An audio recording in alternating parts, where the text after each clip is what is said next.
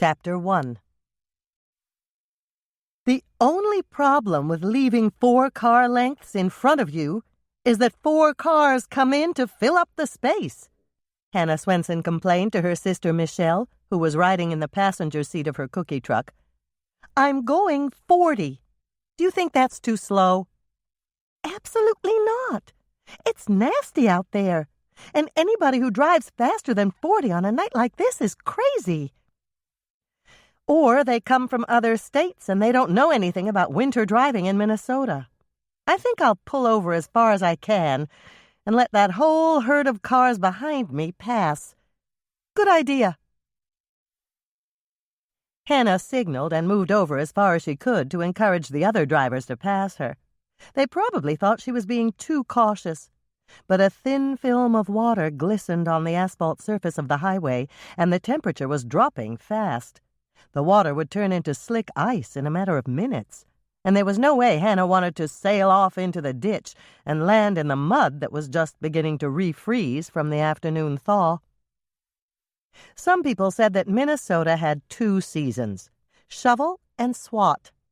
Hannah knew that wasn't the case. The land of the frozen north had 4 seasons: fishing season, duck season, deer season, and mud season. This was the first Thursday in April, and Lake Eden was having the worst mud season on record. In the past 3 days, Earl Flensburg had used his Winnetka County tow truck to pull 18 vehicles out of the muddy ditches. This number included Hannah's cookie truck. Twice. The current road conditions had been brought about by an extremely snowy winter that had yielded a record number of inches.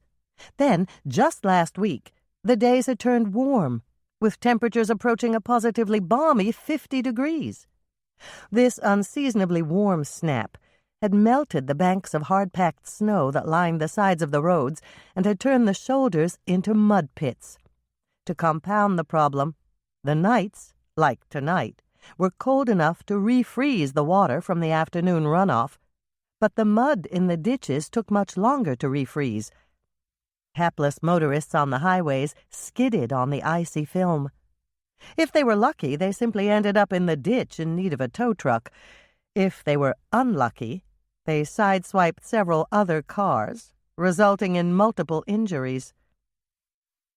Warnings about the hazardous road conditions filled the KCOW-TV evening news, but some drivers seemed perfectly oblivious.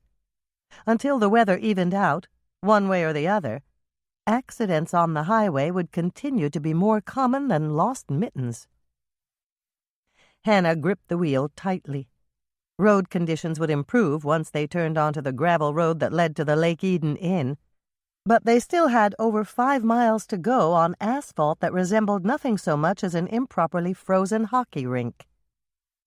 The 2 sisters rode in silence for several minutes, and then Hannah glanced over at her sister. There was a smile on Michelle's face, and Hannah assumed that she was thinking about Lonnie Murphy, the youngest member of the Winnetka County Sheriff's Department detective squad. They were on their way to meet Lonnie and his cousin Devin at the Lake Eden Inn. There, they'd enjoy a preview of Sally and Dick Laughlin's first ever weekend jazz festival by listening to the headliner band, the Cinnamon Roll Six, rehearse for their performance the following night. When the rehearsal was over, the Swensen sisters would help Sally serve Hannah's special cinnamon rolls to the small crowd that had been invited to the musical sneak peek. The cinnamon rolls smelled wonderful, and Hannah's stomach growled. She hadn't taken time for lunch, and she did her best to resist an almost overwhelming urge to reach in the back and snag one for herself. Only the fact that she had to keep both hands on the wheel kept her from indulging that urge. They'd taken the sweet treats out of the oven at the cookie jar less than 30 minutes ago, frosted them, and covered the pans with foil. Then they'd secured them in the back of the cookie truck and headed for the highway. Now the interior was filled with the mouth-watering scents of warm bread, cinnamon, and chocolate, and Hannah was getting more ravenous by the minute. Michelle gave a wistful sigh. "I don't know how much longer I can hold out," Those rolls smell scrumptious." "I was thinking the same thing myself. Maybe we should—" "Uh-oh!" Hannah stopped speaking abruptly as brake lights began to flash on the roadway ahead. "Holy cow!" Michelle supplied, finishing the phrase with a much more socially acceptable word than the one that Hannah had been about to utter. "What's going on up there?" "I don't know, but it looks like trouble. And we're not sticking around to find out."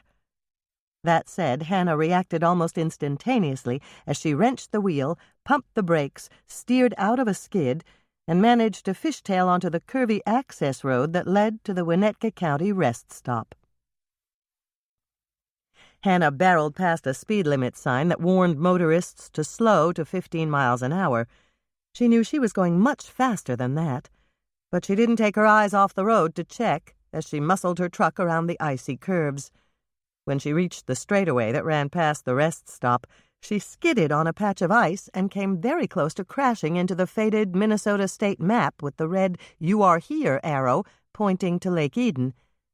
Still going well over the posted speed limit, her truck whizzed past the metal picnic table and barely missed wiping out on the corner of the concrete block restrooms. They were deep in the pine forest now, and the ice and snow lay in patches on the road. Hannah, the taller of the two sisters, felt her hair graze the top of the truck.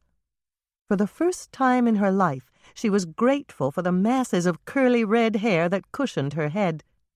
She was seriously wondering how much more swerving and skidding her truck could take before it shook apart, when they hit a pile of snow that slowed them, and the cookie truck came to rest scant inches from the massive trunk of a magnificent Norway pine. "We made it," Hannah said in a shaky voice, stating the obvious. "We did. I really don't know how you managed to get us here in one piece." "Neither do I." Hannah realized that she'd been holding her breath, and she took a deep gulp of air. And then, because she felt decidedly lightheaded, she lowered the window for a breath of fresh, cold air. Michelle did the same, and then she turned to give her sister an unsteady smile. "That could have been bad, but you turned off just in time, and we—" Michelle stopped short and leaned closer to the open window. She listened for a moment, and then she frowned. "What's that?" "More trouble," Hannah answered, listening to sounds of metal striking metal with considerable force. "It's a good thing we got off the highway when we did. It sounds like a really bad accident." "More than one accident. It's a chain reaction. They're still crashing over there, and it must be a massive pileup. Do you think we should go back and try to help?" "Yes, but first we need to call the sheriff's station. Do you have your cell phone?" "Right here." Michelle pulled it out of her pocket. "What do you want me to say?" "Tell them it's a multi-vehicle accident and to come out here right away. There are bound to be injuries, so they should put in a call for ambulances. Tell the dispatcher to alert Doc Knight at the hospital so he can set up to receive the accident victims." "Got it," Michelle said, pressing numbers on her phone. "I'm going to try to get turned around and drive up there." "Okay. It's ringing now. I'll tell the dispatcher what's happening." As Michelle began to relay the information to the sheriff's station, Hannah turned the truck around. This took several minutes, as the road was narrow, and they couldn't be of much help if they wound up stuck in the ditch.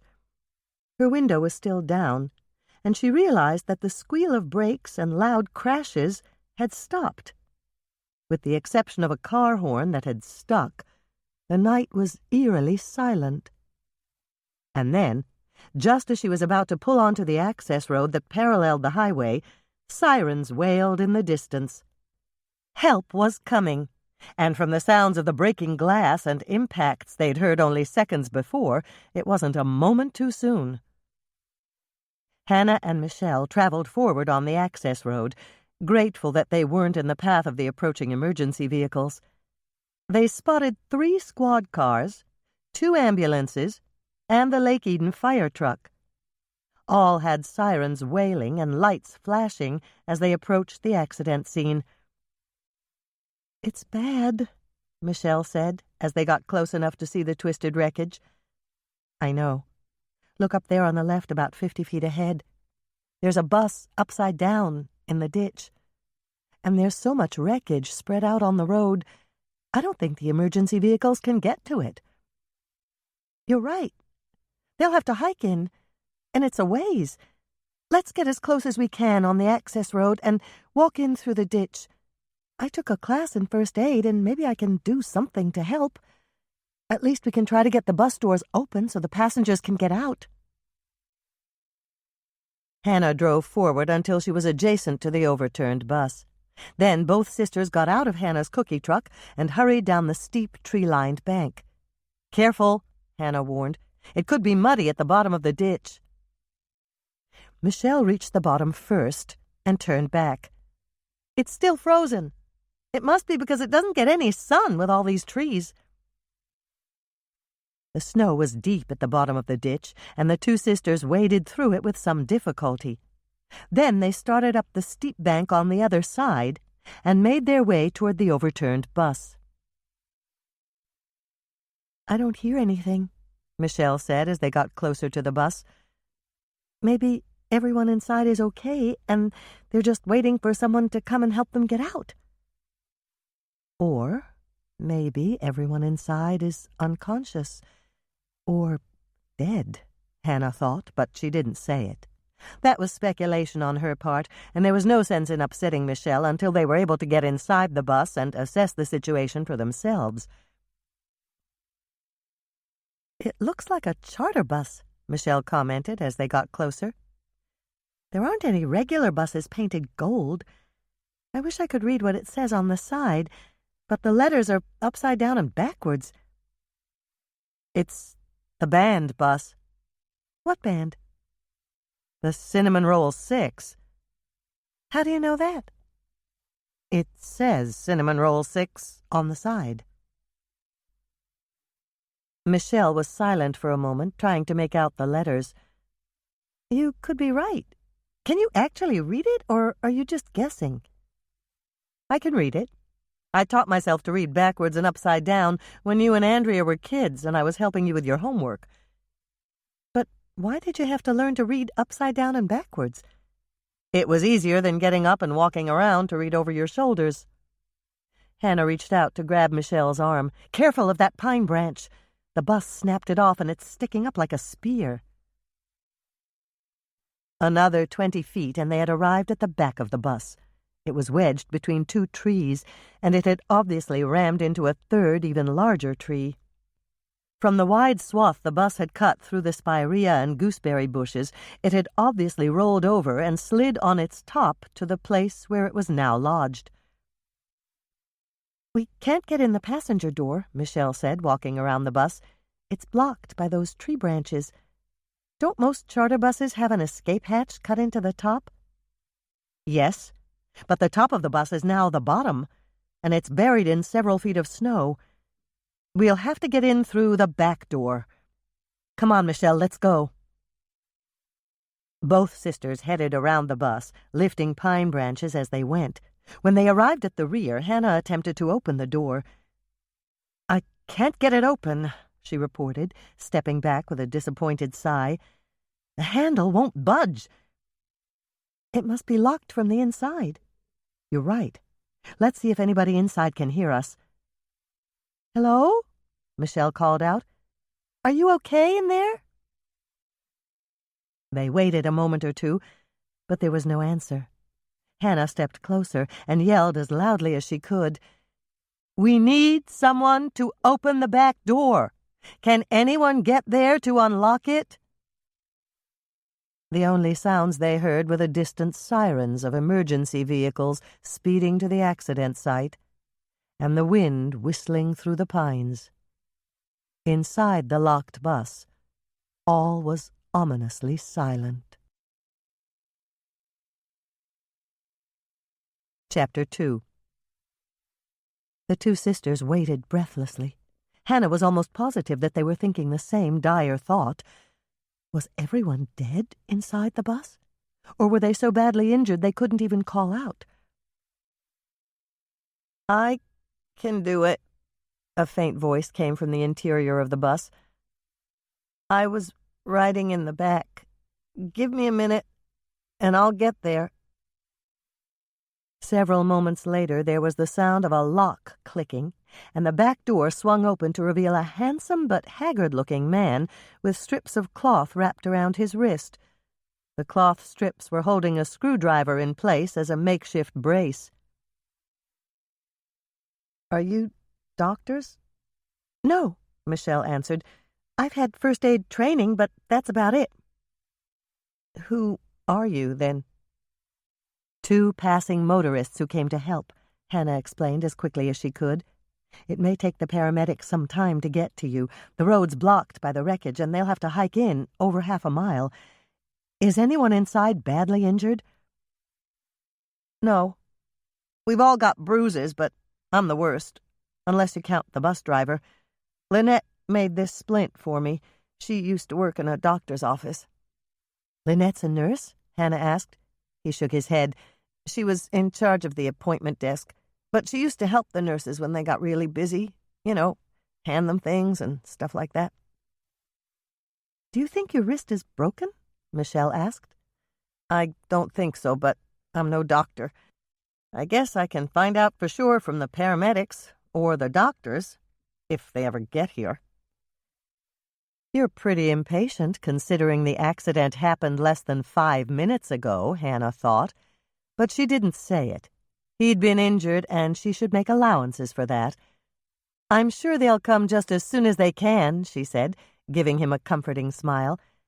"2 ambulances and a fire truck passed us on the way here." Michelle stepped closer and examined his splint. "Your splint looks just fine. It's holding your wrist immobile, and that's exactly what it's supposed to do. You'll probably need x-rays when you get to the hospital, but you're fine for now. Just be careful not to bang it against anything, or try to use your right arm. You don't want to risk injuring it further, especially since you play keyboards." "You know me?" he asked, looking pleased. "Not personally, but I know your music. You're Buddy Neiman, the keyboard player with Cinnamon Roll 6. "That's right." Buddy gave her a long, assessing look. "So, you're a fan?" "I certainly am. Your music is great." "Thanks. Hey, maybe you want to get together for a drink or something after we play tomorrow night?" Hannah held her breath. She hoped Michelle realized that Buddy was trying to pick her up. "That would be nice. I'll be there with my boyfriend and his cousin Devin. Devin's your biggest fan, and he's the one who introduced me to your music. He's got everything the Cinnamon Roll 6 ever recorded, and he plays keyboards with the Jordan High Jazz Band. He told me he can hardly wait to meet you and tell you how great he thinks you are." Hannah watched the play of expressions cross Buddy's face. There was disappointment in the fact that Michelle had a boyfriend, regret that he'd asked her to have a drink, since she'd assumed he was open to including her boyfriend and Devin, and pleased at the compliment to his musical talent. Flattery must have won out in the end, because he smiled. "I'd like to meet your boyfriend and his cousin," he said, going into fan mode. "Devin sounds like a nice kid." "Oh, he is. He's pretty talented, too. He's got a job playing the piano at the Lake Eden Inn during the dinner hour on weekends." Enough chit-chat, Hannah's mind prodded. Get to what's important. "You said there weren't any other serious injuries, unless you counted the driver," Michelle said, almost as if she'd read Hannah's mind. "What did you mean by that?" "He's dead." "The driver is dead?" Hannah repeated, just to make sure she'd understood his response. "That's what Lynette said. She went up there to see if he was okay, and when she came back she told us he was dead. It's probably why he went off the road in the first place. I'm thinking it must have been a heart attack or something sudden like that. One minute we were traveling along as smooth as silk, and the next minute we were fishtailing across 3 lanes of traffic and crashing sideways into the ditch." "We'd Better take a look at the driver to make sure there's nothing we can do for him, Michelle said. Sounds good. Come on in. Buddy held out his uninjured arm, and Michelle hopped nimbly into the bus. It took Hannah a bit longer to get inside, but soon the two sisters were standing at the very back of the bus, in the space where the band stored their instruments. The locked cabinets, which had been bolted to the floor, were now hanging upside down over their heads, and they were standing on what looked like a shallow trough, but was really the slightly arched ceiling of the bus. It was a bit disorienting. The shadows were deep, the interior illuminated only by 2 strips of emergency LED lights that had been installed on the floor. Those lights were now above their heads, and Hannah could see that close to a dozen people were huddled against the windows on either side. "The back door's unlocked if anybody wants to get out," Buddy announced, "but it's warmer in here." "I think we should all stay here," an older man spoke up. There were several nods from the group huddled around him, and Hannah could see that he was the leader, unofficially or not. "Better hold on to the pup. He's so little we could lose him in the snow." Buddy shrugged. "We're going to have to lose him anyway now that Clay's dead. He's the one who stopped to rescue him, and he's the one who said he'd find him a home." "Maybe we can take him," a girl with long black hair spoke up. "He's so cute." Hannah moved a step closer and saw a tiny puppy face with impossibly big ears peeking out from a blanket on the girl's lap. "You know we can't take him," the brown-haired guy sitting next to her said. "We're on the road all the time." "We can just turn him loose once we get to town," Buddy suggested. "Maybe somebody will feel sorry for him and take him in." "You can't do that. It's cold out there. And you know he was almost frozen to death when Clay rescued him. He's got to have a warm place to sleep and food to eat. He's so thin, I can feel his little ribs right through the blanket. We've just got to find somebody to take him in." "I'll take him," Hannah said, surprising everyone, including herself. "Who are you?" the older man asked. "Hannah Swensen. And this is my sister, Michelle. We spotted the bus in the ditch, and we came to see if we could help." "Nice of you," the man said. "I'm Lee Campbell, the band manager." "Carl Reese, drums," a tall, gangly redhead with hair almost as curly as Hannah's spoke up. "And this is my girlfriend, Penny." "Glad to meet you," Penny said. "Thanks for coming to help us out." The girl holding the puppy gave Hannah a shy smile. "I'm so glad you're taking this little guy. He's been through a lot, and he's really a good puppy." "My wife, the patron saint of anything with fur," the brown-haired man sitting next to her said. "She's Annie, and I'm Tommy Ash. I play sax and clarinet." "Conrad Bergen, bass," the guy who looked like the boy next door in so many old movies introduced himself. "I'm Eric Campbell." The guy with long, dark hair pulled back into a ponytail gave them a smile. "And he's Drake Mason." He introduced the bald, slightly heavy-set guy sitting next to him. "We're brass." "I'm Cammy," the girl with an extremely low-cut sweater told them. "I travel with the band." The bleached blonde sitting next to her gave both of them an assessing look to see if they might be competition. "And I'm Lynette. We help the boys set up and, things like that." Hannah was not about to ask what things like that meant. Instead, she said, "I understand the driver is dead?" "Yeah. I went up there to check on him. He was dead." "Did you try to find a pulse?" Michelle asked her. "Do I look like an idiot? Sure, I tried to find a pulse. There wasn't any, and he wasn't breathing either. I've got some medical training, you know." "Of course you do," Hannah's mind replied. "You know how to say, 'Doctor will see you at 10 on Thursday, Mrs. Smith. Please let us know 24 hours in advance if you can't keep your appointment.'" But instead of voicing her thoughts, she asked, "Do you mind if I take a look, Lynette? Sometimes those pulse points can be very difficult to find, especially if the patient is comatose. It's not that I don't trust you. I'm sure you know what you're doing. It's just that if I don't check to make certain, I could lose my license." "Oh, well, sure. That's different. Have at it." Lynette dismissed her with a wave. "No way I'm going up there again. Clay looked really creepy." "Wonderful," Hannah's mind replied. "I can hardly wait to see what you think is creepy." But of course she didn't say a word. She certainly wasn't looking forward to a trip to the front of the bus. It would be a test of agility, because she'd have to walk in the metal trough that formed the high part of the upside-down ceiling, but she wanted to spare her sister the sight of the dead driver. She turned to Michelle and chose her words carefully. If Michelle thought she was needed, she'd come along even if the prospect was daunting. "I'll go check on the driver. You stay here and see if you can help anyone else." "No way. I'm going with you." "But you don't have to." "Yes, I do," Michelle insisted. "I don't want to lose my license either." The trip up the non-existent aisle wasn't easy. The way Hannah assessed it, they had two choices.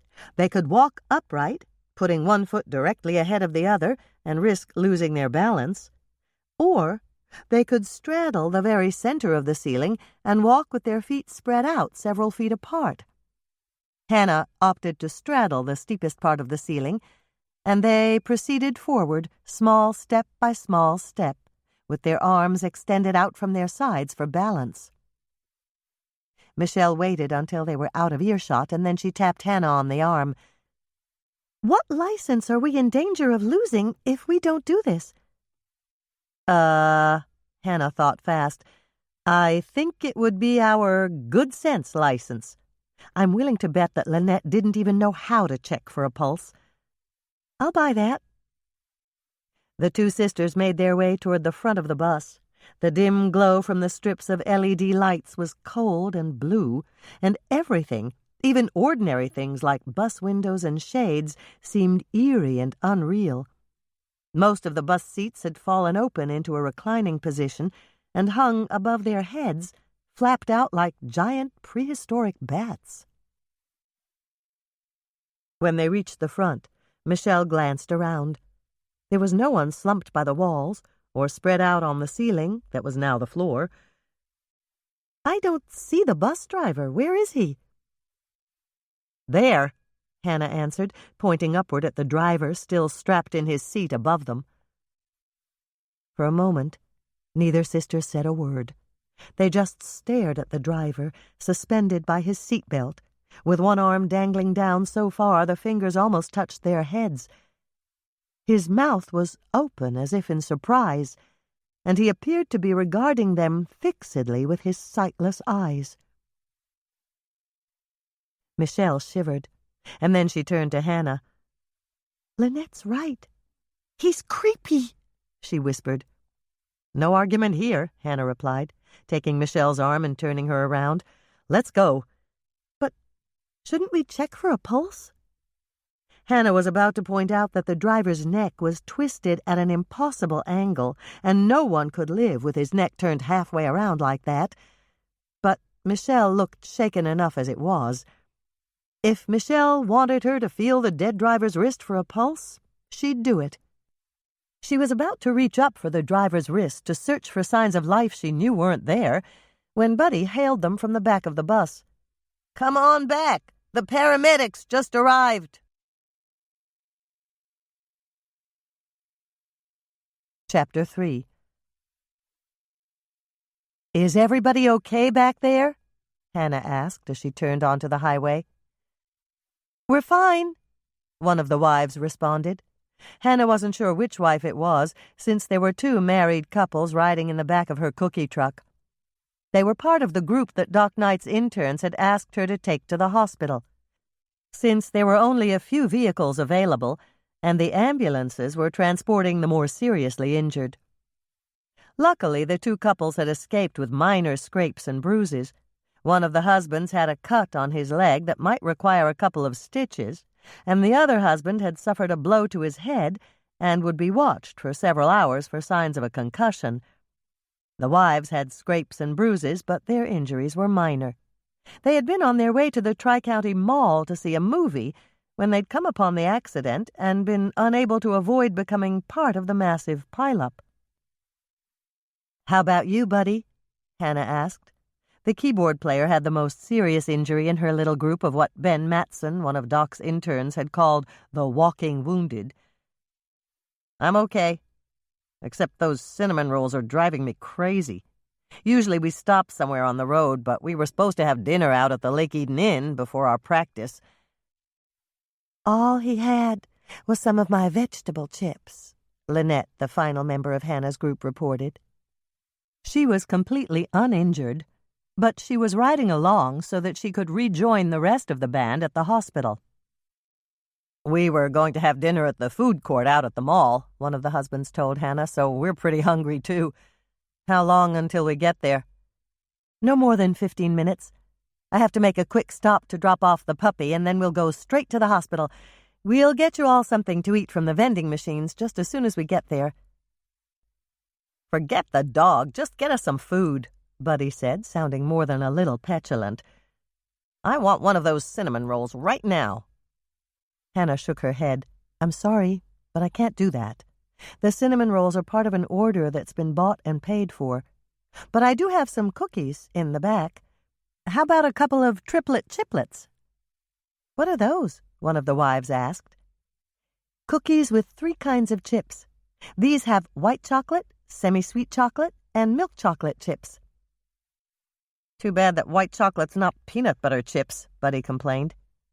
"Well, it's not, and there's not a lot I can do about it at this late date," Hannah thought, but she snapped her mouth tightly shut and reminded herself that Buddy had been in a traumatic accident.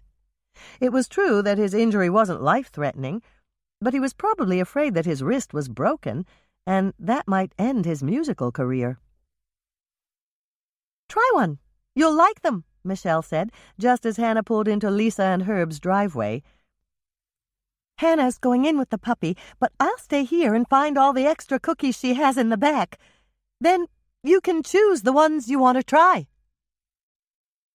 "Hannah, what are you doing? Oh, how precious!" Lisa held out her arms to take the puppy. It was precisely the reaction Hannah had been hoping for. She stepped into her business partner's warm kitchen and put the puppy into Lisa's waiting arms. This poor little guy was on the band bus when it went into the ditch. He was part of that accident on the highway. Someone was holding him, and he's not hurt. "Thank goodness for that. I know all about the accident. Herb got a call about 20 minutes ago, and he left to go out there to help transport people to the hospital." She looked down at the puppy with a concerned expression. "Are you sure he's not hurt?" "I'm sure. One of the paramedics checked him out. I think he's really hungry, though. The driver of the band bus found him shivering in the cold and stopped to pick him up. The wife of the bass player wrapped him in a blanket and held him. They were going to take him to a shelter." "Were?" Lisa asked, carrying the puppy to Dylan's dog bed, tucking the blanket more securely around him. She opened a can of dog food, put some into a bowl, stirred in some chicken broth to thin it, and heated it in the microwave. "So, does he belong to anybody?" "No. That's why they were going to take him to the shelter. And when they told me that, I said I'd take him. I don't know why I did that. I have no idea if he'll get along with Moisha, and even if he does, he'll be alone all day in the condo while I'm at work. And since I'm on the 2nd floor, I can't even have a doggy door." "I have a doggy door," Lisa said, stirring the bowl of warm food and picking up the puppy again. She nestled the little guy in her lap, dipped her finger in the bowl of food, and let him lick it. "I know you have a doggy door, but I didn't come here to ask you to take me off the hook. I can try it and see how it goes. I just need you to babysit while I take some of the accident victims to the hospital to get checked out." "Okay, I can do that. But I'm serious, Hannah. I can take him. We only have one dog, and we've been talking about getting another one. When you have two, they're company for each other." "But will a dog this little get along with Dylan?" "Of course he will. Dylan loves other dogs, and he's crazy about puppies. He'll adopt this little one in no time flat." "Well, I don't want you to feel you have to take him." "I don't feel I have to. I want to take him. Dylan's always with Herb. He rides in the squad car with him, and he goes on rounds. They're practically inseparable. Dylan loves me, I know he does, but Herb trained him and spent more time with him than I did. Dylan's really Herb's dog, and I'd like a dog of my own. This little guy could be my dog." "Well, come on, Hannah. The only reason you said you'd take him is you felt sorry for him, and now you're having second thoughts, and—" Lisa stopped talking and narrowed her eyes. "You figured I'd take him right from the start, didn't you?" "Who, me?" Hannah put on her most innocent expression. "Yes, you. You knew I'd take him, and that's why you said that you would. And you brought him over here so I'd fall in love with him and keep him. Don't deny it, Hannah. We've been partners for almost 3 years, and I know you." "Okay. Maybe I had you in mind. You did say you wanted a dog that was all your own, and this little guy is so small. We could keep him down at the cookie jar during the daytime." "How about the health regulations?" "Your husband is in law enforcement. Police dogs are in the same category as service dogs. You know the rules. Service dogs can go into places that normally don't allow dogs." "But Sammy isn't a police dog or a service dog." She'd named him already. Hannah felt almost giddy with success. Sammy could be a service dog in training. "Why did you name him Sammy, anyway?" "It's his markings. He looks like he's wearing a little Sam Brown belt. Are you sure I can bring him to work?" "I'm sure. All we need is a crate for when we're super busy, a bed and some toys, and a leash and harness for when he wants to visit in the coffee shop." "You had this all planned out, didn't you?" "No. At least, not everything. I was just hoping, that's all. So, do you think it'll work?" Lisa glanced down at little Sammy. He'd finished most of the food and fallen asleep, snuggled in her arms. "Oh, yes," she said, giving a happy smile. "It'll work just fine." When Hannah pulled up by the emergency entrance to Lake Eden Memorial Hospital, she was met by Freddie Sawyer, who had been pressed into service as an orderly, and Marlene Aldrich, one of Doc Knight's interns. "Ben's inside running triage," Marlene said, motioning for Freddie to help the two couples out of the back of Hannah's cookie truck. "Any serious injuries, Hannah?" "A possible concussion, a cut that may need stitches, and bumps, scrapes, and bruises. Nothing life-threatening. The most serious is Buddy Neiman." Hannah watched as Freddie carefully helped Buddy down from the cookie truck. He plays keyboards with the Cinnamon Roll Six, the jazz band. Their band bus went into the ditch. Buddy hurt his wrist, and we're hoping it's not broken. Marlene inspected Buddy's splint and gave a quick nod. "It's fine for now. Get your whole group settled in the waiting room, and I'll come to take Buddy to X-ray myself." "I'll get everyone settled," Michelle said, and led the little group away. As soon as they were out of earshot, Marlene turned to Hannah. "I heard them play at Club 19 in the cities, and Buddy was terrific. The whole band was terrific. Are any of the rest of them injured?" "Just Buddy. Someone else is bringing the rest of them in. Is there anything I can do to help out, Marlene?" "Just get your group coffee, or something to eat if they're hungry. The kitchen's closed, but the vending machines in the lobby have sandwiches and fruit and things like that. We'll be by to check out your people just as soon as we can." "How's Freddie doing?" Hannah asked as they entered the emergency room doors. Ever since the mildly retarded young man had started to work for Doc Knight and his staff at the hospital, he'd seemed more relaxed and cheerful. Freddie's great. He really loves to work, and once he learns how to do something, he never forgets.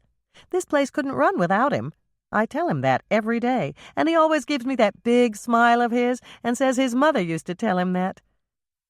Marlene stopped and gave a little sigh. And speaking of mothers, I almost forgot to tell you, yours is here. And she said she wanted to see you right away if you came in. I think she's in Doc Knight's office making phone calls to bring in the Rainbow ladies. Okay, I'll find her. Hannah helped Michelle get beverages and snacks from the vending machines for the two couples, Lynette and Buddy. Once she'd made sure they were comfortably settled, she went off in search of her mother.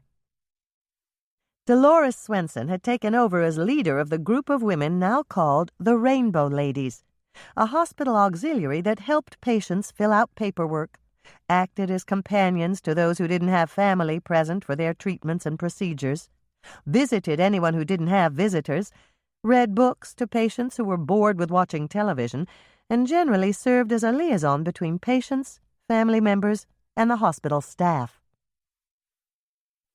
The new responsibility their mother had taken on had come as a surprise to all three of her daughters.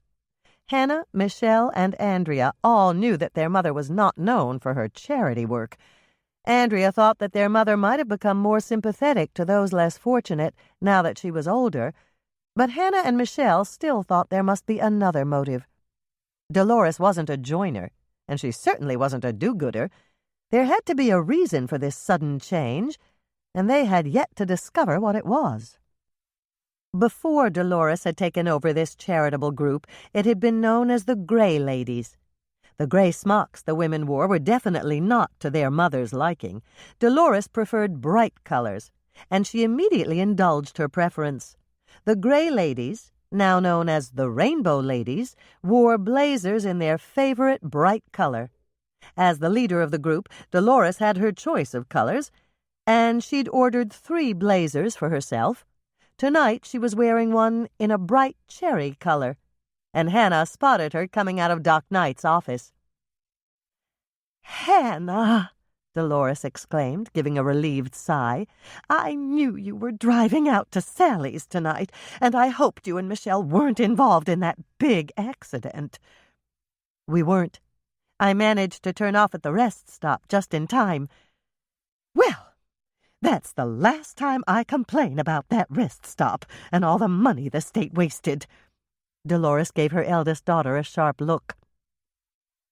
"You should have called me immediately. I was worried about you and Michelle." "Sorry, Mother. We were busy trying to get to a bus that was overturned in a ditch, and we didn't even think of it. We didn't mean to make you worry, and we apologize." "All right, then. I'm just glad you 2 girls are all right. Tell me about the bus." It was the band bus, carrying the Cinnamon Roll 6. The rest of the cars in the accident were blocking the road, and it took the paramedics a while to get to the bus. Michelle and I took the access road and walked across through the ditch. We were the first ones there. "Oh, my!" "The driver's dead, but everyone else seems to be okay, except the keyboard player. He may have a broken wrist, but they won't know for sure until he has x-rays." "Oh, dear. Have you called Sally?" "No, Mother. Why would I call Sally?" "To tell her the band bus was in an accident. She's probably worried because they haven't shown up." Hannah reached for her cell phone, hoping she'd remembered to charge it. "I can call her right now." "I'll do it. You can call her the minute you find out if that keyboard player's wrist is all right. If the Cinnamon Roll 6 can't play, she'll have to hire another jazz band." "All right, Mother. I'll do that." "Is the rest of the band here at the hospital?" "I think so." "Good. Where are those cinnamon rolls Sally ordered?" "They're in my truck." "How many do you have?" 10 dozen. That's what she ordered." "Come with me," Dolores said, and headed back into Doc Knight's office. She sat down behind his desk, picked up the phone, and punched in a number. "Sally?" she asked when her call was answered. "This is Dolores Swensen from the hospital. Your jazz band has been in an accident. A big pileup out on the highway, and they're here at the hospital. The bus is overturned in a ditch, and the driver is dead. But the only other serious injury is that the keyboard player may have a broken wrist. We'll find out when he has x-rays, and Hannah will call to tell you. In the meantime, she has your cinnamon rolls here. Do you want her to pass them out to the band and the other people who were in the accident?" Dolores listened for a moment, and then she gave a little nod. "Of course we'll heat them, Sally, and I'll have Hannah tell the rest of the band members that Dick is coming right out to pick them up and bring them to the inn." Hannah listened as Dolores ended the conversation and said goodbye. It was the shortest and most succinct phone call she'd ever heard her mother make. Perhaps acting as the head of the Rainbow Ladies was very good for Dolores. It appeared that the extra responsibility had taught her to be less conversational and more efficient. If this call was any indication, it had reduced her tendency to gossip. "All right, dear," Dolores said when she'd hung up the phone. "Sit down and spill it." "What?" "Sit down and spill it. If you and Michelle were the first ones at the scene, you're bound to have some inside information and juicy details about the Cinnamon Roll 6. "But I really don't know that much." "You probably know more than you think you do. Carrie got a call from a friend in Uppsala this afternoon. This lady said that the bus driver, Roger somebody or other, had a girl traveling with him, and she was a 12-year-old runaway." "That's not true, Mother. There were girls on the bus, but none of them were that young. Besides, the driver's name was Clayton, not Roger." Dolores gave an exasperated sigh. "See, that's how gossip gets started. The wrong information gets spread around by people who don't really know anything." "You're right." "I know I'm right, and the worst of it is—" Dolores stopped speaking and stared hard at Hannah. "You said was. You said the driver's name was Clayton." It was Hannah's turn to sigh. She'd spoken without thinking, and now she was stuck. There was nothing for it but to tell Dolores what she already suspected. "The driver's dead, Mother."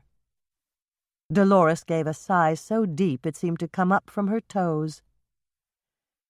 "You found another body."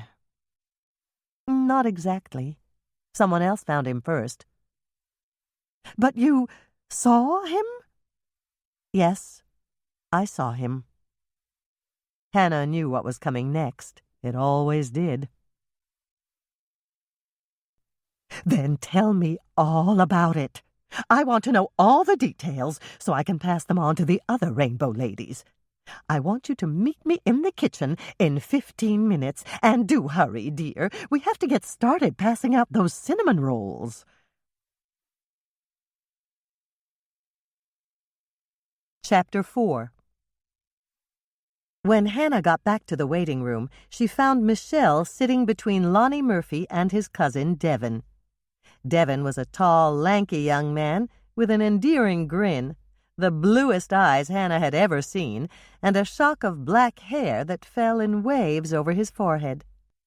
Devin had the chair next to Buddy Neiman, and there was a big smile on Buddy's face. Hannah figured that Devin must be regaling the Cinnamon Roll 6's keyboard player with compliments. Perhaps it would sweeten him up a bit. "Hi, Devin," Hannah greeted him, and then she turned to Lonnie. "Did they call you in to help?" "Yep. We were only a mile from here when I got the call. The dispatcher told me to go straight to the hospital, and I was turning in the driveway before she even finished telling me about the accident." Marlene came in just then and walked quickly to Buddy's side. "You can come with me," she said. "The other intern, Dr. Matson, wants to have a look at your wrist, and then someone will take you down to X-ray. There's a little wait, but It's not that long." "I'll come with you," Lynette offered, but Buddy shook his head. "Stay here and wait for the rest of the band," he said. "You need to meet up with them when they come in. Devin here can come with me to X-ray. Right, kid?" "Sure!" Devin jumped up immediately. Then his delighted expression faded somewhat as he turned back to Lonnie. "Is it okay? I mean, do you need me to help you with anything?" Lonnie shook his head. "Not a thing. We are here to help the patients. Buddy's a patient, at least for right now, and you're helping by keeping him company." "Bring the rest of your group and follow me," Marlene instructed Hannah and Michelle. "We'll take them all into emergency together.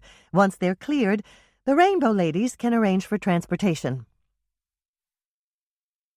It was only a short walk to the emergency room. Everyone handed over the paperwork they'd completed, and they all took seats in the uncomfortable green plastic chairs that were set aside for patients. Hannah wasn't sure if the chairs were an attempt to keep people from coming to the emergency room with non-emergency ailments, or an attempt to generate business by causing more complaints, like backache, stiffness in the neck and shoulders, and loss of mobility from sitting on such a hard, unyielding surface. The interior of the emergency room looked different tonight. 2 sets of ugly tan curtains that could be drawn to cordon off a cubicle had been tied back, out of the way. The resulting space was filled with medical personnel who were lined up against the back wall. She recognized 3 of the nurses, but the rest were strangers to her. They must be the extra nurses from nearby communities that had been called in to augment Doc Knight's small staff. Vonnie Blair, Doc's secretary, was sitting at a desk in the far corner of the room. A copy machine sat next to her desk, and once she made copies of a patient's paperwork, she stapled it to a folder. The doctor in the front of the line came forward to take the folder and call a patient to be seen. Lonnie watched for a moment or two, and then he turned to Michelle and Devin. "I'm going to make the copies for Vonnie. It'll go quicker that way." When Lonnie had left their little group, Michelle turned to Hannah. "Isn't that Norman near the back of the line?" "I don't see—" "Oh, yes. It's Norman. They must have called him in for any dental emergencies. I think I'll go over and—" Hannah stopped speaking and gave a little sigh. "No, I won't. She's with him." "I wasn't going to mention that.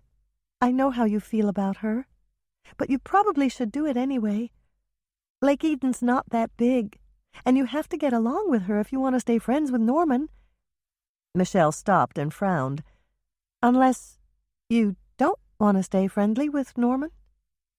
"Of course I want Norman to be my friend. He's going to need to come over and see Cuddles." "How's that going, anyway?" Hannah gave a little smile. She'd agreed to take Norman's cat, Cuddles, when he'd said that he had to find a new home for her, that his fiancée, Dr. Bev, was allergic to cats, and she was going to move in with him. Hannah's cat, Moisha, and Cuddles were best friends, so it wasn't an imposition at all. Moisha's happy to have Cuddles with him. He really likes her, you know, and Cuddles is crazy about Moisha. "Does Cuddles miss Norman?" "I think so. I know my place is the second best home for Cuddles, but Norman's house, with Norman, is the best home for her. It's just a pity that—" Hannah stopped speaking as tears came to her eyes. She blinked several times and managed to keep them at bay. "Never mind. We can talk about that later tonight. You're staying with me, aren't you?" "Of course. I know I could stay at Mother's, but she's never home. She's either at the hospital with the Rainbow Ladies or over at Doc's house. It wouldn't be as much fun to stay there by myself." Hannah blinked, and this time it wasn't to blink away tears. "Mother stays over at Doc's house?" "Oh, no, I didn't mean that. I just meant that Mother spends a lot of time with him at his place, at her place, at the hospital, or out doing something, that's all." Hannah gave a relieved sigh. It wasn't that she was concerned about her mother's behavior. It was just that she didn't want the other members of the phone tree they'd unofficially dubbed the Lake Eden Gossip Hotline to gossip about their founding member, Dolores herself. "Buddy Neiman," a voice broke into Hannah's thoughts. "The doctor will see you now." "Come on, kid." Buddy got up from his plastic chair with an agility Hannah wished she could emulate and motioned to Devin. "He's probably going to send me to X-ray. Let's go." Hannah got to her feet. "I'll go with you. I want to make sure your wrist is okay." They walked in pairs, Buddy and the nurse in the lead, and Hannah and Devin following behind them. As they passed by Norman and Dr. Bev, Norman's fiancée stepped behind him quickly, almost as if she didn't want Hannah to see her. Bev's maneuver couldn't have suited Hannah better. She gave a little wave as she passed them, said a quick, "Hi, Norman," and then they were on their way to see Dr. Ben Matson. "Hello, Hannah," Ben greeted her. "You weren't injured, were you?" "Not me. Your patient is Buddy Neiman. He's with Cinnamon Roll 6. Ben glanced down at the chart. He took the time to read it through, and then he turned to Buddy. "So, you're the keyboard player. Let's see what's going on with that wrist of yours." As Ben began to examine Buddy's wrist, Hannah glanced at her watch. Almost 15 minutes had passed since she'd left her mother, and it was time to get the cinnamon rolls, meet Dolores, warm the rolls, and then pass them out. "Is it okay if I leave you here, Buddy?" she asked him. "The lady who ordered the cinnamon rolls said to bring them inside and pass them out." "Sure. If you bring me one, no problem." "I'll catch up with you," Hannah promised, and with that said she was off, hurrying across the floor to Michelle and the rest of their group of patients. When she got there, she saw that Bertie Straub, one of the Rainbow Ladies, was sitting in the chair that she had vacated. "Your mother sent me to take over your group," Bertie told her. "She wants all 3 of you to help her pass out the cinnamon rolls." "All 3?" Michelle asked. "Andrea must be here," Hannah said, drawing the obvious conclusion. "That's right. She's in the kitchen with your mother, and they're making the coffee." Hannah drew a sigh of relief. At least they weren't trying to cook anything. Both Dolores and Andrea were culinarily challenged in the kitchen. "She said to tell you to drop everything else and bring her the cinnamon rolls," Bertie added, "and she said to do it right away." "Right," Hannah said, exchanging glances with Michelle. That was a command, and commands from Dolores were not to be ignored. They thanked Bertie for taking over their duties, said goodbye to their charges, grabbed an unused hospital cart, and rushed outside to retrieve the pan of rolls. Less than 5 minutes later, they were pushing the cart down the hospital corridor with 10 dozen special cinnamon rolls on the top shelf, and every bag of leftover cookies that Hannah had loaded into her truck on the bottom shelf. "What's in the box?" Michelle asked, eyeing the distinctive bakery box that Hannah had set on top of a pan of rolls. "Cinco de Coco cookies. They're chocolate and avocado drop cookies." "Chocolate and avocado? That's a strange combination." Michelle opened the box and peered inside. "They smell really great. Are they good?" "Would you like to taste one?" Michelle gave a little laugh. "I thought you'd never ask.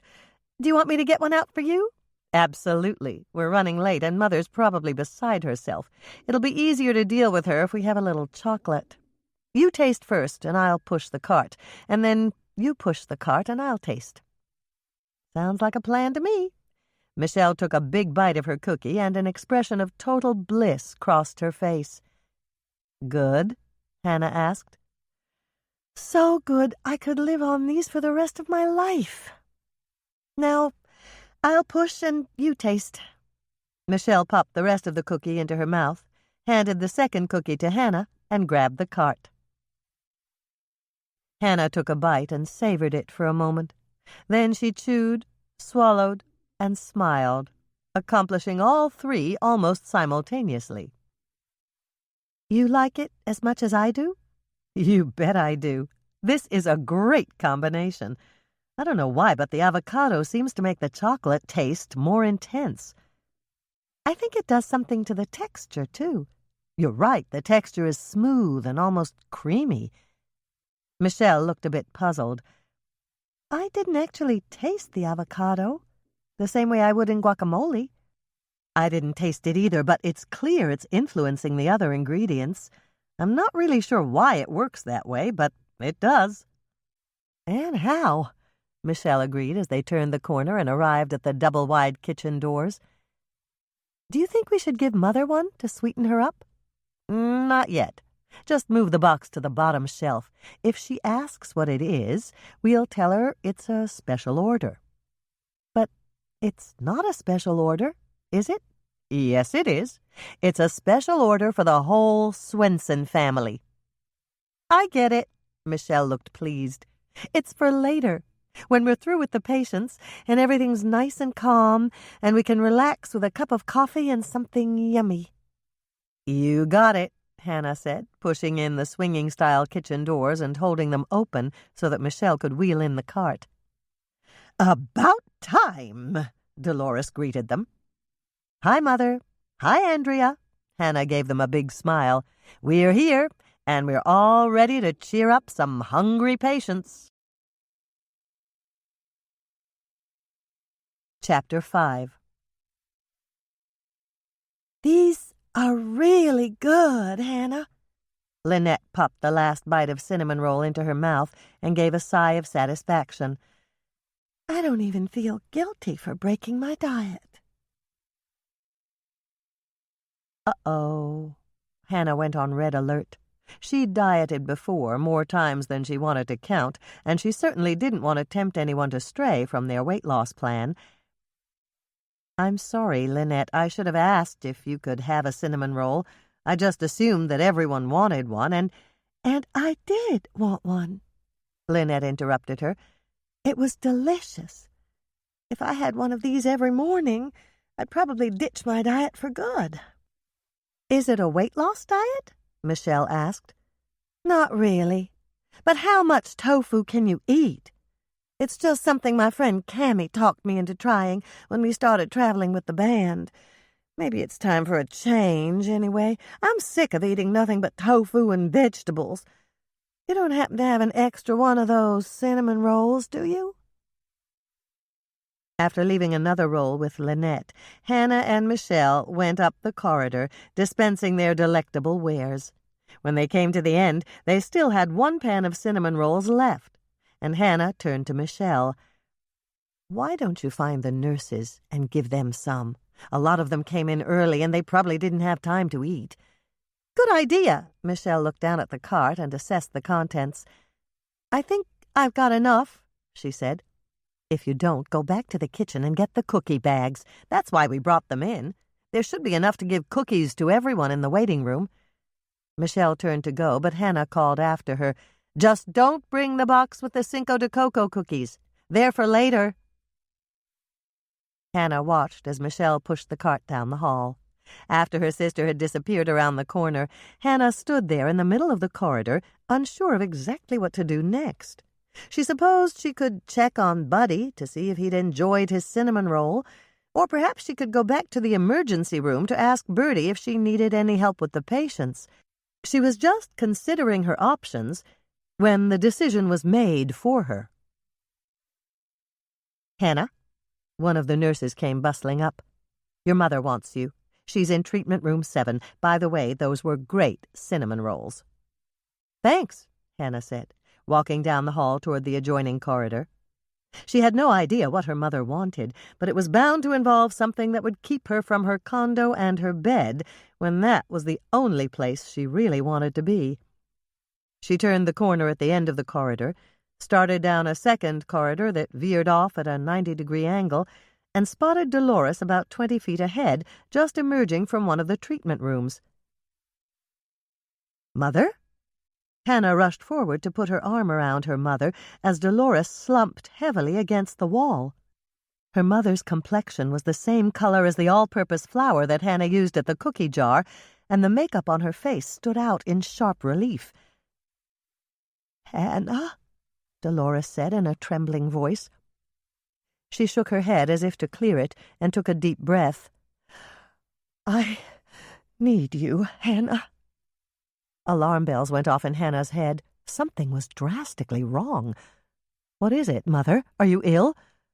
"No." "Then what is it? You're shaking." "He's dead," Dolores said, giving a sigh that seemed to go on forever. "I just looked in at him to see if I could bring him anything, and he's dead." "Are you sure?" Hannah asked, preparing to go in and substantiate her mother's words. "I'm very sure." Hannah gave her mother a little hug. Dolores was still shaking, and she looked as if she were about to pass out. "I'm sorry, Mother," she said in a comforting voice. "I know how hard this must be for you, but people don't come to the hospital unless there's something really wrong with them. Some patients are critically ill, and the doctors can't save them." "I know that. You don't understand." Dolores stared at her eldest daughter for a moment, and then she shook her head. It appeared to be a massive effort, and she took several deep breaths. "You don't understand," she repeated. Hannah held her mother tighter, afraid that she might faint. This was obviously the first time since Dolores had started to do volunteer work at the hospital that she'd come face to face with death. "I think I do understand," she said, "and I know it's a shock when a patient dies. It's terribly sad, but it happens, especially when you work at a hospital. Do you want me to call a nurse?" "No." "All right, but you need some help. You're still shaking, and you're as pale as a ghost. I'd better call Doc Knight." "No. Call Mike," Dolores insisted, and then she began to slide downward on the wall, as if her legs were no longer capable of supporting her. Hannah couldn't hold her up, even though she tried. Dolores was close to fainting, and she was slumping like a rag doll. All Hannah could do was help her sit down on the linoleum floor with her back against the wall. Hannah crouched next to her and patted her mother's shoulder. "It's okay, Mother. You're going to be okay. I'm going to call Doc Knight to take a look at you." "No! Call Mike." "But why should I call Mike?" Dolores took a deep breath and visibly struggled to compose herself.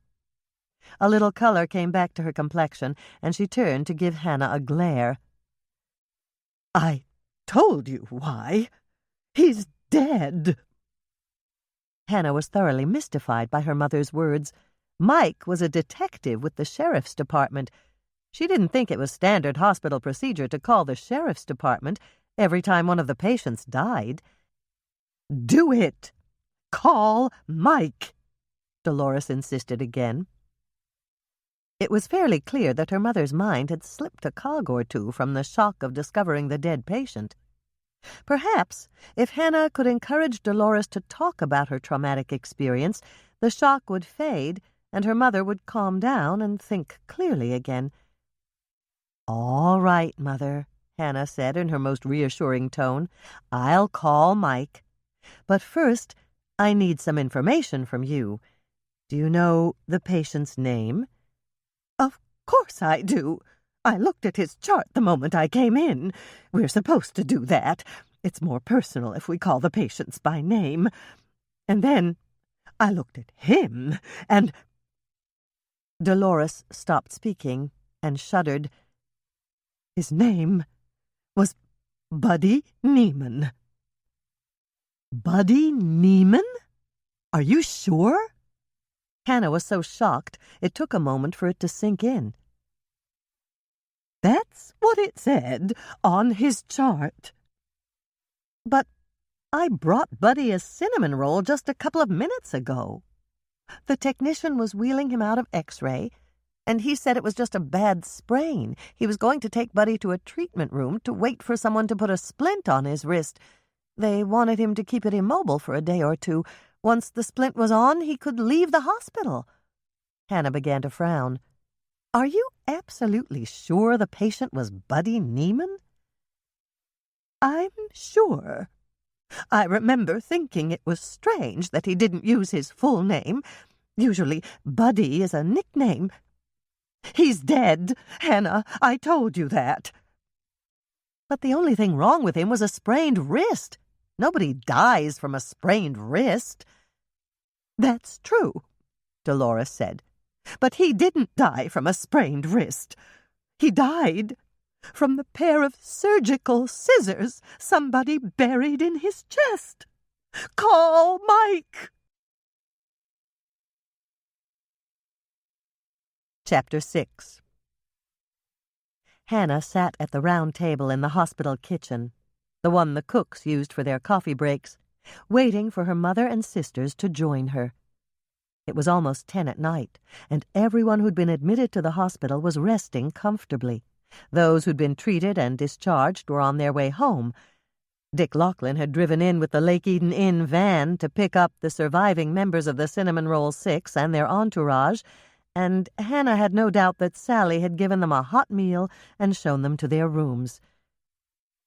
It was snowing again, and Hannah stared out at the scene outside the kitchen window.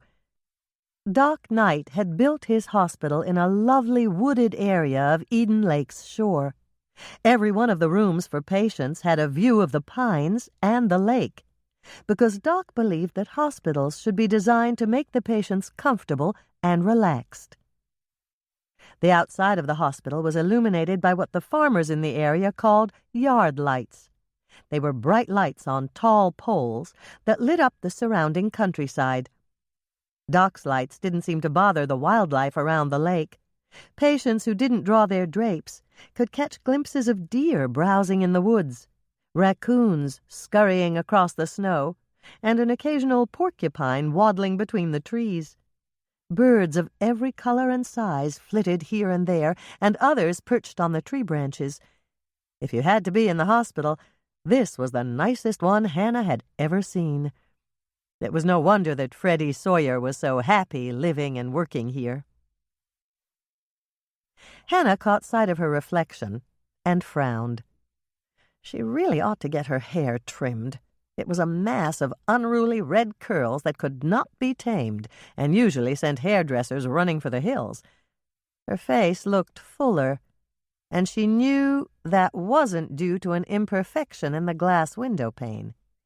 She'd gained a little weight after losing so much last year when she'd gone undercover at the spa in the mall to investigate a murder case.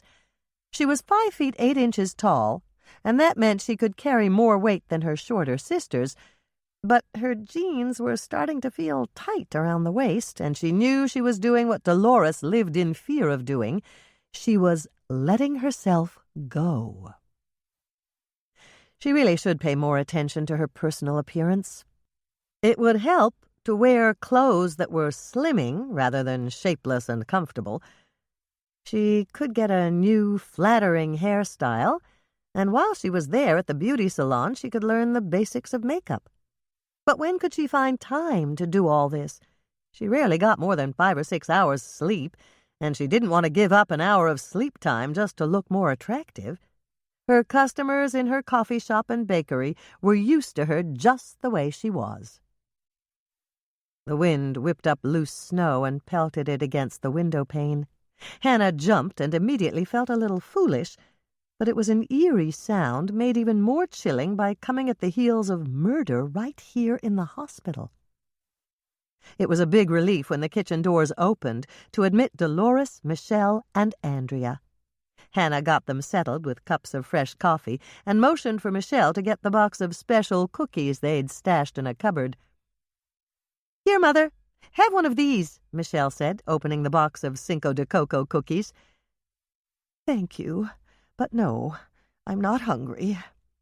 "Come on, Mother," Hannah urged, pushing the cookie box closer so that her mother could catch a whiff of the tantalizing scent. "It'll help, I promise. Just try one, okay?"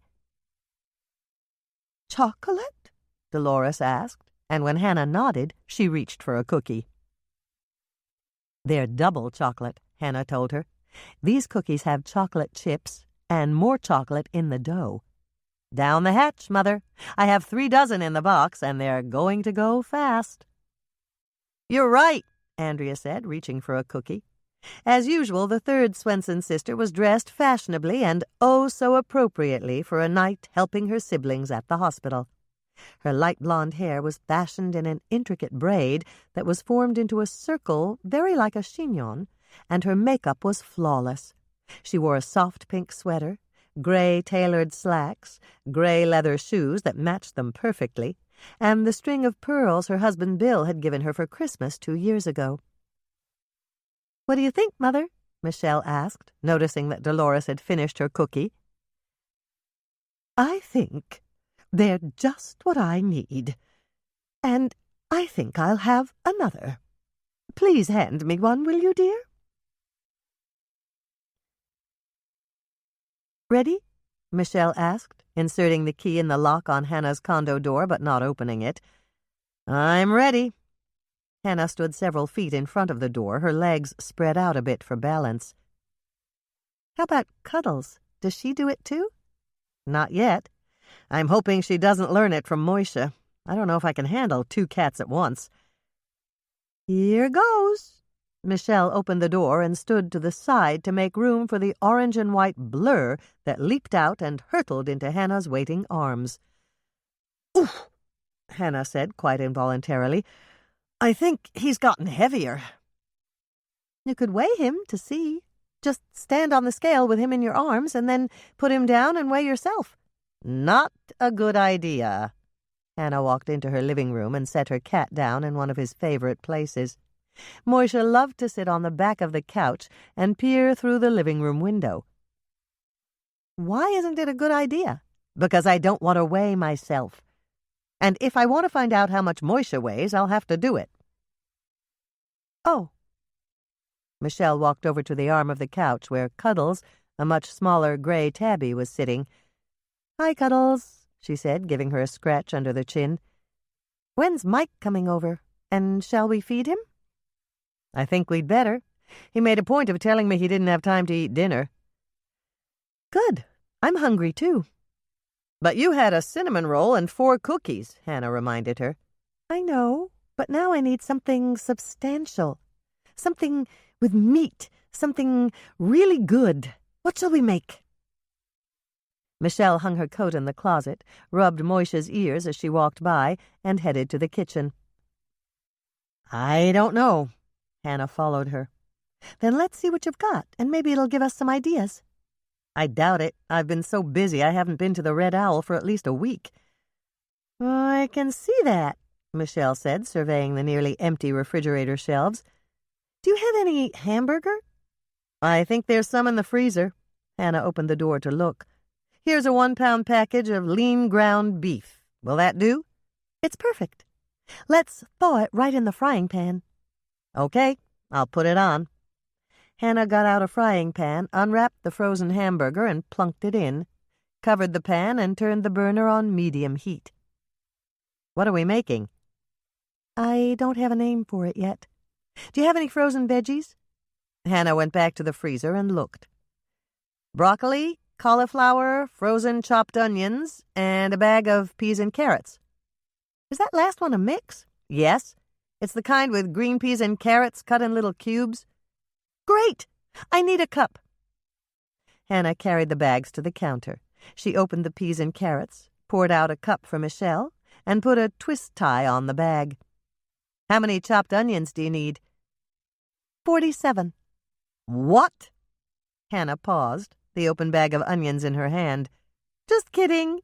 Take out a 1/4 cup or so. I don't think that proportions will be that critical." Hannah measured the onions, twist-tied the bag closed, and put the bags back in the freezer. "You have a recipe for whatever you're making, don't you?" Michelle laughed. "Not really. I'm winging it." "What kind of meal do you think it'll be?" "A hamburger bake. I do bakes every week or so at college. Most of the time they turn out to be good." If they're not, we just smother them in ketchup and eat them anyway." Hannah began to smile. Michelle was turning out to be a real Minnesota cook, using whatever was in the refrigerator, freezer, or pantry, and coming up with her own dish. "Do you want the onions in the frying pan with the hamburger?" she asked. "Yes. Do you have any canned soup?" Hannah added the frozen onions to her frying pan. "I'm pretty low on canned soup. I was going to pick up some last week, but I forgot." She opened the cupboard door and surveyed her canned goods.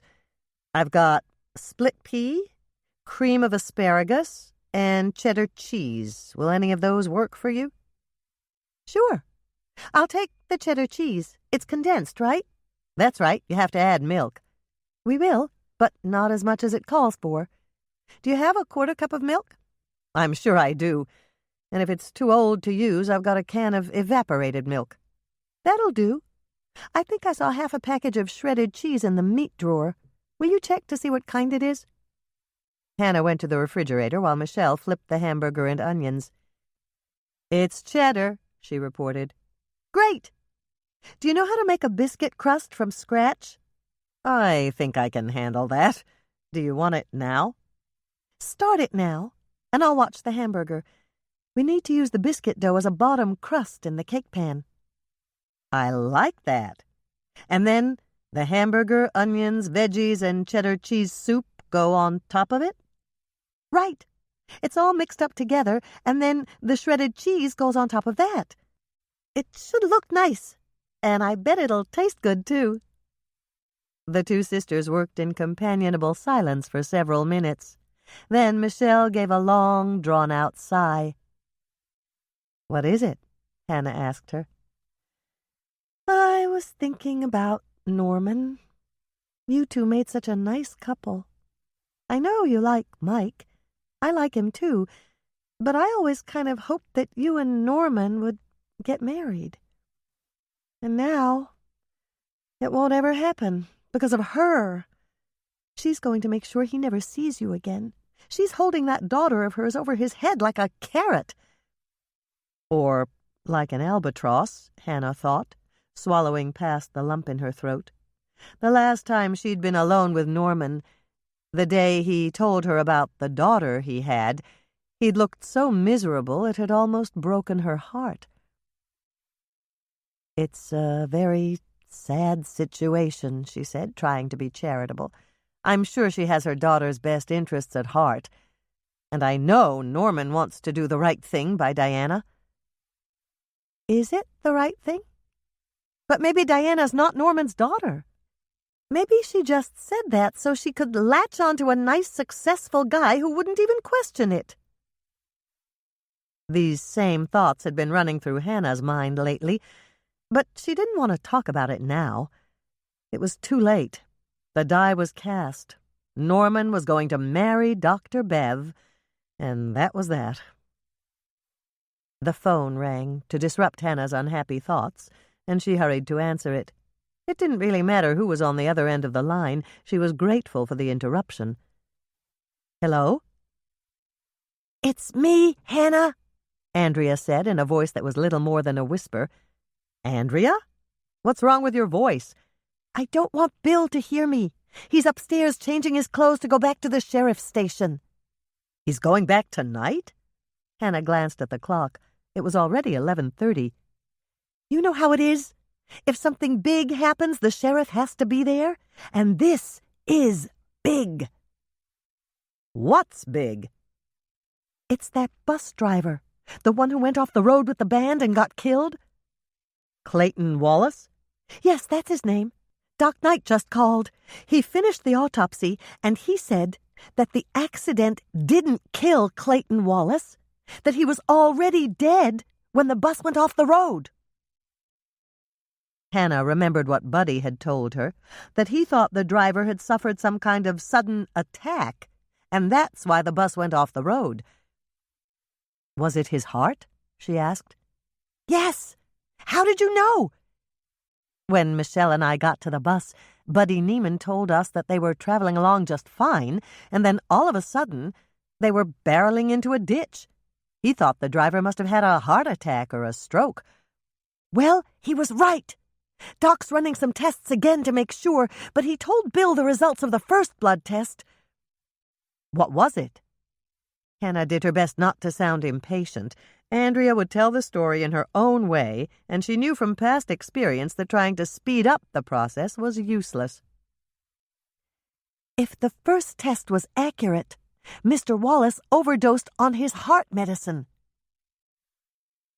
Was it an accidental overdose? Hannah asked, hoping that it had been a simple mistake, but not at all convinced it was, especially after Buddy's murder. 2 people on the same bus were dead, and it wasn't due to the traffic accident. There's no way for Doc to tell whether it was accidental or deliberate. And you know the rules. If there's the possibility that it could be a homicide, the department has to investigate. So now they have 2 homicide investigations. That's right. I know Bill... Andrea stopped talking and gave a little gulp.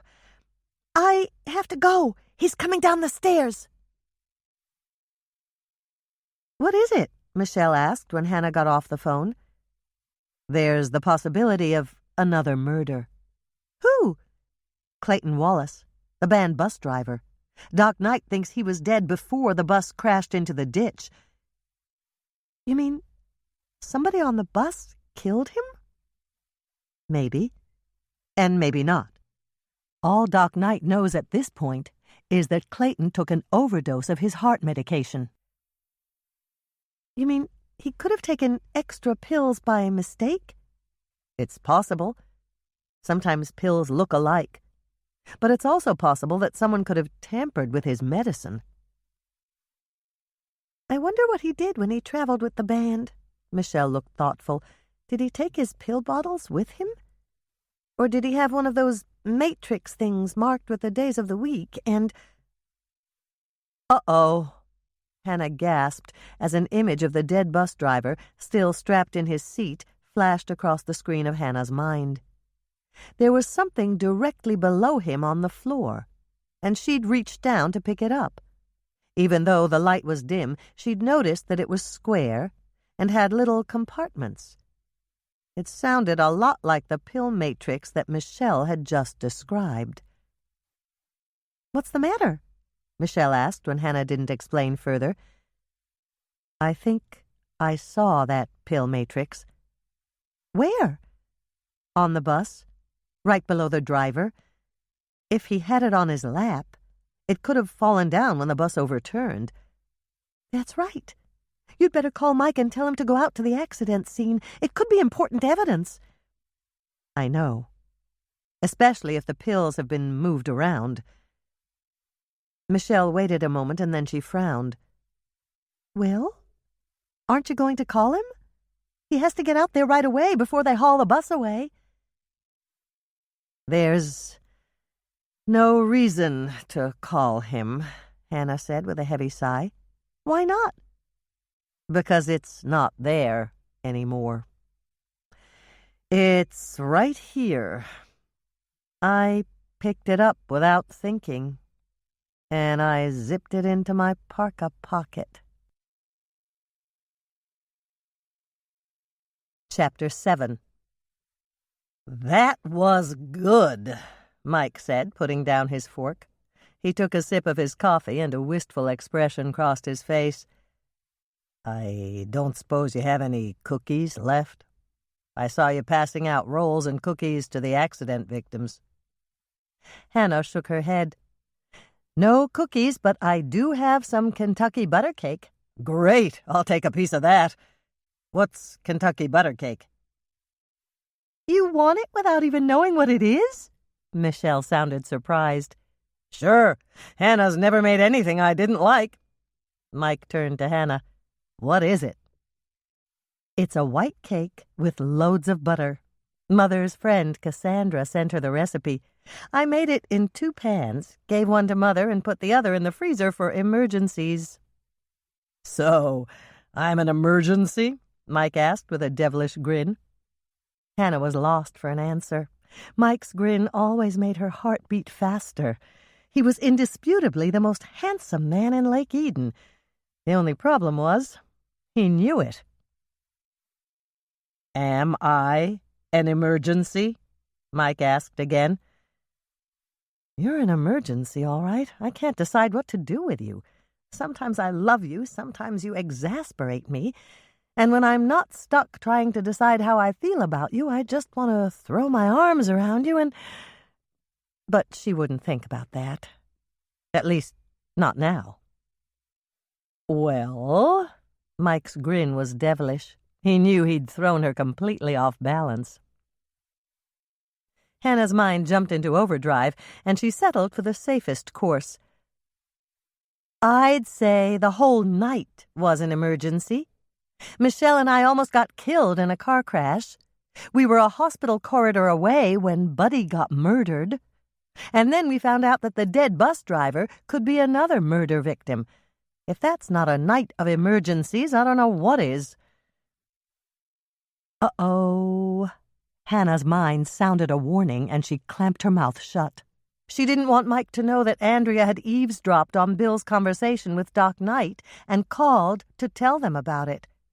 She shot Michelle a glance, silently urging her to change the subject and hoping that sibling nonverbal messaging was working. "Hannah didn't tell you, but there's a little problem with the cake," Michelle said, causing Mike to turn and focus on her. "What's the problem? Isn't it any good?" "It's wonderful, but the name is wrong. You know how patriotic some of the people in Lake Eden are. If Hannah wants to serve it at the cookie jar, we can't call it by another state name." "Well, what does it taste like?"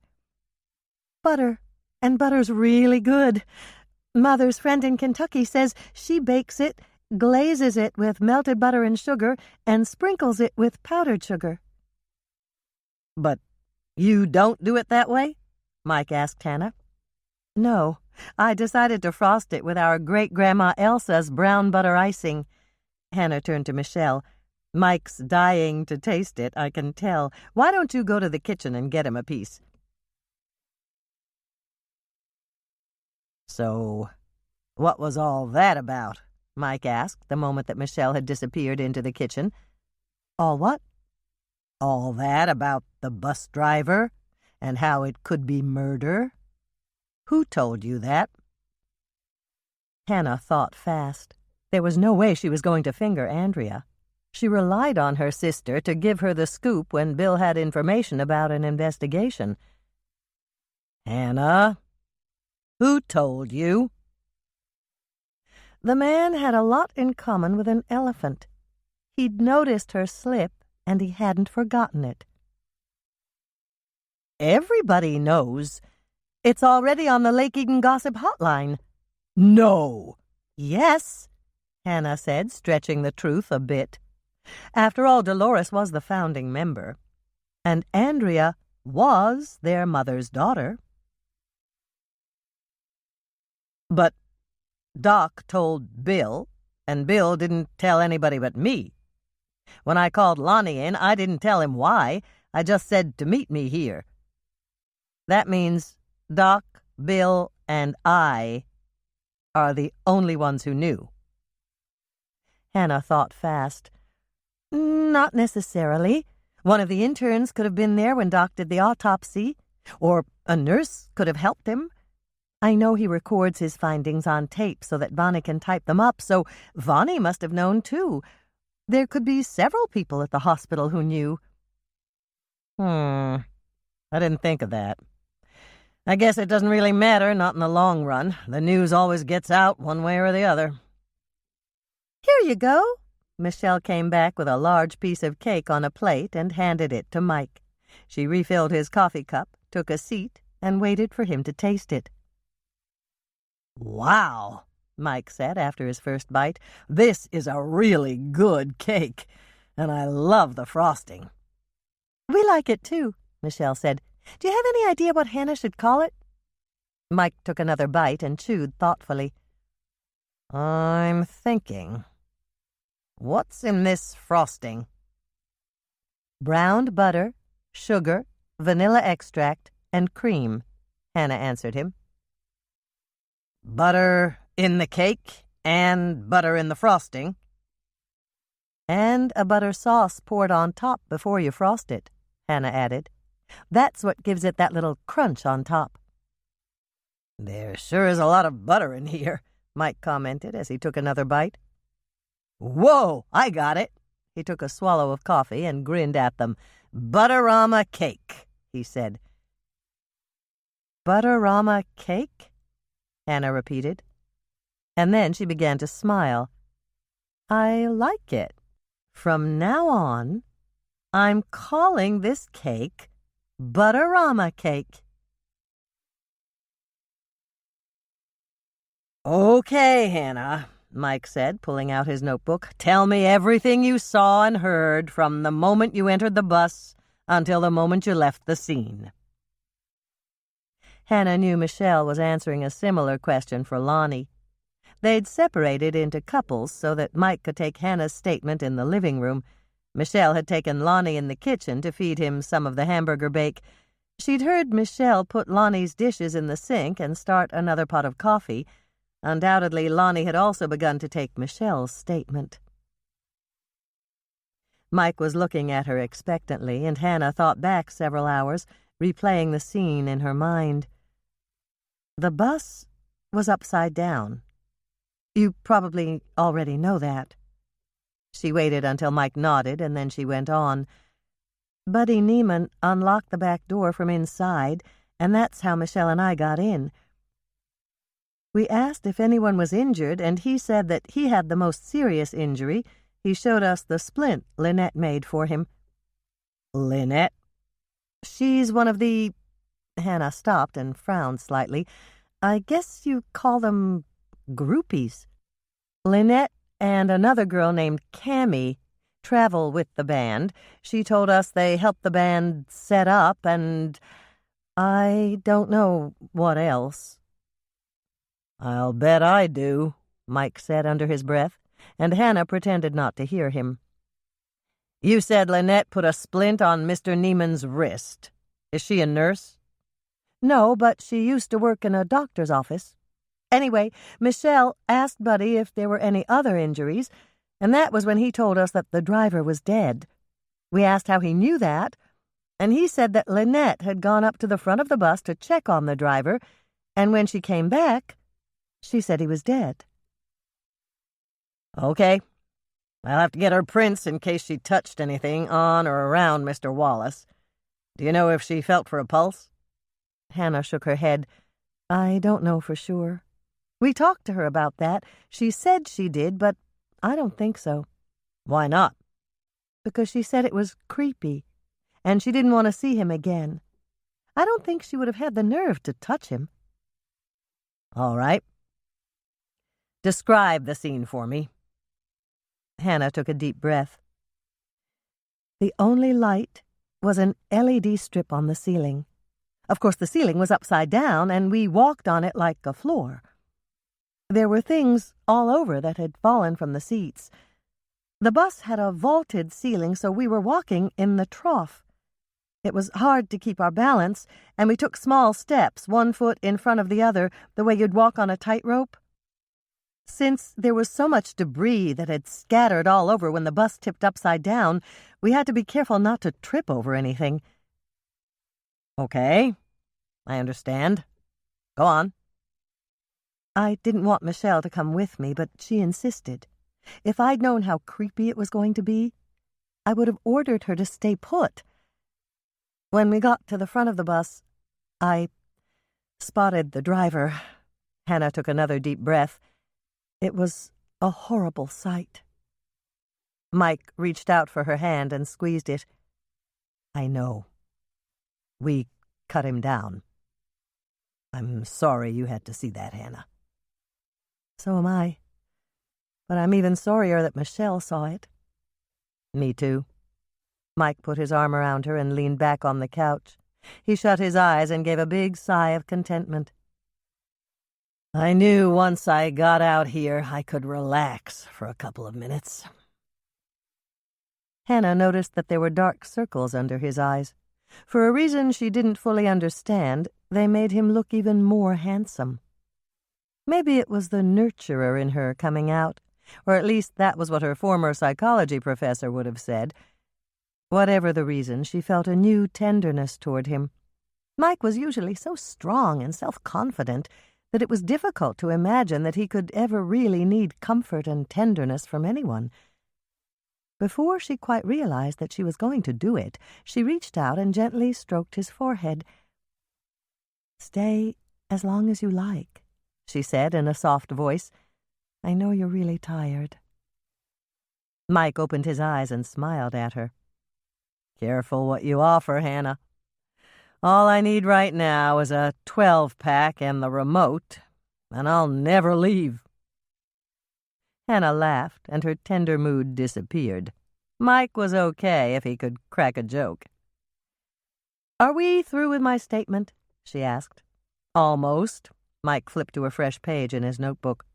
"Do you remember seeing anything at the scene that was curious or suspicious?" "Yes, but I didn't realize it until I heard that the driver had overdosed on his heart medication. There was a pillbox on the floor, one of those plastic ones with little compartments for the days of the week." Mike reached for his cell phone. "The crime scene techs are out there now. I'll call and tell them not to miss it." "Don't bother.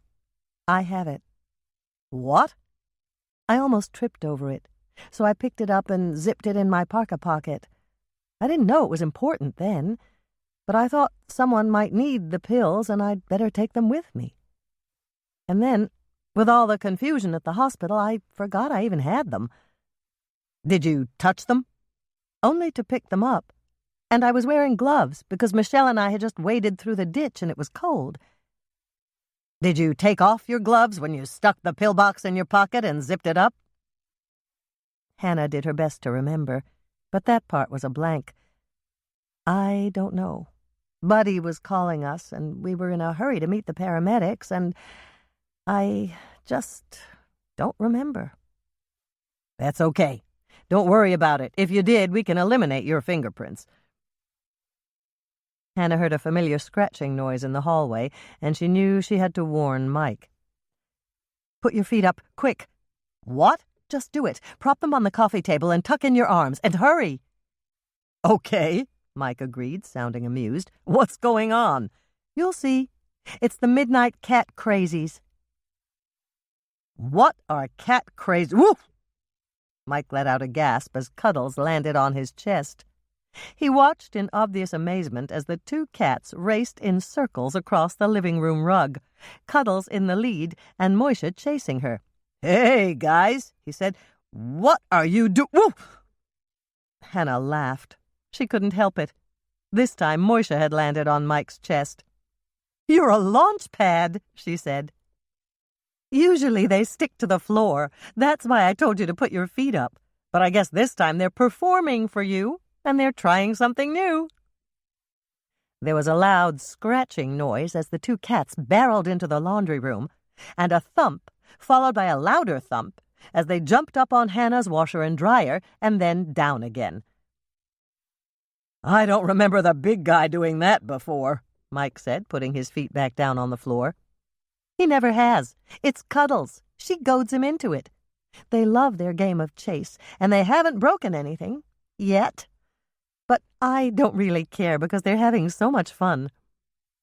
There was a bang from the kitchen, and they heard Michelle gasp. "What the—" Lonnie exclaimed, stopping short. "Cuddles just jumped up on the refrigerator, and Moisha skidded straight into the door. He seems to be okay, though.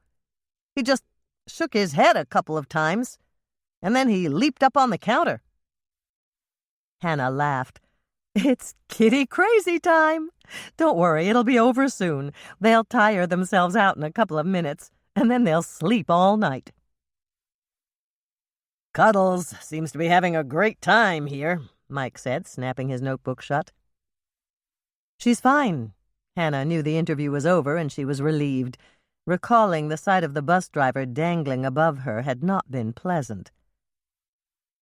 Do you think she misses Norman?" Mike asked the same question that Michelle had earlier. "Yes.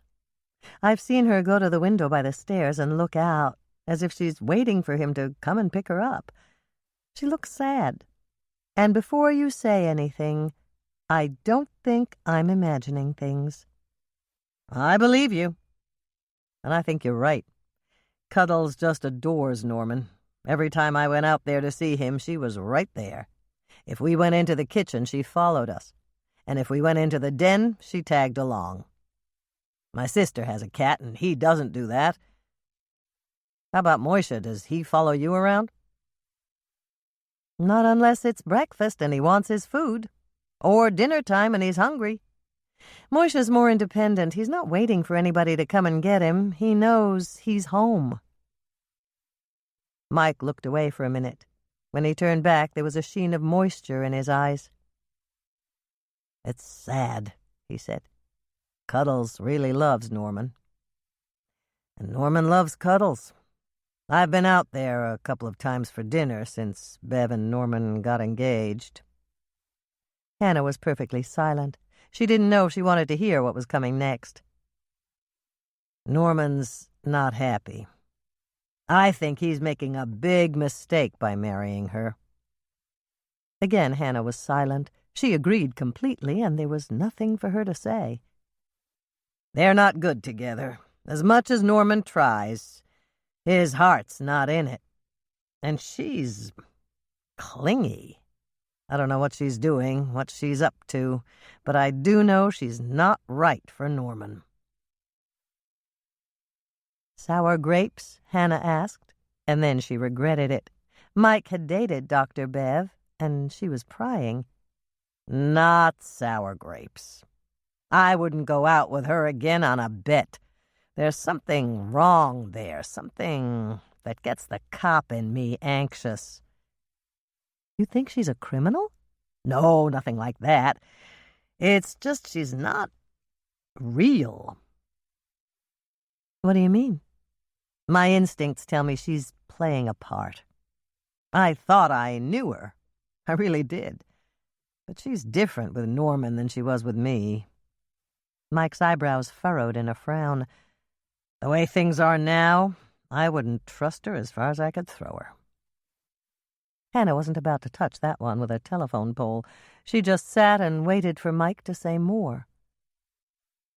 "I know why they're getting married. Norman told me. We're friends, good friends, and we talk. I'm all he's got now. He needs someone to talk to, and Bev won't let him see you anymore. Norman told me that every time he says he wants to see Cuddles, she begs him not to. She told him that the cat dander gets into his clothes and gives her a terrible allergic reaction." "Oh, sure," Hannah thought sarcastically. "If she's that allergic to cats, she couldn't treat any of her patients who have cats. And she certainly couldn't visit Norman at his place, because Cuddles once lived there." "You don't believe that?" Mike asked, noticing Hannah's suspicious expression. "Not really." "Well, neither do I. I think it's just an excuse to keep him from coming out here and seeing you." Hannah thought back. Norman had come to see Cuddles a total of twice since he'd gotten engaged to Dr. Bev. On both of those occasions he'd acted terribly guilty, and Hannah was convinced that Bev hadn't known where he'd gone. "You could be right," she said. "Norman told me about Diana and how after they broke up, Bev didn't tell him she was pregnant. My question is, why didn't she? Why didn't she tell him? He would have married her back then. What was she waiting for? And why did she wait this long to find him and tell him? It just doesn't make sense, Hannah. There's something wrong there. And I don't want to see my best friend hurt." Chapter 8. When the alarm went off the next morning, Hannah woke up to discover that she ached all over. In other circumstances, she might have thought that this had something to do with the fact that two pillow-hogging cats who seemed to morph into much bigger creatures in the dark of night, had shared her bed. But in this case, she was almost certain her soreness and stiffness was caused by last night's trek through the ditch with Michelle, when they'd waded through the deep snow to get to the band bus. "Come on, you lazy bones. It's time to get up," Hannah said to the two cats who were stretched out sideways on her mattress, taking up much more than half the bed. They didn't move. They didn't even flicker a whisker in her direction.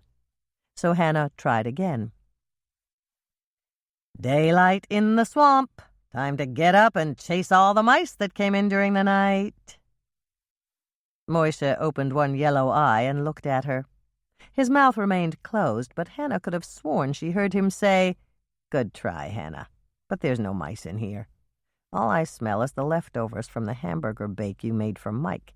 Let us sleep, for gosh sakes.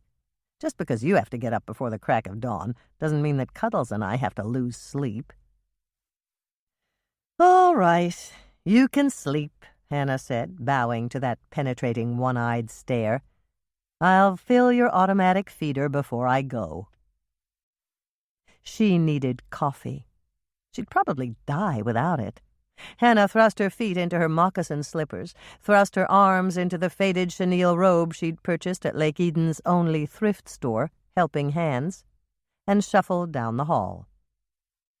The door to the guest room was closed. Michelle must still be sleeping. She certainly couldn't blame her. Lonnie and Mike hadn't left until almost 2 a.m. As she entered the living room, she saw that the light was on in the kitchen. She must have been so tired that she'd forgotten to turn it off before she'd gone to bed. It was a good thing that her mother didn't know, or Dolores would tell her best friend, Carrie. Norman's mother was green through and through, and she would be terribly worried about the number of kilowatts that Hannah had wasted. Carrie was concerned about pollution, global warming, the state of the economy, and the size of the global footprint that everyone but her was leaving. Dolores had called Hannah on Christmas morning to tell her that Carrie had given her a goat. This wasn't a real goat, Dolores had rushed to explain. It was a goat that an international organization shipped to an impoverished family in a country neither Hannah nor her mother had ever heard of, so that they could have milk for their children to drink. Carrie was a nice woman. Hannah liked her a lot. She had an abundance of good qualities, but she was a little crazy. It was wonderful that her new husband, Earl Flensburg, thought her eccentricities were charming. Coffee. She needed it so much she could almost smell it. Hannah padded across the living room carpet and stepped into her white-walled kitchen. She put her hands over her eyes for a moment. The banks of fluorescent lights overhead seemed as bright as the sun in a cloudless sky. "Good morning," an angel said to her. "Would you like some coffee?" "Yes," Hannah answered in a weak voice, squinting as she made her way to the formica table that would be an antique in about 15 years. Of course, it wasn't really an angel. It was her youngest sister, Michelle. But Hannah thought Michelle was acting exactly like an angel should act as she set a mug of life-saving brew directly in front of her. One sip, and Hannah felt almost human. 2 sips, and she remembered her name. 3 sips, and she was capable of doing simple sums in her head. 5 sips, and she could not do quadratic equations. Of course, she'd never been able to do quadratic equations, but she did remember the failing grade she'd gotten in algebra. "More?" Michelle asked, wisely speaking in one-word sentences. She'd stayed at her older sister's condo many times before, and she knew Hannah's routine in the morning. "Yes, thanks," Hannah said. And then she waited, her head resting on her folded arms, until Michelle had brought the second mug of coffee. She took another sip, and a smile spread over her face. Perhaps this day wouldn't be such a horrible day after all. Michelle had insisted on coming to the cookie jar with Hannah to help, and by the time they arrived it was 6 a.m. Hannah pulled up into her spot, plugged in the heater that kept her oil and transmission fluids at a workable temperature, and waited for Michelle to join her before she inserted her key in the lock. Hannah turned the key, but there was no familiar click. The door was already unlocked. "Behind me, Michelle," she warned. "Somebody opened this door." "What are you going to do?" "I'm going in, but you're not. Stay out here. Here's my key ring." Hannah handed it to Michelle. "If you hear anything that doesn't sound right, head for the van and get out of here as fast as you can." "No!" Michelle grabbed Hannah's hand as she reached for the doorknob. "You're not going in there alone. It could be a robbery in progress, or who knows what else. You should call Mike and have him check it out first." Hannah shook her head. "I'm probably being overcautious, and there's nothing to worry about. Maybe Lisa came in really early." "Her car's not in her parking spot." "I know, but there aren't any other cars either. And there weren't any tire tracks in the snow when we drove in." "But I still don't think you should go in alone. Let's call Lonnie if you don't want to bother Mike. He'll come right out here and—" Michelle stopped speaking as they heard the sound of a car engine. "There's a car coming down the alley," Hannah pointed out quite unnecessarily. "I hear it. Maybe it's a volunteer coming to open Helping Hands early." "That's possible. Or maybe it's Andrea?" Hannah caught sight of her sister's Volvo and simply stared. Andrea never got up this early. Ever since Andrea and Bill had hired Grandma McCann to live in to take care of Tracy and Bethy, Andrea had been sleeping late. Andrea wheeled her Volvo into the space next to Hannah's cookie truck and got out of her car. "Hi, Hannah. Hi, Michelle." "What are you doing here at this time of the morning?" Hannah asked before Michelle could voice the question. "Mother called me and told me to meet her here. They even unlocked the back door for me." "Who unlocked it?" Hannah asked her. "Lisa. Mother's having an early morning meeting with Lisa to tell her everything about finding the body. She wants Lisa to tell the story, because she knows it brings in lots of business for you." Just then the back door opened and Dolores poked her head out. "What are you doing out here? It's really cold this morning, and you're going to freeze to death. Come on in. Lisa and I have fresh coffee and cookies for you." Hannah had expected Dolores to visibly show the signs of the traumatic experience she'd suffered the previous evening, but her mother was smiling. Her hair and her makeup were perfect, and she was wearing another of her designer suits. Andrea took off her coat and hung it on a hook next to the back door. She was also dressed to perfection, in a lovely dark green pantsuit that set off her light blonde hair. Hannah glanced down at her jeans and rather heavy lavender sweater. Then she turned to look at Michelle, who was wearing corduroy slacks and a dark, heavy brown sweater, and she thought she understood why she loved her youngest sister so much. "Sit down, both of you," Dolores ordered. Hannah and Michelle took seats at the stainless steel work island in the center of the kitchen. It was obvious that Dolores was in charge, even though it was Hannah's domain. "Why are you here so early?" Hannah asked Lisa. "Your mother called me last night and asked me to meet her here. I had Dad drop me off, and I came early to start the baking. I've got a batch of short-stack cookies coming out in a minute or two if you want a fresh cookie." "I do," Michelle said immediately. "I'd like one too," Hannah echoed the sentiment. "So would I," Dolores said, smiling at Lisa. "I've been up for hours, and I'm ready for breakfast." There was a moment of silence. Then all three sisters turned to stare at their mother in shock. "Cookies? For breakfast?" Michelle was the first to recover enough to ask. "You never let us have cookies for breakfast when we were kids," Andrea complained. Hannah gave her mother a searching look. "Don't tell me we finally managed to convince you that cookies are breakfast food."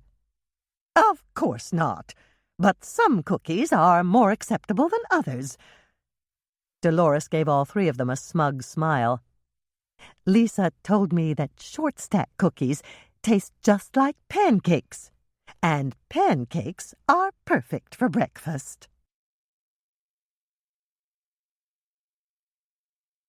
Chapter 9. After Lisa's short-stack cookies were eaten and everyone had declared them delicious, Dolores cleared her throat. "I have something to discuss with you, girls," she said, looking very serious. "I'll just go out in the coffee shop," Lisa said, getting to her feet. "It's almost time to set up the tables." Dolores held up her hand. "Don't leave. This concerns you, too. I just want to make sure that you're all going to help investigate Buddy Neiman's murder. I need to know who did it as soon as possible." Hannah was puzzled. "Why is that, Mother? You told me last night that you never met him. Until you found him dead, that is." "And that's true. But I spoke to Doc at the hospital this morning, and he said they're all at 6s and 7s. Hannah knew what that phrase meant. She'd read it in one of her mother's Catherine Kirkwood Regency romances. "Doc actually put it that way?" It was obvious that Andrea had read the books too, or she wouldn't have asked the question. "Yes, he said that. He loves to read my romances. As a matter of fact, he's going to help me with my next book." "Doc's going to help you write your Regencies?" Michelle's eyebrows shot up in surprise. "No, but he's going to do some research on the healing arts in Regency England for me. He wants me to be accurate when it comes to medical things." "Why is the whole hospital at 6s and 7s?" Hannah asked, pulling them back to business. "Because it's a murder scene. Doc says that's not very good for business." The four women just stared at Dolores. None of them knew how to respond. "Doc was joking. Hospitals don't solicit business. They provide a community service." But then he got serious, and he said he wished that whoever stabbed Buddy Neiman had used a different murder weapon. "Why?" Andrea asked. "The sheriff's department detectives are still out there interviewing anyone who had access to those scissors. And unfortunately, that includes everyone who was at the hospital last night." "But how could just anyone have access?" Andrea asked her.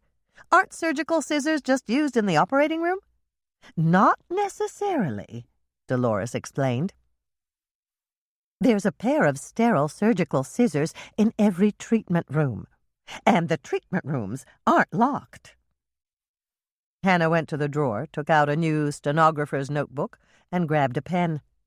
Dolores was giving her new information, and that meant it was time to write it down in the notebook she called her murder book. She flipped to the first page and turned to her mother. "So it could have been someone on the staff who took them, or even someone who was walking down the hall and saw the opportunity." "Exactly." "Or another patient could have taken them," Lisa suggested. "You're right, Lisa. Or it could have been someone from a patient's family, or—" Michelle paused, looking worried.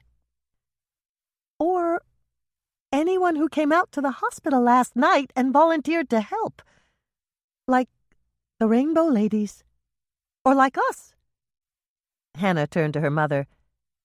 "Do you know if they're keeping everyone in the hospital until they can question them?" "Not everyone, but they took names and addresses. And I heard Mike tell Dick Laughlin that everyone on the band bus had to stay put at the Lake Eden Inn until he said they could leave." "This is probably inappropriate under the circumstances, but do you know if the band is going to play tonight?" Lisa asked. "Dad and Marge planned to drive out there to have dinner and hear them." "How could they play?" Andrea answered her. "Unless they can find a substitute, they won't have anyone on keyboards." Michelle looked thoughtful. "You're right. I wonder if—" Hannah turned to her sister when she stopped speaking. "You wonder what?" Michelle gave a little shrug. "I just had an idea, that's all. It's nothing. Really." Hannah stared hard at her youngest sister. She was sure that the idea wasn't nothing. There was definitely something on Michelle's mind. Hannah was just getting ready to ask her about it again when Dolores stood up. "I'd better go. I want to run out to the hospital and tell Doc that you're already working on the murder case. You are, aren't you?" "We are," Andrea replied, patting her briefcase-sized purse. "I've got the crime scene photos right here." "How did you get them so soon?" Dolores asked her. "Everything's digital now.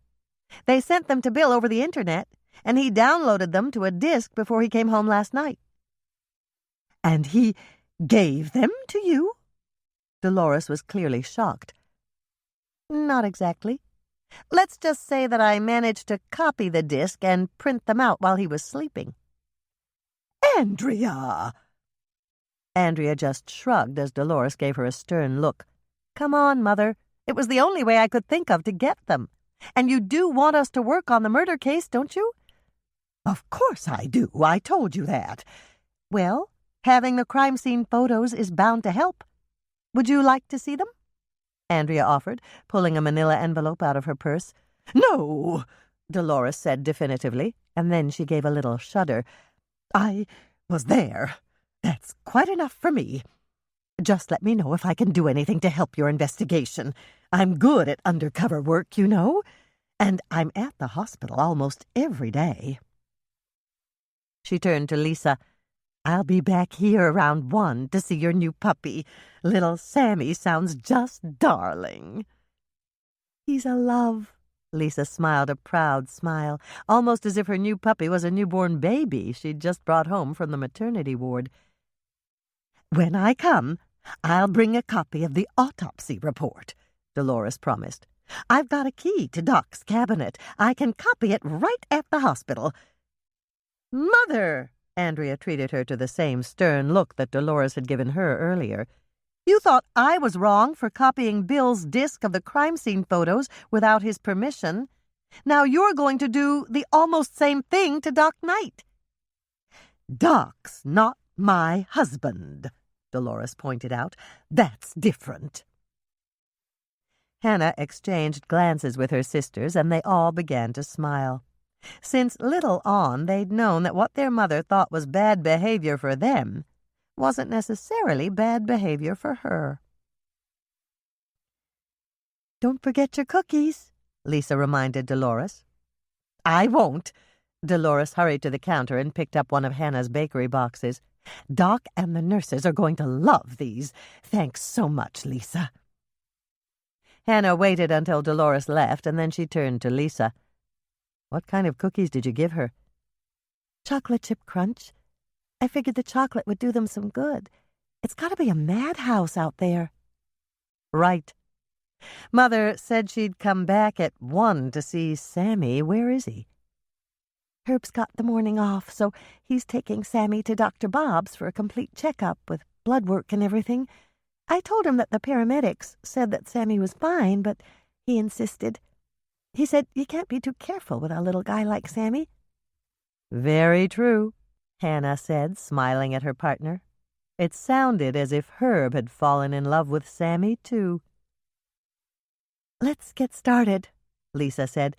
"We've got a lot of work to do." Hannah glanced over at the baker's racks. They were filled almost to overflowing with freshly baked cookies. "But the racks are full. Didn't you already do all the baking?" "I did. Sammy was snuggled up in bed with Herb and Dylan, so I came into work early. And I baked extra cookies because I knew we'd be jam-packed with customers today." "Because you're going to tell the story of how Mother found the body?" Andrea asked. "I'm definitely going to do that. Your mother told me to make it just as theatrical as I wanted, and she's going to come in and listen." Lisa turned to Hannah. "We always get tons of customers when I tell murder stories." "I know," Hannah said, "but we don't open the coffee shop until 9. And it's only 7. What else is there to do before we open?" "We have to start working on this murder investigation right away. And after we get everything organized, I want you and Michelle to tell me exactly what it was like when you went up to the front of the bus to see the dead bus driver's body." Our customers are going to want to hear about that, too." "You're doing a double feature?" Michelle asked her. "You betcha. Now, let's get back to business. You met Buddy last night, and so did Michelle. Andrea and I need to know your impressions of him, and then we need to figure out a reason why somebody wanted to kill him." Hannah was greatly relieved when Andrea slipped the crime scene photos back into the envelope. This was definitely a crime of passion. Buddy had been stabbed multiple times with the scissors, and some of the wounds hadn't bled. This led her to believe that the killer had kept stabbing him even after he was dead. Of course, she wasn't a doctor or a forensic specialist. She'd have to wait for Dolores to bring in the autopsy report to make certain she was right. Lisa and Michelle had gone into the coffee shop to open it for business, but not until they'd talked about the direction their investigation would take, and Hannah and Michelle had told Lisa about entering the overturned band bus and seeing the dead driver. "I'm going to mix up more cookie dough," Hannah said, rising from her stool at the stainless steel work island. "But don't you have enough?" Andrea asked her. "Maybe for Lisa's rendition of Dolores Finds the Body, but not for Michelle and Hannah Discover the Dead Bus Driver. 2 stories will take a while, especially if Lisa embellishes. And she will, naturally. She'll probably take a break between the 2, and customers will order more coffee and cookies. What kind of cookies are you going to make? I thought I'd try a new recipe I thought of when I made Joanne Hecht's recipe for nutmeg snaps. They were so popular, I decided to make more cookies with spices. I'm going to call these cardamom cuties." "That's a nice name for a cookie. I don't think I've ever had cardamom. What does it taste like?" "It's a little like cinnamon, but it's deeper and more intense, and it's used more widely in European countries than it is here. Do you remember Great-Grandma Elsa's sticky buns?" "Maybe. I was pretty little when she was alive. I remember that I liked going out to the farm because she always had cookies and things for us." "That's a good place to start. Think about her kitchen table with the red and white tablecloth on top." "I remember that. It had little red flowers." "You got it. Now, try to remember the afternoon that she gave us warm rolls and fresh churned butter. Those were her sticky buns. They stuck to our fingers, and you dropped yours on the floor." "I remember. I cried." "And she told you not to cry because she'd just washed the kitchen floor. She picked up your roll, put it back on the plate, and you finished eating it." "I remember that whole thing." "Okay. See if you can remember the taste of that roll. It had caramel and pecans on top, and the inside was filled with cardamom and sugar." Andrea shut her eyes. When she opened them, she was smiling. "I remember. Those rolls were delicious. Are the cardamom cookies going to taste like that?" "We'll find out. They'll be ready to eat around noon." Andrea glanced at the clock. "It's going to take you over 3 hours to make the dough?" "No, that'll go fast, but it has to chill for 2 hours or more in the refrigerator." "Can I help you make it?" "Sure, as long as you crack the eggs and take them out of the shell before you add them to the bowl." Andrea sighed loudly. "You're never going to let me forget that lemon pie, are you?" "Probably not," Hannah said, heading for the pantry to gather the ingredients. Chapter 10. The cardamom cuties had just come out of the oven, and Hannah was indulging herself with a cookie and a cup of coffee when Michelle came through the swinging door that separated the kitchen from the coffee shop. "Norman's here," she announced. Hannah drew a deep breath. She wasn't exactly sure how to react to Norman now that he was engaged to Dr. Bev. The easy, caring relationship they'd shared in the past suffered an abrupt reversal, and she felt as if she were walking on eggshells. Now, instead of saying exactly what was on her mind, she was forced to think before she spoke, and she'd never felt the need to do that with Norman before. "He wants to see you," Michelle continued, shrugging slightly. "I said I'd check to see if you were still here." Michelle was giving her an out, and Hannah was grateful. But just as her youngest sister had pointed out the previous night, Lake Eden was small, and they were bound to run into each other. She closed her eyes for a moment, took another deep breath to try to calm her pounding heart, and said, "Send him back." "Are you sure? You don't look as if you really want to see him." "I do and I don't," Hannah admitted, "but I don't want to shut any doors between Norman and me right now. Go ahead and send him back here, Michelle. I'll handle it." Michelle looked a little worried. "Okay, if that's what you want me to do. I'll go tell him right now." When Michelle had gone back into the coffee shop, Hannah poured a cup of coffee for Norman. Her hands were shaking slightly, and she spilled a few drops on the counter, but that was no surprise. She was nervous about seeing him. What did he want with her? Was he going to be perfectly friendly and simply ask her about Cuddles and how the cat he loved so much was doing? Or was he going to tell her that he couldn't endure being ostracized from her, and despite the fact that he had a child with Dr. Bev, he was going to break off their engagement for the second time and banish his ex-fiancée to the Hull-Rust-Mahoning mine, the only open-pit iron ore mine still in operation in Minnesota? Hannah gave a little laugh as she carried Norman's coffee to the stainless steel work island. She was letting her imagination run away with her. She fetched 2 cardamom cuties for Norman to try and set them on a napkin next to the coffee. Then she sat down on the stool across from his and took a deep breath. She was nervous. There was no denying that. But she had to force herself to calm down and maintain her composure for whatever came next. The door between the coffee shop and the kitchen opened, and Norman came in, with a grim expression on his face.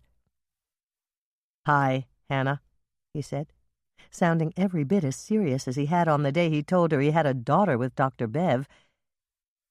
"It's good to see you. How's Cuddles?" "She's just fine," Hannah reassured him. "She's playing, she's eating, and she's adapting very well. Mike saw her last night, and she was playing chase with Moishe. If you ask him, I'm sure he'll tell you all about it." "Good. That's good." Hannah stopped and debated what to say next. Should she tell Norman that Cuddles missed him? Or would mentioning that just upset and depress him? It only took a moment for Hannah to decide. Norman needed to know. "Cuddles still looks out the living room window as if she expects you to come and pick her up." Norman blinked several times. "You're probably right," he said. "It's what I used to do." "Maybe if you came out to see her on a regular basis, she'd know what to expect. She'd adjust to the new schedule, and she'd be more content."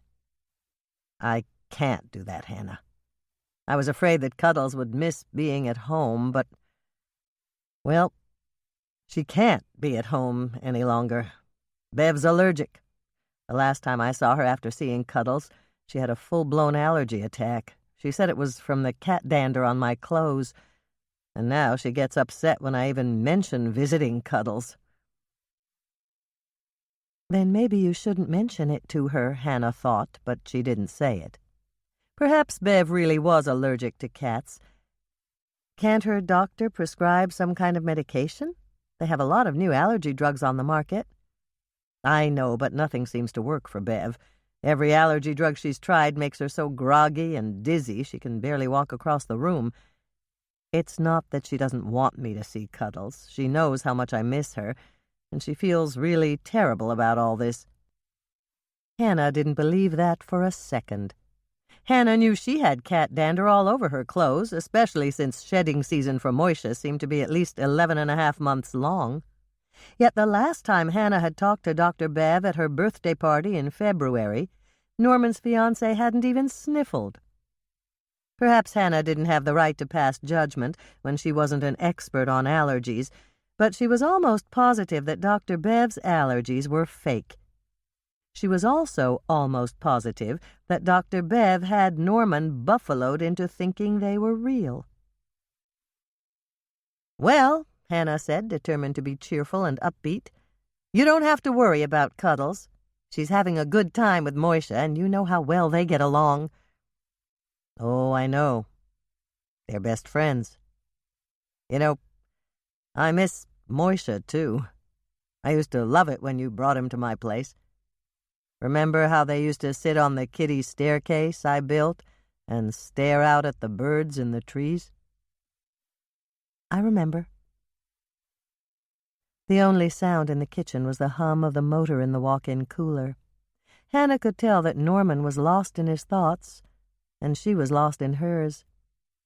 She thought about the house they'd designed together. In a way, she regretted even hearing about the Minneapolis paper's Dream House contest. The idea that Norman would actually build it hadn't crossed her mind. The house had turned out to be perfect. She'd loved taking Moisha out there and spending time with Norman in the house they'd designed for the contest. But now that Norman was re-engaged to Dr. Bev, everything was different. If she'd been able to see into the future, she might never have agreed to enter the Dream House contest with him in the first place. She'd put countless hours and a lot of hard work into collaborating on the blueprints. It just wasn't fair that Dr. Bev would be marrying Norman and living in Hannah's dream house with him. There was a long silence, and finally Norman spoke. "Those were really good days, weren't they, Hannah?" Hannah nodded. She could tell that Norman was depressed, and she decided to change the subject. "So, why are you here, Norman?" she asked him. "I just came to tell you that Bev put the wedding invitations in the mail yesterday. You should get yours today. I know it's awkward, but I hope you'll come. Bev doesn't want a church wedding, so we're holding the ceremony upstairs in the community center. The reception's downstairs in the banquet room." Hannah tried not to look too dismayed.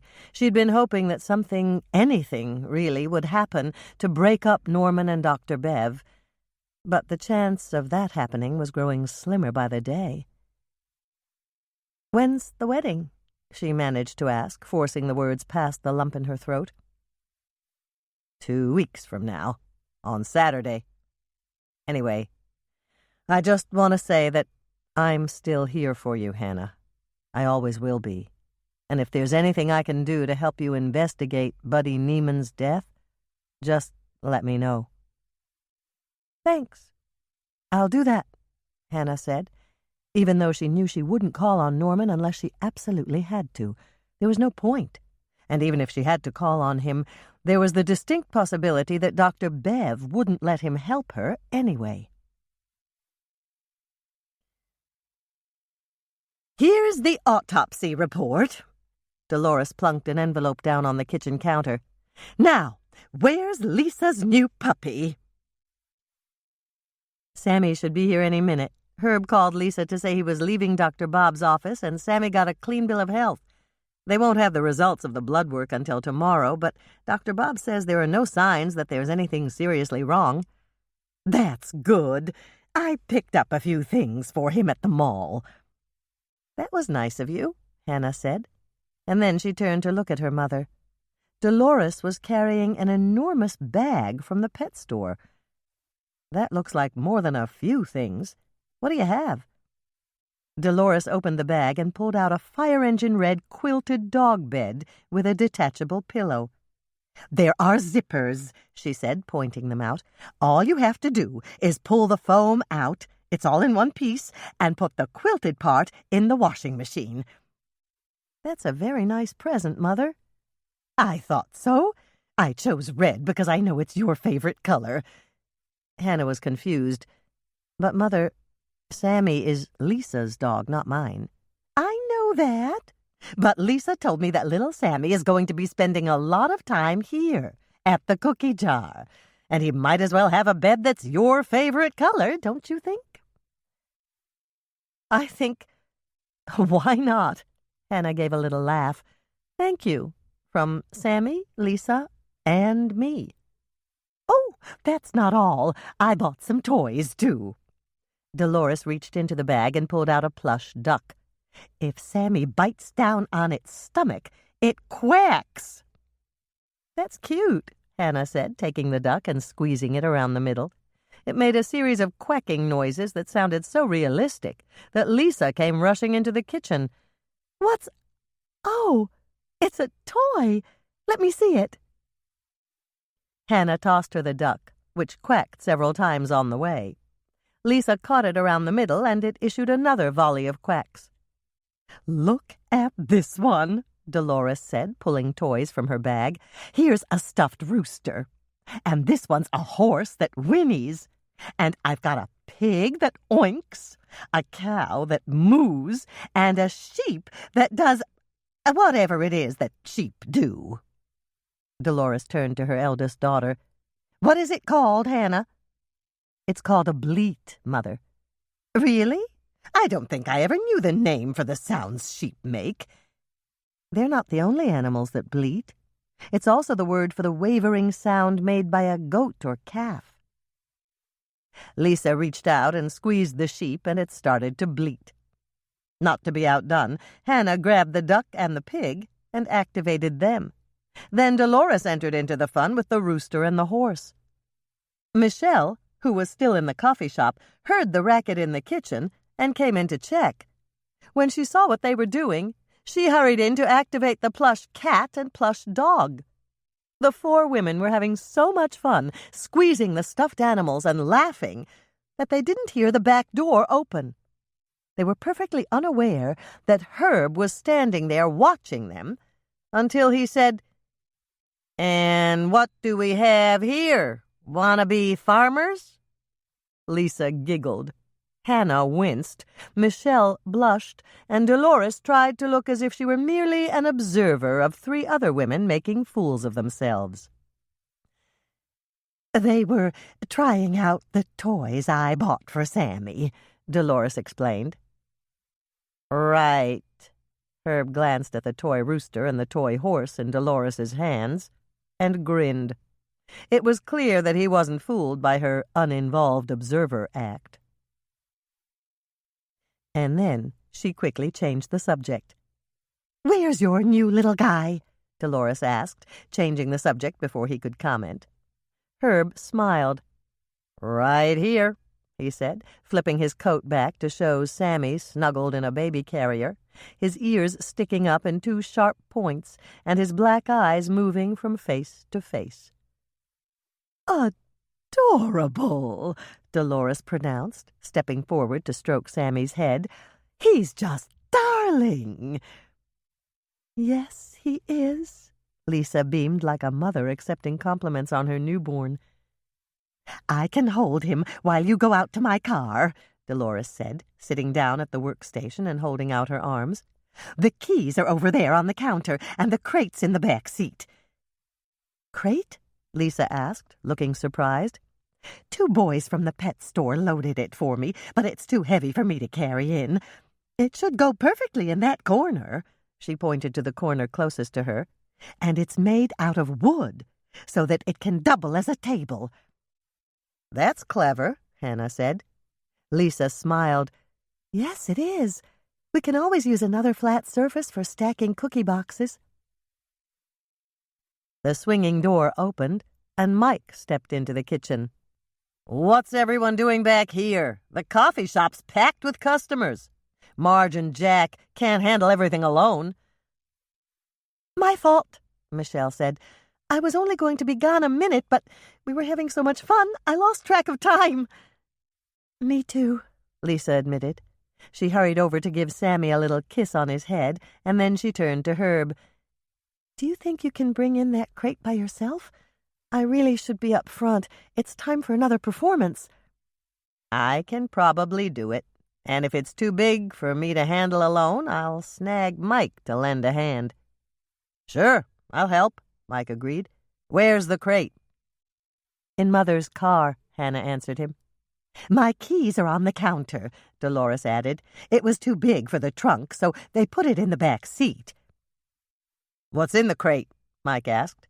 "It's empty," Dolores told him. "I bought it for Sammy." "Sammy?" "This Sammy." Dolores lifted a corner on the blanket so that he could see the puppy in her arms. "Sammy is Lisa's new puppy, and he's going to be staying here during the day." "I take it Sammy's another police dog in training?" Mike asked, winking at Hannah. He was the one who'd told her that it was okay to bring Dylan into the kitchen as long as he was a police dog in training. "That's exactly what he is," Hannah said. "Either that, or he's a service dog in training. We'll just have to wait for him to grow up a little before we decide." "Fox terrier?" Mike asked. "That's what Dr. Bob thought," Herb said.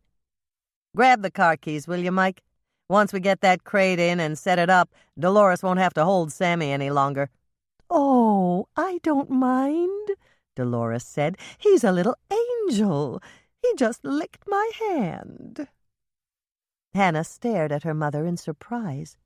Dolores seemed to be developing a soft spot in her heart for animals. Come to think of it, she was also getting much more compassionate about other people's problems, and more generous with her friends. Something was changing her mother's outlook on life, and Hannah liked the change. Mike turned around to grab the keys. "What's this?" he asked, noticing the envelope with the autopsy report. "It's from Lake Eden Memorial Hospital." "Oh, it's just something Doc Knight wrote," Dolores told him. "I didn't have time to read it when I was out there this morning, so I brought it with me to read later." "Smooth," Hannah thought, "and everything you said was perfectly true and terribly misleading. That's a real art form, and I wish I could do it." It didn't take long for the men to bring in the crate. It took even less time for Hannah to grab the envelope with the autopsy report and slip it into a drawer. When the men came in with the crate, Hannah had them put it in the corner and slip Sammy's new dog bed inside. Then Herb settled the little dog inside. "You can leave the crate door open," Hannah told Herb.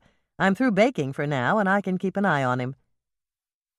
"I don't think he's going anywhere right now," Dolores reported. "The minute he got settled in that bed, he closed his eyes, gave a big sigh, and went straight to sleep." Hannah glanced at the puppy in the crate. Her mother was right. Sammy was fast asleep. He looked warm and comfortable cuddled up in his new, soft dog bed, and she found herself wishing that she were small enough to crawl into the crate and snuggle up next to him. "Where's your parka?" Dolores asked, jogging Hannah out of her fantasy. "It's on the hook by the back door." "No, it's not. And I don't see it anywhere in the kitchen." Hannah glanced at the hooks by the back door. Dolores was right. Lisa's quilted coat and Michelle's heavy wool jacket were the only things hanging there. "Don't worry, Mother, it's got to be around here somewhere." "I've heard that before," Dolores said, and then she laughed. "When you were a child, you lost at least one thing a week in the winter. You took off your parka, or your scarf, or your mittens, and then you promptly forgot where you put them." "But they always turned up," Hannah defended herself, even though Dolores seemed amused by the memory. "Don't worry, Mother, I didn't lose my parka. The only thing I've lost lately is sleep."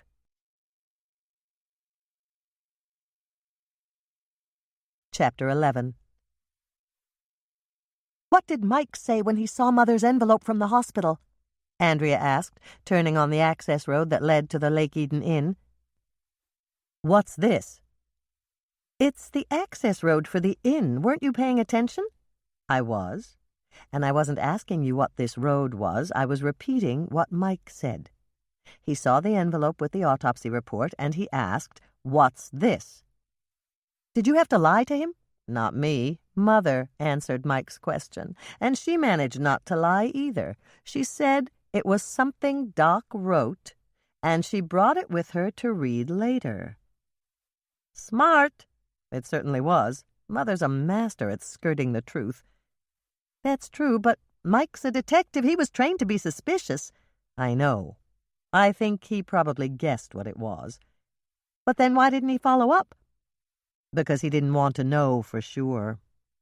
If he'd known for sure, he would have had to take it. He told me a long time ago that only authorized people are allowed to have access to autopsy reports. Andrea gave a loud sigh. That means Mike knows we're investigating. And he's going to read you the riot act about it. No, he won't. I think he knows it won't do any good. Andrea chuckled. Well, he's right. Telling you not to investigate is like telling the wind not to blow. They were very close to the inn now. Hannah could see it through the trees. She expected Andrea to drive past the front and turn down the road that led to the parking lot. But she drove behind the building and parked her Volvo in a spot clearly marked for deliveries. You can't park here, Hannah said. It's just for deliveries. I'm delivering you. You don't want to walk all the way from the parking lot in those ratty blankets, do you? No, they're not very warm. Are you going to drop me off and drive down to the parking lot by yourself? Andrea didn't say a word. All she did was shut off the motor and reach for the handle to open the driver's door. Sally's going to be mad if she gets a delivery and this spot isn't clear. No, she's not. While you were looking for your parka, I called Sally on my cell phone and asked her if I could park here. Now hurry and shrug off those awful blankets. There's no way I'm walking into the inn with someone who looks like a street person. Hannah sighed heavily and shrugged off the blankets she'd taken from the back of her cookie truck. I just don't understand what happened to my parka, she said as Andrea opened the back door and they stepped inside, into the warmth. I looked all over, and it's just not there. Are you sure you wore it? Of course I wore it. It was cold this morning. Then maybe somebody took it? Who? Andrea shrugged. A thief opened the back door when you were using the mixer? When he saw that your back was turned, he grabbed it and ran off with it? Why mine? When there were better jackets hanging there. Mine was really old. And that tear in the sleeve was already there when I got it from the thrift store. I still say it's there somewhere. It just has to be. We'll look again later, Andrea promised, leading the way to the lobby and crossing it to the cloakroom so that she could hang up her coat. Nice outfit, Hannah said once Andrea's coat was off and hanging on the rack. It's a good color on you. Thanks. Andrea turned around in a circle so that Hannah could see that the embroidered border of pink roses on the jacket of her wine-colored pantsuit went all the way around the bottom. Who did you want to talk to first? I'll talk to Sally first to get her impression of the band. That's a good idea. Let's see if she's in her office. When they got to Sally's office just off the kitchen, she was on the phone. Hannah and Andrea sat down in the chairs facing her desk and waited for her to end her conversation. They just walked in. Hold on a second, and I'll ask her. Sally turned to Hannah. Did you find your parka yet? No. No, she didn't, Sally said into the phone. She listened for a moment and then she smiled. I'm sure she'd appreciate it. Come right out. Hannah waited until Sally had hung up the phone before she spoke. That was Lisa. She found my parka and she's bringing it out to me? No, and yes. It was your mother. She didn't find your parka, but she bought you a new one, and she's bringing it out to you because she's afraid you'll catch a cold. You don't catch a cold from the cold, Andrea said. I heard that on television last night. You have to be exposed to some kind of virus. Sally nodded. I heard that, too. It was on the medical segment of the KCOW Evening News. She turned to Hannah. Andrea told me you girls were investigating the hospital murder last night. I'm guessing you're here to talk to the band. Am I right? You're right. Who do you want to talk to first? You, Hannah said, pulling out her steno notebook and turning to a fresh page. Tell me your impression of the band. Together, as a group, or individually? Individually. Shall I include the newest band member? There's a new band member? Yes. They held an audition, and they found a new keyboard player. He'll be playing with them at the show tonight. I saw Eric in the hall right after the audition, and he said the new guy was even better than Buddy. Is it someone local? Andrea asked. It certainly is. Sally gave a smile that reminded Hannah of one of the phrases Dolores used in her Regency romance books. She looked like the cat that got into the cream pot. Who did they hire? Hannah asked, unable to stand the suspense any longer. Devin Murphy. Bridget called me a little while ago and made a reservation for 10. The whole Murphy clan is coming out here tonight to hear him. That's just wonderful. Hannah turned to Andrea. You'd better call Michelle to let her know. She's going to be very excited.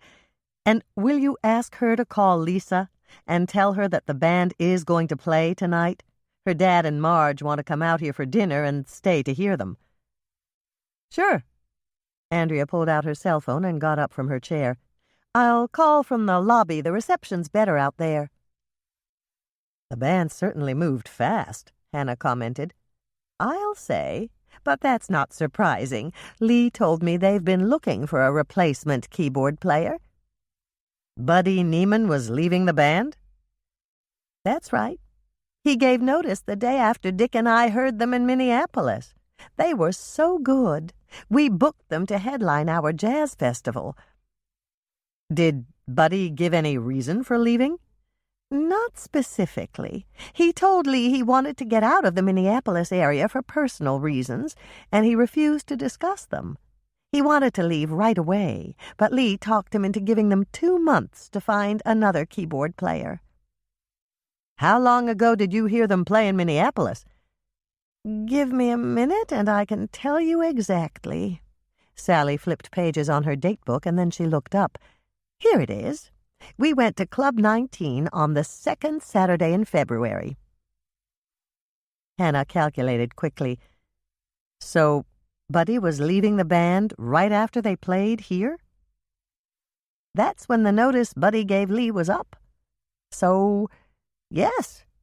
Unless Buddy reconsidered and he hadn't told Lee yet, he was leaving the band right after they finished our gig. Hannah scribbled a few notes, and then she flipped to a fresh page in her notebook. It was time to move on to another subject. I know they've been here for less than a day, but will you give me your impressions of the band members so far? Of course, Sally agreed quickly. For what it's worth, I like Tommy the best. Tommy Ash, Hannah said, and waited until Sally nodded. Why do you like him the best? He seems the most genuine, and he doesn't have an oversized ego like Carl does. Carl's too full of himself? Hannah used an expression that was common in Lake Eden. I'll say. That young man thinks he's Art Blakey and Max Roach all rolled into one, and he doesn't have 1/10 the talent they did. Hannah understood. She knew a bit about the legendary jazz drummers. What do you think of Tommy's wife? Annie's as sweet as they come. She told me she helped the bus driver rescue the puppy. Sally stopped and looked slightly worried. She also told me that you took him. How's that working out? It couldn't be working better. Lisa adopted him. That's perfect. The last time she was out here with Herb, she told me that Dylan needed a companion dog. Hannah glanced down at her sheet again. How about Conrad Bergen? Connie's okay, and he's going to be very popular out here. He's so handsome. He'll have plenty of the Lake Eden girls trying to pick him up. I know a couple of my younger waitresses tried last night, but that didn't work. Lynette stuck out her claws and ran them off. Let's talk about Lynette. That girl is big trouble. Last night she was hanging all over Connie, but this morning she switched her attention to Carl. I was there at rehearsal, and there was some heavy tension going on between Connie and Carl.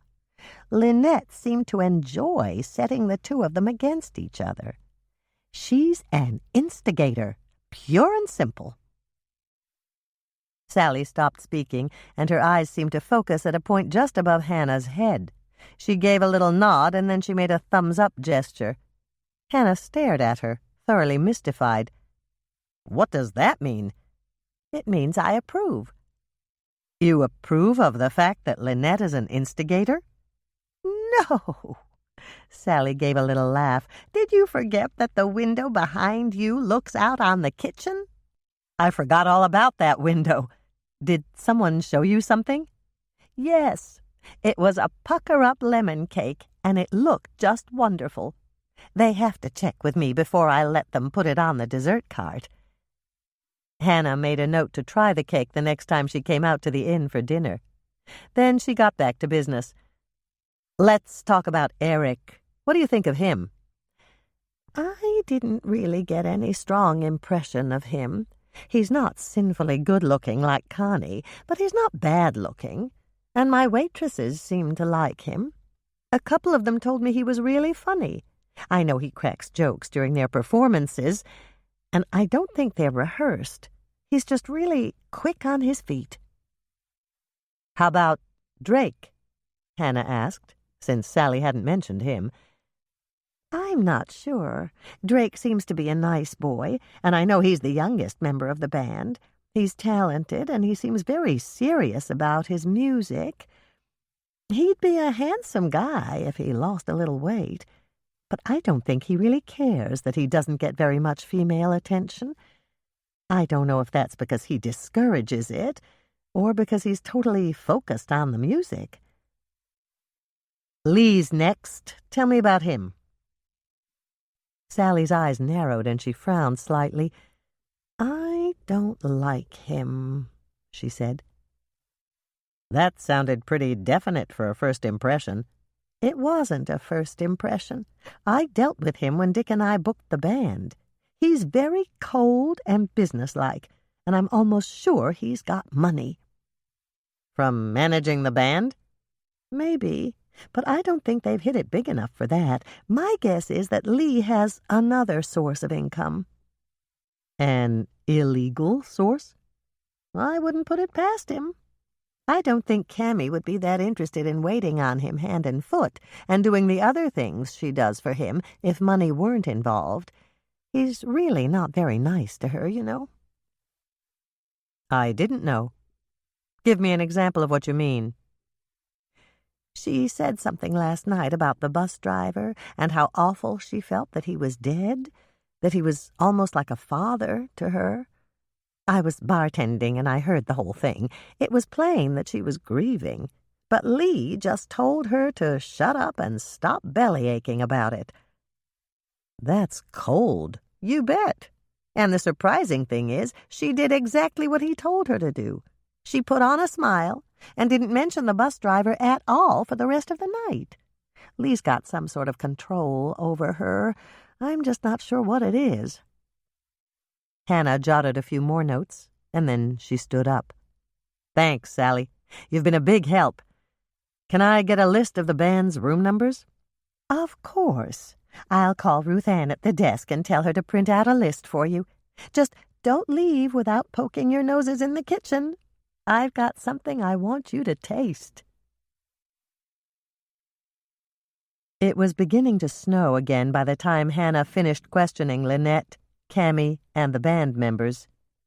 She'd learned only one more thing of interest during these interviews, and it was that Buddy had told Lynette that if she was very nice to him, he'd send for her when he got settled in a new place.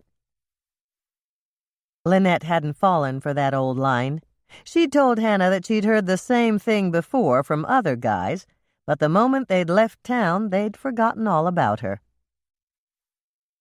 "We'll go talk to Lee now," Hannah said to Andrea as they walked down the hall toward Lee's room.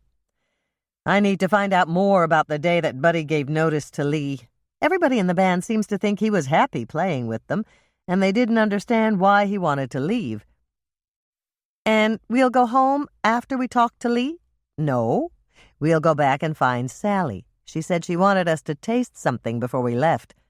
"Oh, good. When Sally says that, it's always something wonderful."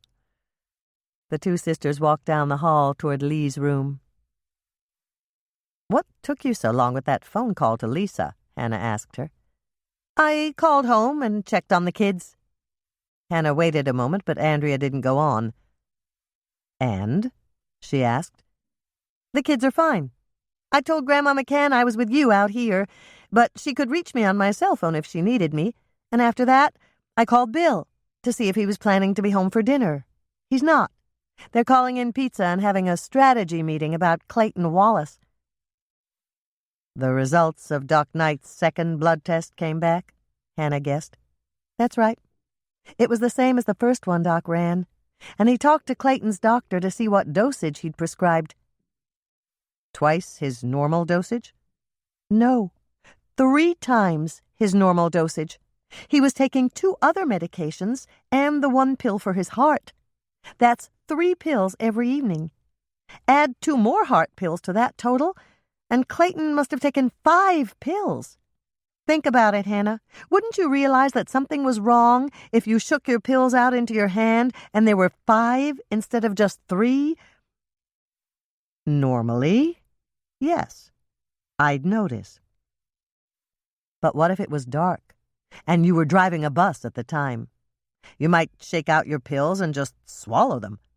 If highway conditions were bad, you'd probably want to keep your eyes on the road." "You're right. It could have happened that way. And if Clayton was the one who filled his own pill matrix and he put 3 heart pills in one of the little compartments by mistake, it's accidental death, not murder." "That's true.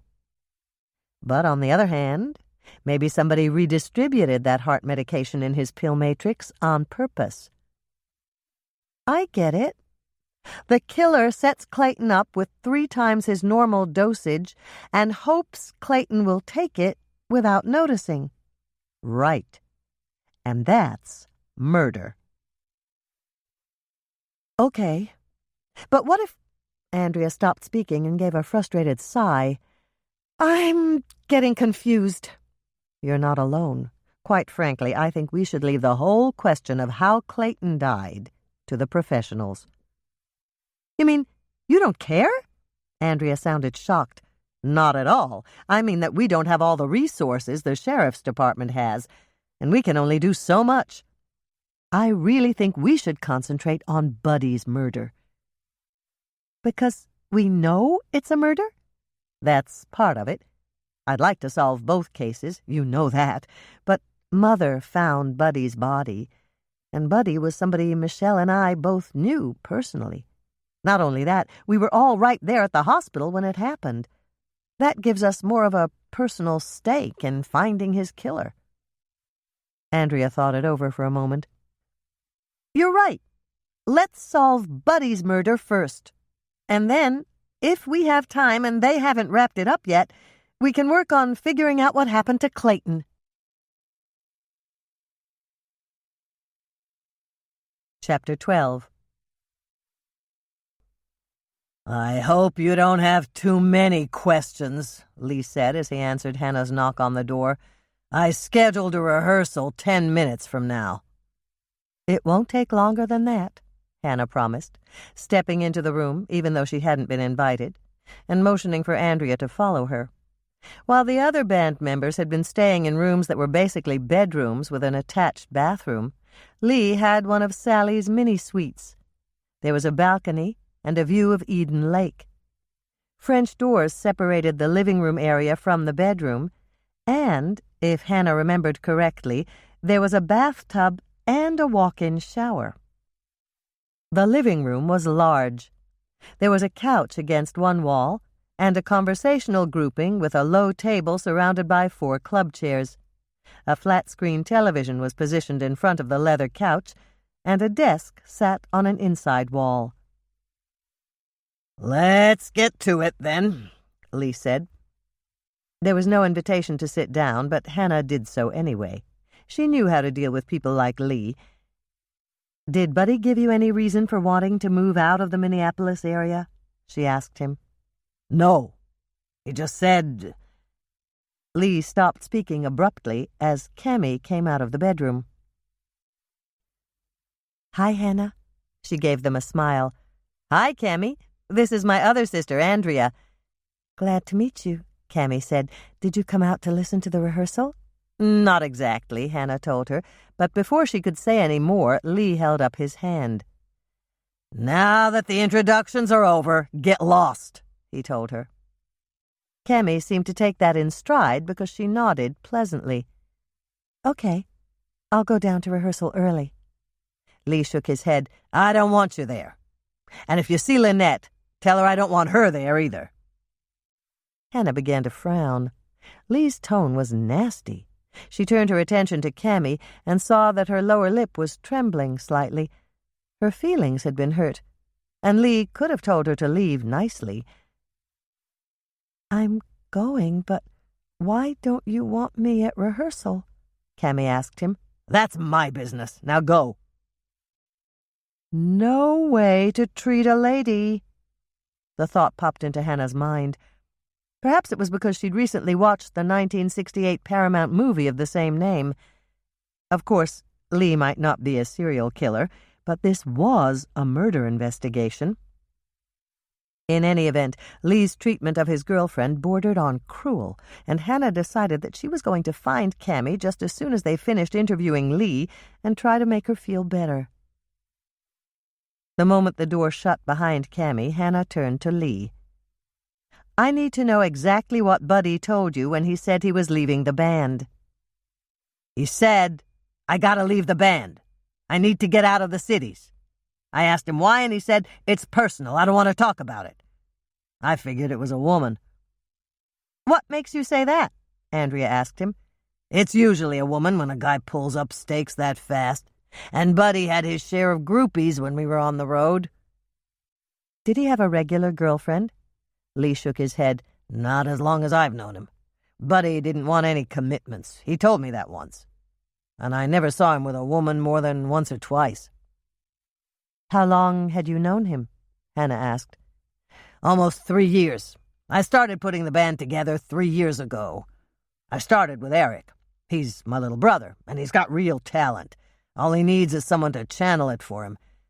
We auditioned for a keyboard player first, and Buddy was my first choice." "Were you happy with the way Buddy performed?" Hannah asked. "Yeah, for the most part. He wasn't a genius like Brubeck or Garner, but he had a good stage presence, and the ladies loved him. The only thing that bothered me about Buddy was he had a temper when he drank. Since he didn't drink a lot, and never on the nights we were playing, that was okay." "Would you say you were good friends?" Andrea asked. Lee gave a little shrug. "Sure, we were friends. I liked him and he liked me. That's not to say we never had disagreements." "Disagreements over what?" Hannah followed up. Buddy wanted to hog the whole show. Then I'd have to remind him that we were a group, and the group was the star, not just Buddy Neiman. "Did Buddy's tendency to hog the show cause problems with the rest of the group?" "Sure it did, but most of them have the same problem. From time to time, one or the other gets to thinking that he should have the spotlight. When that happens, I have to put the hammer down. That's what managing is all about. You have to know when to let it go, and you have to know when to kill it." "You have to know when to kill it?" Andrea looked horrified as the elevator doors shut behind them. "Do you think that was a Freudian slip?" Hannah pulled out her notebook and pen. "Probably not, but I'll write it down anyway." "Let's go find Cammy," Andrea suggested as the elevator made its slow descent to the lobby. She was really upset when she left Lee's suite, and she might be angry enough to give us some dirt about him. My feelings exactly. But I thought you were going to say that you wanted to find her to make her feel better. We can cheer her up, too. It's just that she's fragile right now, and I think we can capitalize on that. Hannah stared at her sister. She'd never seen Andrea in go-for-the-jugular mode before. Don't look at me like that. I'm just practicing something I read in one of Bill's detective magazines. Besides, I can't stand Lee. If he's the one who murdered Buddy, I want to get the goods on him and lock the cell door behind him myself. I can understand why you didn't like Lee, but I've never seen you react to anyone that way before. I know. He just rubbed me the wrong way, that's all. Guys like Lee give me a royal pain. He treats Cammy like she's his servant, or even worse, like she's not a real person. Just think about what happened up there in his room. Lee never even considered what Cammy was feeling and what she might want from him. It's all Lee, Lee, Lee, and nobody else exists. Hannah didn't say a word. Andrea was right. When we find Cammy, I'm going to ask her, but I'll bet anything that Lee's only nice to her when he wants something. And when he does, he's really nice until he gets it. He probably buys her a big bottle of expensive perfume every time he thinks she's fed up with him and about to leave him. He's just that spoiled, rotten type of guy who tries to bribe everyone around to his way of thinking. Buys her a big bottle of expensive perfume. The phrase Andrea had uttered struck a bell. Just like Benton Woodley? Hannah asked, naming Andrea's first real boyfriend. Yes, exactly like Benton. He even looks a little like... Andrea stopped speaking, and Hannah watched as her face turned bright pink. I really got hot under the collar about it, didn't I? You did. It's just that I hate to see anyone get hurt, and I'm a little down on men in general right now. You had a fight with Bill? No, Bill and I are fine. We never fight about the big things. It's always over something stupid, and we laugh about it later. He's a good husband, Hannah. I'm happy I married him. It's just that I hate to see anybody taking unfair advantage of anybody else. And I can see that Lee is taking advantage of Cammy. It was a reasonable explanation, but Hannah had the feeling there was something else wrong, something that Andrea wasn't telling her. I don't know about you, Andrea said, frowning slightly, but I'd love to see Cammy refusing to take it and fighting back. Everybody should fight back when someone else hurts them, don't you think? Hannah thought about that for a moment. I think you're right, she agreed. At least I can't think of any exceptions. I'm glad you said that. They were about to pass the door to the coffee shop part of Sally's restaurant, and Andrea hesitated. Let's go in and have a cup of coffee before we talk to Cammy. Okay, Hannah agreed quickly. If they sat down and had coffee, perhaps Andrea would spill whatever was on her mind. But the sisterly confab was not to be. The moment they entered the coffee shop, Andrea grabbed Hannah's arm. There she is, Hannah. She's with Lynette, Hannah pointed out. That's okay, isn't it? You said they were friends, and we probably need to talk to her, too. Let's go ask if we can join them. A few moments later, Hannah and Andrea were seated at a 4-person table with Cammy and Lynette. Both young women looked dejected. How about some dessert to go with that tea? Hannah offered, noticing that both Lynette and Cammy were drinking herbal tea. I'm buying, if there's anything on Sally's menu that's allowed on your diet. Lynette and Cammy exchanged a long look, and then Cammy spoke.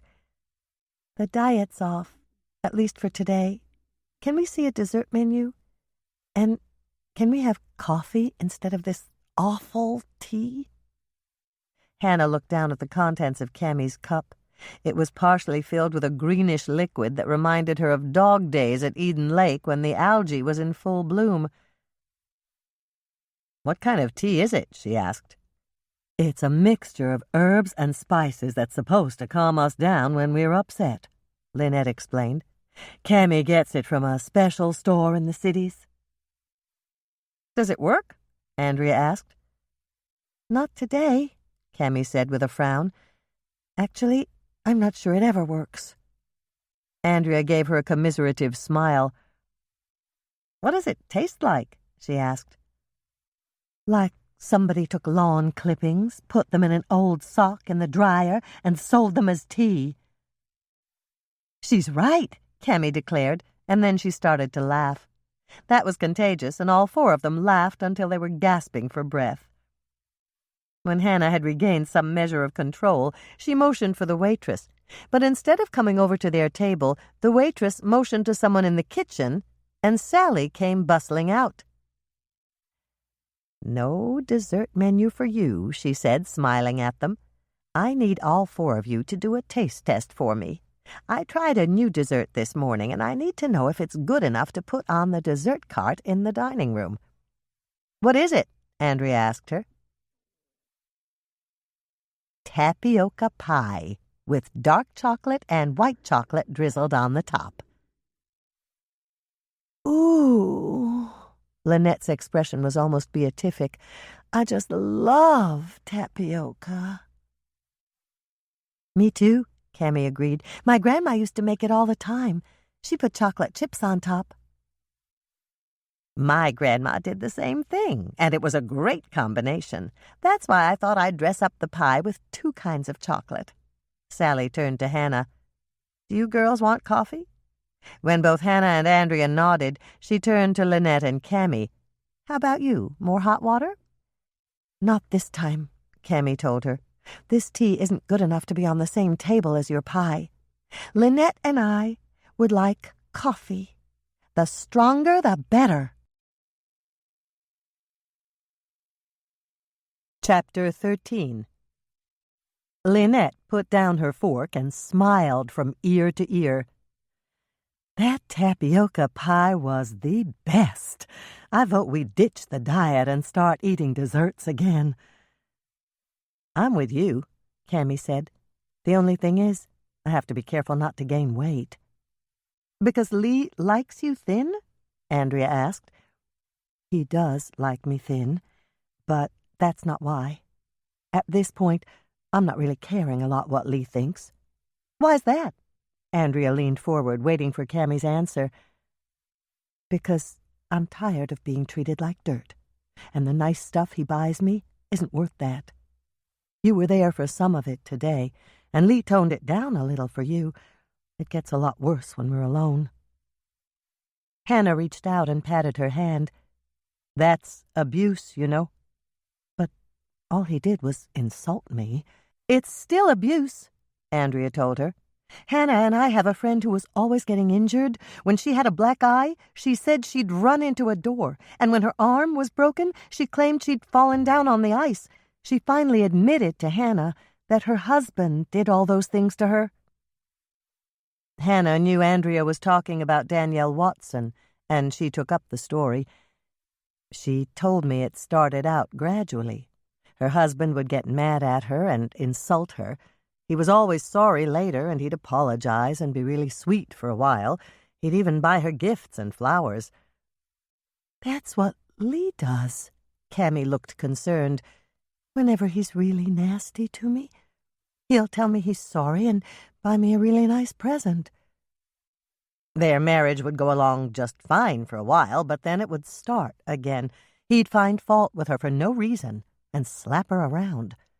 When he calmed down, he'd apologize and surprise her with a new outfit or a piece of jewelry or something else he thought she'd like. She loved him, so she forgave him. The big problem was that each time he lost his temper, the abuse would escalate. "That's awful." Cammy gave a little shiver. "Did your friend leave her husband?" "She didn't leave, but he ended up dead." Lynette's eyes widened. "She killed him?" "No," Hannah answered. "Somebody else did, and for a completely different reason. but anybody who knew about the abuse thought she did it. She was the prime suspect in the murder investigation. Cammy took another sip of her coffee. Well, I don't think I'll stick around long enough to find out if Lee's going to start hitting me. I was thinking about leaving him anyway. I thought it would be so much fun traveling with the band, but it's not. That's exactly what I thought, Lynette said. And then Buddy and I had that thing going for a little while. I was hoping that if I was around all the time, maybe we could get back together. But that didn't work. I told you it wouldn't. Buddy didn't want any attachments to anybody. I found that out early on. How early? Hannah asked, jumping into the conversation. And then when Cammy looked at her in consternation, she added, I mean, when did you first meet Buddy? I met him when he auditioned for the band. Both of us did, Lynette added. We were there because of Eric. We went to school with him, Cammy told them.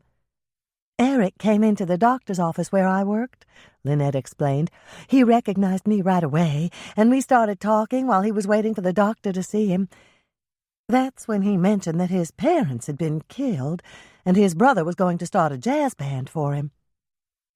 Cammy added, Lynette called me, all excited, and said that Eric had invited her to sit in on auditions for a keyboard player, and she told me that Eric said I could come along, too.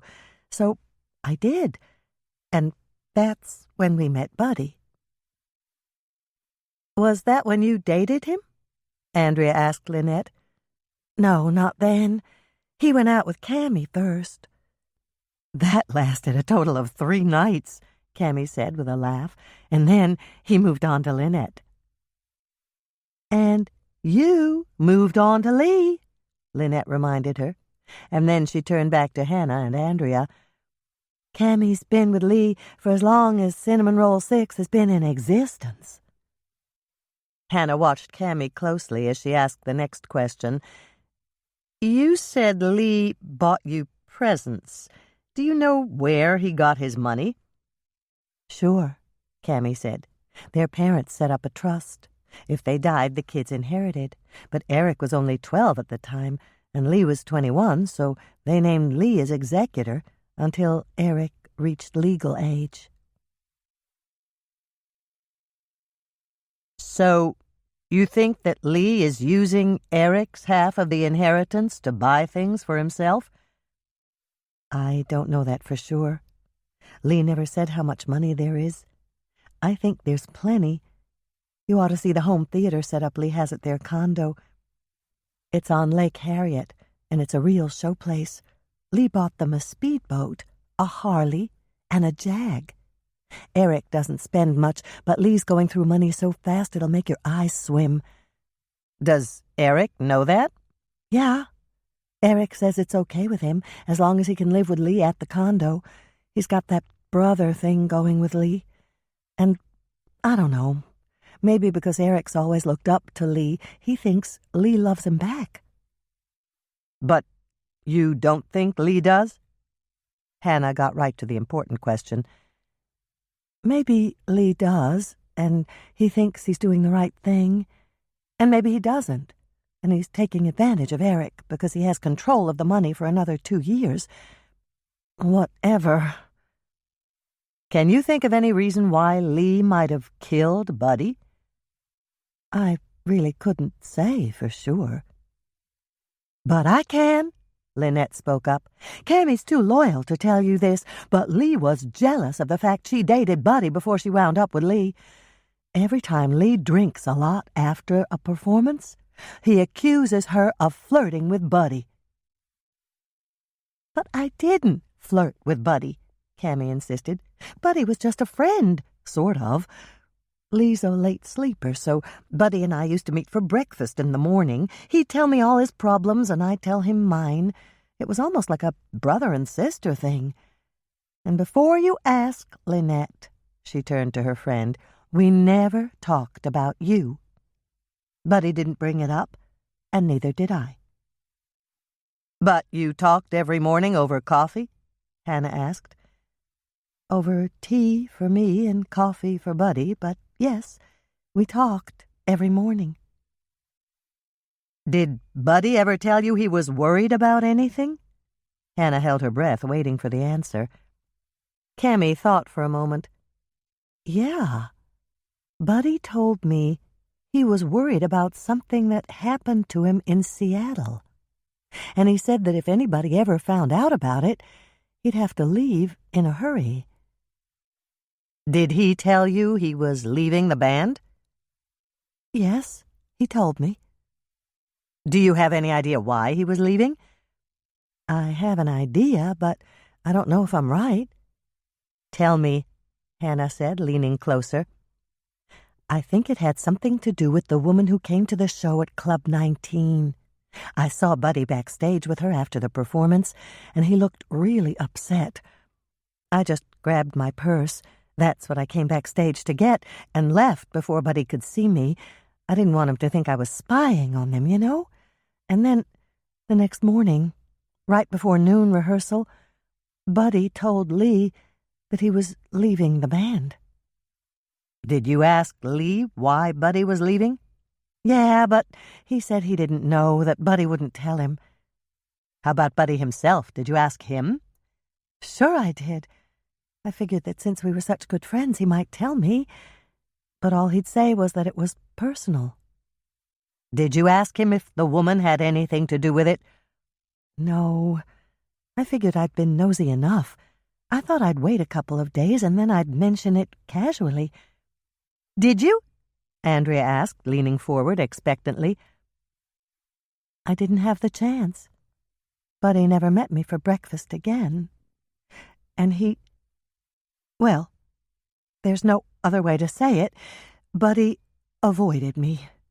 It was like he didn't want to be alone with me anymore. Let's talk about the woman, Hannah told her. Can you describe her for me? I can try, but you've got to understand that the lighting's not very bright backstage, and they were standing a ways away. But you said you saw that Buddy was upset, so you must have seen his expression. Actually, no. His face was in the shadows. I saw his hands, and he was clenching his fists. That's how I knew he was upset. How about her? Cammy shook her head. She was standing with her back to me. All I can tell you about her is that she had dark hair, and she was shorter than Buddy. That's all, Hannah. I'd tell you if I could, but I don't know anything else. Hannah bit into her herb-encrusted center-cut pork chop and gave a little sigh of pleasure. It was tender, succulent, and flawlessly seasoned, exactly what she'd grown to expect from any of Sally's entrees. "How is it, dear?" Dolores asked, forking some of her wild salmon. "Incredible, exquisite, and totally delectable." "I think you're describing my entree, not yours," Andrea said with a smile. She'd almost finished her slow-roasted chicken with sherry cream sauce, and now she was eating some of Sally's perfectly cooked vegetable medley. "Mine's the best." "No, mine is," Michelle insisted. "I just love Sally's duck with crispy skin, and these stuffin' muffins she serves with it are incredible." Dolores flipped up the corner of the napkin covering Michelle's personal bread basket. "You didn't tell us that Sally gave you 4. Michelle looked perfectly innocent. "Didn't I mention that? Goodness gracious, let's pass them around." All of them laughed, including Michelle. "You're a piggy, Michelle," Dolores accused her youngest daughter as she took a muffin from the basket. "I'll say she is," Andrea commented, taking her muffin and passing the basket to Hannah. "Didn't I mention that?" Hannah repeated, still smiling as she took the last muffin. "I don't know what they're teaching theater majors now at McAllister, but you didn't fool us." "Not even for a second," Andrea said, breaking open her muffin and buttering it. "That goodness gracious was really fake. I think you'd better take another acting class next semester." For a few minutes everyone was silent, concentrating on their food. Andrea finished first and put down her fork. Then Hannah and Michelle did the same. They waited for their mother to finish. At last, Dolores put down her silverware and smiled. "That was just excellent. It always is." She turned to Michelle. "That muffin was simply delicious." "Yes, it was," Michelle agreed. "Why do you think I tried to keep them all for myself?" Andrea turned to Hannah. "You need to get the recipe from Sally. These would be perfect at Thanksgiving. Maybe it's an easy recipe that even I could make." "Maybe," Hannah said, doing her best not to sound doubtful. "I know you don't think I can bake, but you liked those double puffs I made for Mother's cookie exchange, didn't you?" "I liked them a lot. They were great cookies." "I thought so, too," Michelle added quickly. "Simply marvelous, dear." Dolores reached out to pat her daughter's hand. "They were the hit of the afternoon. Everyone loved them. You know how we trade cookies afterwards, don't you?" She waited until her daughter had nodded, and then she continued. "Before we left the community center, 5 different ladies came up to me and offered to trade any other cookie they had if I'd give them your double fudge drops in return." "Really?" Andrea asked, looking very pleased. "Really. And, of course, I turned all the offers down. And then I went home and I ate every one of them myself." Hannah watched as Andrea flushed pink with pleasure. Her pleased smile was so luminous it made Hannah smile, too. Dolores didn't compliment her daughters that often. When Hannah had called her on it once, she'd said that she expected her daughters to be competent young ladies who did everything well, and if she had no criticism, that was a compliment in itself. Now, suddenly, all that had changed. Hannah liked this new, softer side of her mother. She wasn't sure what had caused it, but she hoped it wouldn't change back. "I'll ask Sally for the recipe," Hannah promised. "And if you think you can't do it alone, I'll be glad to help you make them." "What recipe do you want, Hannah?" Sally asked, arriving with their coffee just in time to hear the comment. "Stuffin' muffins. Andrea wants to bake them for Thanksgiving." "No problem. I'll run a copy and you can have it. It's so easy, even—" Sally stopped when Hannah gave her a warning glance. "I shouldn't say it. It's not that my sous chefs are dumb. It's just that only one of them knows how to bake." Hannah smiled. She knew that what Sally had been about to say was, "It's so easy even Andrea can do it." Thanks to Sally's quick thinking, she'd stopped in mid-sentence and then implied that her sous chefs couldn't bake. "Speaking of baking, my other chef tried a new cake this afternoon." She turned to Hannah. "You were there, as a matter of fact." Hannah was puzzled for a moment, but then she remembered Sally's 2-thumbs-up gesture. "Was that the pucker-up lemon cake?" "That's right. I tried a sliver a few minutes ago, and I liked it a lot. But I'd like a Swensen family opinion." "I'll order a piece for dessert," Dolores offered. "Lemon's my second favorite flavor. After chocolate, of course." "You don't have to order it. I'll send a sample piece to the table." "And we'll all taste it," Hannah promised, not even bothering to check with her mother and sisters.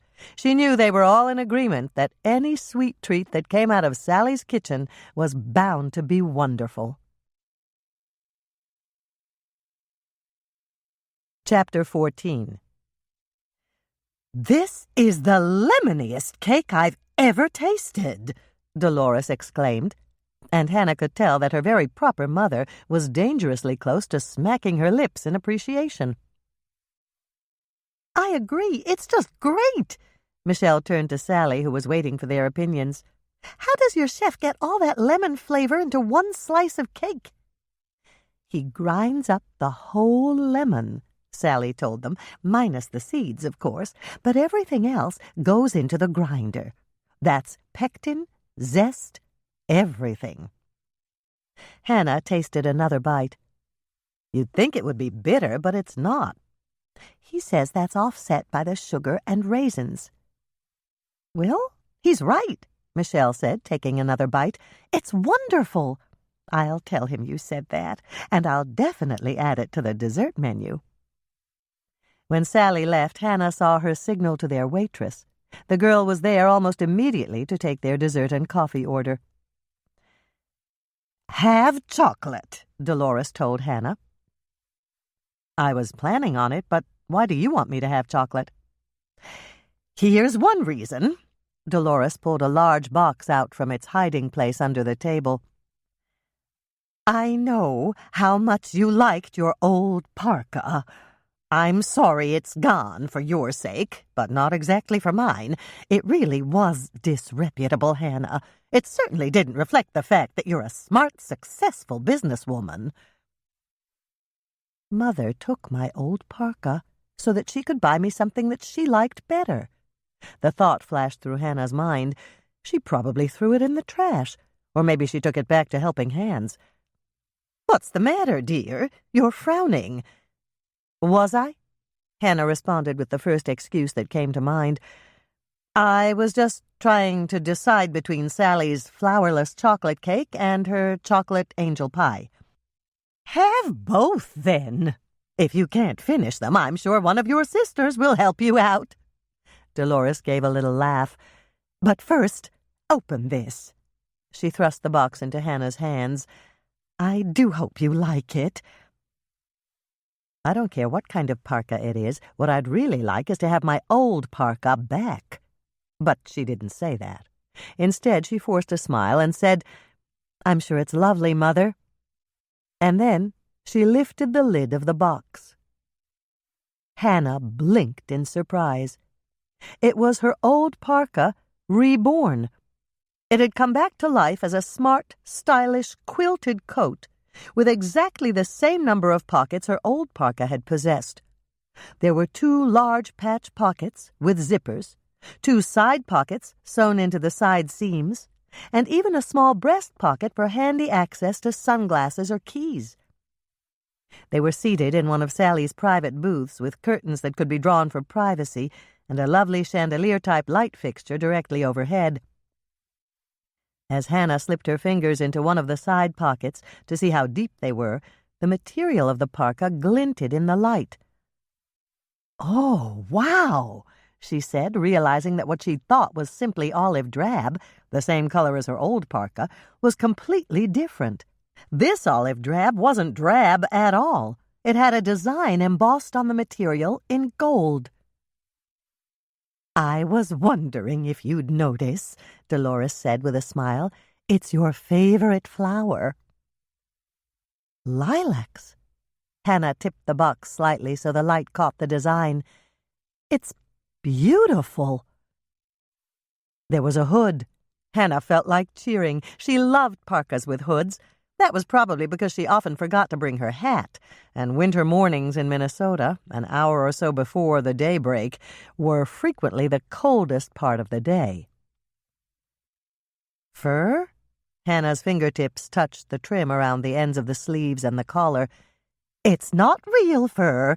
I thought that might be a bad idea with Moishe." You thought right. He leaves fake fur alone, and so does Cuddles. Hannah looked up just in time to see her mother and sisters exchange glances. "What?" she asked. "Your sister has something to tell you, Hannah." Dolores nodded toward Andrea. The waitress chose that instant to arrive with the coffee pot. Once they'd given their dessert orders, everyone fell silent while she refilled their cups. Hannah was just as silent as her mother and sisters, but her mind was a klaxon blaring out a warning. They all know something that you don't know, and that can't be good. "Well?" Hannah said the moment their waitress had left them. "Well," Andrea faltered, and she turned to Dolores. "Why do I have to do it? The last thing I want to do is hurt Hannah's feelings." "None of us want to hurt Hannah's feelings. We all love her." "Yes, we do," Michelle said with a little sigh. "But I know exactly what you mean, Andrea, and I don't envy you a bit. I don't want to hurt Hannah's feelings either." This had gone on long enough. Hannah stood up to get their attention. "Hello? You're talking about me as if I'm not here. It's like a wake, and I'm not dead yet. Quit talking about me and talk to me." "You're right," Andrea turned to her. "Remember when I told you I called home and talked to Grandma McCann?" "Sure. You said the kids were fine, Grandma McCann was fine, and Bill was fine." "They are. What I didn't tell you was that the mail came. Grandma McCann said there was something that looked like an invitation, so I had her open it. It was an invitation to Dr. Bev and Norman's wedding, and it's taking place next Saturday." "I know." "You know?" "Yes. Norman came in at noon and told me that Bev had mailed them. Mine will probably be waiting for me when I get home tonight." Michelle looked confused. "But aren't you upset? They actually set a date, and it's only 8 days away." "What are you going to do, dear?" Dolores asked her. Hannah gave a big sigh. "I'll have to go. I don't want to, but it wouldn't look right if I didn't. And that brings up an even bigger problem." "What's that, dear?" Dolores leaned forward in anticipation. "I don't know what I should wear. I want to look good, but I don't want to be overdressed." "Wear white," Dolores said, her eyes narrowing. "But, Mother, isn't that a fashion boo-boo? I thought only the bride should wear white." "That's right. And you should have been Norman's bride." "Please, Mother, let's not get into that now. It just didn't work out that way." "You should wear blue," Michelle offered, "because that's what you're going to be when Norman's new bride won't let you see him anymore." Andrea shook her head. "I think Hannah should wear black. She might as well start mourning Norman now, because Dr. Bev is going to be the death of him." "So what are you going to do about it?" Dolores asked, facing her eldest daughter squarely. "I don't know. Maybe I shouldn't go at all. Or maybe I should skip the ceremony and just go to the reception." "I didn't mean that," Dolores said. "I meant, what are you going to do about Norman and Bev getting married?" "What can I do? You know why he's getting married. Bev won't let him be a part of Diana's life unless he marries her. And since Norman's her father, he wants to be a part of her life." "So you're just going to look the other way and do nothing." Dolores summed it all up the way she saw it. "You're going to be polite and nice and take the crumbs Bev is willing to give you. A little hi if he happens to see you on the street, a wave if he drives by, a Christmas card from the newlyweds." Hannah shrugged. "I hope it's not that bad, but if it is, I'll just have to cope with it." "You even took his cat," Andrea said accusingly. "What else could I do? Norman loves Cuddles, and so do I. I couldn't bear to see him agonize over finding her a new home. Norman and I are still friends. It's just that we won't see each other as often. He feels terrible about that. And so do I." "We all talked about this," Michelle said. "All three of us think you're enabling Norman." "Enabling?" Hannah snapped her mouth shut as their waitress arrived with their desserts. The flourless chocolate cake had lost its appeal, and so had the chocolate angel pie. She picked up her fork anyway, but put it back down on her plate when the waitress left them alone again. "How am I enabling him?" she asked. "For one thing, you're making things easy for Norman," Andrea said, and Hannah noticed that she hadn't taken a bite of her own dessert either. Michelle shoved her dessert to the side. "You let him take the easy way out with Cuddles. He never even had to try to find a new home for her. You said you'd take Cuddles right away." "But—" "Just listen to me," Michelle interrupted her. "Because of you, Norman never had to make a hard decision through this whole thing with Bev. If he'd been forced to make those hard choices, he might have decided that it wasn't worth it." "Let me," Dolores said, shushing Michelle. Think about it, dear. Norman didn't have to give up Cuddles to a stranger because the minute he mentioned it, you took her. He might have had second thoughts if you hadn't volunteered so quickly. And how about the birthday party? Andrea reminded her. Norman didn't have to find somebody else to make a dessert for Bev's birthday party because you told Mike you would. Norman might have realized exactly how upset you were if you'd refused to bake something for Bev. Your problem is you're just too understanding, Michelle accused her. Last night you told me you thought Bev was just saying she was allergic to cats to keep Norman from seeing you. Isn't that right? Well, yes, I do suspect that she isn't as allergic as she tells Norman she is. Then why didn't you act on that suspicion? Dolores asked. You could have set some kind of trap for her and proved that she was faking it. You let her get away with it. Norman thinks she's allergic to cats. He might have thought twice about believing anything Bev told him if you'd set a trap to prove that her cat allergy was fake. I thought about doing that.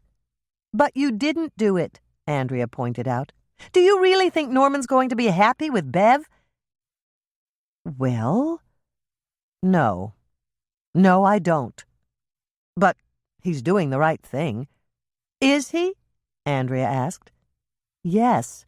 I told you all before, Norman wants to be a part of his daughter's life.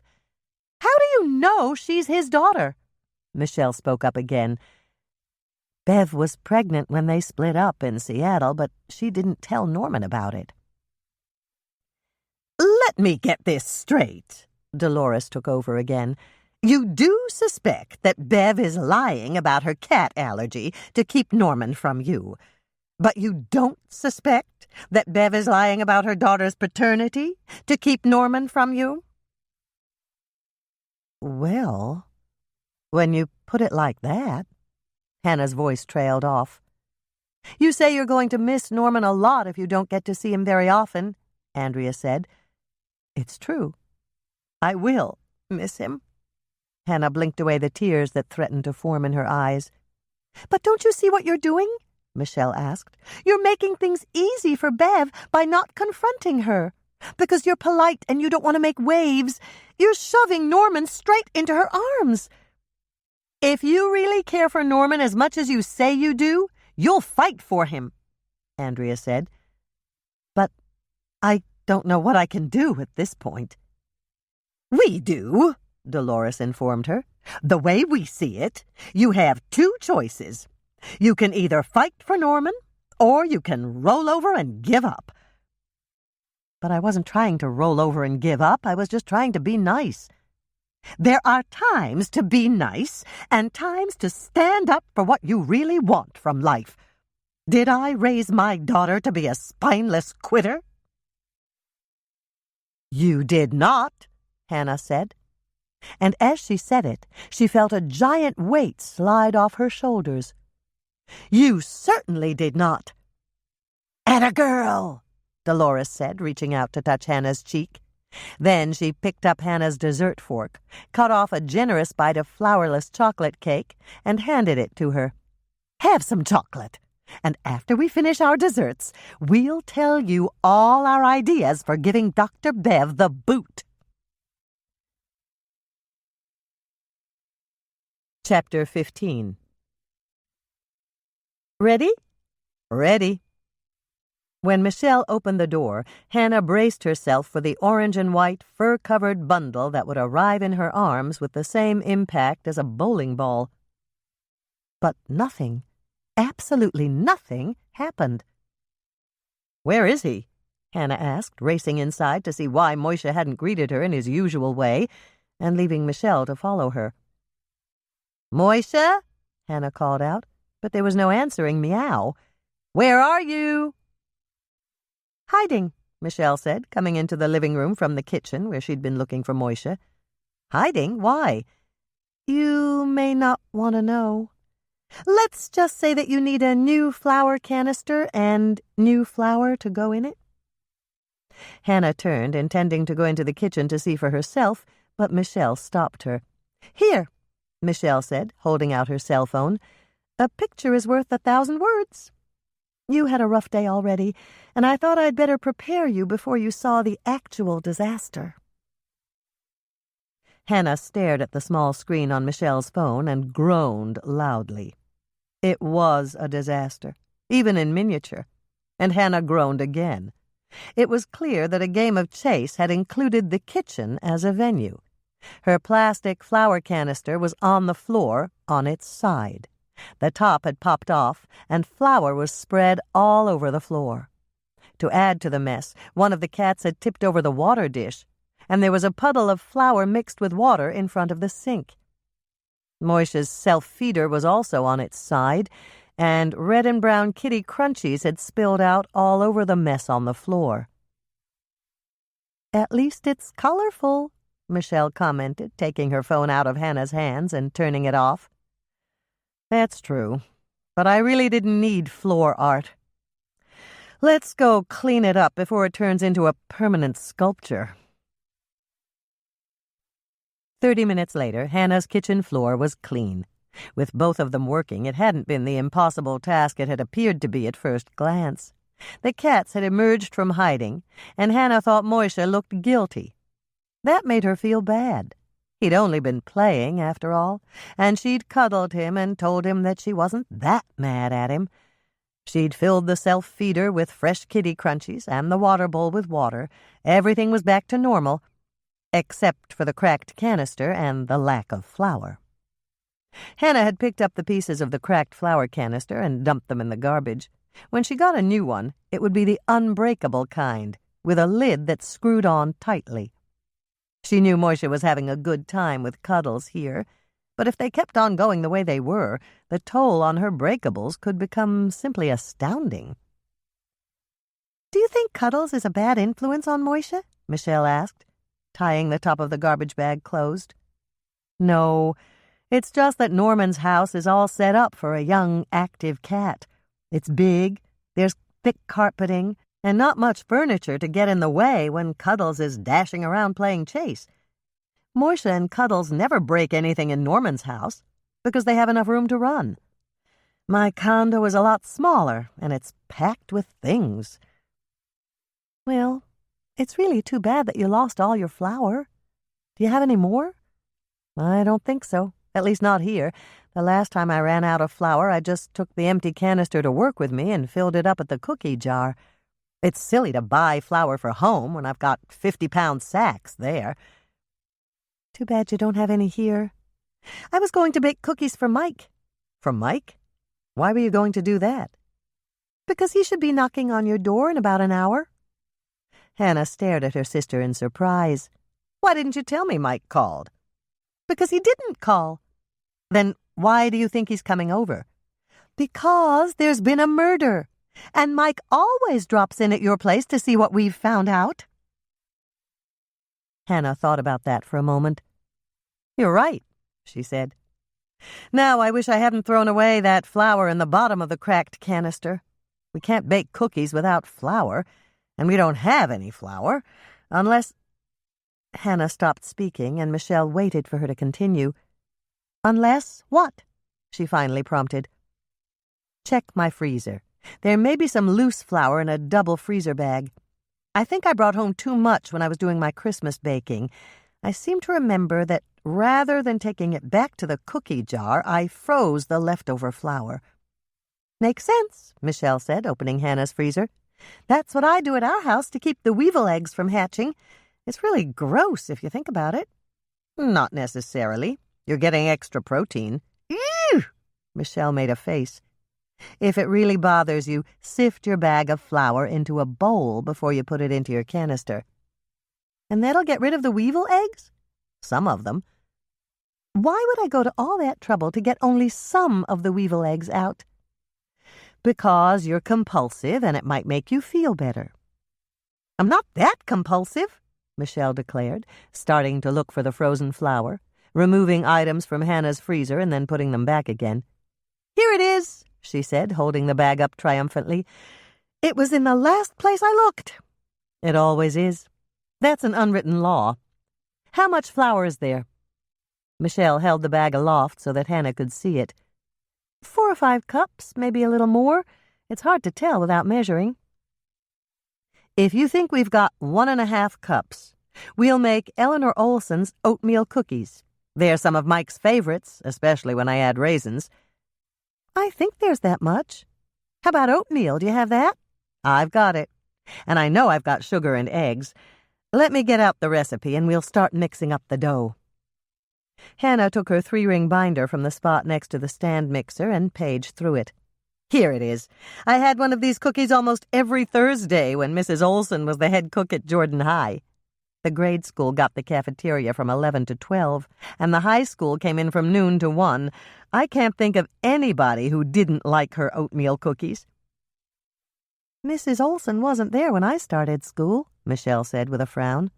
Then the head cook was Edna Ferguson, and we never got cookies every Thursday like you did. Michelle sounded a bit jealous, and Hannah couldn't blame her. It was great to have a school cook who made special treats. What I liked best about those cookies was that every once in a while, Mrs. Olson put a surprise inside her cookies. Like what? There would be small bites of sweet things, like a square of Hershey's chocolate, or a little piece of pineapple or apple. One week, it was even M&Ms. We really liked those. Michelle didn't say a word. She just walked over to her purse and opened it. And then, as Hannah watched, she drew out several small packages of M&Ms. "Where did you get those?" Hannah asked. "From the hospital vending machine last night. I brought back candy for everybody, and these were left over. Do you want to use them in the cookies?" 3 guesses, and the first 2 don't count, Hannah said, grabbing the bags out of Michelle's hand. Chapter 16. "These are really good cookies," Michelle exclaimed, biting into a warm oatmeal cookie. "I'm glad you said that about the M&Ms. Chocolate candy is perfect in oatmeal cookies.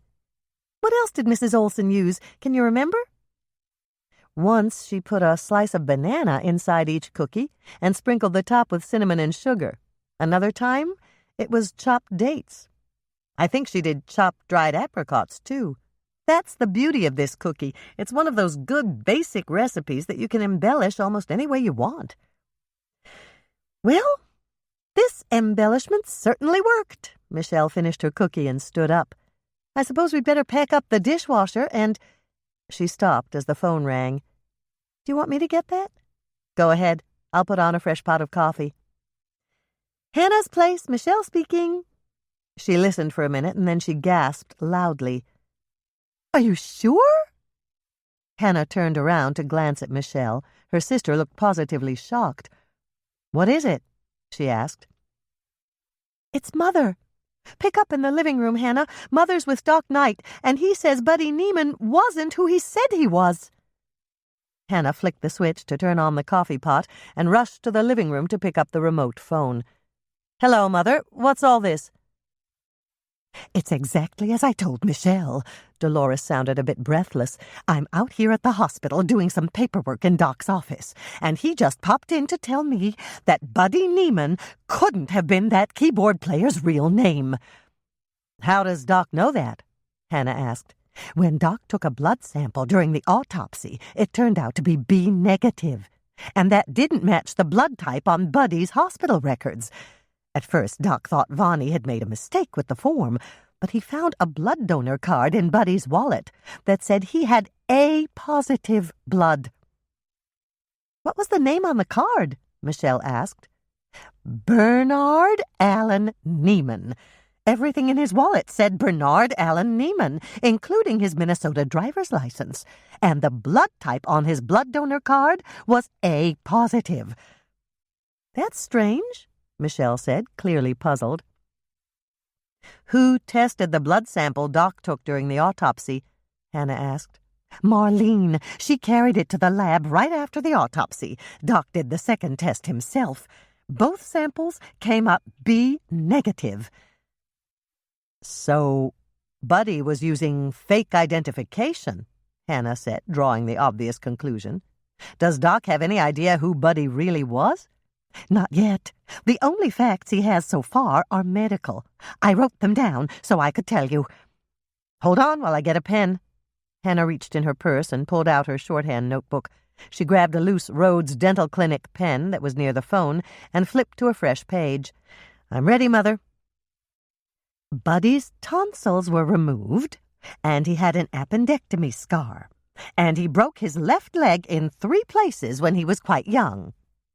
He had a birthmark on his left calf and a mole on his neck. Norman noticed that Buddy still had all 4 of his wisdom teeth, which was unusual for his age, and he had a crown that was made of an experimental amalgamate that never made it to the commercial dentistry supply market. How would a dentist get it if it wasn't sold commercially? Michelle asked. Norman told Doc that free dental clinics and dental schools sometimes hold clinical trials of experimental dental supplies. He's going to call around to see which company made it and which schools and clinics ran trials for them. Norman could tell all that by just looking? Michelle asked, sounding impressed. Not exactly. He said he knew it was experimental because it had yellowed, and approved amalgamates don't change color. So Doc gave him permission to remove the crown and take it to a dental lab for analysis. Was Norman there when Doc did the autopsy? No. Doc called Norman in later to see if he could spot anything distinctive about Buddy's teeth. Dr. Bev wasn't there? Hannah asked, surprised that Norman's fiancé had let him out of her sight. Doc said he invited her to tag along, but she said she'd wait for Norman in the lobby. That must be because there's no real competition for her in a morgue, Hannah thought. Has Doc called Mike to tell him yet?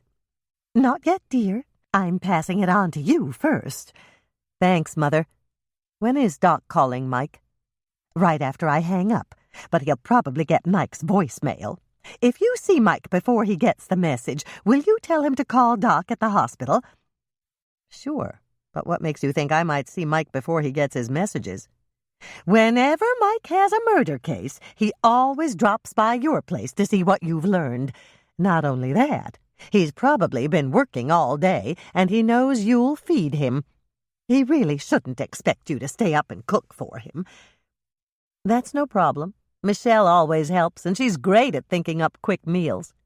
If I sound tired, it's probably because of all the cleaning we had to do when we got back here. What do you mean? Did the cats make a mess while you were gone? And how? Michelle said, laughing. What happened? They were playing chase, and they knocked my flour canister on the floor, Hannah explained. And then they knocked over their water dish, and we had kitty Play-Doh to clean up.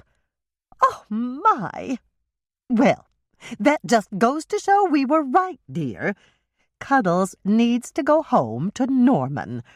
She's got more room to run there, and the only way Cuddles can go home is for you to send Dr. Bev back where she belongs. Food, Hannah said to Michelle after she'd hung up the phone and gone back to the kitchen. You're hungry? Not me, Mike. We've got cookies, but what can we fix for a main course? Since we didn't stop at the Red Owl today, the food situation is the same as it was last night. Minus the hamburger, Michelle pointed out. But I think you've got some elderly bacon in the refrigerator. Hannah laughed. Elderly bacon? I like that. How elderly is it? I'll see. Michelle rummaged in the refrigerator for the package of bacon she'd spotted. You're in luck. The sell-by date is today. But there's only half a package left. That's not going to be enough for Mike, is it? Not just the bacon, no. But I've got something in mind that ought to work. How many eggs are left? Michelle opened the egg carton. 4. That's perfect. And how much flour is left in the bag that was frozen? A little more than a cup. I measured it before I dumped it back in. Do I have milk? Michelle shook her head. All you have is whipping cream. Will that work? I don't see why not. Hannah took out a frying pan and plunked it on the stovetop. If you'll hand me that bacon, I'll start frying it. I can do that. What else do you need to make whatever you're making? Salt and vanilla. That's it. Although, what? Was there any cheese left in that package of shredded cheese we used last night? No, we used it up. But I saw a package of cream cheese in the back behind the whipping cream. That'll do. Mike likes cream cheese. Flour, whipping cream, eggs, bacon, salt, vanilla, and cream cheese? Michelle stopped and shook her head. What are you making?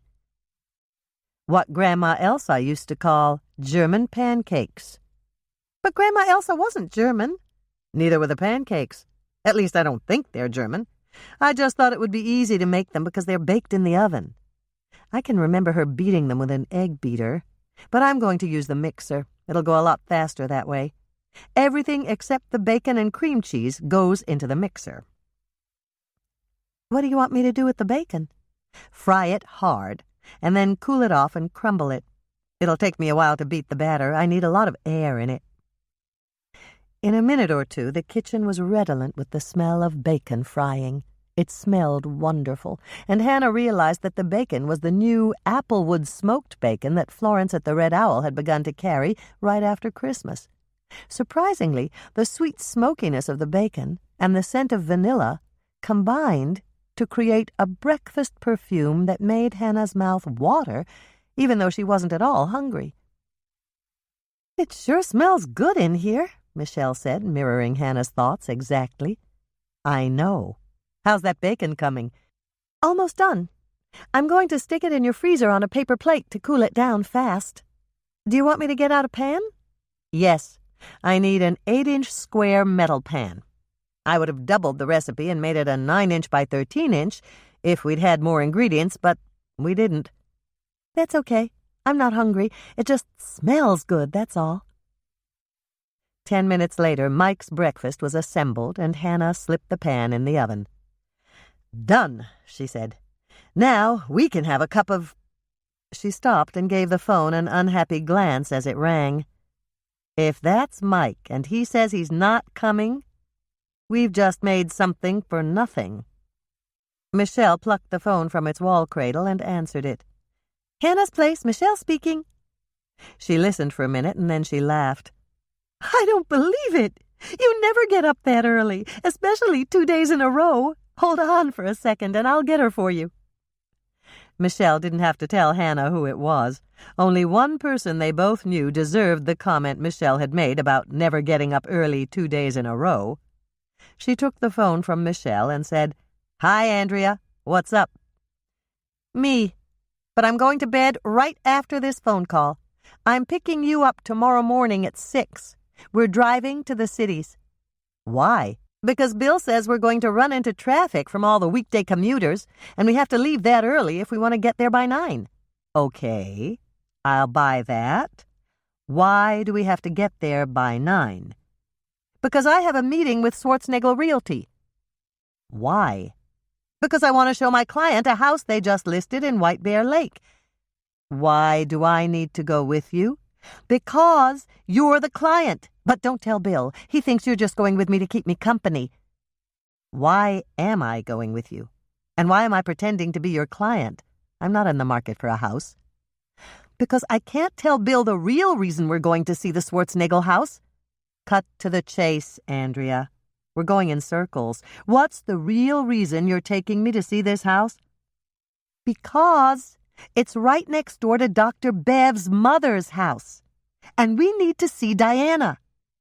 Then we'll go to breakfast, and then we'll drop in at Club 19 at noon." "Are they open that early?" "They are tomorrow. I just called, and they're holding auditions for new jazz bands starting at noon.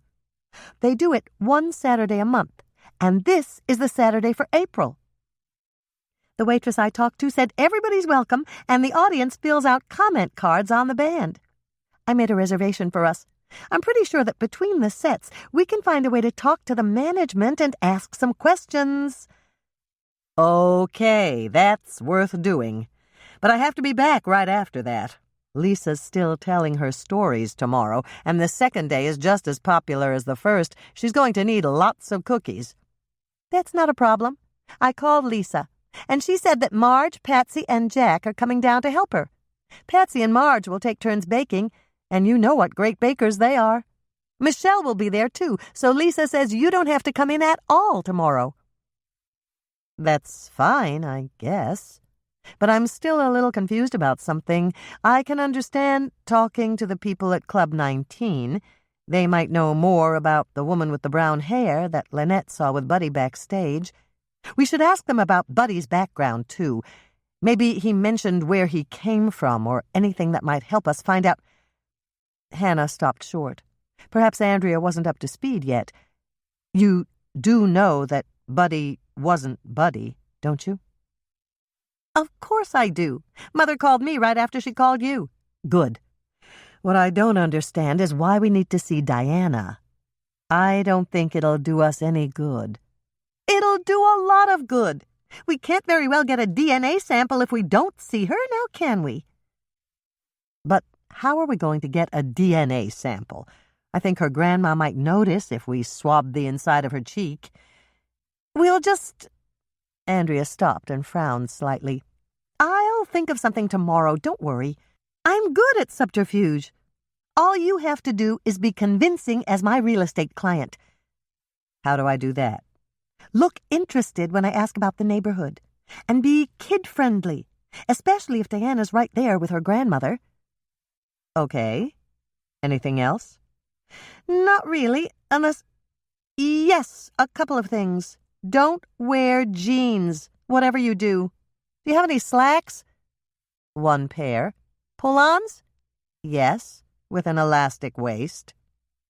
Andrea muttered something that sounded vaguely like, "Great, just great," to Hannah, and then she asked, "What color are they?" "Dark gray. Claire picked them out for me." Okay, then they're fine. Wear them with a sweater under your parka. A nice sweater, not one that's all stretched out. I've got the sweater you gave me for Christmas last year. That's a nice sweater, isn't it? Yes, that'll do just fine. Do you have any dress boots? In Hannah's mind, the phrase dress boots translated into boots that wouldn't keep the snow off your feet. "No," she said. Andrea sighed deeply. "All right," she said, "wear those moose-hide boots of yours. If everything else is totally acceptable, you can have one fashion eccentricity." "Thanks," Hannah said, chomping down on the inside of her cheek to keep from laughing. "Be ready at 6. I'll call you from my cell phone when I pull into the garage, and don't be late."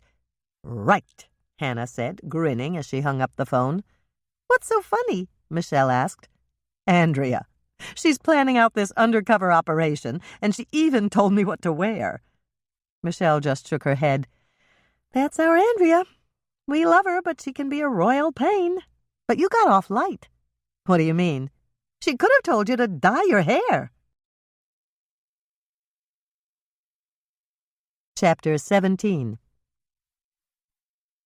It was 8:15 the next morning, and the winter sun was already melting the snow at the sides of the exit ramp when Andrea turned off the highway. "Why are we stopping here?" Hannah asked, as they pulled into a parking spot right next to the green and white striped awning over the front entrance of Perkins Family Restaurant. "You need to get ready. My meeting with Schwarzenegger Realty is in 45 minutes. "But I am ready." Hannah stopped and stared hard at her sister. "At least I thought I was ready. Tell me, Andrea, what is there about me that's not ready?" "It's your hair. It just won't do, Hannah." Hannah had a sinking feeling in the bottom of her stomach. Michelle had predicted this. "What's wrong with my hair?" "It's too..." Andrea paused, and Hannah could tell she was searching for a word. "It's just too memorable." "What does that mean?" "It's like when witnesses give descriptions of somebody they saw holding up a bank or breaking into a house. They always notice a person's most memorable feature. Sometimes it's a tattoo, sometimes it's a birthmark, and sometimes it's the fact the perp had a scar. You know what I mean. In your case, it's your hair." "My hair is a disfigurement?" Andrea gulped. "No, of course not. It's just that it's distinctive. People notice it because it's so unusual. By distinctive, you mean bright red, kinky, and unruly? Well, yes. And I want you to remember that you put it that way. I didn't. Don't get me wrong, Hannah. Your hair looks good on you. You wouldn't be our Hannah without it. But the thing is, I don't want Dr. Bev's mother to be able to describe you that accurately. So? Hannah held her breath. If Andrea had brought a bottle of black hair dye, she was going to refuse to use it. There was no way she was going to color her hair. So, Bertie Stroud gave me a wig for you to use as a disguise. Hannah couldn't help it. She laughed. She'd never worn a wig in her life, and all she could think of was the fake blonde wig Dolores had worn when she'd gone undercover in her black leather biker chic outfit at the Eagle. What's so funny? Andrea asked. A lot of people wear wigs. I know. I was just thinking about the blonde wig Mother wore out at the Eagle. Andrea laughed. I agree, that was pretty awful. But she was trying to look cheap, to fit in out there. This wig isn't like that one at all. I'm glad to hear that. Tell me what kind of wig you brought for me. It's a brown wig. I thought brown would be the best color because it's nondescript. This wig is streaked with blonde because Bertie didn't have any plain brown ones, but a lot of people with nondescript brown hair streak it with another color. Don't let Michelle hear you say that. She has brown hair. I know, but her hair isn't nondescript. It's not really brown either. It's more of a chestnut color. And it shines in the light like... Andrea stopped, lost for a descriptive metaphor. Like liquid chocolate, Hannah suggested. Exactly. And that's distinctive. I'm talking about plain brown here. The kind of brown paper bag brown. Okay, but I still wouldn't mention it to Michelle. I won't. Now let's go in and try on that wig. I can hardly wait to see what it looks like on you. Can't I just leave my hair as it is and have Dr. Bev's mother think I'm wearing a wig? Hannah, you know that won't work. Andrea stared at her in such dismay that Hannah relented. Okay, fine. This is your show, and I'll wear the wig. You'll have to help me get it on, though. Oh, I will. That's no problem. Let's go in and have coffee. I could use another cup. And then we'll go to the ladies' room and you can try on your wig. It's going to look great on you, Hannah. You'll see. Less than a minute later, they were seated in a 4-person booth. There weren't many people in the restaurant, and their waitress came up to them almost immediately. Good morning, she said, giving them both a big smile. Would you like coffee to start? Yes, please, Andrea replied. And I think coffee is all we're going to have. She turned to Hannah. Unless you want something? Just coffee for me, too. Black. Cream and sugar for you, ma'am? The waitress turned to Andrea. Cream, unless it's that coffee whitener. It's real cream, and it comes in those little covered cups. Do you want one or two? 2, please. Where's your ladies' room? The waitress gestured toward the rear of the restaurant. Back there. The ladies is the first door on your right. Let's go, Andrea said as soon as their waitress had left. I want to see how that wig looks on you. Bertie gave me a sock for your hair. Hannah was puzzled as she slid out of the booth and followed her sister. A sock? It's like a hairnet, but she called it a sock. It's made out of stretchy material, and you just gather up all your hair into a high ponytail on top of your head. Then you fasten the ponytail inside the sock. It's easier to put on the wig if your own hair doesn't get in the way. Makes sense, Hannah said, gathering her hair into a high ponytail the way Andrea had instructed. She took the fastener Andrea gave her and secured the ponytail. Can you put on the sock? She asked. I can't see to do it. No problem. Just crouch down a little, will you? You're a lot taller than I am. A lot taller, a lot heavier, and a lot less pretty, Hannah thought to herself. Andrea and Michelle had inherited their mother's petite frame and classic good looks, while Hannah looked more like her tall, big, gangly, and unhandsome father. When they were children and Dolores had taken her 3 daughters out to lunch, or for an afternoon outing, everyone commented on the family resemblance and how you could certainly tell that Andrea and Michelle were Dolores's daughters. No one ever made that comment about Hannah. They probably assumed that she was a stepdaughter, or perhaps a friend who'd been kindly included in the mother-daughter outing.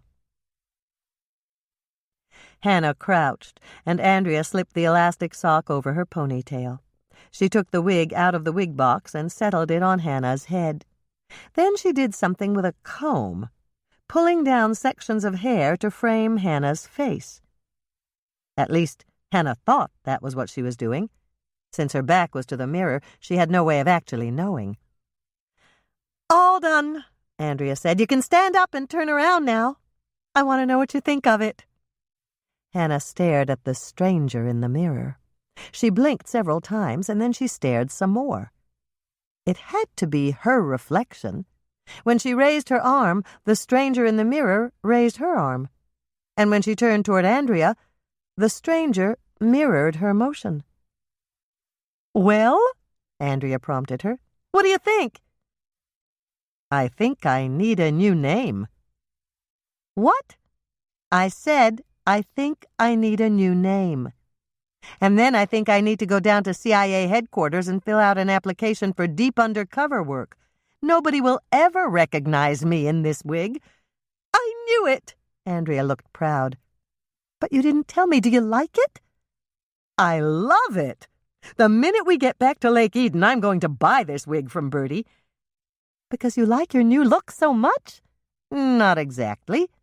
I'll buy it because it'll be so much fun to wear it to the next potluck dinner and see if Mike tries to pick up the new gal in town." "Here we are." Andrea pulled up in front of a house that was eerily similar to the one the Cleavers had owned on every Leave It to Beaver rerun that Hannah had watched. "It's awfully big for just one person," Hannah commented. "It's not just one person. You're moving your whole family here. I told you that you were married with children, didn't I?" "Yes. My husband's name is Philip, and I have 2 kids. They're both in school, so I'm concerned about the local elementary schools in the area." "Good. And your name is?" "Joyce Newhall." "And you're from?" "Royalton. I drove up here today to house hunt while my husband's at work and the kids are in school." "That's just fine. You sound very convincing. Now, why are you moving to Minneapolis, Hannah?" "It's Joyce, and I'm moving to the cities because my husband just accepted a job at Excel Energy. It's a Fortune 500 company, and Philip is a tax attorney." "Excellent. You're ready." "I know. But are you?" Andrea looked puzzled. "What do you mean?" "Do you have a plan for getting the DNA sample?" "Not yet, but don't worry. I'll think of something when we get there. Now let's hurry up and take a look at this house so that we can go next door." After a quick glance in the mirror on the passenger side visor to make sure her wig was on straight, Hannah got out of Andrea's Volvo and followed her up the front walkway. Once her sister had retrieved the key from the lockbox and opened the front door, they stepped inside. "Gorgeous," Hannah said, catching sight of the massive curved staircase that led up to the second floor. Then she turned to shut the front door and noticed the round faceted window that was at least 15 feet above the front door. "Look at that window, Andrea." Andrea glanced up. "It's beautiful, and it must have cost a bundle." "Not that. I can tell it's expensive, but it's way up there. How do you clean it?" "I should have known that would be the first question you'd ask." Andrea gave a little laugh. "The answer is you don't clean that window. You hire someone to come in every month with a special ladder, and they clean that window." "But wouldn't that be expensive?" "Of course it would be expensive, but you don't care about that because Philip makes huge pots of money and he needs to impress everyone with his expensive home." "Right." Hannah trotted obediently after her sister as Andrea led the way to a massive kitchen that would be almost impossible for one ordinary housewife to keep clean. several powder rooms on the main floor, and a small bedroom, living room, and bathroom that Andrea called the maid's suite. The second floor was next, and Hannah counted 6 roomy bedrooms with walk-in closets and 3 full bathrooms. The master suite was behind doors and boasted a jacuzzi in the massive bathroom and a double fireplace that was built into the wall between the sitting room and the bedroom. There was even a refrigerator and a wine cooler in the sitting room, presumably there so that the master and mistress of the manor wouldn't have to trek all the way down the stairs to get their late-evening libations. Hannah was glad when Andrea locked the door behind them. All this luxury, coupled with the enormous asking price of the house they'd just seen, was making her head spin. It was a relief to go next door to the modest 2-story home that belonged to Dr. Bev's mother. "If Diana's not home, I'll have to find something of hers to take with me," Andrea said as she prepared to ring the doorbell. "I hope she invites us in." Hannah wasn't sure what she expected when Mrs. Thorndyke answered their knock on the door, but it certainly wasn't the woman standing there. Bev's mother was the polar opposite of Dolores, although they were roughly the same age. Dr. Bev's mother was pleasantly plump, while Dolores was sleek and svelte. And while Dolores dressed in designer outfits, Dr. Bev's mother was wearing pull-on slacks and an old University of Minnesota sweatshirt that had seen better days. Dr. Bev's mother wore no makeup, and she'd had, in Hannah's opinion, a total of 0 facelifts. "Hello," she said cheerily. "I'm Judy Thorndyke. I saw you looking at the house next door." "Grace Benson from Upfront Realty," Andrea introduced herself. "This is my client, Mrs. Newhall." "Call me Joyce." Hannah held out her hand. "I'm glad to meet you, Mrs. Thorndyke." "Judy. So, what did you think of the house?" "It's just beautiful," Hannah said truthfully, "but I think it might be a little too large for us." "How many children do you have?" 2, Hannah replied, but at almost the same time Andrea said 3. Hannah's mind went on red alert. Andrea had strayed from the script. She latched on to the first explanation that occurred to her and gave a little laugh. "I'm afraid Grace is guilty of counting chickens before they're hatched, or in this case, counting babies before they're born. Our 3rd won't be making an appearance until right after Christmas." "Joyce was wondering about the schools in this area," Andrea said, returning to the script. "Oh, they're very good. There's a private elementary school, Scott Academy, only 3 blocks from here. It has an excellent reputation, although it's not inexpensive, if you know what I mean. The public schools are also very good, but the nearest, Taft Elementary, is almost a mile away. There's an excellent preschool called Ready, Set, Learn that's only 2 blocks from here. My granddaughter, Diana, goes there, and she absolutely loves it. I just know she's going to be terribly upset when we have to leave." "You have to leave?" Hannah asked. "Yes. My daughter's marrying a dentist, and his clinic is over 40 miles from here. She's a dentist, too, and she works there now. They're getting married next weekend, and she wants me to move into his house with her to take care of Diana while they work. But Diana and I have made such a nice life for ourselves here that I just hate to give it all up and start over." "Oh, dear." Hannah gave her a sympathetic glance. "Have you lived here long?" "Over 40 years. It's a wonderful neighborhood. I can tell you all the names of the neighbors and where the best grocery stores are, and would you like to come in and have a cup of coffee with me? I just put on a second pot." "We'd love to," Hannah accepted quickly. It was exactly as they'd hoped. Dr. Bev's mother was friendly, and she'd invited them inside the house where Diana lived.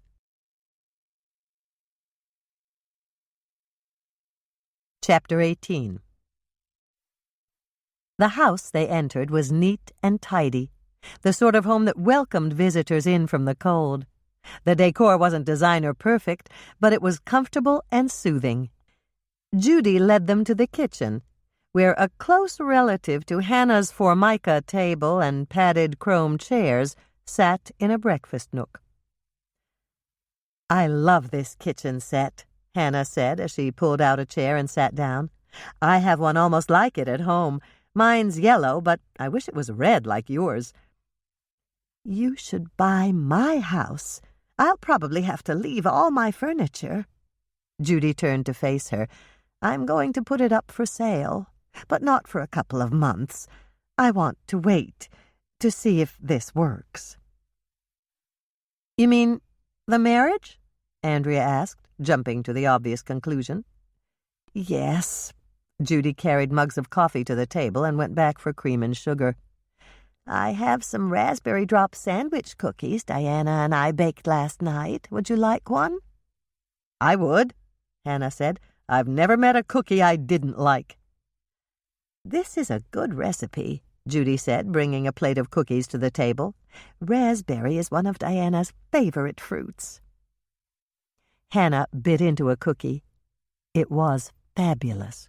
The raspberry taste was intense, and the cookie was soft and utterly delicious. There was a little frosting in the middle. It tasted like tart raspberry, and it went perfectly with the sweetness of the cookie. "They're wonderful cookies, Judy. Could I have a copy of the recipe?" "Of course." Dr. Bev's mother opened a 3-ring binder and took out a sheet of paper. "Here you are," she said, handing it to Hannah.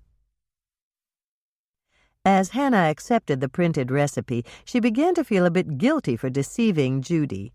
But Norman's happiness was at stake. Anything they could learn about Dr. Bev and Diana could be beneficial. "I put all my recipes on the computer when Diana was a baby. Every time she took a nap, I typed at least one into the file. It's taken me 4 years. But it's very convenient to print out a clean copy every time I cook or bake." "That's something I have to do," Hannah told her. "I have some on my computer, but there are a lot more to type up." "You said you wanted to wait and see if your daughter's marriage works," Andrea said, getting them back on subject. "Are you worried about the man your daughter is marrying?" "Not at all," Judy said, sounding very definite.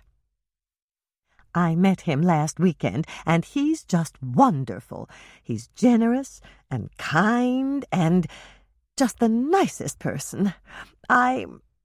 She stopped and took another swallow of her coffee.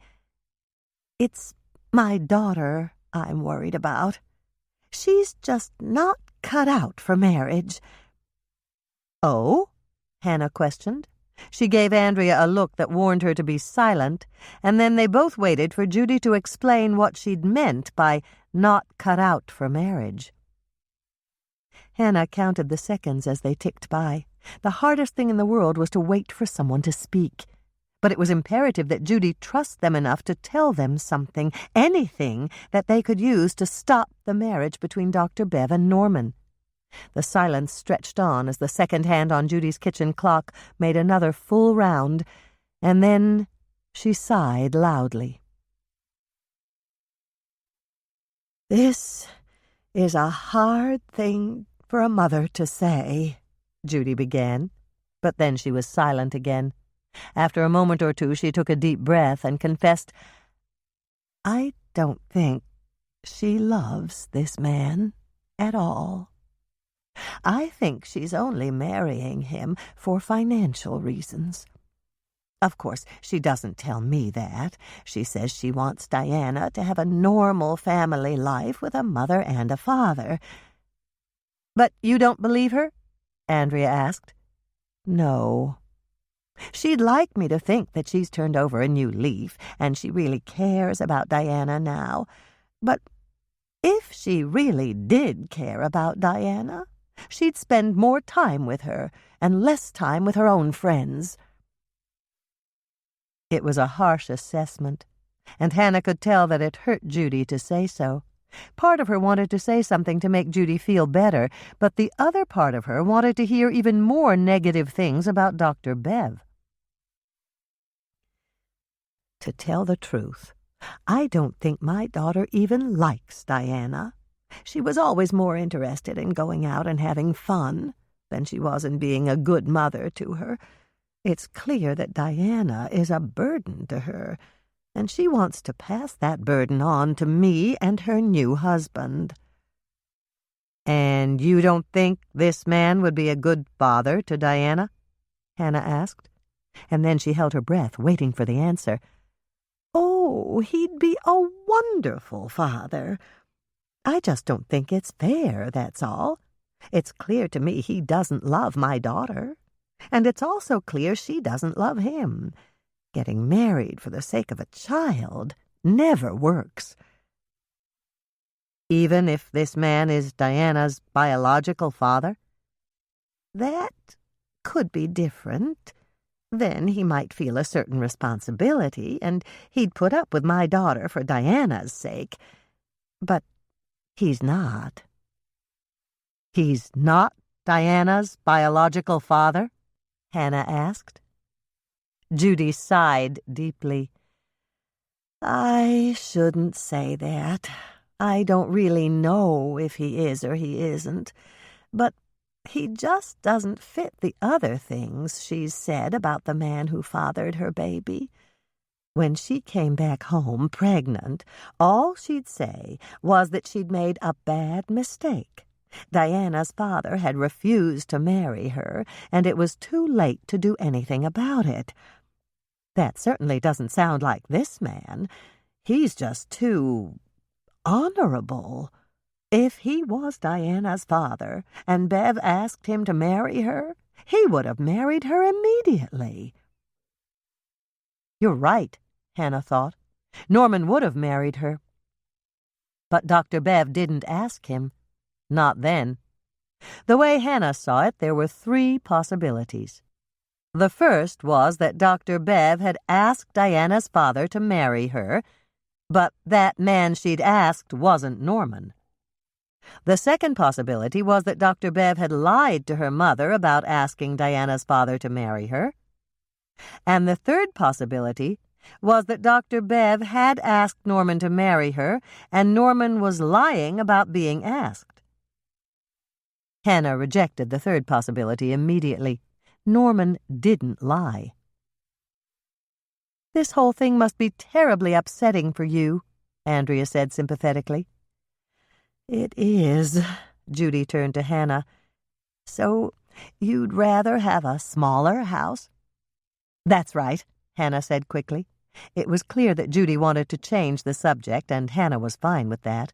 They'd gotten much more information from her than they'd expected. It was interesting that Dr. Bev's own mother didn't think that Norman was Diana's father. But that didn't prove anything. The only way to prove it was by DNA testing, and Andrea still hadn't gotten a sample. Somehow they had to get Judy to show them through her house so that...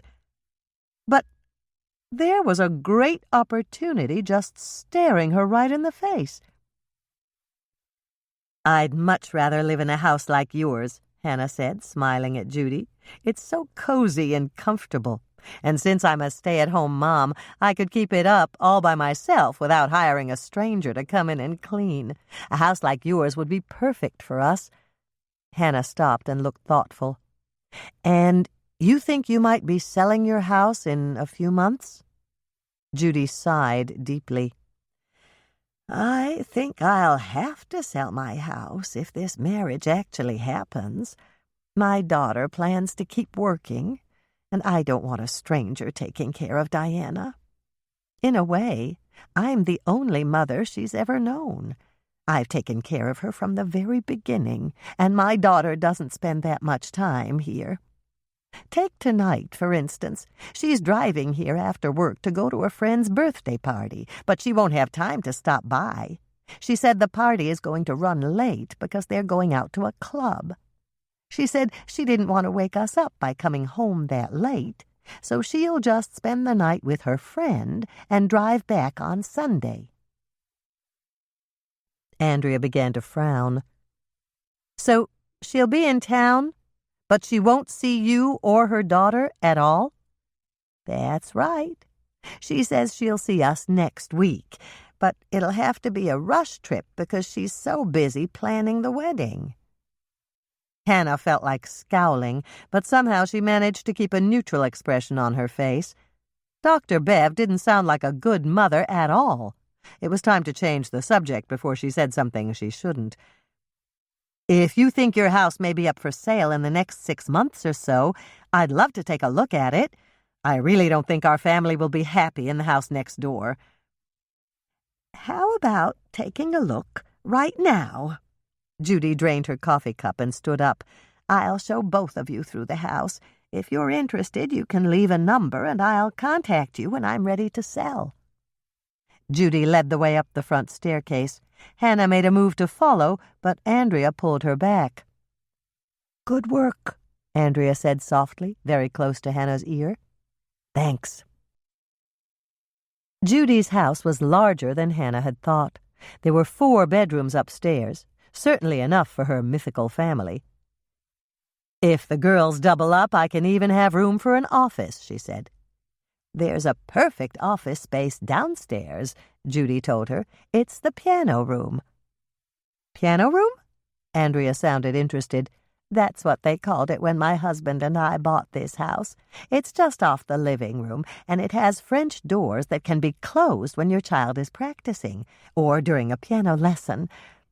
And you can open them when your little protégé is playing a recital for your guests. We use it as a playroom for Diana right now, but I'd planned to rent a piano when she turned 6. My daughter once said that Diana's father was very musical. Really? Hannah exchanged glances with Andrea. Norman was a lot like her. He couldn't carry a tune in a suitcase, and he'd never mentioned playing any type of musical instrument. Their suspicions were already aroused concerning Norman's role in Diana's paternity. This new piece of information from Judy served to make them even more suspicious. The master bedroom certainly wasn't as large as the master suite next door. There was no wine cooler or built-in refrigerator, but there was a dressing room and an attached private bathroom. I'm not using these rooms now that my daughter moved away, Judy said, opening the door to a fairly large bedroom with flowered wallpaper and ruffled curtains at the windows. This was her room as a child, and she used it again when she came back home to live with us. It's a nice room, Hannah said, following Judy to another bedroom down the hall.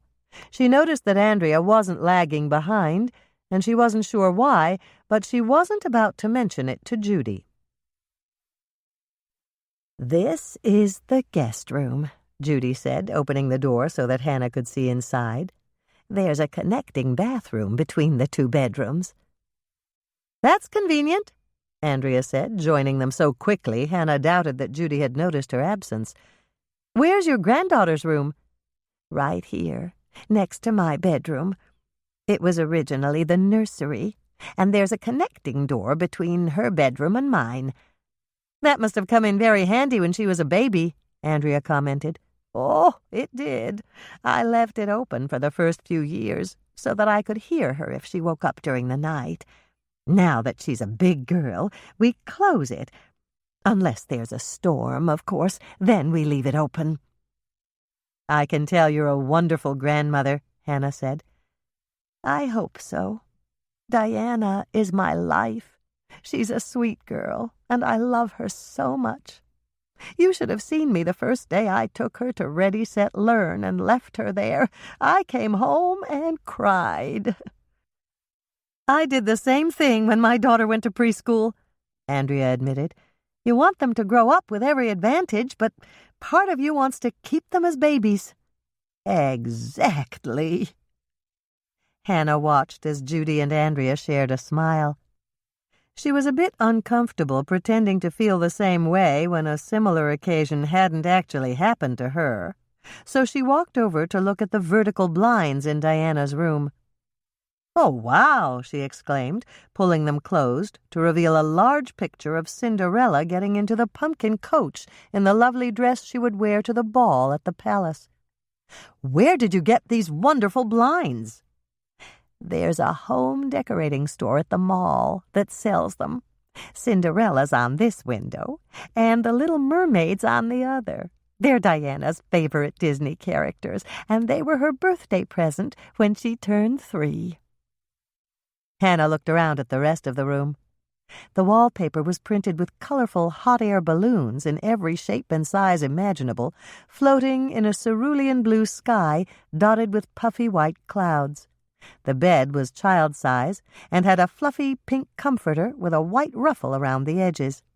There were 2 white bookshelves filled with children's books, and one Hannah remembered from her own childhood, Charlie and the Chocolate Factory, sat on a bed table next to an adult-size rocking chair.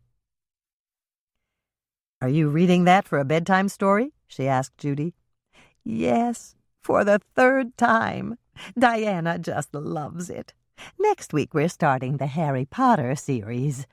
It may be a little old for her, but we'll see. If it is, we'll save it for later." Judy motioned to Hannah. "Come downstairs and I'll show you the piano room. It's quite large, and it would be perfect for an office." "I'll join you in just a second," Andrea said, following them into the hallway. "If you don't mind, I'd like to use the bathroom." "Certainly." Judy pointed to the bathroom at the end of the hall. "Do you want us to wait for you?" Andrea shook her head. "Go on ahead. I'll find my way. Don't worry." When Judy opened the French doors to the piano room, Hannah was immediately impressed. The room was long and narrow, exactly as Judy had described, but it was also filled with light coming in through the double-paned windows that ran the length of the outside wall. There were blinds you could pull to keep out the hot summer sun, but on a winter day like today, the sun felt good as it fell in patterns on the wooden floor. "You're right. It's perfect for an office," Hannah told her. "But it's perfect for a playroom, too.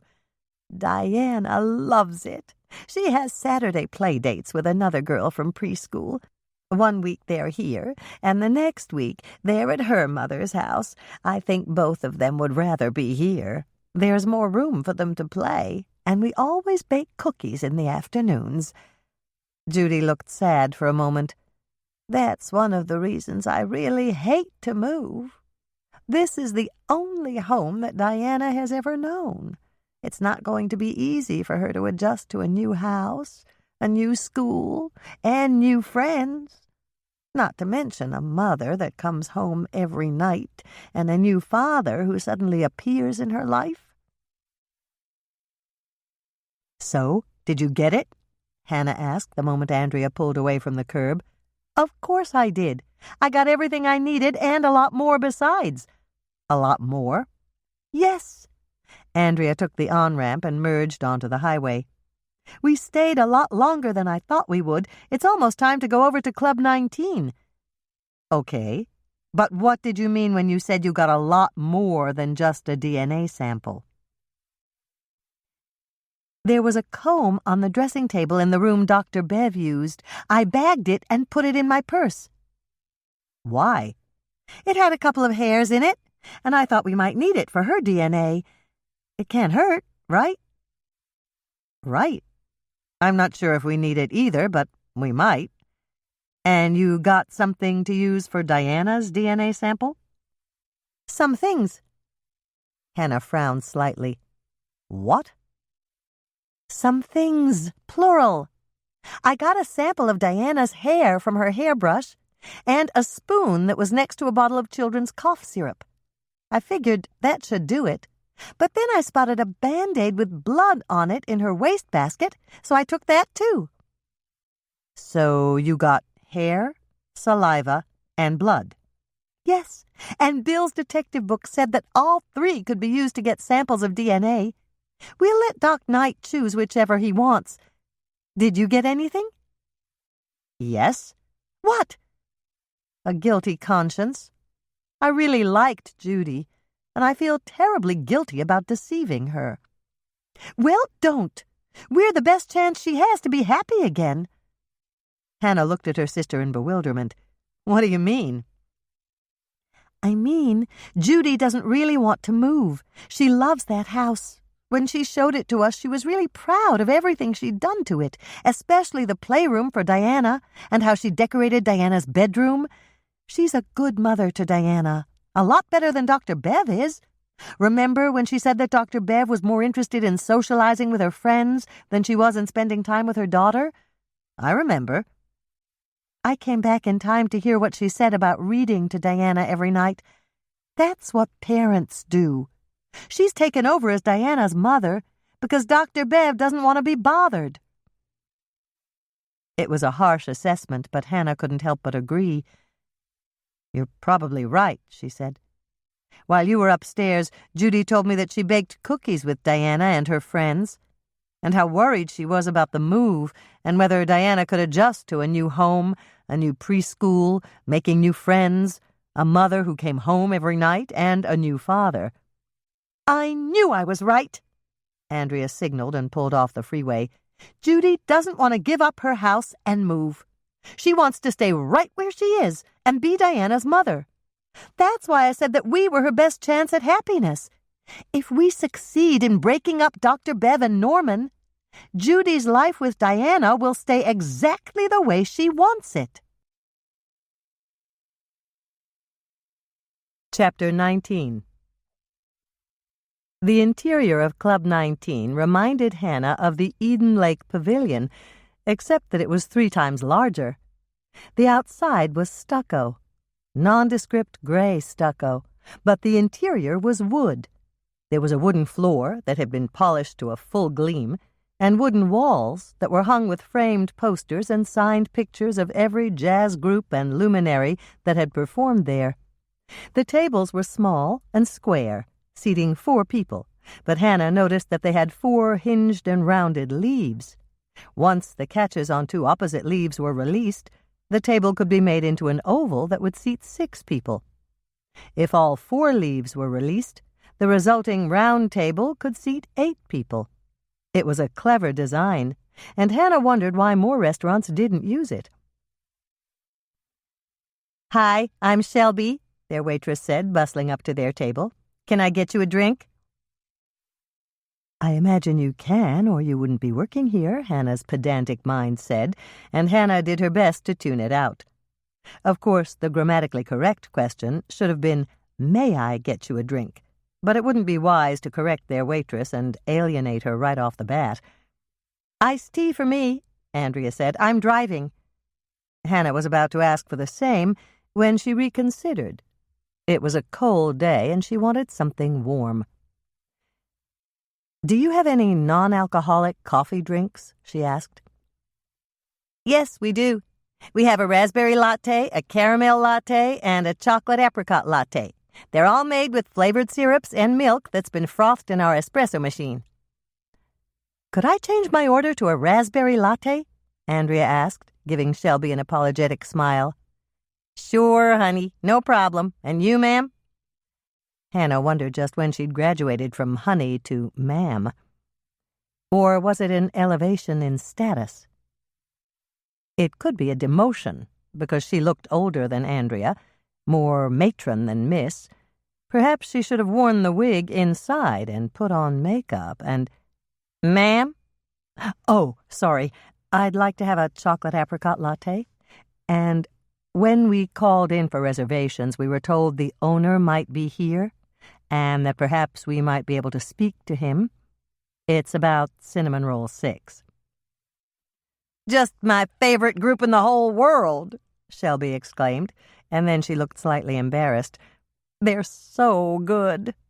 When they were here, everybody loved them. Where are they playing now?" "The Lake Eden Inn," Andrea answered. "The owners hired them to headline their weekend jazz festival." "They deserve it," Shelby smiled. "We're going to be asking them to come back next month. They were huge hits, and everybody loved..." "What's wrong?"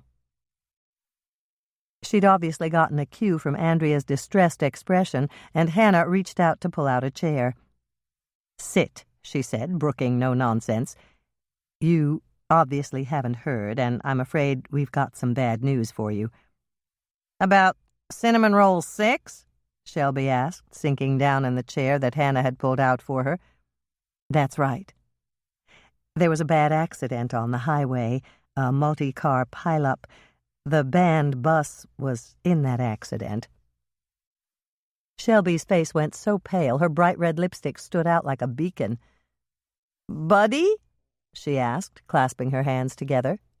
Hannah shot Andrea a glance that said, "Let me handle this," and then she turned her attention to Shelby. "Buddy is dead," she said. "Oh, no," Shelby gasped, slumping in her chair. "Buddy just can't be dead. I saw him last week. He came in to hear a new jazz group." Shelby gave her a pleading glance. "Are you sure?" "I'm sorry, Shelby, but yes, I'm sure. Buddy's dead. He died the night of the accident at Lake Eden Memorial Hospital." Although Hannah hadn't thought it possible, Shelby's face turned even paler. Her skin was now the color of the freshly fallen snow outside, and Hannah wondered if they'd have to pick her up off the floor. "Buddy died in the accident?" Shelby asked in a voice that shook with emotion. "No, Buddy died later, at Lake Eden Memorial Hospital." "But what happened to him? I need to know." Hannah gave a slight nod to Andrea. It was her turn to take over when affairs of the heart came into play, and Shelby obviously had more than a "I'm a fan of your music" relationship with Buddy. "You loved him." Andrea reached out to put her hand over Shelby's. "I'm so sorry we had to be the ones to tell you about his death." "Thanks, but how? How did he die? Was he hurt that bad in the accident?" Andrea nodded to Hannah, and Hannah took the lead again. "No. All he had was a sprained wrist. But while he was in a treatment room waiting for someone to come and put a splint on it, he was murdered." "Who would murder Buddy?" Shelby cried, staring at them in shock. "Buddy was wonderful. Buddy was sweet. Buddy was... Who would do something awful like..." Both sisters stopped as Shelby's eyes narrowed and her expression turned from grieving to hard and cynical. "She did it," Shelby said. "Who?" Hannah asked, holding her breath. This could be the best clue they'd gotten so far. "That woman. The one who came here around Valentine's Day. She killed Buddy. I know she did. He told her he didn't want anything to do with her, and she murdered him." "You saw this woman?" Hannah asked her. "I saw her. She was one of those women who like to pick up the musicians. You know the type, dressed all sexy in a tight sweater and a skirt that barely covered... Well, you know. She couldn't take her eyes off Buddy. I noticed because, well, I had a thing going with Buddy at the time. After the show, I saw her go backstage. I wanted to go back there to see what was going on, but I was clearing tables and I couldn't find anybody to fill in for me. But later, when I took a smoke break, I saw them in the parking lot. She was hanging onto his arm, and Buddy was trying to shake her off. She said, 'I'd know you anywhere,' whatever that meant." Hannah and Andrea exchanged glances. Was it possible this woman had known Buddy's real identity? "What did Buddy say?" Hannah asked. "He said, 'You got the wrong guy, lady. Leave me alone.' And then she said something, and Buddy tried to shake her hand off his arm, but she wouldn't let go of him. He finally hollered at her to let go, and she did. And then he shouted, 'I'm not the guy you think I am.' And she shouted right back, and this time I heard her. She said, 'Yes, you are. I know you are.' Really loud. And then she slapped him and walked away." "Did you see where she went?" "I think she went to a car." There's no exit to the parking lot in the direction she was walking. But I didn't stick around to find out which car or anything like that. I saw that Buddy was heading my way, so I ducked back inside the club. I didn't want him to know I'd been listening to them fighting." "Did he mention anything about it to you?" Hannah asked, hoping that Buddy had let something slip about the woman Shelby had seen.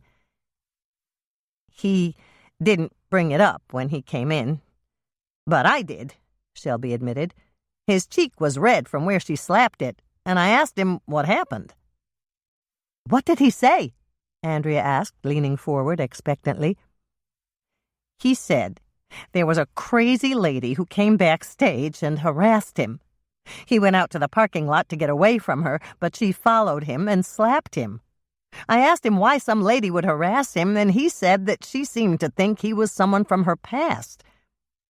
It's just plain weird," Buddy said, "especially since I'm sure I've never seen her before in my life." "Can you describe the woman you saw in the parking lot in a little more detail?" Hannah asked her. "Not really. I already told you what she was wearing. She wasn't a real looker, just kind of average.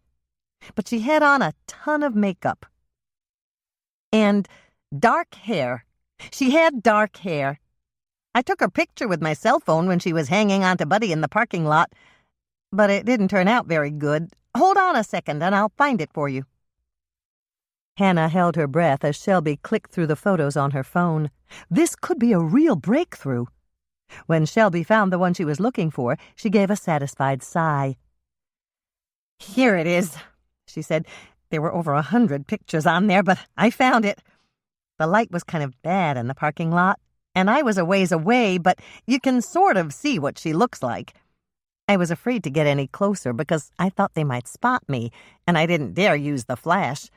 If Buddy had seen me taking their picture, he would have thought it was a jealousy thing, you know." And Buddy would have been right, Hannah thought, but she didn't say it. Instead, she said, "I understand," and took the phone from Shelby. "Let me see, too." Andrea moved her chair close to Hannah's so that she could take a look. "It's great that you took a picture, Shelby. And I think you're right. This woman could have something to do with Buddy's murder." Hannah felt like groaning as she stared at the small screen on Shelby's phone. She could see two figures standing near a row of cars in the background, but neither one was close enough to be recognizable. "Is there any way to enlarge this?" she asked. Shelby shrugged her shoulders. "I don't know. Maybe. The guy at the phone store told me this phone had a pretty good camera." "Can you email this photo to me?" Andrea asked. "I think so, but I'm not sure how to do it. The phone store guy said I could send people photos right from my phone." "Do you mind if I try?" Andrea asked. "Knock yourself out," Shelby gave a little laugh. "I'll go get your drinks while you try. If my phone rings, just don't answer it. They'll leave a message, and I'll get it on my break." Hannah watched as Andrea did things she didn't understand to Shelby's phone. It was a much fancier model than the one she owned, but she wasn't a bit envious. All she really wanted to do was make calls and answer calls, and the other tricky features would just get in the way. "Got it," Andrea said, looking up with a grin. "I sent it to my email at home, and then I sent it to my phone. Do you want me to send it to your phone?" "You can't." "Sure I can." "No, you can't. My phone's just a phone. It doesn't do anything else." Andrea rolled her eyes.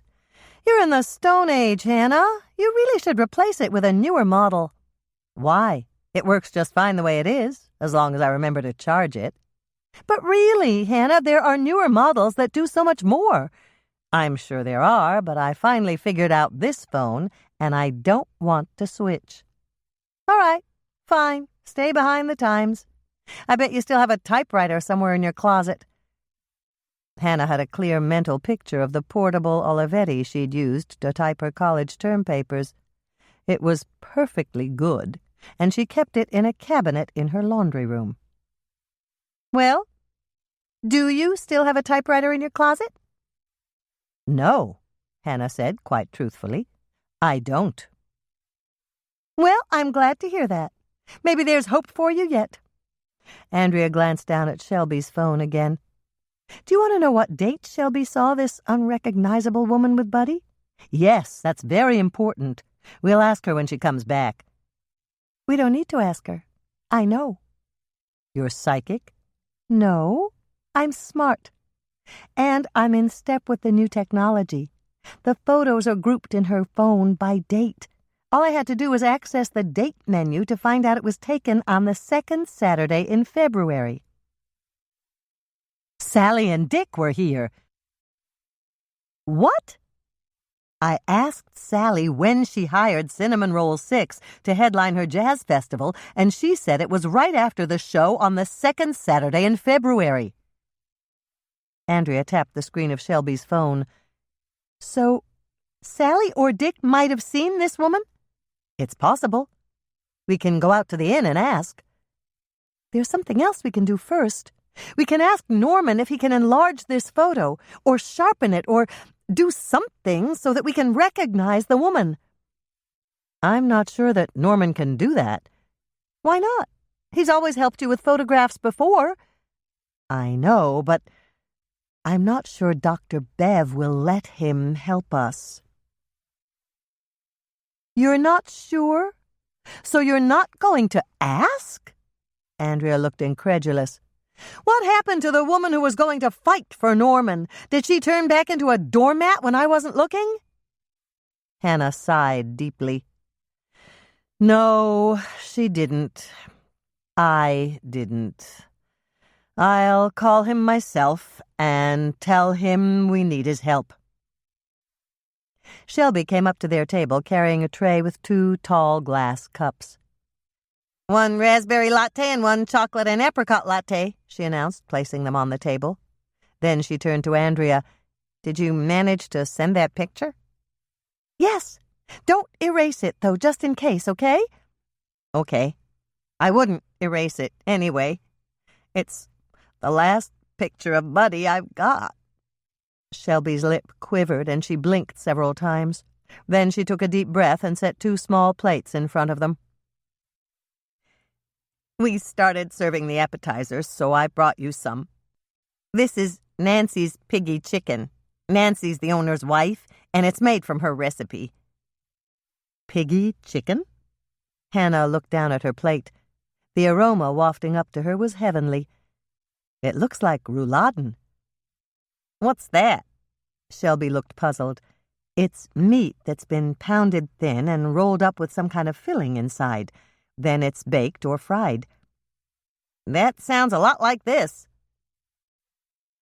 "Is the piggy part of piggy chicken the bacon that's wrapped around the outside?" Andrea asked her. "That's right. And the chicken part is chicken tenders pounded flat in the kitchen. I watched the cook make them once. The stuff inside is cream cheese and chives. He spreads the cream cheese on the chicken and snips the chives off with scissors over the top. Then he rolls them up with a strip of bacon, sticks in a toothpick, and bakes them in the oven. I think Tom, he's the owner, is going to ask the cook if he can make them bigger so we can serve them for dinner." Hannah just couldn't take it anymore. She cut off a piece and put it in her mouth. The piggy chicken had been baked to perfection. The bacon was crispy, the chicken was tender, and the cream cheese and chive filling just melted in her mouth. "These are really great," she said, already planning out how to make them at home. "There's another one they make sometimes, called piggy moo." "Beef instead of chicken?" Hannah guessed. "That's right. And we've got another appetizer coming up soon," Shelby said, obviously pleased that Hannah liked their first one. "I'll bring it as soon as they plate it. It's Janet's Texas jalapeno pimento cheese. She's Tom's daughter, and she lives in Dallas. It comes with crackers and a little knife, and everybody loves it." "I'll bet they do," Hannah said. "I can hardly wait to taste it. Is it fiery hot?" "It's not that hot. They're pickled jalapenos, and that takes away some of the heat. The cheese part helps, too. We do sell a lot of drinks after people eat it, though." Hannah grinned, but she didn't say anything. She knew a bit about restaurant sales, and she'd been told that there was more profit to be made on the drinks than there was on the food. It seemed that Tom, the owner of Club 19, was a good businessman. "I'll be back," Shelby said, picking up her tray and preparing to leave. "Just a second," Hannah stopped her. "Please don't tell the owner, or anyone else for that matter, that Buddy's dead. My sister and I would like to tell him ourselves." "Sure thing," Shelby said. "I don't want to talk about it anyway. Maybe we never would have gotten together the way I wanted us to, but just thinking about Buddy being gone makes me too sad for words."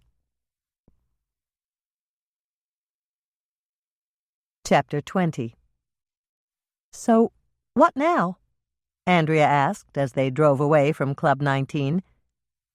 "We didn't get anything important from the owner or his assistant." "I know. All we got was a repeat that Buddy was talented on keyboards and a real ladies' man." "So, what do we do next?" "I guess we go back home," Hannah said, holding her head in her hands. She felt adrift in a choppy sea, without a lifeboat or any other means of support. "But first, could we stop off for chocolate?" "I thought you'd never ask," Andrea said, taking a sharp left off the highway and heading for the nearest ice cream place. "Let's get a gigantic mudslide. My mouth's still on fire from the Texas jalapeno pimento cheese." "What's a mudslide?" "It's a hot fudge sundae with caramel sauce and chopped pecans over mounds of coffee ice cream." "Sounds good to me," Hannah said, unbuckling her seatbelt as they pulled into a parking spot in front of Dreamery Creamery, a chain of ice cream parlors that dotted the highway. "Hi!" a cheery voice greeted them as they pushed open the door, and Hannah turned to see a pretty girl in a pink and white apron behind the cash register. "Would you like something to go, or would you like to be seated?" "We'd like to be seated," Andrea said. "Where is everybody?" Hannah asked, as the girl led them to a pink vinyl-covered booth. "Every time I've been in one of your shops, it's been packed with customers." "It's the weather. People think it's still too cold to go out for ice cream. Just as soon as the weather warms up a little, they'll be back. Right now, our business is mostly for hot chocolate and coffee to go." "But you still make mudslides, don't you?" Andrea asked. "Yes. Is that what you two want? A mudslide with 2 spoons?" "She'll have a mudslide with coffee ice cream and 1 spoon," Hannah said, pointing to Andrea. "And I'll have a mudslide with chocolate ice cream and 1 spoon. We've had a rough day. We need lots of chocolate." "How about drinks? Coffee?" She turned to Andrea. "Yes, please." "And you?" She turned to Hannah. "Hot chocolate. And make it a double, with whipped cream and shaved chocolate on top." "And when we're ready to leave?" "Yes?" The girl waited, pencil poised. "I'll have a double hot chocolate to go. And one for her, too," Hannah pointed to Andrea. "That way we won't have to stop again to get chocolate." "Wow." The girl looked very sympathetic. "I'll give you some chocolate cookie wafers, too. You must have had a really rough day." "We're here," Andrea said quite unnecessarily as they pulled into a parking spot in back of the cookie jar. She drained the last little bit of hot chocolate in the bottom of her to-go cup and smiled. "The chocolate held out."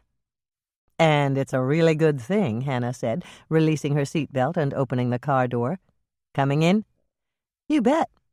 I want to make sure you call Norman and get him to come down here. We need him to look at that photo and see if he can do anything with it." Hannah glanced at her watch. "It's 4 o'clock. He's probably got patients." "Then he can give them to her. This is more important than his dental practice. What we're doing for him could affect the rest of his life." "You're not going to tell him you got the DNA samples, are you?" Hannah turned to her sister in shock. "Of course not. Come on, Hannah, let's go in. I need a fresh cup of coffee." When they entered the kitchen, the cookie jar smelled the way it always did. There was only one word to describe it, and that word was mouth-watering. "Cinnamon," Andrea breathed. And apple, Hannah added. Lisa or Marge must have made your apple cinnamon whippersnappers. Andrea looked pleased. I still can't believe you're using my cookie recipe. Why wouldn't we use it? It's a great recipe. And it's something we can bake really fast if we're running low on cookies. All we have to do is make sure we keep some spice cake mix on hand. Hannah gave Andrea a little push toward the swinging door that separated the coffee shop from the kitchen. Let's go say hello to Lisa and everybody and get that fresh coffee. All that chocolate made me think that everything is going to turn out just fine. And I need some caffeine to jolt me back to reality. Hannah! Lisa greeted her with a big smile as they came into the coffee shop. I didn't think you'd be back before we left. Quick trip, Hannah said. Mission accomplished, Andrea added. And then the sole occupants of the coffee shop, Dolores, Carrie, Earl, and even Lisa, broke into applause. Good heavens, Andrea said, preening a little at the unexpected tribute. Thank you. And then she turned to Hannah. You'd better go make that call before Norman goes somewhere with Dr. Bev, or she won't let him out of her sight. It took a moment for Andrea to react. Then Hannah watched her sister's face turn red. Andrea hadn't really registered the fact that Norman's mother was sitting next to Dolores, and Carrie might not appreciate the tone Andrea had used when she practically spit out the word she. I'm sorry, Carrie, Andrea said. I didn't really mean to... And then she stopped, and Hannah knew that her sister couldn't think of any way to smooth the feathers she might have ruffled. That was when Carrie laughed, surprising everyone except Dolores and Earl, who were also smiling. It's all right, Andrea, Carrie told her. We're all on the same page. Earl and I think Norman is making a big mistake, and both of us will be very grateful if you girls can do something to break them up before the wedding. Did you get the DNA samples? Dolores asked. Mother, maybe now isn't the time to... You can talk in front of Carrie and Earl, Dolores interrupted her. They know exactly what we're doing, and they're going to help by getting Norman's DNA sample tonight. How? Hannah asked, turning to Carrie. Earl and I are taking Norman out to dinner, since he's going to be all alone. She's going to be gone most of the weekend, visiting her mother and daughter.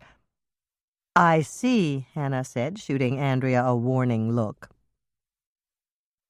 They knew that Dr. Bev was going to a party and wouldn't be seeing her mother and daughter at all.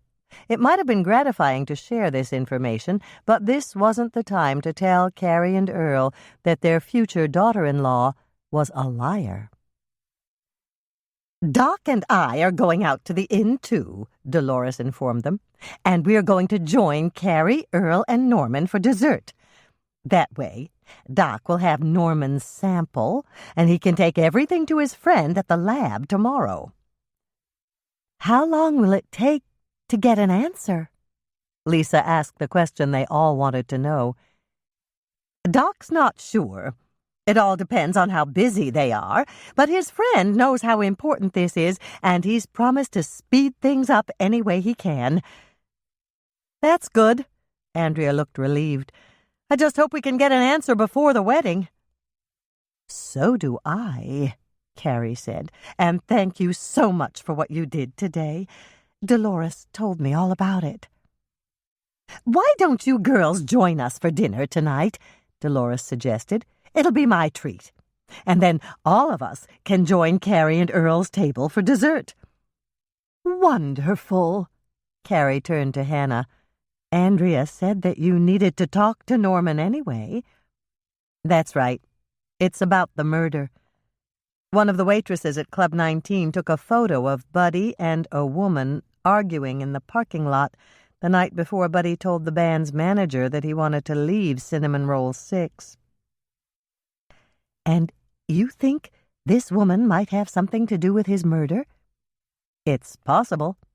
We're just following every lead we can get. The photo's really dark, and it's taken from a distance. We know how good Norman is with photography, and we thought maybe he could do something to the photo to make her more recognizable." Carrie nodded. "If anyone can, Norman can. He's switched over to digital, and he's getting really good at it. It's a pity she doesn't appreciate his talents." "Carrie," Earl reached out and put his hand on her shoulder. "You're right, dear," Carrie said, sighing deeply. "That's their business, and I shouldn't be talking about it." There was an uncomfortable silence for a moment, and then Dolores stepped in. "Girls, are you joining us for dinner at the inn?" "Thanks, Mother. I will," Hannah said quickly. "You'll come with me, won't you, Michelle?" "Sure. Thanks for asking us, Mother." "Andrea?" Dolores turned to her. "I'll be happy to come. Bill won't be home until late anyway. Thank you for inviting me, Mother." Dolores turned to Lisa. "How about you, Lisa? You're part of the family, too. Will you join us?" "I can't, but thanks for asking. Herb gets off work early tonight, and he's bringing home a pizza. We're going to cuddle up with Dylan and Sammy and watch a movie." Hannah felt a stab of envy over Lisa's plan for the evening. She wished she could go back in time to only a few months ago, when she'd cuddled up on the couch with Norman, Moisha, and Cuddles to watch a movie. But that was impossible now. Norman was embroiled in a lose-lose relationship with Dr. Bev, and she wouldn't let him come over to watch a movie with Hannah. Cuddles and Moisha would cuddle up on the couch with her, but then Cuddles would entice Moisha into a game of chase all over the condo, and Hannah would miss the end of the movie because she'd have to clean up whatever they spilled or broke. "Oh, by the way, Hannah," Lisa said, "I found your coat." "You did?" Hannah felt as if reality was slipping away from her. She'd gone through every inch of the cookie jar looking for her parka yesterday, and she was 99.9% positive it hadn't been anywhere in the building. "Where did you find it?" "In the shower, hanging on a hanger. I was going to rinse out some towels, and I figured the shower was the quickest way to do it, and there it was, as big as you please." Hannah covered her eyes with her hands. It was a pose of abject embarrassment, and it was precisely how she was feeling. She hadn't thought of it at the time, but now she remembered hanging it there herself, after someone had come in the back door and tossed a very wet, snow-covered parka over hers on the rack. "I did that," she admitted, "and then I forgot all about it." She turned to Dolores. "I apologize, Mother. I thought maybe you... But I was wrong." "You thought I stole your parka so that I could buy you one that I liked better?" Dolores asked, but she looked much more amused than angry. "Well, yes, that's what I thought. But it was just a fleeting thought. Really it was." "I know how much you love your old parka," Dolores said.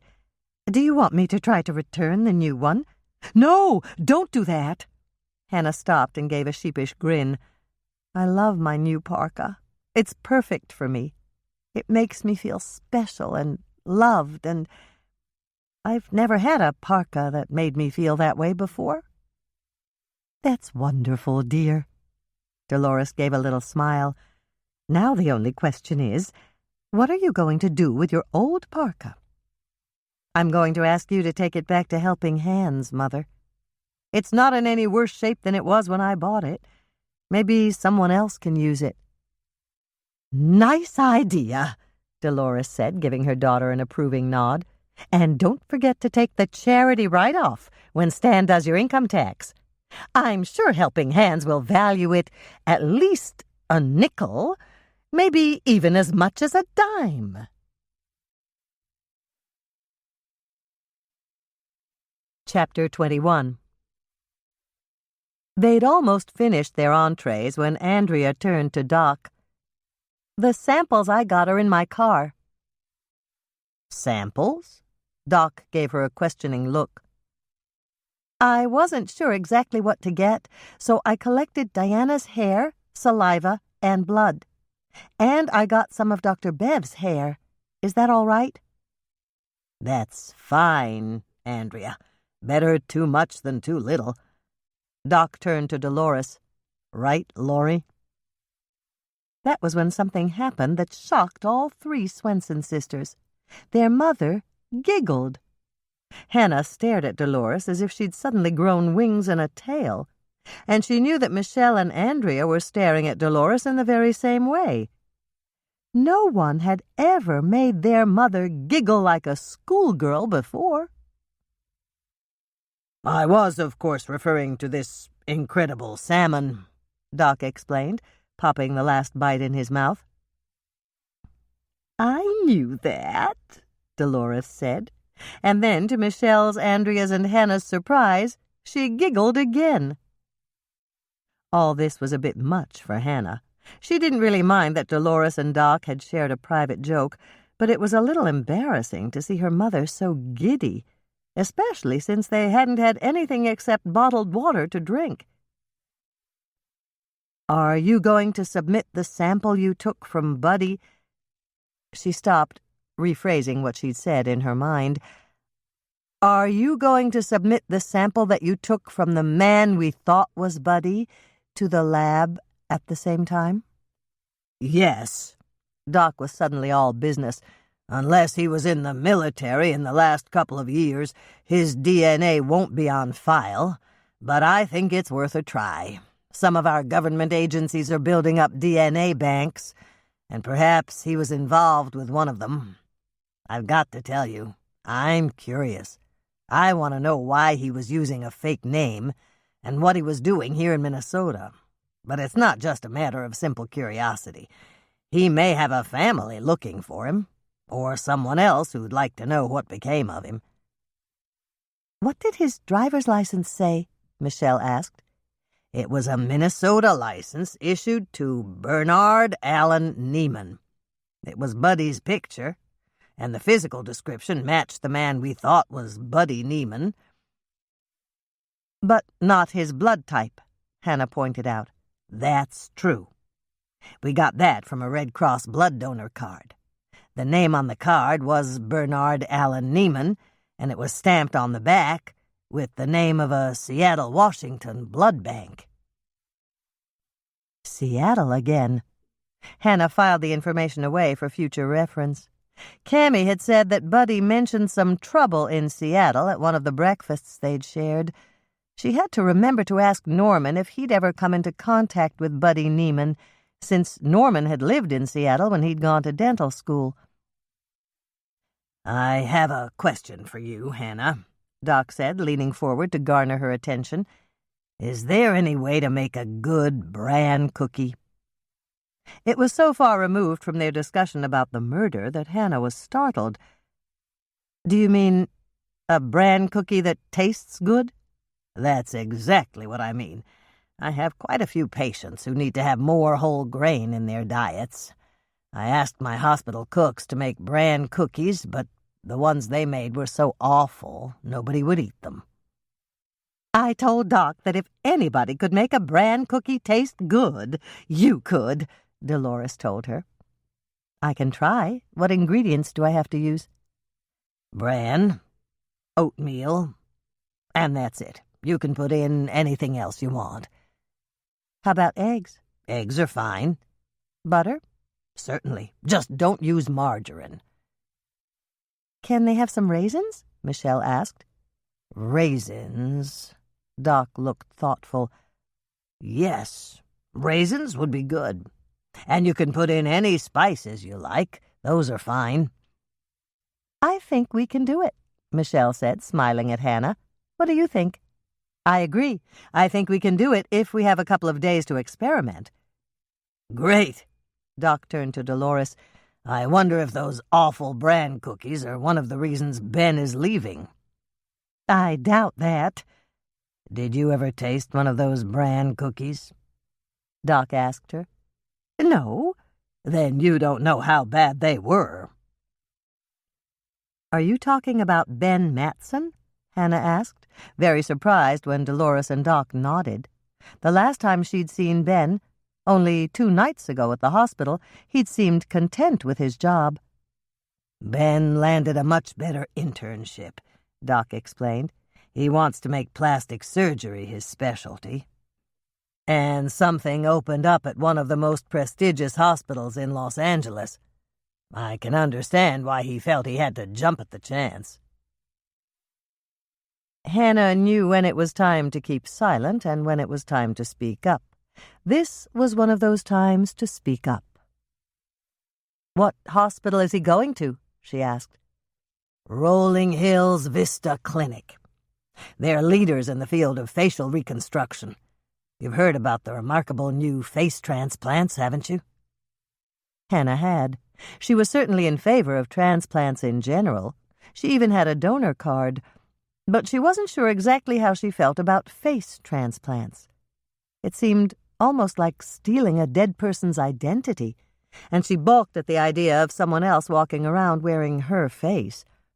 On the other hand, if her face were destroyed through some horrible circumstance, she wouldn't be eager to spend the rest of her life locked indoors where no one could see her, or hidden behind a dark veil.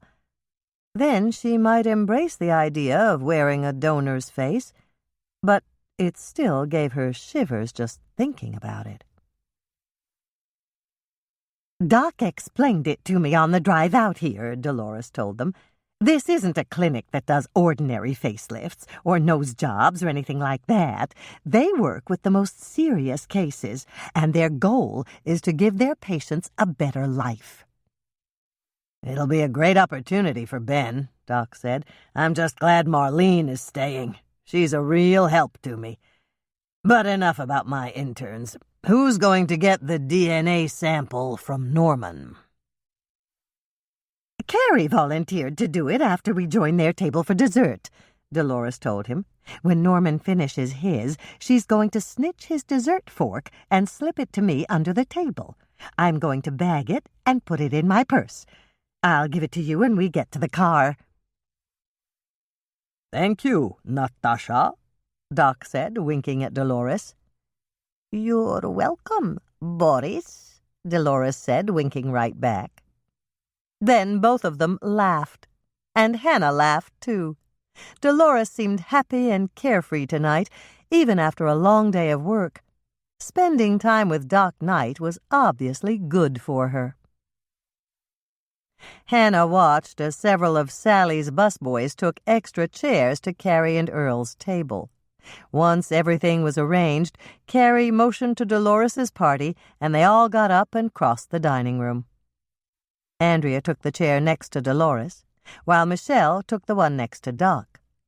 There was only one chair left, the one between Carrie and Norman. Hannah walked over to it, wondering if the placement had been arranged in advance. She felt a lump in her throat as big as a baked potato with a slew of toppings when she sat down next to Norman. It was difficult to speak around the potato-sized lump, but she managed to croak out a "hello" and "how are you?" "I'm fine," Norman replied, but Hannah didn't think he looked fine. He had dark circles under his eyes, and he reminded her of a man facing a hanging jury. Of course, that could have been her imagination, but she was convinced that he wasn't fine. "Mother said you needed my help?" It was clearly a question, and Hannah nodded. "That's right. Andrea has a digital photo of a woman talking to the man we thought was Buddy Neiman. It was taken the night before he told his band manager that he had to get out of the Minneapolis area." "Whoa!" Norman stopped her by putting his hand over hers. "Buddy Neiman wasn't really Buddy Neiman?" "No. Doc discovered that his blood type didn't match his donor card. We don't know who he actually was." "Have you looked into Buddy Neiman's background? The real Buddy Neiman, I mean?" "There hasn't been time. All I know about the real Buddy Neiman is his blood type, and the fact that he gave blood at a blood bank in Seattle." You didn't run into him while you were there, did you? I don't think so. I saw him with you that night at the hospital, but he didn't look familiar, and I don't recognize the name at all. That may not be the name he used in Seattle. All we know is that he used that name when he joined Cinnamon Roll 6. He had a Minnesota driver's license, so he must have had his fake identification in place when he applied for that. That makes sense. But wouldn't he have used his own blood type on that blood donor card he carried? Hannah gave a little shrug. Maybe, if he knew it. A lot of people don't know their own blood type. You're probably right. Do you want me to do a little research on the real Buddy Neiman, if there is one? That would be wonderful. But do you have time? I have plenty of time. Bev's spending most of the weekend in the cities. She wants to see her mother and her daughter and discuss their move up here. Hannah had all she could do not to frown.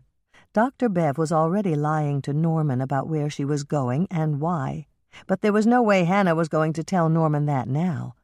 She'd wait until she had the complete picture before she hit him with the truth. "What's the matter? Is something wrong?" Norman asked. "No, I was just thinking, that's all. So, you're free tonight?" "As free as a bird." "You mean as free as a jailbird?" Hannah's mind corrected him, but she didn't repeat it out loud. She was too busy glorying in the fact that Norman wasn't tied up with Dr. Bev for the weekend. "Bev's not coming back until 3 on Sunday afternoon. That's when Claire asked her to come down to the dress shop to try on the dress she's wearing to the wedding." "Oh," Hannah said, wondering why he was telling her all this. "That means I'm free until then. I can help you with the investigation if you want me." "Oh, yes," Hannah said, smiling at him. "You bet I want you." Her words fell into a vat of silence. That was when Hannah realized that everyone else at the table was looking at them with expressions of undisguised interest. It was not a comfortable thing to know that you were blushing. Hannah attempted to stop the heat of extreme embarrassment from reddening her cheeks, but of course that didn't work.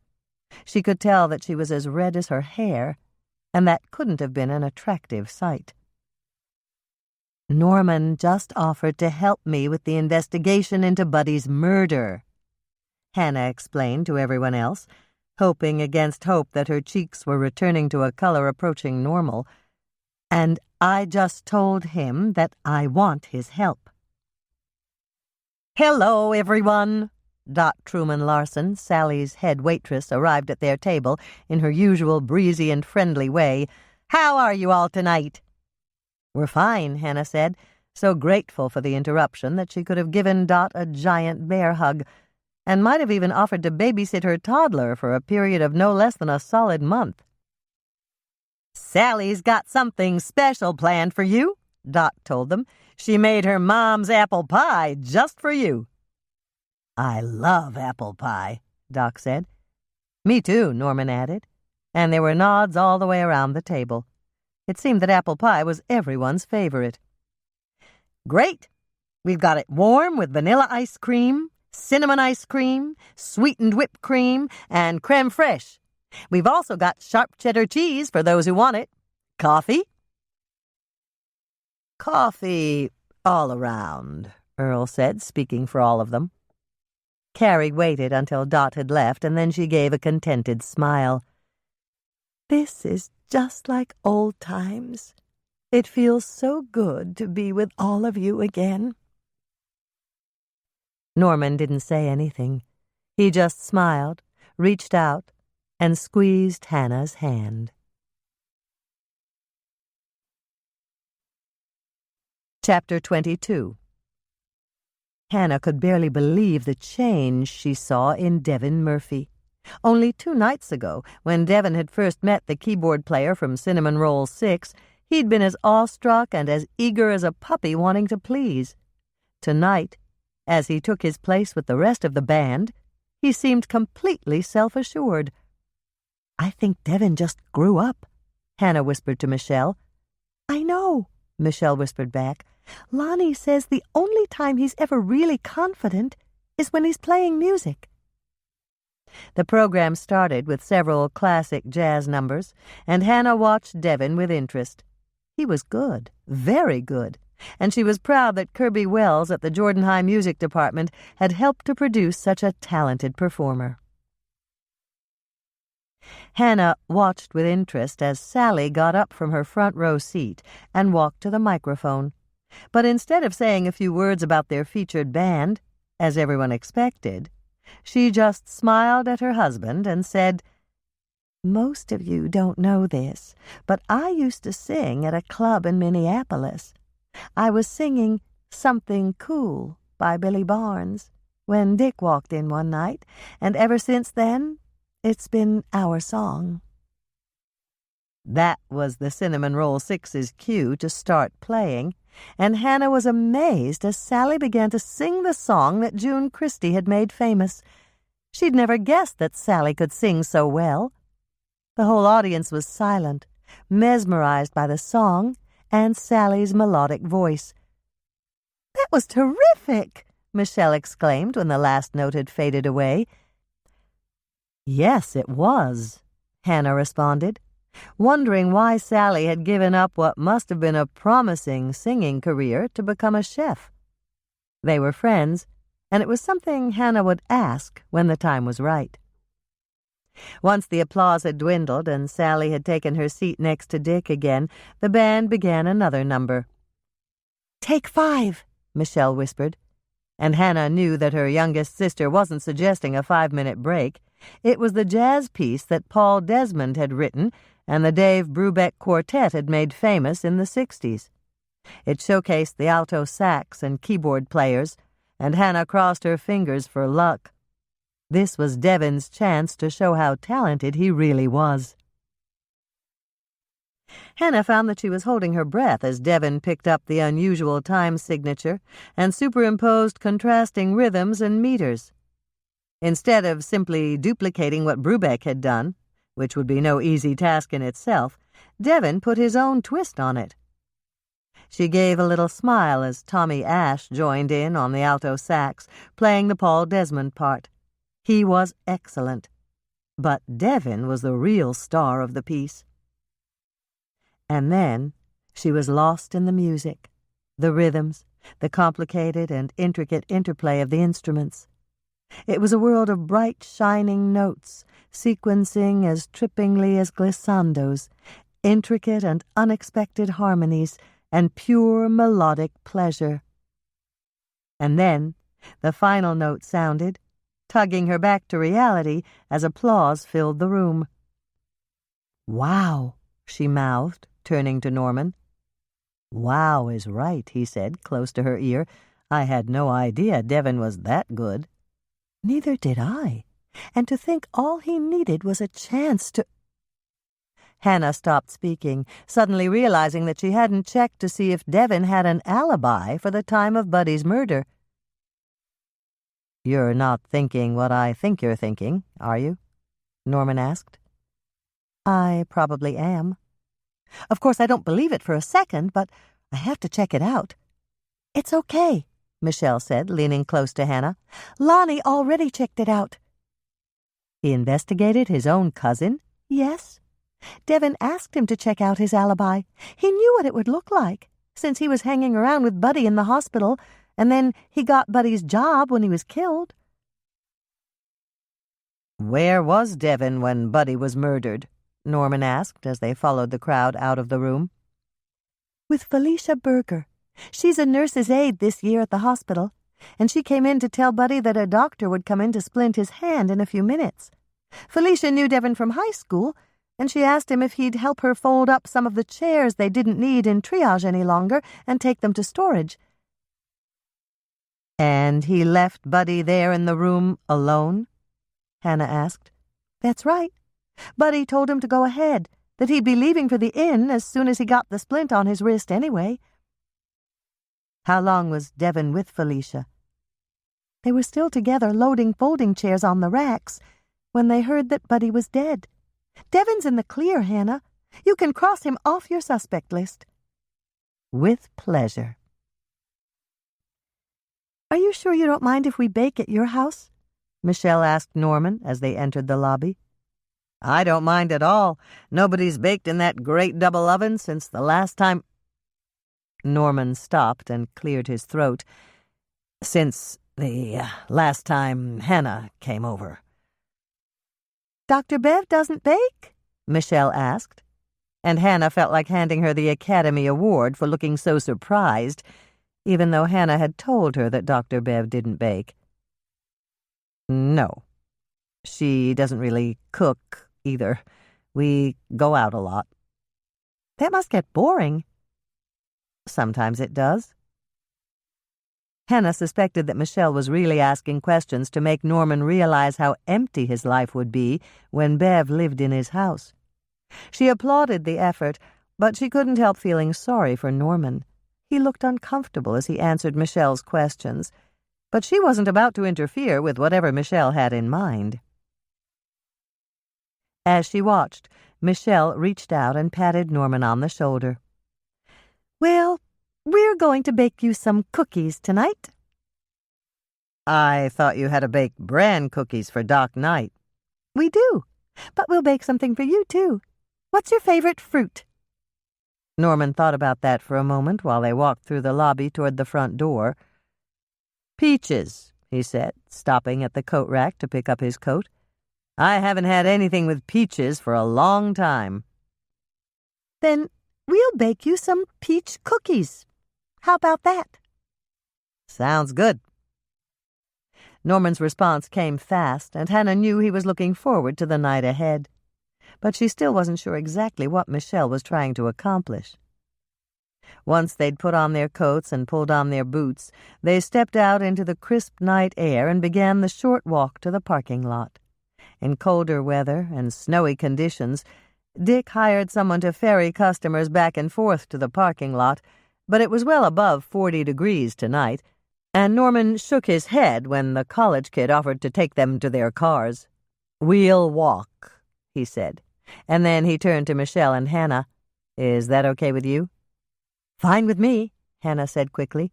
Me too, Michelle responded, falling into step with Norman as they began to walk down the lighted path to the parking lot. Michelle and Norman made polite conversation as they walked, but Hannah didn't say a word. She was much more interested in seeing what Michelle would do and say next. But nothing of import happened until they entered the parking lot. How about taking Hannah home with you? Michelle said as they reached Hannah's cookie truck. That way I can run out for baking supplies and we won't waste any time. You can get started on that photo Andrea's going to send you, she said to Norman, and Hannah can start pulling out all the utensils and small appliances we need in the kitchen. Good idea, Norman said, taking Hannah's arm. Do you want me to get the supplies first and then stop off at the condo to get the cats? Michelle asked him. I bet they'd like to visit while we bake. You can't, Hannah said quickly. Dr. Bev's allergic. But she's in the cities, Michelle pointed out. What do you say, Norman? Norman thought about it for all of a second or two, and then he said, I say yes. I haven't seen Cuddles and Moisha in way too long. But what about her allergy? Hannah asked him. Let's see if it really is an allergy. If Bev comes over on Sunday night and she doesn't have any reaction, I'll know it's not an allergy. When the cat's away, the mice will play, Hannah thought, hiding a grin. Or, in this case, when the fiancé's away, our cats will play. She was proud of Norman for showing some backbone instead of just believing everything Dr. Bev told him. Can you handle the cats alone? She asked Michelle. Of course. I'll use the carrier for Cuddles, and I'll put Moisha on his harness and leash. When I get back to Norman's house, I'll beep the horn, and you can come out and help me get them into the house. We'll both help, Norman offered quickly. Come on, Hannah, let's go. I want to get all the cat toys out of the garage and put out the scratching post again. Then he turned to Michelle. Thanks for thinking of it, Michelle. It's the best idea I've heard in a very long time. So, we're all ready, Norman said, positioning the scratching post by the window in the den. Do you think they'd like a fire in the fireplace? I don't know about them, but I would, Hannah said, laughing a little. She was very encouraged by the fact that Norman had kept all of the cat toys. She just hoped it meant that he was having second thoughts about giving up the cat he loved so much. This has got to be moved, Norman said, picking up a glass-topped end table and putting it in a closet. It's Bev's. She moved it over here last week. If Cuddles starts playing chase with Moisha, they could break it and hurt themselves. Hannah smiled. She noticed that Norman had said, they could break it and hurt themselves, not, they could break Bev's table. At least for now, he had his priorities straight. Do you need me to find anything else for you in the kitchen? Norman asked. I don't think so. We've got the mixer, food processor, mixing bowls, measuring cups, and measuring spoons, and all your spoons, spatulas, and whisks are in the drawer in the kitchen. Your cookie sheets are still in that flat drawer under the ovens, aren't they? Nothing's changed. At least not yet. And actually, I don't think it will change. Since Bev's not going to be cooking in the kitchen anyway, I'm not going to let her remodel it.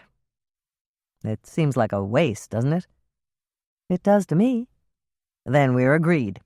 I'll start in on that background check for Buddy Neiman if you don't need me for anything else. That's fine. The first name on his driver's license was Bernard, so you might try that too. It's Bernard Allen Neiman. Okay. I'll be in my office.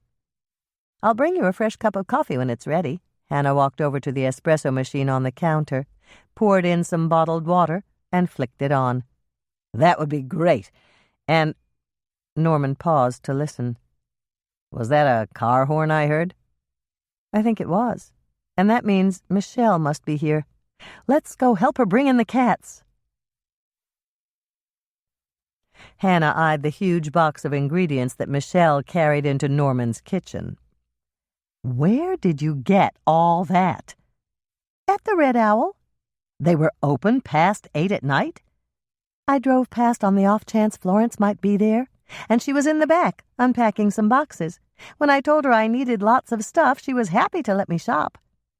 Just look at all this. Hannah started to pull ingredients from the box.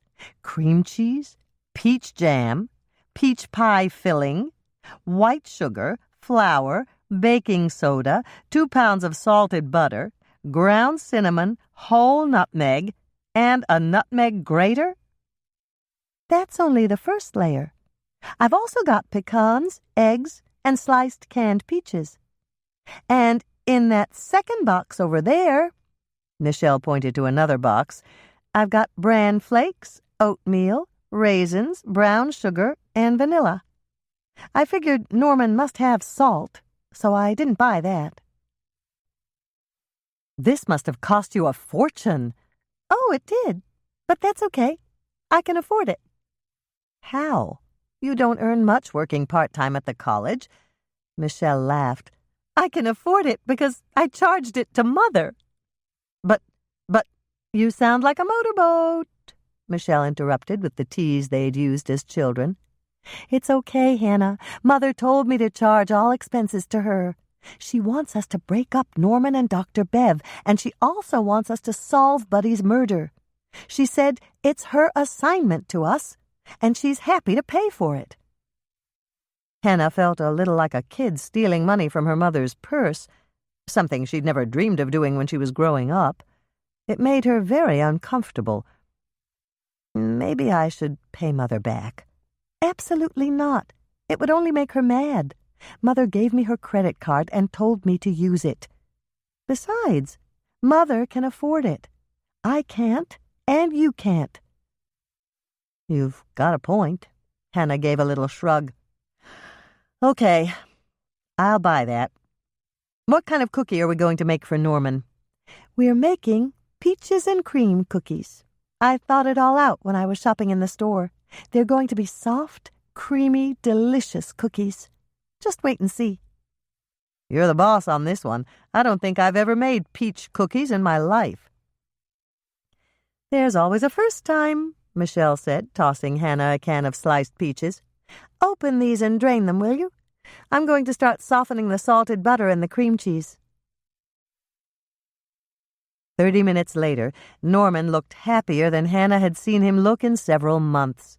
He was sitting at the kitchen table watching them mix up cookie dough, and Cuddles was in his lap. Hannah could hear her purring even over the whine of Norman's stand mixer, and Moisha was purring too. Perhaps she was anthropomorphizing, but Hannah was convinced that her own cat was purring because he was happy to see his friend Cuddles so happy. As Hannah watched, Cuddles jumped down from Norman's lap and walked over to rub noses with Moisha. Then she turned, swished her tail, and wiggled her rear as she walked away. "She wants Moisha to follow her," Norman explained his cat's actions. And to Hannah's amazement, Moisha jumped up and padded after her. "Where are they going?" Michelle asked. "They're going to check out the house to see if anything's changed. And now that I put that silly table in the closet, they're going to find out everything's exactly the same. Cuddles is leading the way because she still considers it to be her house." From your lips to God's ears, Hannah thought, remembering the phrase her neighbor used to use when she wanted things to be as she said they were. There was a loud thump from the den, and then a startled meow. A scant second later, there was the sound of running footfalls on the stairway Norman had built for Moisha before he'd adopted Cuddles. "The chase is on," Norman said. There was another loud thump, and then the sound of footfalls running down the circular staircase. "And the chase has picked up speed," Hannah commented. "Any second now they'll probably— Feet up, everybody! Here they come!" Hannah and Michelle hopped up to sit on the kitchen counter. Norman lifted his feet to the seat of a neighboring chair. They were just in time as the two cats rounded the corner into the kitchen and skidded across the tiles. "Careful, guys," Norman warned. But of course they didn't listen. Norman didn't speak cat, and the cats didn't speak caution. They slid past the refrigerator, rounded the center island on 3 paws, and ran smack dab into the cupboard under the sink. Moisha yowled, sounding dazed. Cuddles moaned, adding her voice to the complaint. "Are they hurt?" Michelle asked, preparing to jump down from the counter. "I really don't think so," Norman said with a chuckle, as the two cats shook their heads, regained their feet, and started to chase each other all over again. "Do they do this at your house?" he asked Hannah. "Oh, yes, every night." "But your place is so much smaller. How do they manage it?" "They fly," Hannah said, and left it at that. Chapter 23. "One thing's for sure," Norman said, grinning at Hannah. "These are the best peach cookies I ever ate." "These are the only peach cookies I ever ate. But I agree that they're wonderful. Michelle is really talented at making up recipes. These are so good. I think I might have to serve them at the cookie jar." "Not these," Norman jerked the plate away from her. "These are my cookies. You'll have to get the recipe from Michelle and bake your own cookies." A message flashed on Norman's computer monitor, and he gave a little sigh. They were in his home office, a large room with a sofa, chairs, a spectacular view of the woods, a fireplace, and 2 walls of floor-to-ceiling bookcases. "I'm sorry, Hannah. None of the hits I got on Bernard Allen Neiman panned out." "That's okay. It just goes a little further toward proving my fake name theory." "But we may never know who Buddy actually was." "I know that, but Doc and Mike are working on identifying him too, and they may have gotten some leads we don't know about. Mike's running his fingerprints, and he's got deputies checking for anyone who fits Buddy's description in the missing persons records. That's a big job. Yes, it is, but Andrea says Bill's all for it. He even called in some retired deputies to work on it. Is Doc helping the deputies? No, he's got his own plan. He told Mother that he was going to post Buddy's picture in something called Hospital News. It's a magazine like those airline magazines you read when you're on a plane. Hospitals subscribe to Hospital News and put it in their waiting rooms. Lots of people see it, and one of them might recognize Buddy and know who he really is. Doc really wants to know, doesn't he? Yes. He says that since Buddy died in his hospital, he feels a certain responsibility. And that responsibility is doubled because Mother was the one who discovered Buddy's body.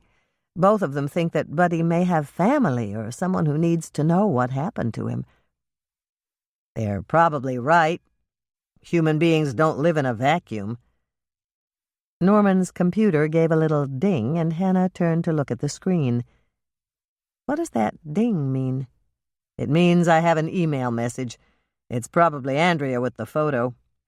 Time to get busy, Hannah. I'll download the photo and we'll see if we can find out more about the woman in Shelby's photograph. Hannah watched with envy as Norman called up his email program and signed in. She really ought to learn to do some of these things. He'd offered to teach her on several occasions, and she simply hadn't gotten around to taking him up on his offer. Now it was too late if his marriage to Dr. Bev went off as planned. If, she reminded herself, those two little letters contained a world of possibilities, and she intended to take full advantage of them. Here we go, Hannah, Norman said, gesturing toward his large computer screen. See that little circle with all the little lines radiating out from it in the center of the screen? I see it. That means the JPEG Andrea sent me is downloading. Oh, Hannah said, trying to sound as if she knew exactly what JPEG and downloading meant. It wasn't the same magic as watching a print come up in the developer, but Hannah decided that it was magic nonetheless, as the image on the screen became detailed before her very eyes. She could see a woman and a man standing in the parking lot of Club 19, in the same row that Andrea had parked her Volvo less than 12 hours ago. Was the man Buddy Neiman?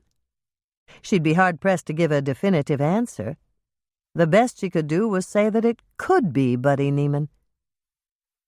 Let me see if I can make the woman any clearer, Norman said, pulling down a menu from the top of the screen and clicking on several selections. As Hannah watched, the dark background lightened slightly, and she was now able to see the evergreen shrubs lining the parking lot and the arc light glinting off the hoods and fenders of the cars. She still could not have positively identified Buddy from the photo, but luckily that wasn't necessary. Shelby had identified Buddy for them, and she had been an eyewitness. Not only that, she'd heard part of their conversation, which Hannah had written down. Are they arguing? Norman asked as he worked on the contrast of the photograph. Yes. Hold on, and I'll tell you what the waitress overheard them say. Out came the murder book, and Hannah flipped to the correct page. She said, "I'd know you anywhere," and Buddy said, "You got the wrong guy, lady. Leave me alone." Then she said something that Shelby couldn't hear. Buddy hollered at her to let go. She did. And then he shouted, "I'm not the guy you think I am." And she shouted, "Yes, you are. I know you are." Then she slapped him and walked away. Shelby thinks she went to a parked car, but she didn't see which one.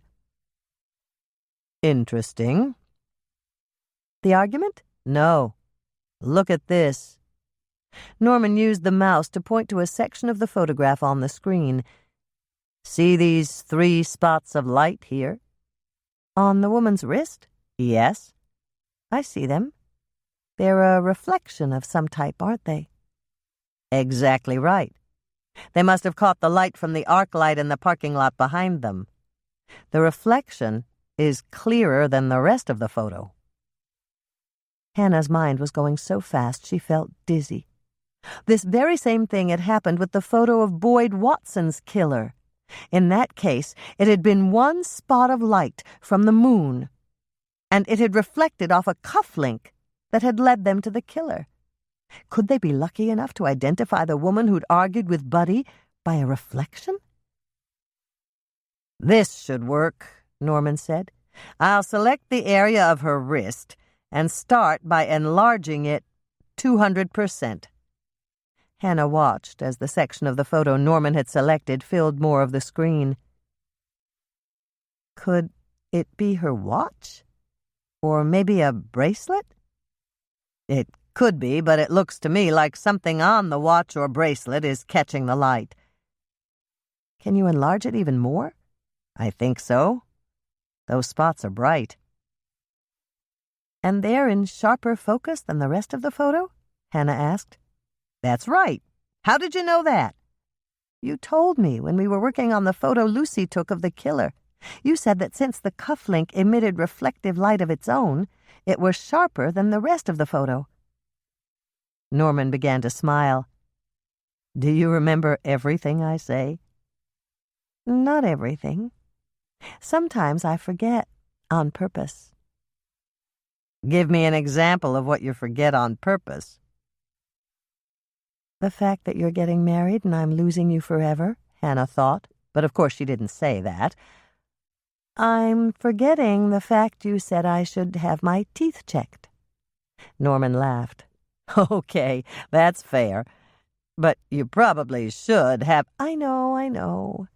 One of these days when I have more time. Okay?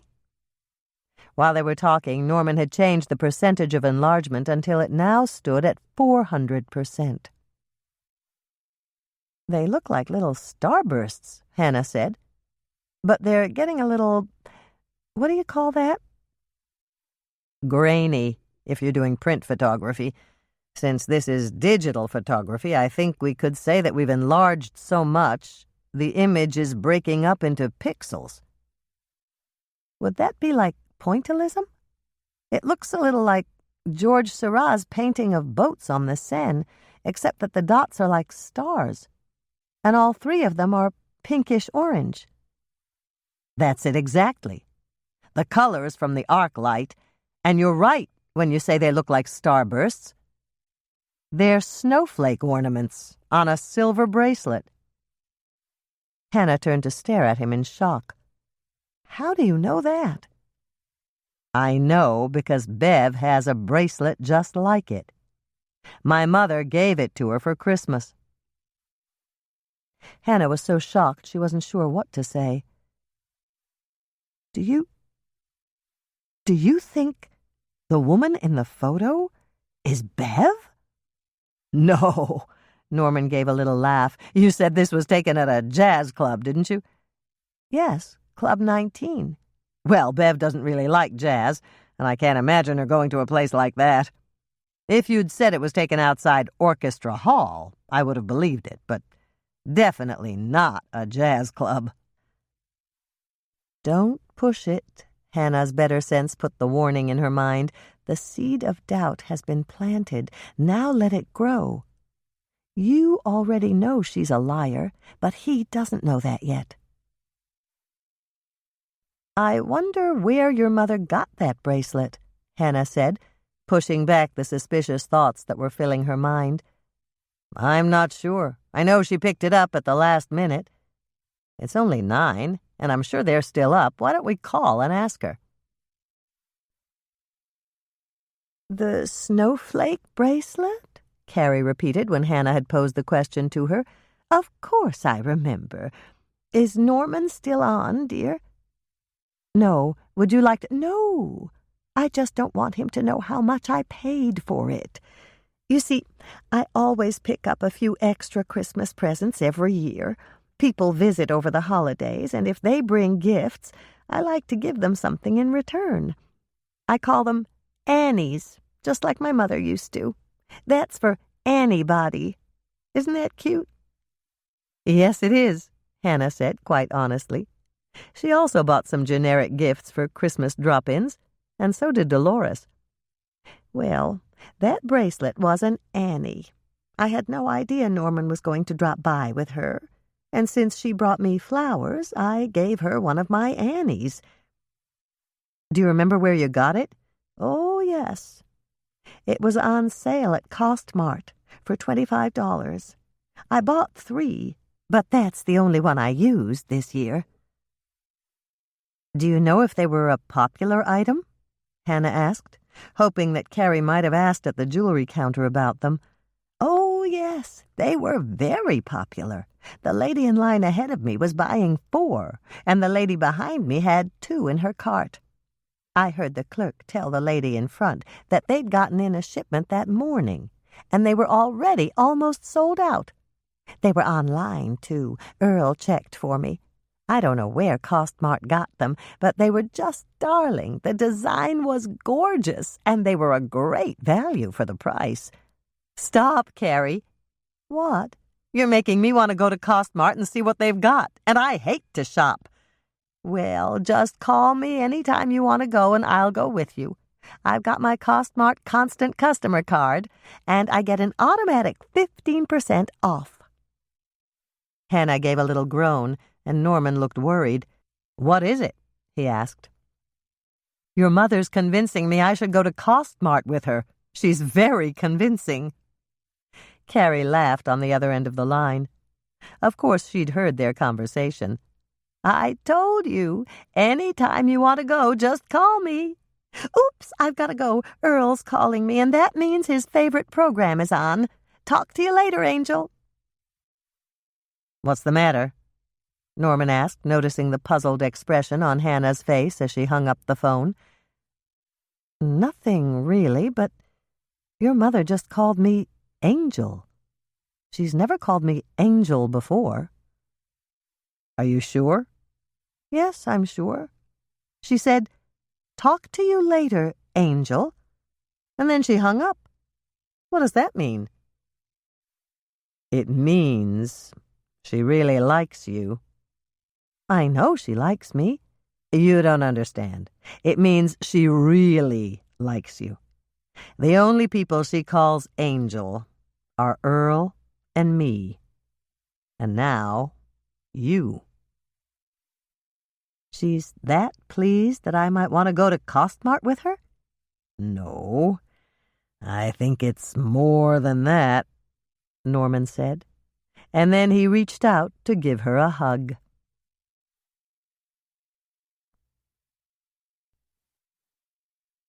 It was precisely 9:30 when the phone rang.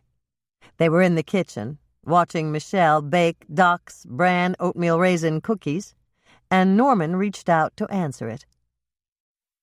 "Hello, it's Norman," he said. He listened for a minute, and then he said, "Hold on for a second, okay? I'll be right back with you." Hannah knew who it was the moment that Norman got up from the kitchen table and went off into the den with the remote phone. Dr. Bev was checking in on her intended. "Bev," she mouthed to Michelle, and Michelle nodded. And they were perfectly silent until Norman had closed the door to the den behind him. "Tight rein," Michelle commented. "And how? I'm surprised she doesn't have spies out to make sure he's not visiting Cuddles and— Uh-oh, there goes my cell phone. I wonder who it is." "Answer it, and you'll know," Michelle suggested, simply stating the obvious. "Good idea." Hannah pulled her cell phone out of her purse and flipped it open. "Hello?"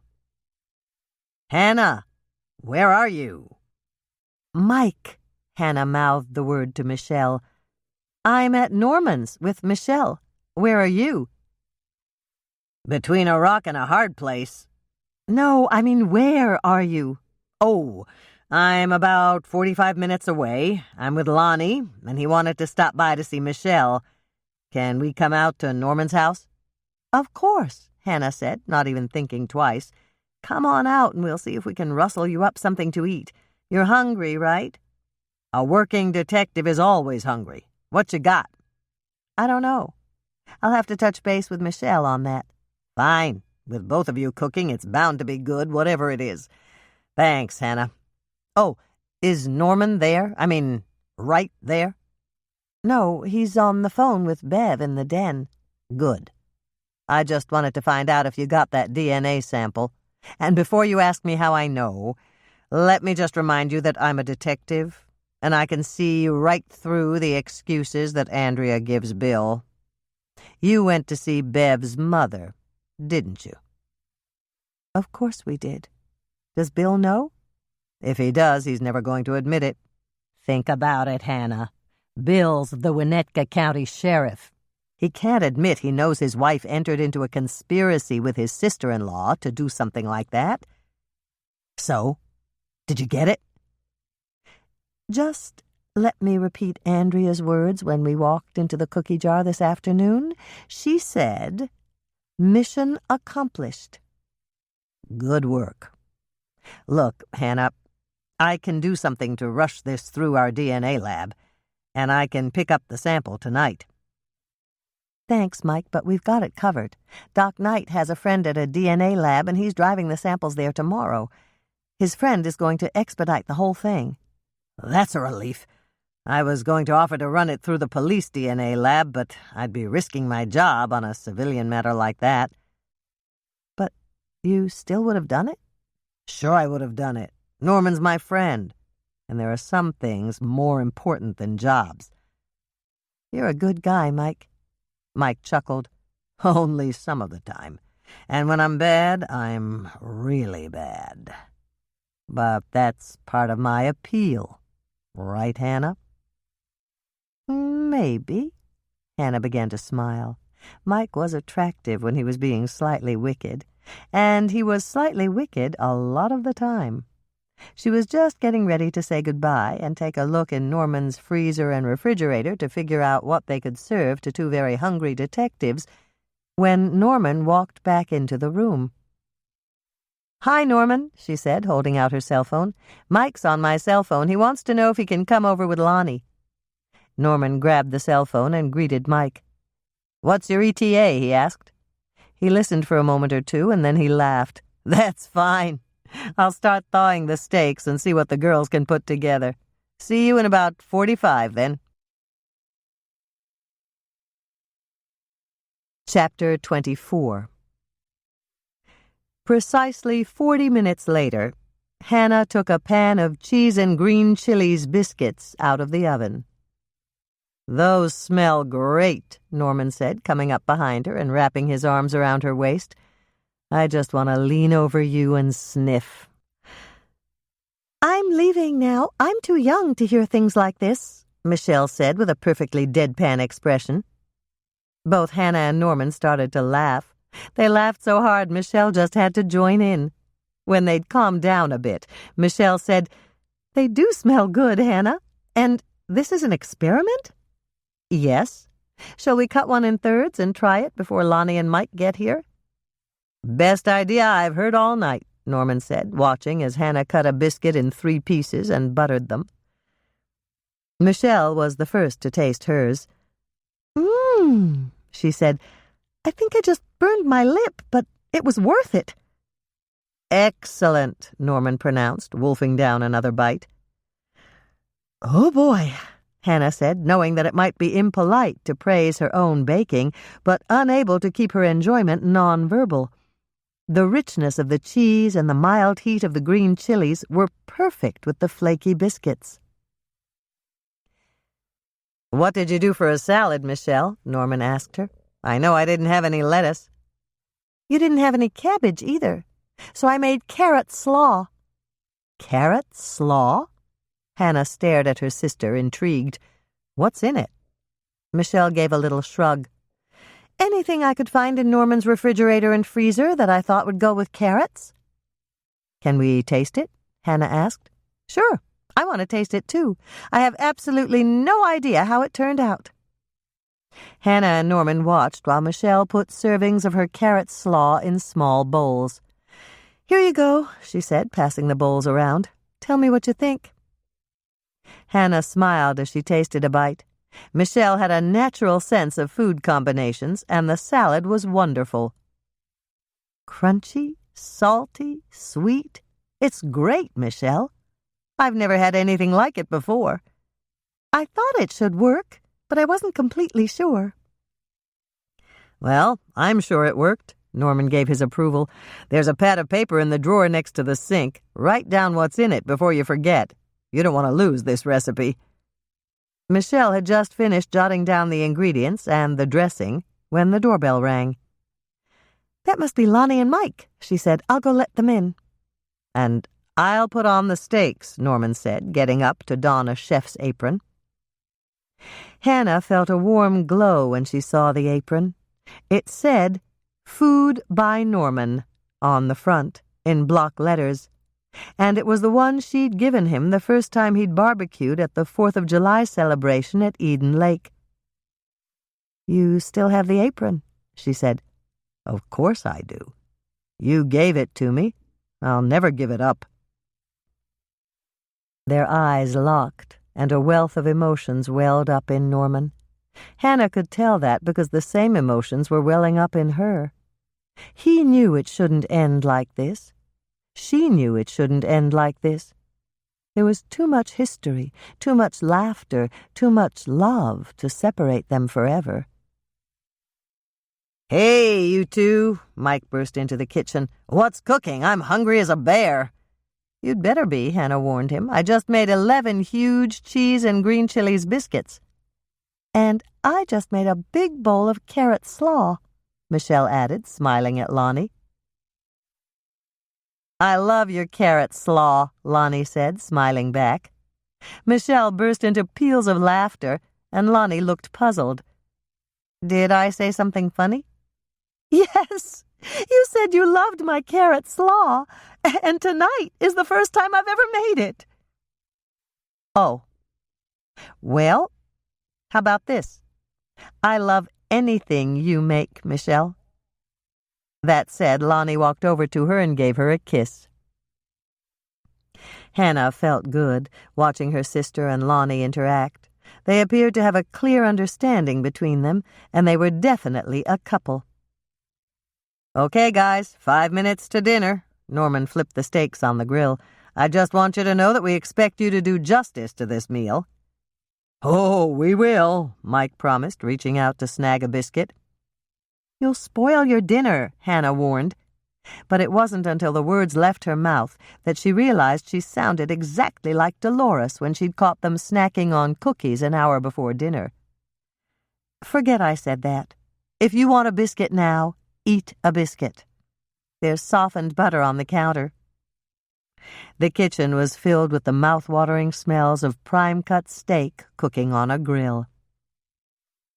Hannah's stomach growled even though she'd eaten Sally's excellent dinner less than 3 hours ago and sampled the peaches and cream cookies even more recently than that. She certainly wasn't hungry, but she knew that this was going to be a wonderful meal. Since both Lonnie and Mike liked their steaks rare, it didn't take long before they were cutting off chunks of rare beef and washing them down with fresh, hot coffee. There wasn't much time for conversation between bites of steak, biscuit, and slaw, but Mike finally stopped eating long enough to say, "There was a partial print on the murder weapon, but it belonged to the nurse who brought supplies to the treatment room." "How about defensive wounds?" Hannah asked, even though she'd read the autopsy report and knew there hadn't been any. "No. That's probably because the victim was tranquilized. Doc's theory is that he didn't even see it coming." "Do you think that the killer had some kind of medical training so that he knew exactly where to stab Buddy?" Hannah asked. "Maybe. It was a hospital, after all. There are a lot of people with medical training at a hospital. Either that, or the killer simply got lucky. We won't know until we catch him." "Or her," Hannah added. "Or her." Mike gave a little nod. "It could have been a woman. It didn't take that much strength. The scissors were very sharp." Mike looked down and grinned. "Hi, Moisha. Hi, Cuddles. Are you two sniffing around my steak?" Moisha said, rubbing up against Mike's ankle. Sorry, big guy. I'm not going to give you anything quite yet. Go over and see if Lonnie's a softer touch. Michelle laughed. Lonnie's a softer touch, she said. He's been feeding them both little pieces of meat for a couple of minutes now. That's it, though, Lonnie said, pushing back his plate. My steak is history. I still have some left, but you two aren't getting any, Mike said. Not until the last bite. Then I might reconsider, if you stop bugging me now. Hannah watched the two cats in amazement as they backed off, turned tail, and walked out of the kitchen. "How did you do that?" she asked Mike. It was cop to cat. They understood that they couldn't sway me, so they gave up. It's my commanding manner. "Right," Hannah said, almost believing it, but not quite. "Did you have any luck finding out who Buddy really was?" Michelle asked Lonnie. Not yet, but we're working on it. Hannah was silent. It was Doc's place to tell Mike he was posting Buddy's photo in the hospital news, not hers. How about you, Hannah? Mike asked her. Any luck? I don't know who he really was either. Norman tried to find out online tonight. Mike turned to Norman. What did you find? Basically, nothing. When I go back to the office, I'm going to go at it another way. What way is that? I'm going to approach it from the jazz keyboard player angle. There's got to be some kind of organization Buddy might have joined. Or maybe there's a list of jazz keyboard players posted online somewhere. You'll let me know if you find anything? Absolutely. Hannah heard the sound before anyone else did. It was the scratching, scrabbling noise two cats make when they run at top speed across wall-to-wall carpeting. The sound was coming closer, and she shouted out a warning. "Feed up, everybody, quick!" Is it chase? Mike asked, and Hannah knew he remembered the chase game he'd seen Cuddles and Moisha play at her condo. "Yes." "Put your legs up, Lonnie," Mike ordered. "The cats are coming through, and they'll total out on your feet." Lonnie didn't wait for a second invitation. He tucked his feet up on the rungs of his stool, while Hannah and Michelle made a beeline for the counter and hopped up. They hadn't been in position for more than a second before the feline racing team of Swensen and Rhodes roared around the corner and careened into the kitchen. "Whoa!" Lonnie exclaimed, rocking a bit on his stool as Moisha crashed into the table leg, skidded on 3 legs, recovered his balance, and raced off after the blur that was Cuddles. "How fast do you think they were going?" Norman asked Mike. "I don't know. Too bad I didn't bring the radar gun. Where are they now?" "Anywhere they want to be," Hannah said with a laugh. "I think it's the den, but feet up, here they come again." The two cats dashed into the kitchen for the second time, and there was a flying hurdle, a near-miss collision, several yowls, and then both cats rammed into the table leg closest to Mike. The table shook with the force of the blow and teetered on its legs. Mike reached out to grab his plate, but it was too late. "No!" Mike yelped as his plate hit the floor and the steak slid off. And then, before any of the 4 of them could grasp what was happening, Moisha grabbed the steak in his mouth and tore off after Cuddles, who was speeding toward the doorway. There was a long moment of silence as the scrabbling sound of cat claws digging into expensive carpeting faded into the distance. The cats were gone, and so was the remainder of Mike's steak. They simply stared at each other for a moment, and then Norman broke the silence. "Do you think—" and his voice trailed off. "Oh, yes," Hannah replied to his half-formed question. "I'm almost sure of it." Lonnie nodded, looking a bit dazed. "They planned it, didn't they?" "I believe they did," Michelle said with a grin. "When it didn't work the first time, they went back to regroup and then they tried it again. "Well, I'll be," Mike said, just shaking his head. "Do you think I should go and try to get it back from them? I mean, I don't want it, but it's the principle of the thing." "Cats don't understand principles," Hannah told him. "Don't bother unless you've got some kitty handcuffs in your pocket," Norman advised. "But where did they go?" Lonnie asked. "I don't hear a thing now." "They're somewhere safe," Hannah answered him. "Like under my bed, gnawing on that steak bone," Norman added. "They won't come out until they're good and ready." "But what should we do about it?" Mike asked. "We should have dessert," Hannah answered him. "I'll put on a fresh pot of coffee, and Michelle can get out some of Norman's cookies. There's plenty, since she made a double batch." Mike looked upset. "So we're just going to let them get away with it?" "Of course not," Hannah said, biting back a grin. "When they finish the steak and come out from under the bed, you can have a cop-to-cat talk with them." Chapter 25.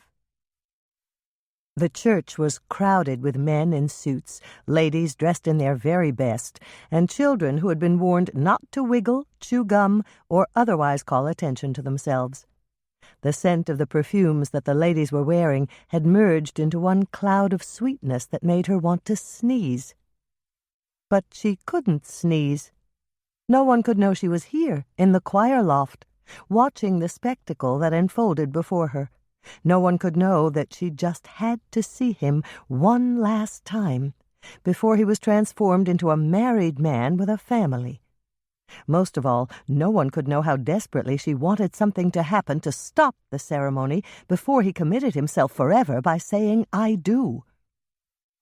There he was, at the front of the church, looking unbelievably handsome in his groom's tuxedo, and his best friend, the cop, was standing next to him, acting as his best man. The organ music swelled, and then broke into the triumphant strains of Mendelssohn's Wedding March. The bride was entering the church, and soon she'd be walking down the white-covered aisle to meet him. She was carrying a huge bouquet of lilacs. She could smell their scent all the way up here in the choir loft. They were her favorite flower, and that was just plain wrong. The dark-haired woman she saw below her couldn't be the bride. She was wearing a low-cut red sweater, a short black skirt, and boots with stiletto heels. This was wrong. She was the bride, not the woman who was walking up the aisle toward Norman. She had to do something to stop the wedding. She screamed several times to get Norman's attention, but he didn't seem to hear her. In desperation, she began pounding her fists against the stained glass window that had suddenly appeared to separate the choir loft from the body of the church.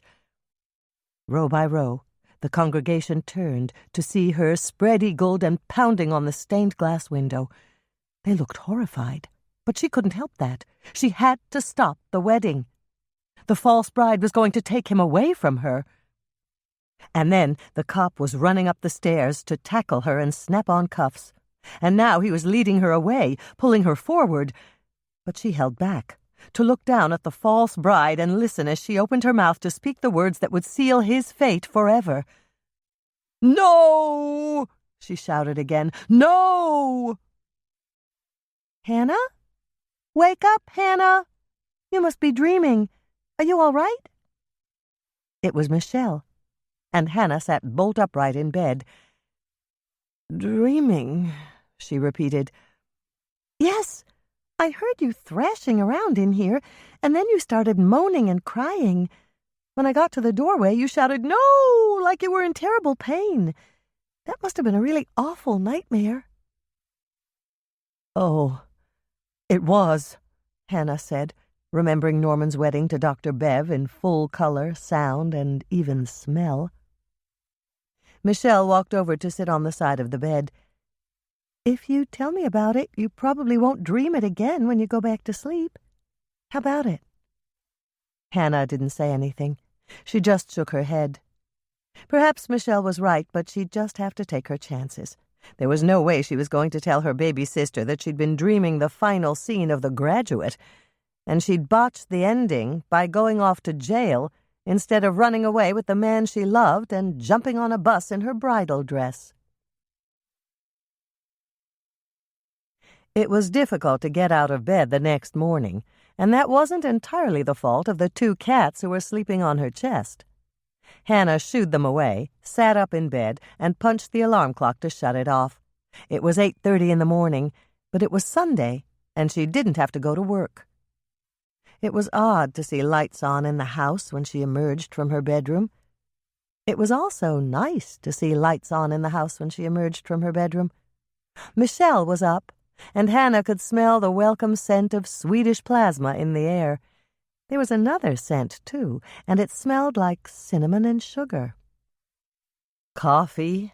she asked, hoping it was ready as she shuffled through the kitchen doorway. "Coming right up. Sit down and I'll pour some for you." Hannah sat, gratefully, and then she glanced over at Michelle. Her youngest sister's cheeks were pink, her eyes were sparkling, and her hair was curling gently around her pretty face. Oh, to be young again. But Hannah knew she'd never looked as beautiful as Michelle did, even when she was young. "You're scowling." Michelle set a mug of coffee directly in front of Hannah. "What's the matter?" "I was trying to figure out how you can look so good in the morning when I feel so dragged out." "Clean living. If you'd lay off the booze and drugs for a while, you'd probably start to look better." Michelle burst into peals of laughter. "You should see your face. You look absolutely dumbfounded. I'm kidding, okay? It's just a joke, Hannah." "Don't joke with your elder in the morning, or she may turn on you like a ravening beast." "Nicely put." Michelle sat down and took a sip of her coffee. "But what's a ravening beast, anyway?" "It's too early for me to define a word. You'll have to wait until I can remember my name." "Okay. Drink coffee. Get those brain cells dancing. I really want to know what it is." Hannah took a big swallow of coffee. It was hot, and it was good. There was nothing like coffee on a cold spring morning that still felt like winter. "More," Michelle said. Hannah took another swallow, and then another. Caffeine was starting to work its magic on her tired brain. "Name?" Michelle prodded her. "Hannah." "Middle name?" "Louise." "Last name?" "Swensen." "Occupation?" "Cookies." "Age?" "I don't want to think about that." "Wait, Michelle, cut that out." "Okay, your brain seems to be working again now. What's a ravening beast?" "Ravening comes from the Middle French word raviner, which means to rush or take by force. It was first used in the 16th century. Ravening means to possess the ability to devour greedily, or to prowl for prey. In other words, I'll crush you like a bug if you mess with me first thing in the morning." Forewarned is forearmed. "What are you doing today? Or is it too early to ask?" "I'm finishing my coffee so that I can stay awake and not drown in the shower. And then I'm going to get dressed and see if I can find something for breakfast." "I've got that covered. I'll make another pot of coffee while you shower, and then we can taste the bran cookies I baked this morning." "You baked this morning?" Hannah asked, and then she remembered smelling the sweet scent of cinnamon and sugar when she came into the kitchen. "I was up early thinking about the cookies we promised to bake for Doc, and I had a brainstorm, so I got up and tried out a recipe." "What kind of a brainstorm?" "I'll tell you after you taste them. Now hurry up and take your shower." Less than 10 minutes later, Hannah came back into the kitchen. She was dressed in clean jeans and a long-sleeved sweater. She was wearing her moccasin boots, the ones with the fringe on the sides, and Moisha and Cuddles were on her heels, one on the left and the other on the right, trying to capture the fringe as she walked. "How about one of those cookies?" she asked, refilling her coffee mug and then sitting down at the kitchen table. "Do you like bran?" "Not particularly. I don't hate it, but I wouldn't choose it." Good. Why good? Because if you really loved Bran, you might love the cookies even though they weren't that tasty. Let's see if you like these. Michelle walked over with a napkin containing 2 cookies. Hannah took a bite and chewed. Nice aftertaste, she said. These are really good cookies. And I love the cinnamon and the raisins. They remind me of something, but I don't know what. Think back to your childhood, Michelle advised, and try another bite. With pleasure. Hannah took another bite. Then she took another bigger bite, and the cookie was gone. Do you remember? No. Hannah picked up a second cookie. These are definitely winners, Michelle. I like these as much as I used to love... She stopped and looked up at her sister in shock as the light dawned. Grandma Ingrid's bran muffins? That's right. I just made a couple of changes and baked her bran muffins as bran cookies. That's brilliant, Hannah said, and then she looked puzzled. Where did you get her recipe? It was in one of those shoe boxes on your bookshelf. Really? I didn't even know I had it. It was in the 3rd box I tried. Well, good for you. These are definitely great cookies, and Doc's going to absolutely love them. Shall I pack them up so we can take them out to the hospital today? Sure. We should do a little more snooping around out there anyway. If we talk to the right person, maybe we can learn something new. The phone rang, and Hannah reached up, grabbed the wall phone over her head, and answered. Hello? Hello, dear, her mother's cheerful voice greeted her. I'm here at the hospital, and we wanted to know if you and Michelle would like to join us for Sunday brunch at the inn. Hannah thought about it for a nanosecond. 2 bran cookies, no matter how tasty, did not a breakfast make. We'd love to. Thanks for asking, Mother, but who's we? Doc, Marlene, Vonnie, and me. I'm going to call Andrea, too. She said that Bill's going out to the station today, and she loves Sally's brunch. We all love Sally's brunch, Hannah said. And as she did so, visions of popovers swimming in butter and freshly made preserves danced through Hannah's head.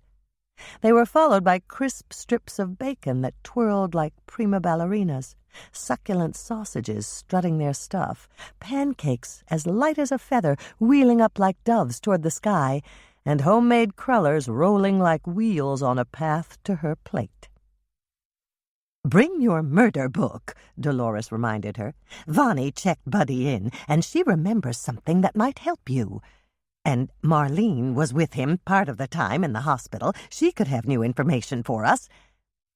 There's Doc, too. He may know something new. He doesn't, Dolores said. Her mother answered so fast, Hannah frowned. How do you know that? If Doc knew something new, he would have told me.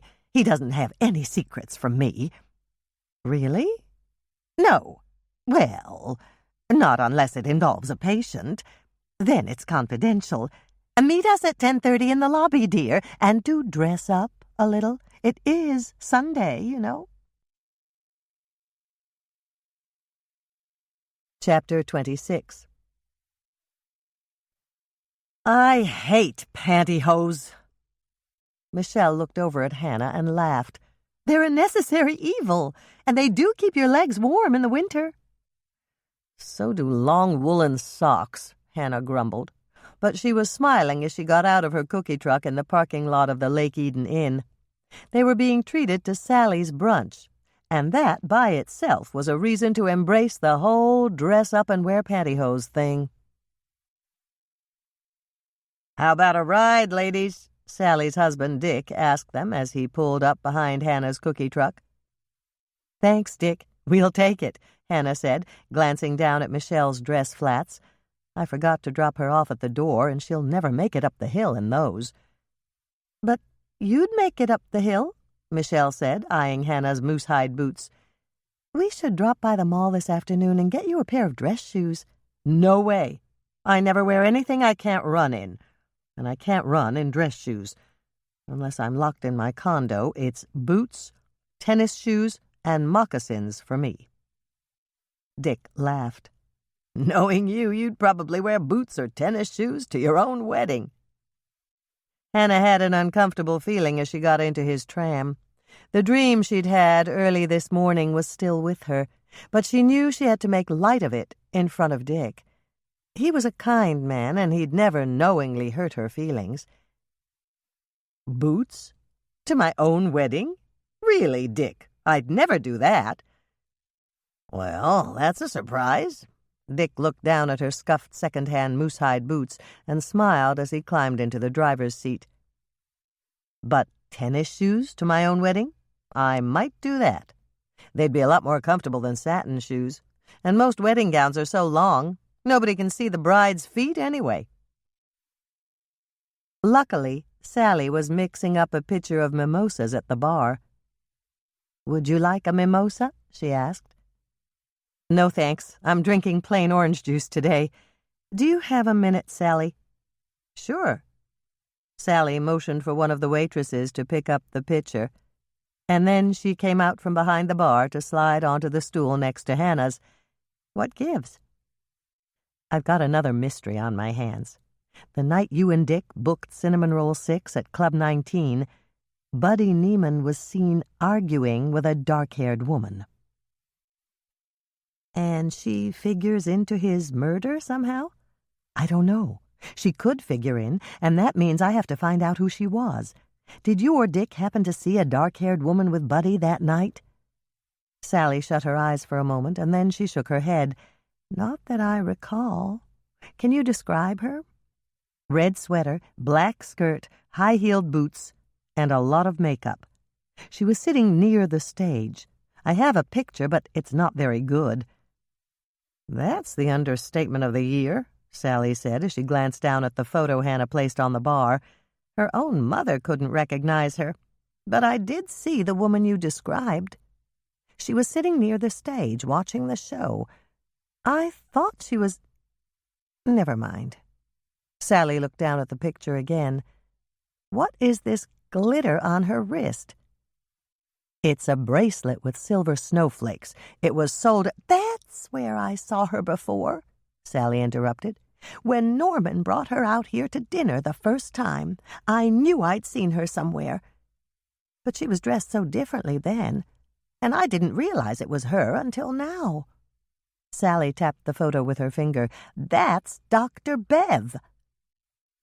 There it was, the confirmation of all her suspicions. Hannah drew a deep breath and asked, "Are you sure?" "Yes, I'm sure. I know because I recognized her bracelet. She wore it out here the first time they came to dinner with Carrie and Earl." "Dr. Bev was the woman you saw at Club 19? Hannah asked again, just to be sure. "Yes, she was. Of course, she looked a lot different then, and that's probably why I didn't put it all together until you showed me that photo. It's like Dr. Jekyll and Mr. Hyde. Here in Lake Eden, she's Miss Goody Two-Shoes, but that night at Club 19, she was the woman in red." "Is it possible that you could be mistaken?" Sally thought about it for a moment, and then she shook her head. "No, it was Dr. Bev. I'm 99.9% positive of that." Michelle was eating an omelet from the special order breakfast bar when Hannah got back to their table. To Hannah's way of thinking, ordering an omelet at one of Sally's breakfast buffets was a waste. Not that they weren't good, they were. It was just that anybody could make an omelet for breakfast. But it was unlikely that you'd make Swedish pancakes, blintzes, maple sugar-glazed ham, and crullers with 3 different glazes for your own breakfast at home. Hannah was having a little of all of the above, except the omelet. The old adage, "her eyes were bigger than her stomach," always came into play when she attended a buffet. She wanted to taste everything, and her plate became loaded with so many different types of food that it ended up being a crowded palette of foods that failed to retain their individual identity. "Vonnie," Dolores spoke to Doc Knight's secretary, "tell Hannah what you told me about the night of the accident." "It's probably nothing, but I thought it was a little unusual," Vonnie began, putting down her fork. When Buddy Neiman came up with his paperwork, I checked through it to make sure that nothing was missing. He'd filled out everything, but I noticed that he had the zip code for Minneapolis wrong. I asked him about it, and he looked a little embarrassed. He said he should have written 55403, but he kept forgetting the zip code. I crossed it out when he gave me the correct one. Hannah nodded. So far, there wasn't anything interesting in what Vonnie had told her. Well, I got to thinking about his admission form, so I pulled it today to take another look at it. The incorrect zip code Buddy put on his form wasn't anywhere near Minneapolis. I looked it up, and it was a zip code from Seattle. Seattle. Again. Hannah gave a little shake of her head. Seattle just kept cropping up in her investigation.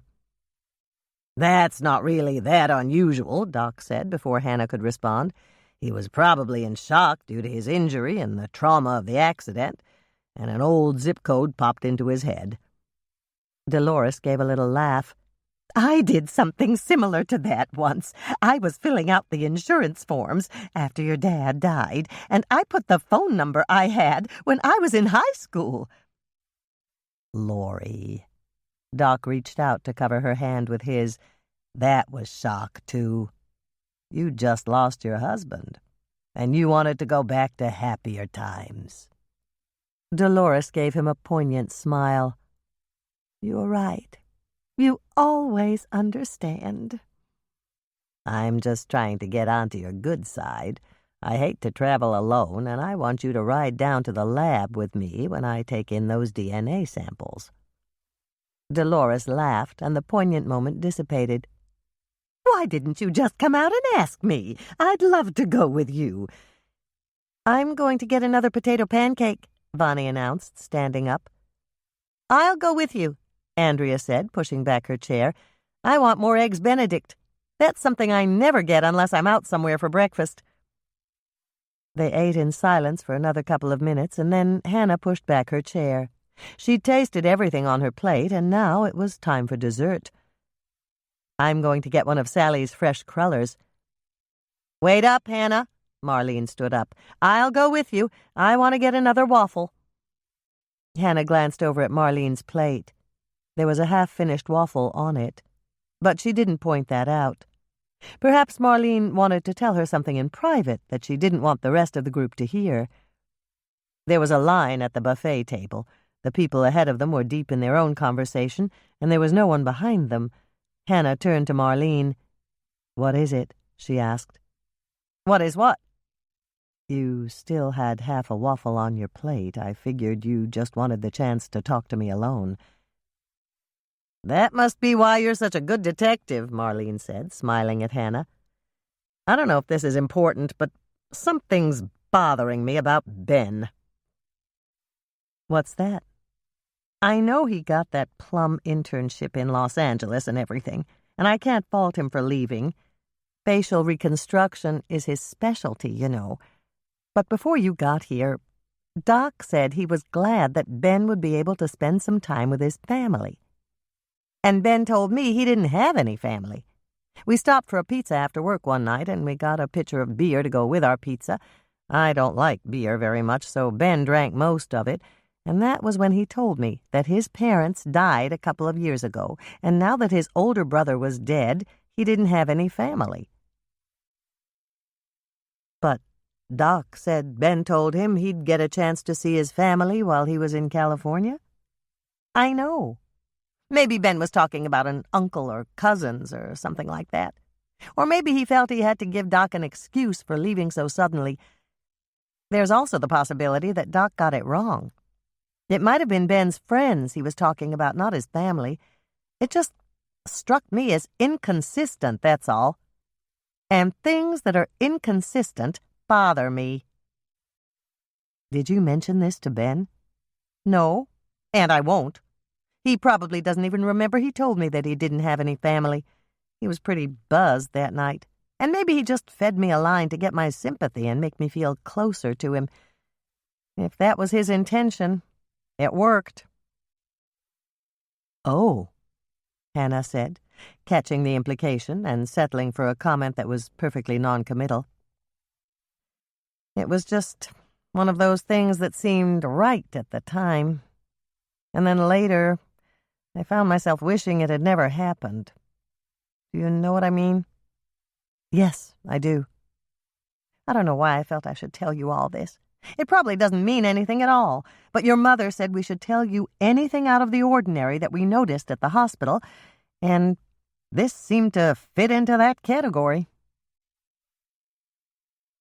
What's next? Michelle asked as they got out of the tram next to Hannah's cookie truck and Andrea's Volvo. Dr. Bev, Hannah said, taking her keys out of her saddlebag purse. Andrea and Michelle turned to look at Hannah in shock. "Did you just say what I thought you said?" Andrea asked. "Yes. I have to question Dr. Bev, and I know she'll be at Claire's dress shop at 3 o'clock. Norman said she was driving back from the cities for a wedding dress fitting." Andrea put her hands over her eyes and gave a little moan.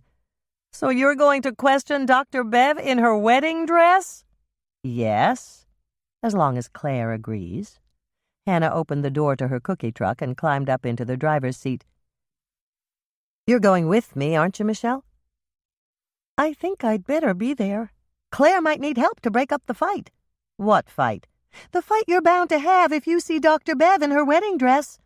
"There won't be any fight. We're just going to have a nice, civilized question-and-answer session." Hannah gave a little smile that belied her words. Or perhaps I should say I'm planning to grill her within an inch of her life. Would you like to come along, Andrea?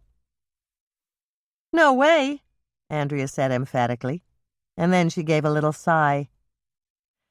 "I'm going to make a quick stop at the mall, and then I'm going home to wait for you to call me.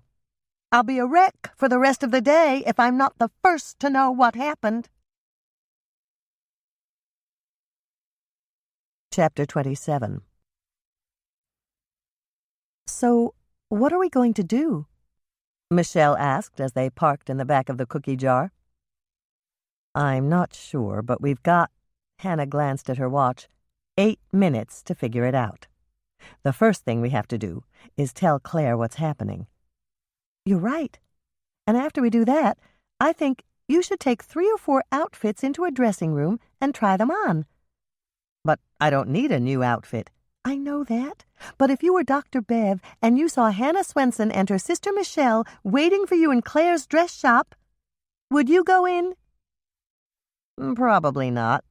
I'd wait until they left." "Exactly.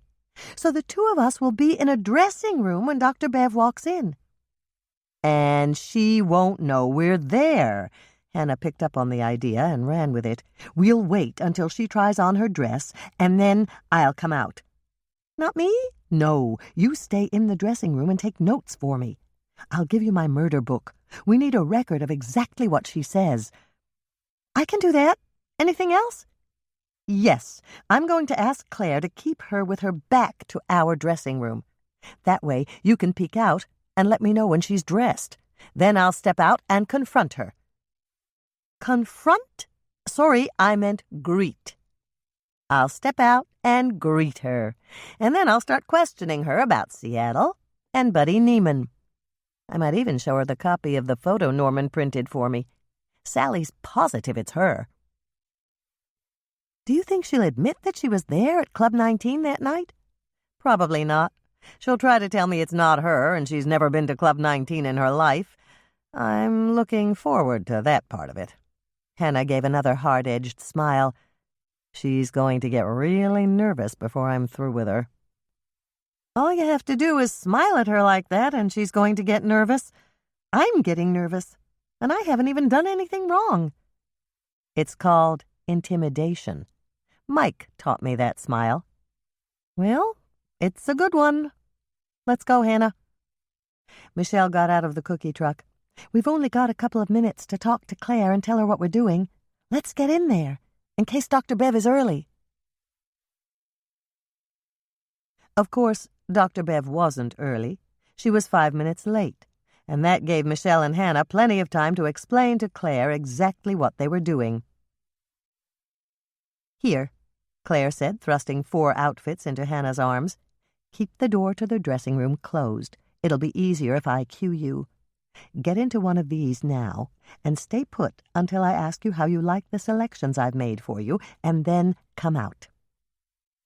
Hannah sat down on the bench in the dressing room while Michelle took up a cross-legged position on the floor. "You'd better get one of those outfits on," Michelle said. "I guess," Hannah said, hanging her parka on a hook, divesting herself of the clothes she'd worn to the brunch, and slipping one of the outfits Claire had chosen for her over her head. "Nice color," Michelle commented, eyeing the rich turquoise. "I like the fact it's a pantsuit, and you can wear it with dress flats." "I don't have any dress flats." "We'll get some." Michelle got up to zip the tunic top of Hannah's outfit. "It looks good on you, Hannah." "Of course it does. Claire chose it for me. If I ever get rich, I'm going to hire Claire to be my personal fashion consultant." "I wonder if Doc will like the cookies I made," Michelle said. "I wanted to give him samples right away, but it seemed wrong to take them into brunch." "We'll take some out to the hospital in the morning.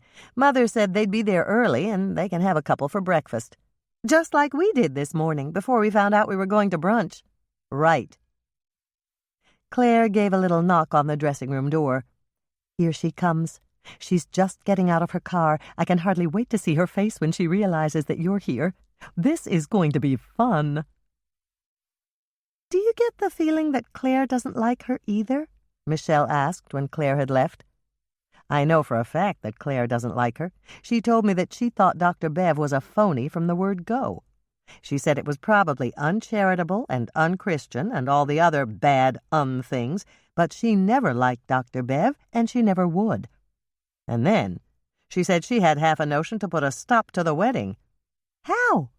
"She said that when Reverend Bob gets to the part, 'If any person can show just cause why they may not be joined together, let them speak now or forever hold their peace,' she wants to stand up and tell Norman he shouldn't marry Dr. Bev."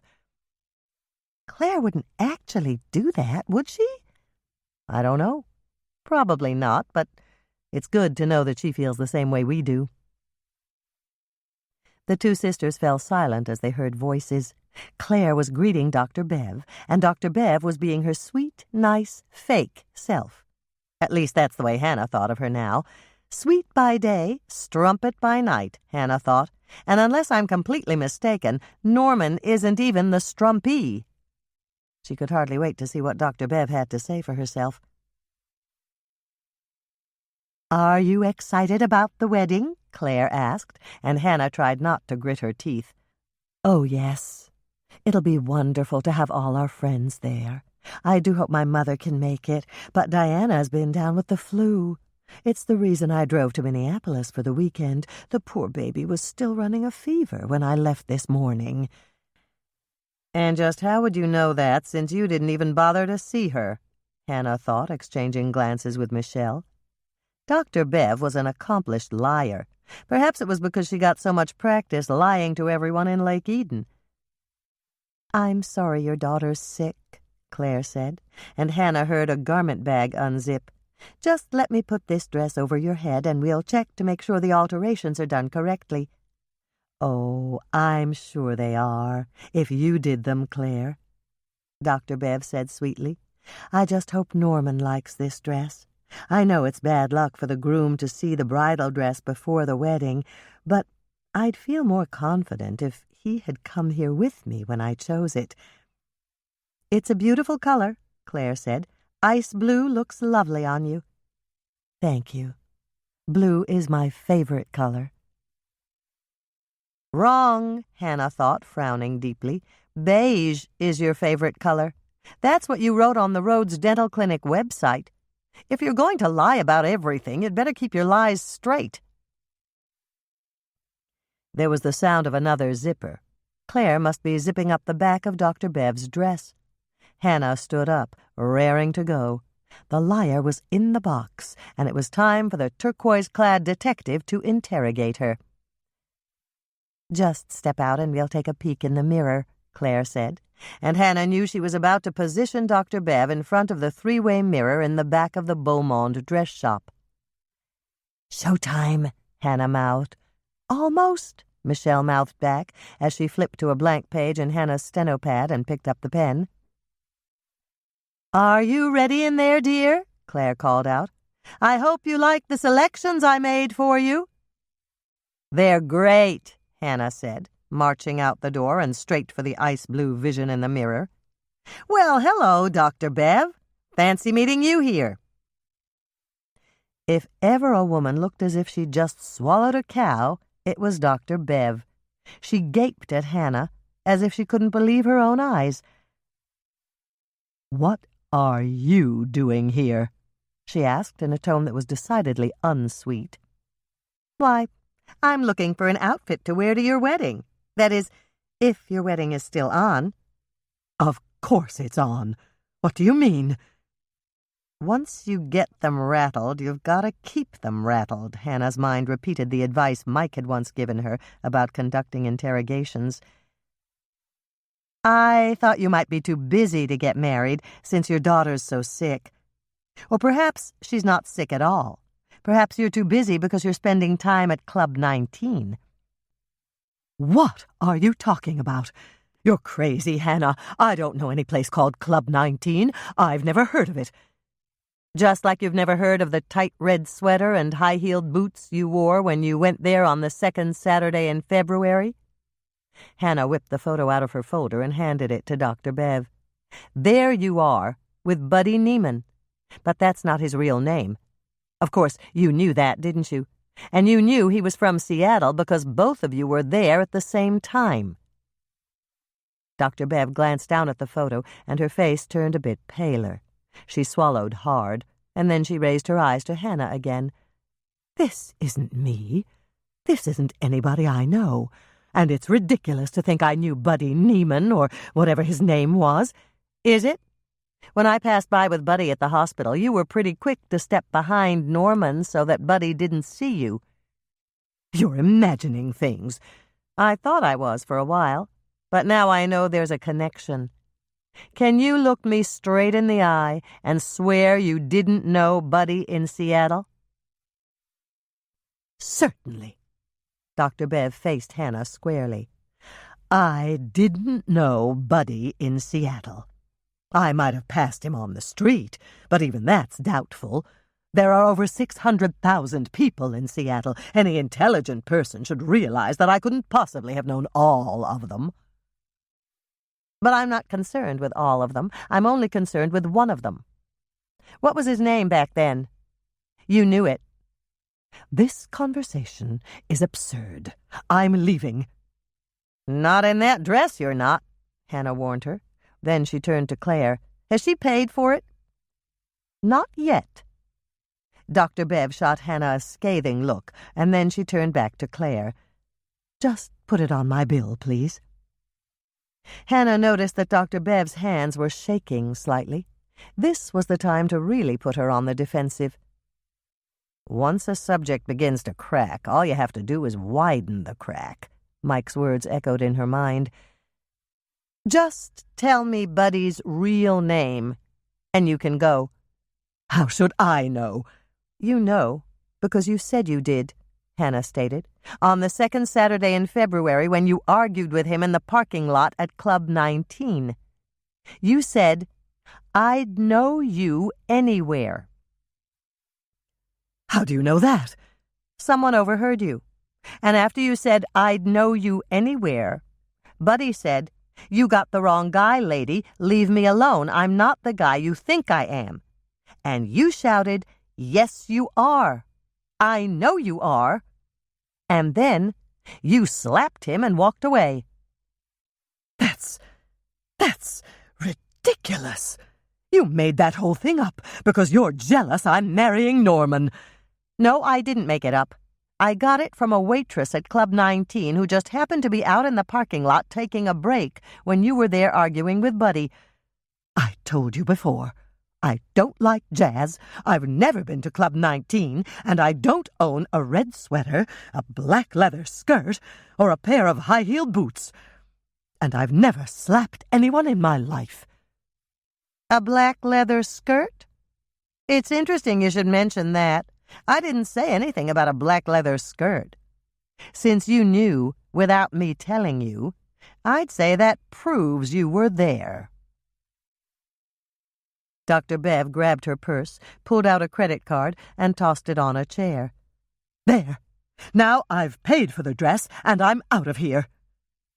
Michelle emerged from the dressing room just as the front door slammed behind Dr. Bev. "Uh-oh," she said, glancing at the coat rack by the front door. "Dr. Bev stormed out of here in such a hurry, she forgot her coat." "That's okay," Hannah told her. "She's hot enough under the collar without it." "Well, I'll be..." Claire walked over to pick up the credit card. "You nailed her, Hannah, and you did it in front of me. Thank you." "Why are you thanking me?" "Because this has got to be the most fun I've ever had collecting a bill." Chapter 28. Hannah's eyes burned from lack of sleep when her alarm went off the next morning. It was 5 o'clock, and she'd tossed and turned most of the night, thinking about Buddy Neiman's murder case. At 1 in the morning she'd been sure that there was something she was missing, so she'd padded out to the living room, retrieved her steno pad, and gone over every note she'd taken. There was a Seattle connection. She was sure of that now, despite Dr. Bev's initial attempt to convince her that she'd never encountered Buddy in Seattle, a city of 600,000. At 2 in the morning, Hannah had gone back to bed, but her mind wouldn't sleep. She kept going over the clues, one at a time, trying to decide if Dr. Bev could be the killer. She'd slapped Buddy at Club 19, and Shelby, the waitress, had told them that Buddy still had a red mark on his face when she saw him at least 15 minutes later. Slapping was an act of physical aggression. It was clear that Dr. Bev wasn't shy about confronting Buddy and using force when she didn't get whatever it was she wanted. The red mark on Buddy's face proved that she'd delivered a forceful slap. But what if just slapping Buddy hadn't been enough for her? What if Dr. Bev had initiated an even more violent encounter? An encounter that ended with surgical scissors thrust into Buddy's chest. Perhaps she'd slept for a while. Hannah had no way of knowing, but she did know that she was wide awake at 4 in the morning, wondering where Dr. Bev had gone when she'd fled Claire's dress shop in her bridal finery. She wasn't at her own apartment, and she wasn't at Norman's house. Hannah knew that for a fact, because when she'd called Andrea to tell her about the confrontation, Andrea had driven around town looking for Dr. Bev's car. It had vanished. She was no longer in Lake Eden. And that, to Hannah's way of thinking, was also suspicious. And now it was 5 minutes past 5. She could smell the coffee, and even though it was on an automatic timer, she suspected that Michelle was already up. It was a struggle to get out of bed, but Hannah made it. It was also a struggle to put the correct arm in the correct sleeve of her robe. After 3 attempts, she triumphed. One glance into the guest room as she passed by told her she was right. The bed was neatly made.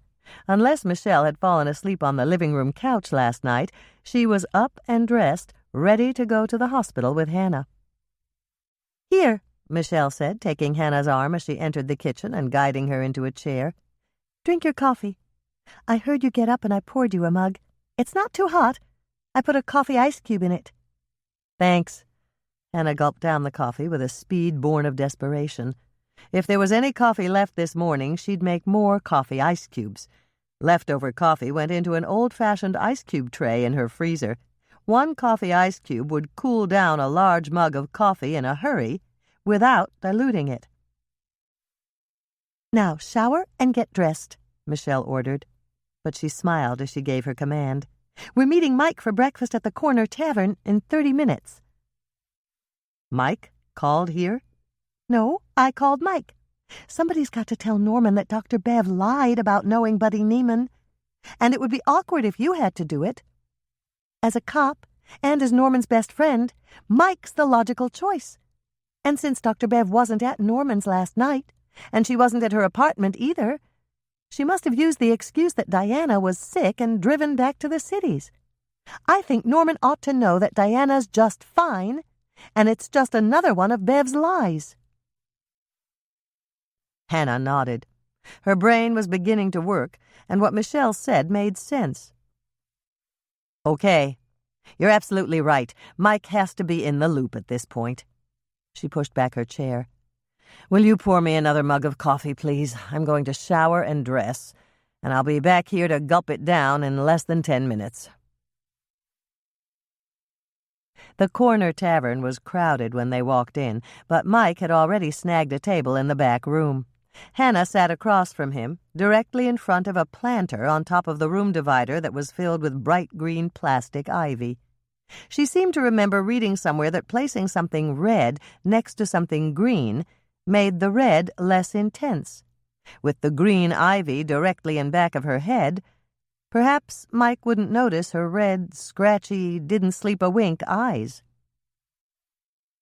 "Nice job, Hannah," Mike said, handing the steno book back to her.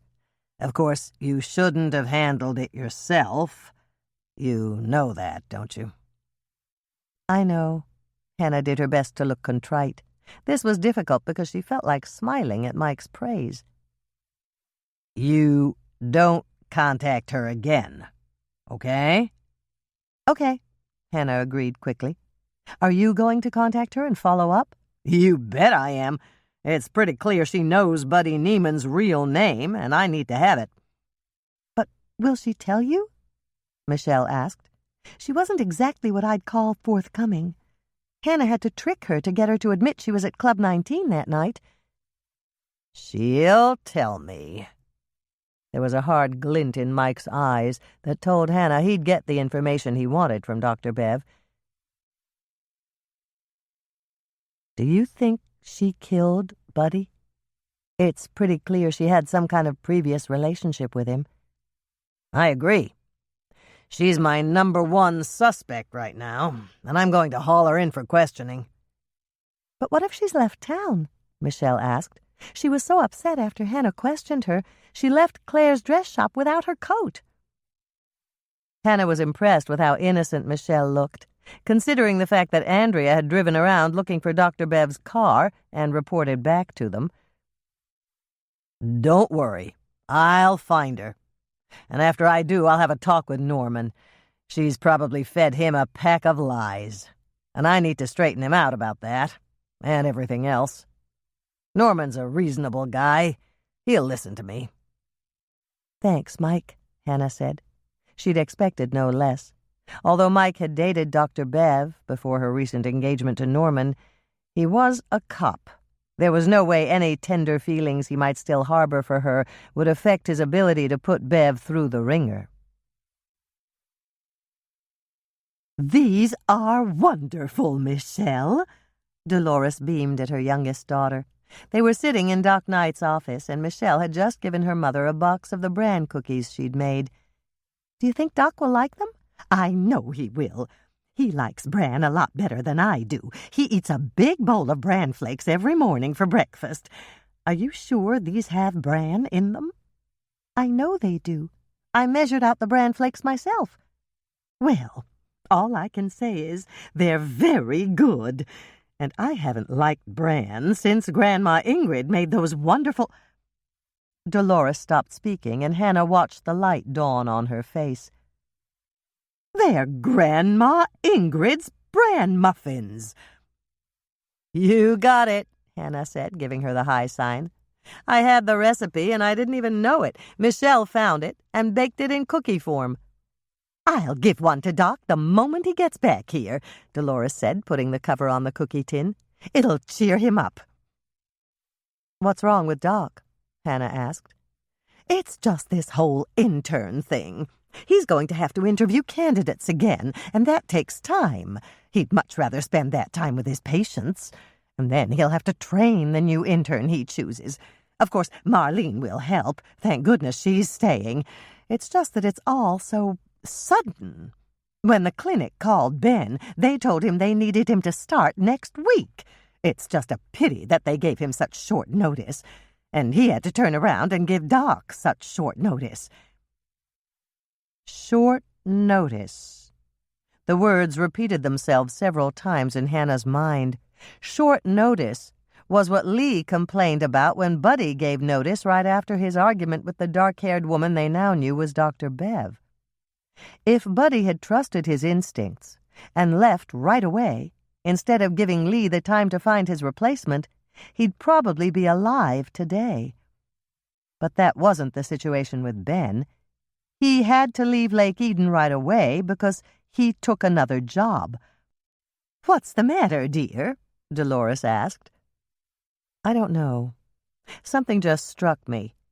You said something about Ben's new internship, that the clinic had given him such short notice, and that's why he had to give Doc such short notice. Did Doc talk to the clinic to see why there was such a rush?" "No, dear. Ben talked to them. They called him directly." "Did they know he was working here?" "Of course. Ben told Doc they asked for a recommendation, and Doc wrote one and gave it to him. Ben faxed it to the clinic." "So Doc has never spoken to the doctors at the clinic? Is that right?" "That's right." Dolores began to frown. "I see where you're going with this. It is a little odd that the doctors at the clinic didn't speak to Doc directly. It would have been the courteous thing to do. I think we should call the clinic." "Do you want to do it, or shall I?" Hannah asked. "I will. I'll say I'm Doc's secretary. What was the name of that clinic again?" "Rolling Hills Vista Clinic," Michelle said promptly. "I remembered it because I thought it sounded fake." 5 minutes later, they had their answers. Hannah's head was reeling, and she knew that Michelle and their mother felt the same way.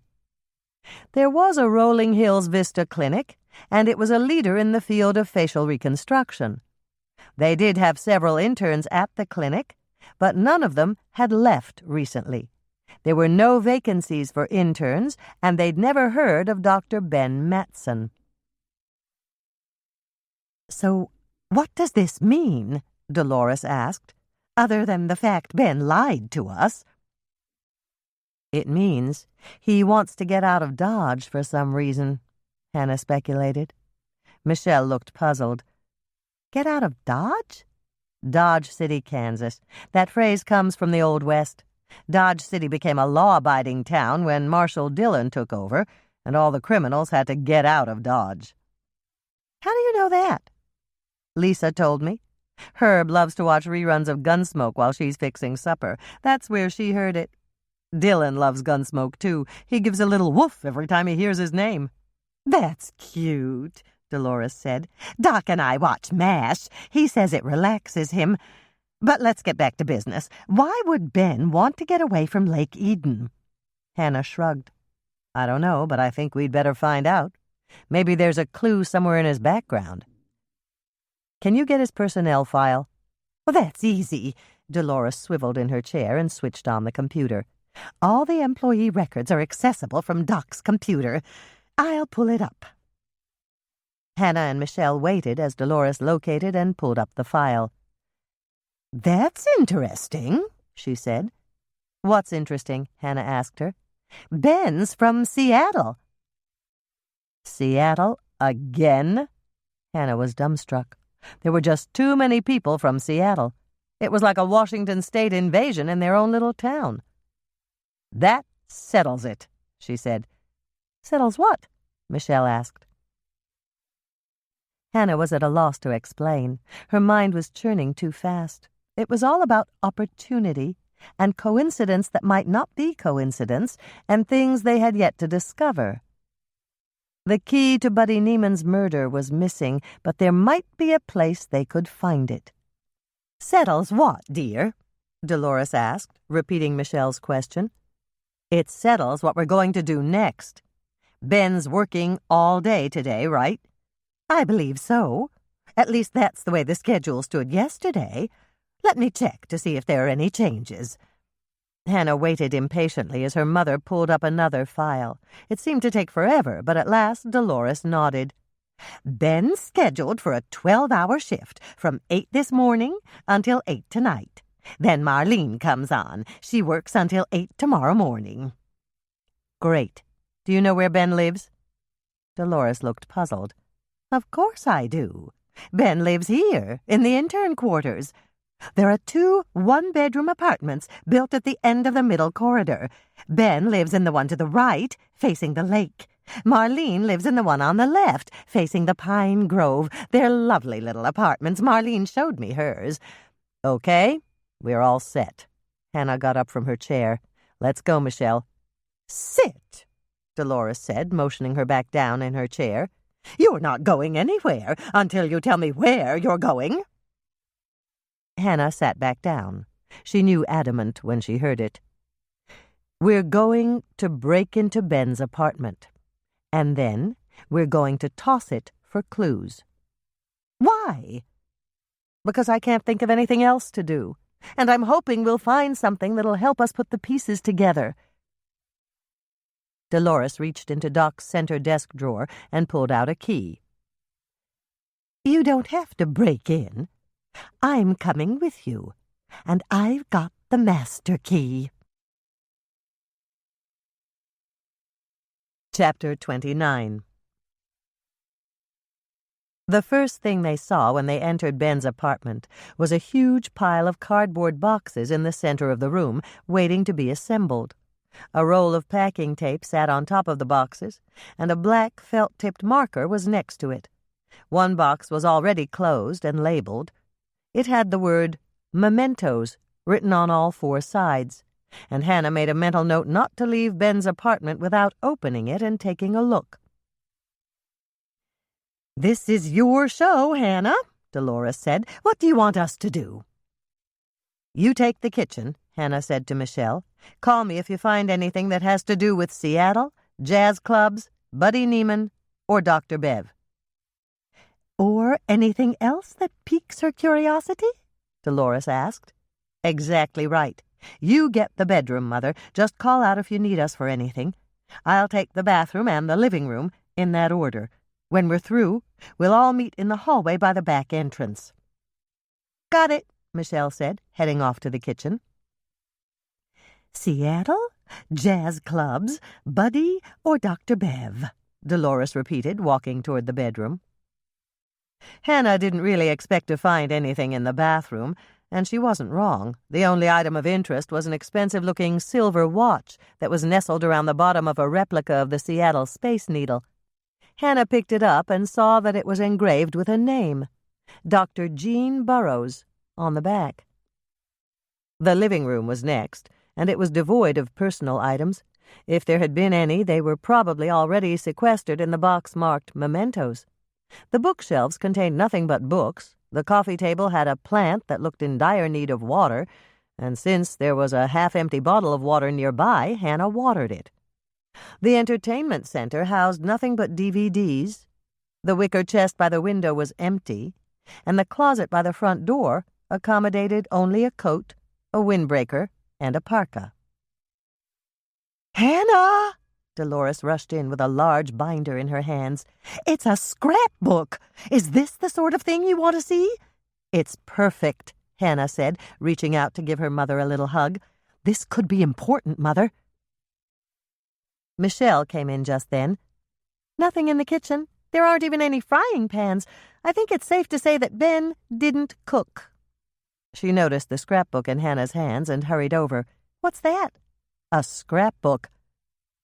"There are photos, clippings, and some other things," Dolores reported. "I just flipped through it, and then I brought it right out here to Hannah." "Let's take a look," Hannah said, taking a seat on the couch and waiting until her mother and sister had taken places on either side of her. She flipped the book open to the first page, and they saw a photo of 2 boys, one a toddler and the other about 10 years older. "Ben and Jean," Dolores read the caption. "They were cute kids. Jean must be his brother." "I think Jean was his stepbrother," Hannah told her. At least they had different last names. I found a silver watch in the bathroom, and it was engraved Dr. Gene Burroughs. I wonder if he's a medical doctor, Dolores said. It could explain why Ben went into medicine. They might be planning to open a practice together. Sometimes families do things like that. Hannah shook her head. Not this time, she said. I'm pretty sure Dr. Gene Burroughs is dead. Marlene said Ben told her his brother was dead.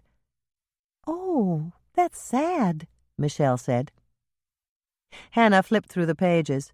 There were family photos, school portraits, snapshots of Christmas and other holidays. They were followed by graduation pictures and announcements.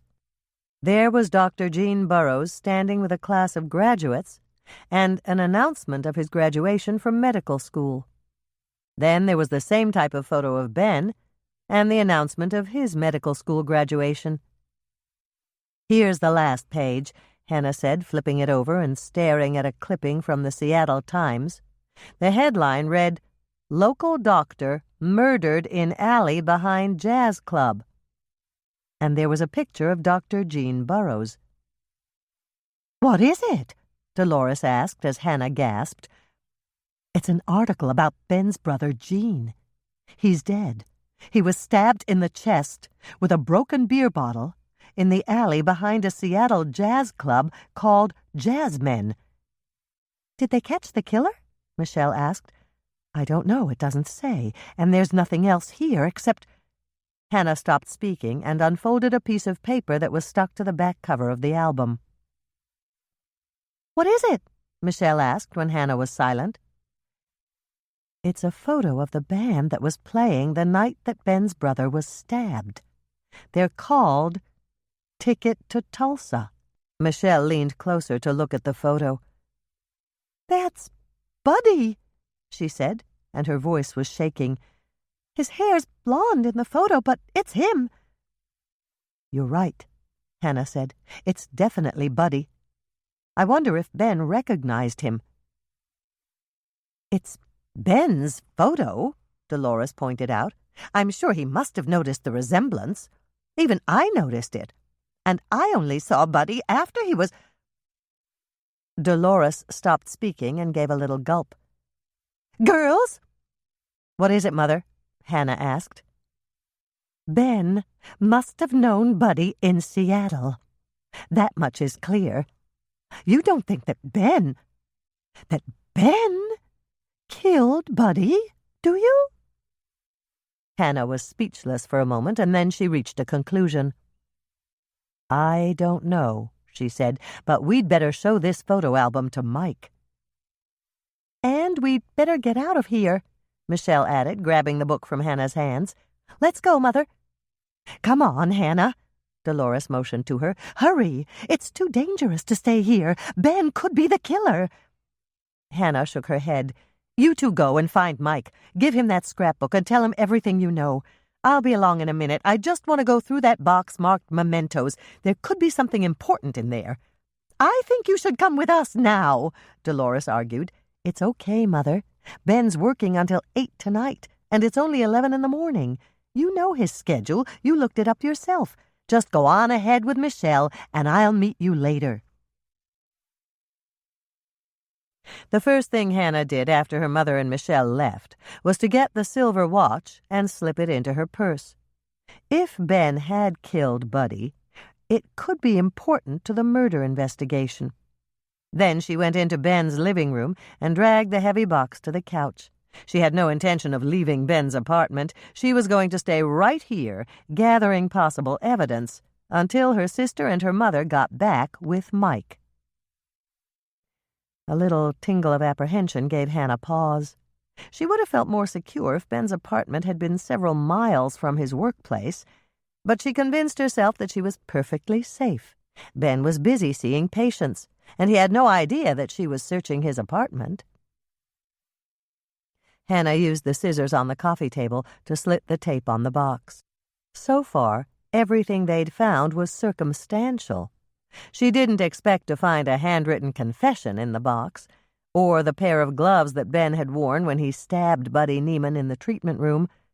but a box labeled Mementos might contain something from Ben's life in Seattle that would be useful. Once she'd opened the box, Hannah removed the items one by one. She found photos of Ben's parents, smiling at the camera, and one of the family dog romping with Jean. There was another of Ben and Jean in a rowboat on a lake. They were smiling and holding up fish on a stringer. A stuffed toy cat was near the bottom of the box. One ear was shorter than the other. It had been mended with black thread, and Hannah decided that it had probably been a childhood toy. And then, very near the bottom, she pulled out a framed photo of Jean standing on stage with the man Hannah had known as Buddy Neiman. The photo was inscribed near the bottom right corner in silver ink. It read, "For my good friend Jean," and it was signed Chaz Peyton. That was when she heard it. A key in the lock. It wasn't Mike. Even if they'd found him right away, he couldn't have gotten here that fast. And it couldn't be Michelle or Dolores. There was no reason for them to come back. And if it wasn't any of them, it had to be Ben. No time to put things back in the box and tape it up. She had to get out, now. He'd spot her if she tried to go out the back way. Ben had what was called a shotgun apartment. If you opened the front door and opened the back door, anyone standing on the steps outside could fire a shotgun straight through the apartment without hitting anything.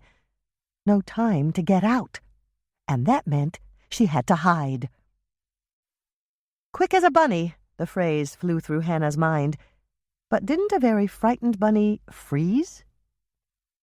Her feet felt frozen to the floor, but she forced them to move to a spot just to the left of the front door. When Ben opened it, she'd be hidden. He'd spot the open box, walk over to it, and she'd slip out the door while his back was turned and make a run for it. The door opened. Hannah caught the knob so that it wouldn't bounce back and close. Then she counted to 5, just time enough for Ben to spot the box and walk over to it. Cautiously, she peeked out. Yes, just as she'd expected, he'd walked across the floor to the box. He was standing there staring at the contents, his back to her. It was time to get out. Now! Hannah stepped out, her heart pounding so hard she was afraid he'd hear it, and slipped out the open doorway. And then she broke into a run for her very life. Chapter 30. He'd seen her. She knew that from the pounding footfalls she heard behind her. Hannah ran down the hallway as fast as she could. She opened the door to the hospital corridor, dashed through, and made a sharp turn to the left, thanking her lucky stars that she was wearing her tennis shoes. She'd never been down this corridor before. Lake Eden Memorial Hospital was expanding, and this section was still under construction. Her hope was that Ben would expect her to flee in a straight line and not to veer off into a construction zone. The lighting was dim in this section. The overhead fluorescents had yet to be installed, and only the occasional bare incandescent bulb hung from the open ceiling.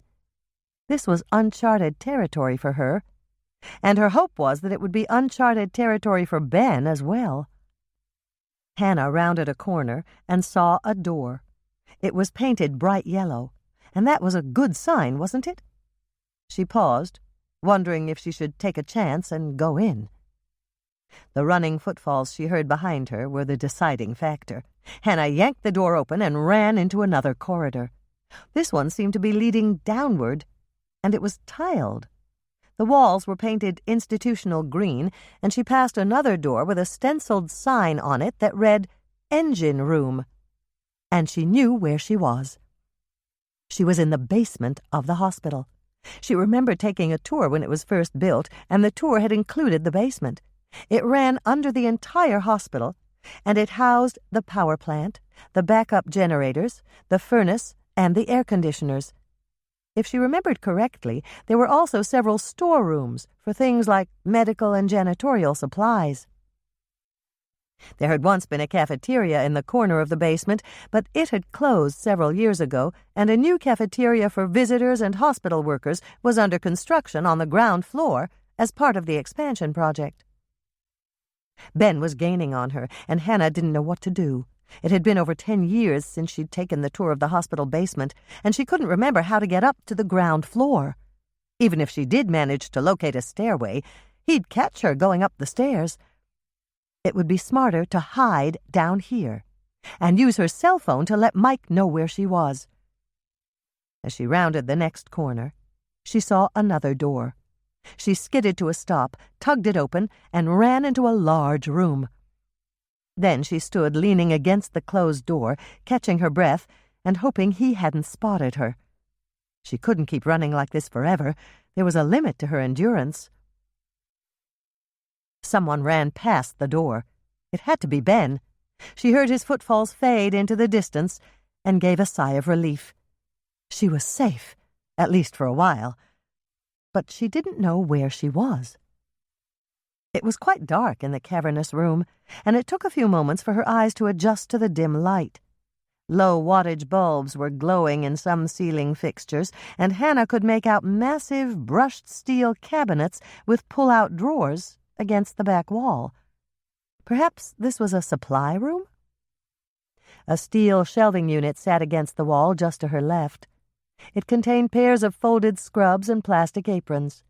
There were masks on the top shelf, along with booties, the type that operating room doctors wore, and there was a large sink on the opposite wall, the kind you'd find just outside an operating room.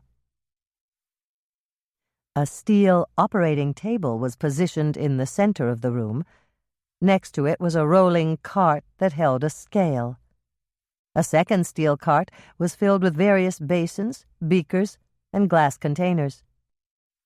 The tiled floor sloped down to a line of drains, the type you'd see in showers or locker rooms. It was clear that this room had been designed for easy cleaning. All you'd really have to do was hose it down. Any debris on the floor would wash down the drains. Hannah spotted a microphone hanging from the ceiling over the operating table. There was also something that looked like a video recorder. What type of patient would give his doctor permission to record his surgery? And what type of operating room would be equipped this way? She walked over to take a look as the two questions circled in her mind. She was stymied for a brief moment, and then she had the answer. A dead patient wouldn't object if the doctor recorded his operation, and the pull-out drawers were built to contain dead bodies waiting for autopsies. She'd never seen this room before because it hadn't been included in the tour she'd taken. She was hiding in the Lake Eden Hospital morgue. Chapter 31. Hannah whirled as the door crashed open and the bright overhead lights flashed on, nearly blinding her. She blinked, and then, when she saw who was standing there, she gasped in fear. He'd found her. Ben had found her. "Did you really think you could hide from me?" he asked. Yes, I did." There was a button on the side of the autopsy table, and Hannah surreptitiously reached out to press it.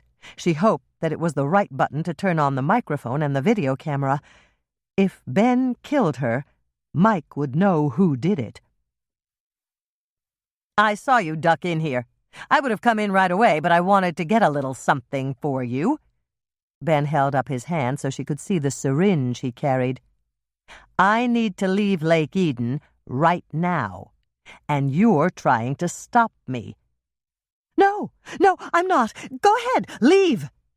Ben laughed, but there was no humor in it. "I've got a little unfinished business first, and my unfinished business is you. I know you saw that photo, and I know you figured it out. Doc told me you were a good detective." "Figured what out?" Hannah asked, stalling for time, even though she hadn't had the chance to call Mike to tell him where she was. "That I killed Chaz. You put it all together when you saw that picture of Jean and Chaz, didn't you?" Ben took a step closer, and Hannah backed up. "Come on now. I've got a nice injection for you. It won't hurt a bit, I promise." "No!" Hannah shouted as loud as she could. "Screaming won't do you any good. Freddie's already been down here to get supplies, and we don't have any autopsies scheduled for today." Keep him talking, Hannah's mind advised, so she asked, "Are you sure Buddy killed your stepbrother?" "I'm sure. I was there at Jasmine that night, and they were arguing when I walked in." "What about?" "They didn't say anything in front of me, but I think it was about the dentist." "What dentist?" "A dentist they both knew. Jean met her at the free clinic. He volunteered there one afternoon a week, and so did she. She told him she liked jazz, and he took her to Jasmine. Ticket to Tulsa was playing, and Jean introduced her to Chaz. And a couple of weeks later, she dumped Jean and started going out with Chaz." A terrible suspicion crossed Hannah's mind. "What was her name?" she asked. "I don't know. They never talked about her in front of me, and I never met her." "Then you didn't hang out with Jean at Jasmine?" Ben shook his head. "I was in med school, and I didn't have much free time. And I've never been a big jazz fan like Jean was. I just dropped in that night to have a quick drink with him, and then I left because I had to study for a chem test. Now I wish I'd stayed. Then everybody would still be alive." Hannah was silent, and so was Ben. They both stood there like statues, unmoving and barely breathing. Hannah was afraid to ask any more questions. She didn't want to break the spell. And then Ben spoke again. "I wish I hadn't killed him. I wasn't going to, you know. I just wanted him to tell me what happened. But then he said something about Jean that made me see red. And the next thing I knew, he was dead." "You snapped. That's temporary insanity, and it's your defense. Put the syringe down and let me call the best lawyer in town for you." "I can't go to jail. It'll kill me. I couldn't stand to be locked up. My way's better. I'll get out of here, and no one will ever find me." "Listen to me," Hannah said, but she could tell it wouldn't work. Ben's eyes had turned hard and cold again, and he took another step closer. "No!" Hannah shouted. She tried to back up, but there was nowhere to go. She was up against the stationary autopsy table. Ben had her cornered. "Somebody! Help me!" "What are you doing, Dr. Ben?" Both Hannah and Ben turned toward the door. Freddie Sawyer was there, and he was pushing a gurney into the room. "Get out of here, Freddie," Ben ordered. "No, Freddie, don't go," Hannah contradicted him. "Dr. Ben is trying to hurt me." Freddie looked at Ben with a puzzled expression. "You can't hurt people, Dr. Ben. Doctors are supposed to help people." "I am helping her, Freddie. She's sick, and I'm going to give her some medicine." "I'm not sick," Hannah insisted. "Isn't that silly, Freddie? Hannah's afraid to get an injection. I'm a doctor. All I want to do is help her." "He's lying to you, Freddie. He's going to hurt me. Dr. Ben is just like your cousin Jed." "Jed?" Freddie began to frown.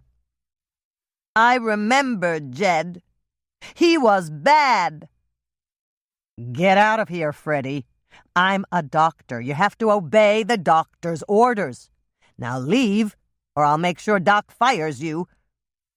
"I won't leave. Not if you're going to hurt Hannah. She said you're like Jed, and Hannah doesn't lie." Ben took another step toward Hannah, and that was when Freddie went into action. He shoved the gurney forward with such force it knocked Ben right off his feet, and he landed hard on the tile floor. At the same time, the syringe went flying. Hannah ducked, and it landed next to Ben's unconscious body. For a moment, Hannah was too shocked to react, but she quickly recovered. "Help me get him on the gurney, Freddie. We have to strap him down before he wakes up." "I can do it," Freddie said, picking Ben up like a sack of potatoes and dumping him on the gurney. "Dr. Marlene taught me how. She said I was the best gurney strapper she'd ever seen." Hannah watched, fascinated, as Freddie secured a maze of straps around Ben's arms and legs. "You have to do this, so they won't hurt themselves," he explained. "Exactly right," Hannah told him, and then she gave him a little hug. "And now, Dr. Ben can't hurt me either. Marlene is right. You're the best gurney strapper I've ever seen." Chapter 32. It was Friday morning, and it seemed that spring was finally here.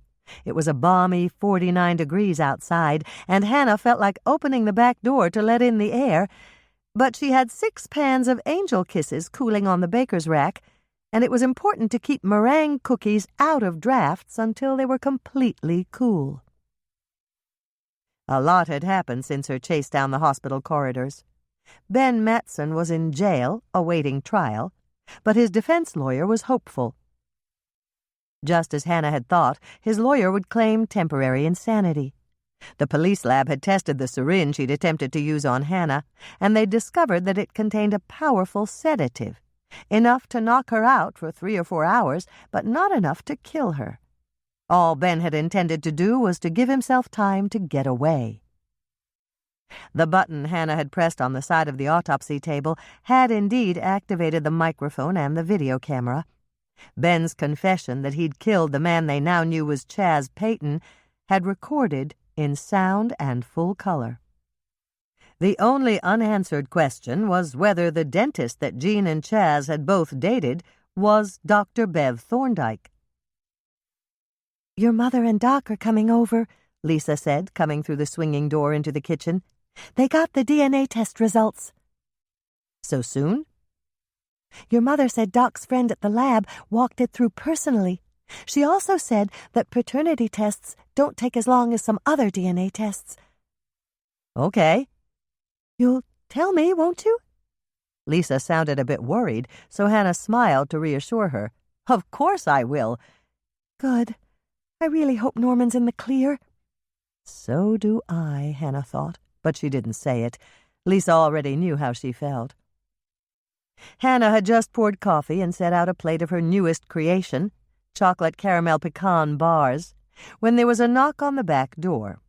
Dolores and Doc had arrived. "Coffee?" Hannah asked, ushering them in. "Always," Dolores responded, smiling at Hannah. Doc nodded. "Thanks, Hannah. I could use a cup." "Good, because I already poured it." Hannah gestured toward the coffee mugs and cookies on the stainless steel work island. "Pull up a stool, and please, give me some good news." "Relax, dear," Dolores told her. But there was no way Hannah could relax until they told her everything. "It's a little complicated," Doc told her, "but Rye explained it to me." "Rye is your friend at the lab?" "Yes, Tom Ryan. He was my roommate in med school." "Then he's a doctor?" "Yes, but he doesn't have a practice. He discovered he really didn't like dealing with patients that much, so he went into research. Rye had his technicians run a basic paternity test with the samples we provided. There are more complicated tests, but I told him we needed a quick answer." "Doc told him it was a matter of wife and death," Dolores said, smiling at Doc.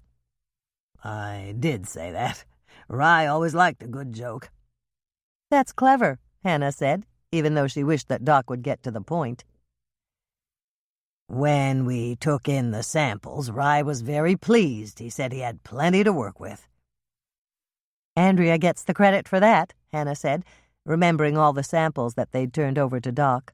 "Well, she did a good job.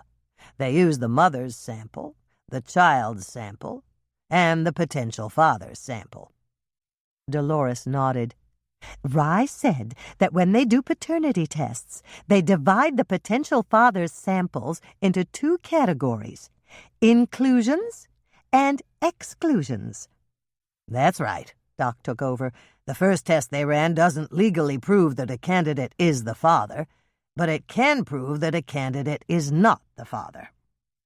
Hannah crossed the fingers on both hands for luck. How did Norman's sample turn out? Norman couldn't possibly be the father. "Norman's an exclusion?" Hannah asked. She needed to make dead certain she'd understood. "That's right," Doc confirmed it. "Norman is not Diana's father." A giant weight slipped off Hannah's shoulders and fluttered away on a breeze of relief. Dr. Bev had been lying about everything, including the identity of Diana's father. "Tell her about the mistake," Dolores said, nudging Doc. "Remember that DNA sample I took from the man we thought was Buddy Neiman?" Doc waited until Hannah had nodded, and then he continued, "The lab tech thought he was supposed to run the first paternity test on Buddy's sample, too, so he did, and it turned out that Buddy was an inclusion." "Let me tell her," Dolores said, practically jumping up and down on her stool. "Go ahead, Laurie," Doc said indulgently. "Oh, Hannah, it's just like Doc said. The lab tech ran the second paternity test on Buddy's sample, and it's 99.9% positive that he was Diana's father." Hannah paced the floor of the kitchen. She started at the back door, made a path from the industrial oven to the crate where Sammy lay on his velvet dog bed. He was chewing on the ear of a teddy bear squeaky toy, and Hannah paused to squeak it for him. Then she executed a smart military-style turn on her heel and made the return trip to the back door again. She was sure she'd logged at least a mile since she'd called Norman and asked him if he'd please meet her in the kitchen at the cookie jar. As she turned and headed toward Sammy's crate again, she glanced at the clock. 15 minutes had passed, and Norman should be there any second. She wished she knew exactly what to say to him, but she didn't. And time was running out. They'd left it all up to her. Carrie, Earl, Andrea, Michelle, Dolores, Doc, Lisa, Herb, and even Mike had decided not to say a word about the DNA samples they'd collected for the tests the lab had run. They'd all agreed that Hannah should be the one to tell Norman whatever she wanted him to know. The ball was in her court. The bow was drawn back with the arrow in place, and the die was cast. Everything was up to Hannah, and she still wasn't sure how much or how little she should tell Norman. Sammy gave a little woof, and Hannah reached down to pet him. The door to the crate was open, but he seemed perfectly content to stay inside. Perhaps he thought that she might trip over him in her pacing. There was a knock on the back door, and Hannah rushed to open it. Norman was standing there, and he looked very serious. "Come on in, Norman," Hannah said. "I've got fresh coffee." "Great." Norman hung his jacket on the hooks by the back door and took a stool at the stainless steel work island. "I'm glad you called me, Hannah. I was just about to pick up the phone and call you." "Oh?" Hannah delivered his coffee, and then she sat down on the stool across from Norman. He looked so serious, she felt a little weak in the knees. "This is serious, Hannah," he said. "I can see that," her mind said, but her mouth was so dry that all she could do was nod. "I'm not Diana's father." Uh-oh. Her mind flashed a warning. Had Norman found out about the paternity tests they'd run? Was he about to tell her he'd never forgive her for interfering in his life? "Did you hear me, Hannah?" "Oh, yes," Hannah said in a voice that trembled slightly. "How did you find out?" "I had the lab run a paternity test, and I got the results in the mail yesterday. With my DNA, I couldn't possibly be Diana's father." "You—" Hannah stopped and swallowed hard. She took a deep breath and started again. "You sent in a sample, and they ran a paternity test?" "Of course I did. You didn't think I'd simply accept Bev's word for it, did you?" I didn't know." "Well, You should have known. Give me a little credit, Hannah. I wasn't born yesterday. I thought it was odd that she waited that long to tell me about Diana, and I decided I'd rather be safe than sorry. As it turned out, I would have been sorry. Very sorry. Norman stopped and reached out for Hannah's hand. Are you okay? Yes. Yes, I'm okay. Hannah took another deep breath. Did you tell her yet? I drove to Minneapolis and told her last night. Of course, I had to find her first. She wasn't at her mother's house, and Diana wasn't sick. She lied to me about that, too. Did she tell you who Diana's father really was? No, and I didn't ask. That doesn't really matter. Hannah made a snap decision.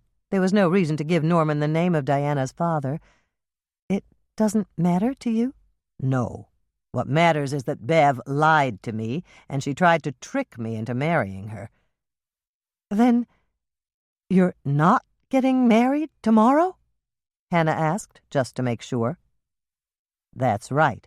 I'm not getting married tomorrow. I haven't told anyone else, Hannah. I wanted to tell you first. Norman reached out and captured her other hand. I love you, Hannah. I always will. We were so good together before all this happened. Do you think that with a little time we can get back to being us again? Hannah wasn't sure she could speak past the lump in her throat, but she knew she had to try. We never stopped being us, she told him. Even when you were with her, I never stopped believing in us.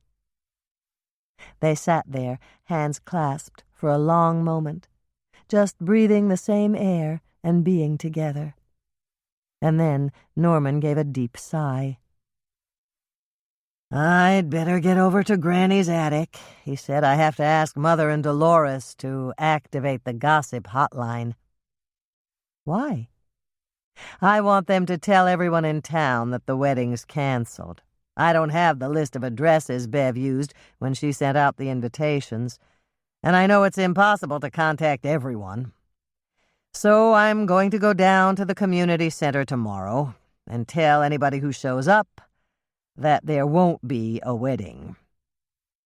But can't you just put a notice on the door? No. I have to be there. It's the right thing to do, Hannah. If people show up, they're going to want to know what happened. And you're going to tell them? Not all of it. They don't need to know the details. I'll just say that we decided to call off the wedding and that Bev left Lake Eden and she won't be back. Hannah wasn't sure what to say. As far as she was concerned, Norman was the bravest man she knew. Most people who found themselves in a similar situation would put a sign on the door and hide at home with the curtains drawn. You're not going down there alone, are you? She asked. Yes. I canceled the wedding, and it's my responsibility. Hannah thought about that for a moment. Norman had a point, but greeting people at your own canceled wedding would be the height of humiliation. You're not going to go down there alone, she said, making another snap decision. I'm going with you. But you don't have to. Really, Hannah. I'd love it if you came with me, but I can handle it alone. No, you can't. Why not? Hannah gave him a little smile. Things were getting back to normal again. You don't know your way around the community center kitchen, and somebody's got to put on the coffee.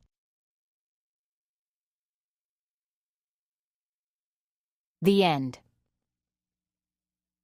You've been listening to Cinnamon Roll Murder by Joanne Fluke, narrated by Suzanne Toren and directed by Kathleen Gormley. If you've enjoyed this book and this performance, Recorded Books recommends The Girl Who Disappeared Twice by Andrea Kane, narrated by Jim Colby. Despite years determining the fates of families, Family court judge Hope Willis couldn't save her own. When Chrissy, her young daughter, is kidnapped, she grasps at any hope for her rescue. So, she calls Casey Woods and her crack team of investigators. Able to accurately read people after the briefest encounter, Casey picks up signs of a nervous spouse, a guilty conscience, a nanny that hides on her cell. She watches as secrets creep into the open, but time is running out, and Casey's team know that the difference between Chrissy coming back alive and disappearing forever could be as small as a suspect's rapid breathing, or as deep as Hope's dark family history. Recorded Books offers a wide selection of bestsellers, mysteries, classics, histories, and more. So visit us at recordedbooks.com to learn about our latest releases and special offers. And thank you for being a Recorded Books reader. And now, here are Joanne Fluke's recipes from Cinnamon Roll Murder, read by Suzanne Torin. Special cinnamon rolls. Do not preheat oven. This dough needs to rise before baking. Hannah's first note. From start to finish, these cinnamon rolls will take about 3.5 to 4 hours before they're ready to eat. Your work time is only about 30 minutes, but there's a lot of downtime while you wait for the dough to rise and to bake. Ingredients for the dough: 1/2 cup hot coffee, 1/2 cup whole milk, 1 tablespoon white granulated sugar, 1 packet, 1/4 ounce dry active yeast. I used Fleischmann's active dry yeast. 1/4 cup salted butter, 1/2 stick, 2 ounces, 1 tablespoon vegetable oil, 1 large egg, 1 teaspoon salt, 1/4 cup white granulated sugar. Yes, that's in addition to the sugar above. 3 to 3.5 cups all-purpose flour. Pack it down in the cup when you measure it. Ingredients for the filling: 1/2 cup, 1 stick, 4 ounces, 1/4 pound, salted butter, softened to room temperature, 1 tablespoon ground cinnamon, 3/4 of a cup white granulated sugar, 1 cup semi-sweet regular chocolate chips.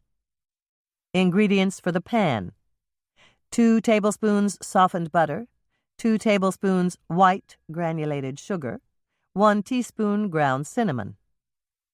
Ingredients for the icing: 1 cup powdered confectioner's sugar, 1 tablespoon salted butter melted, 1 tablespoon milk, 1/2 teaspoon vanilla. In a small microwave-safe container, combine the hot coffee with the 1/2 cup milk. Microwave it on high for 30 seconds. Stir in the tablespoon of white sugar. Then pour a 1/2 cup of the mixture into another container.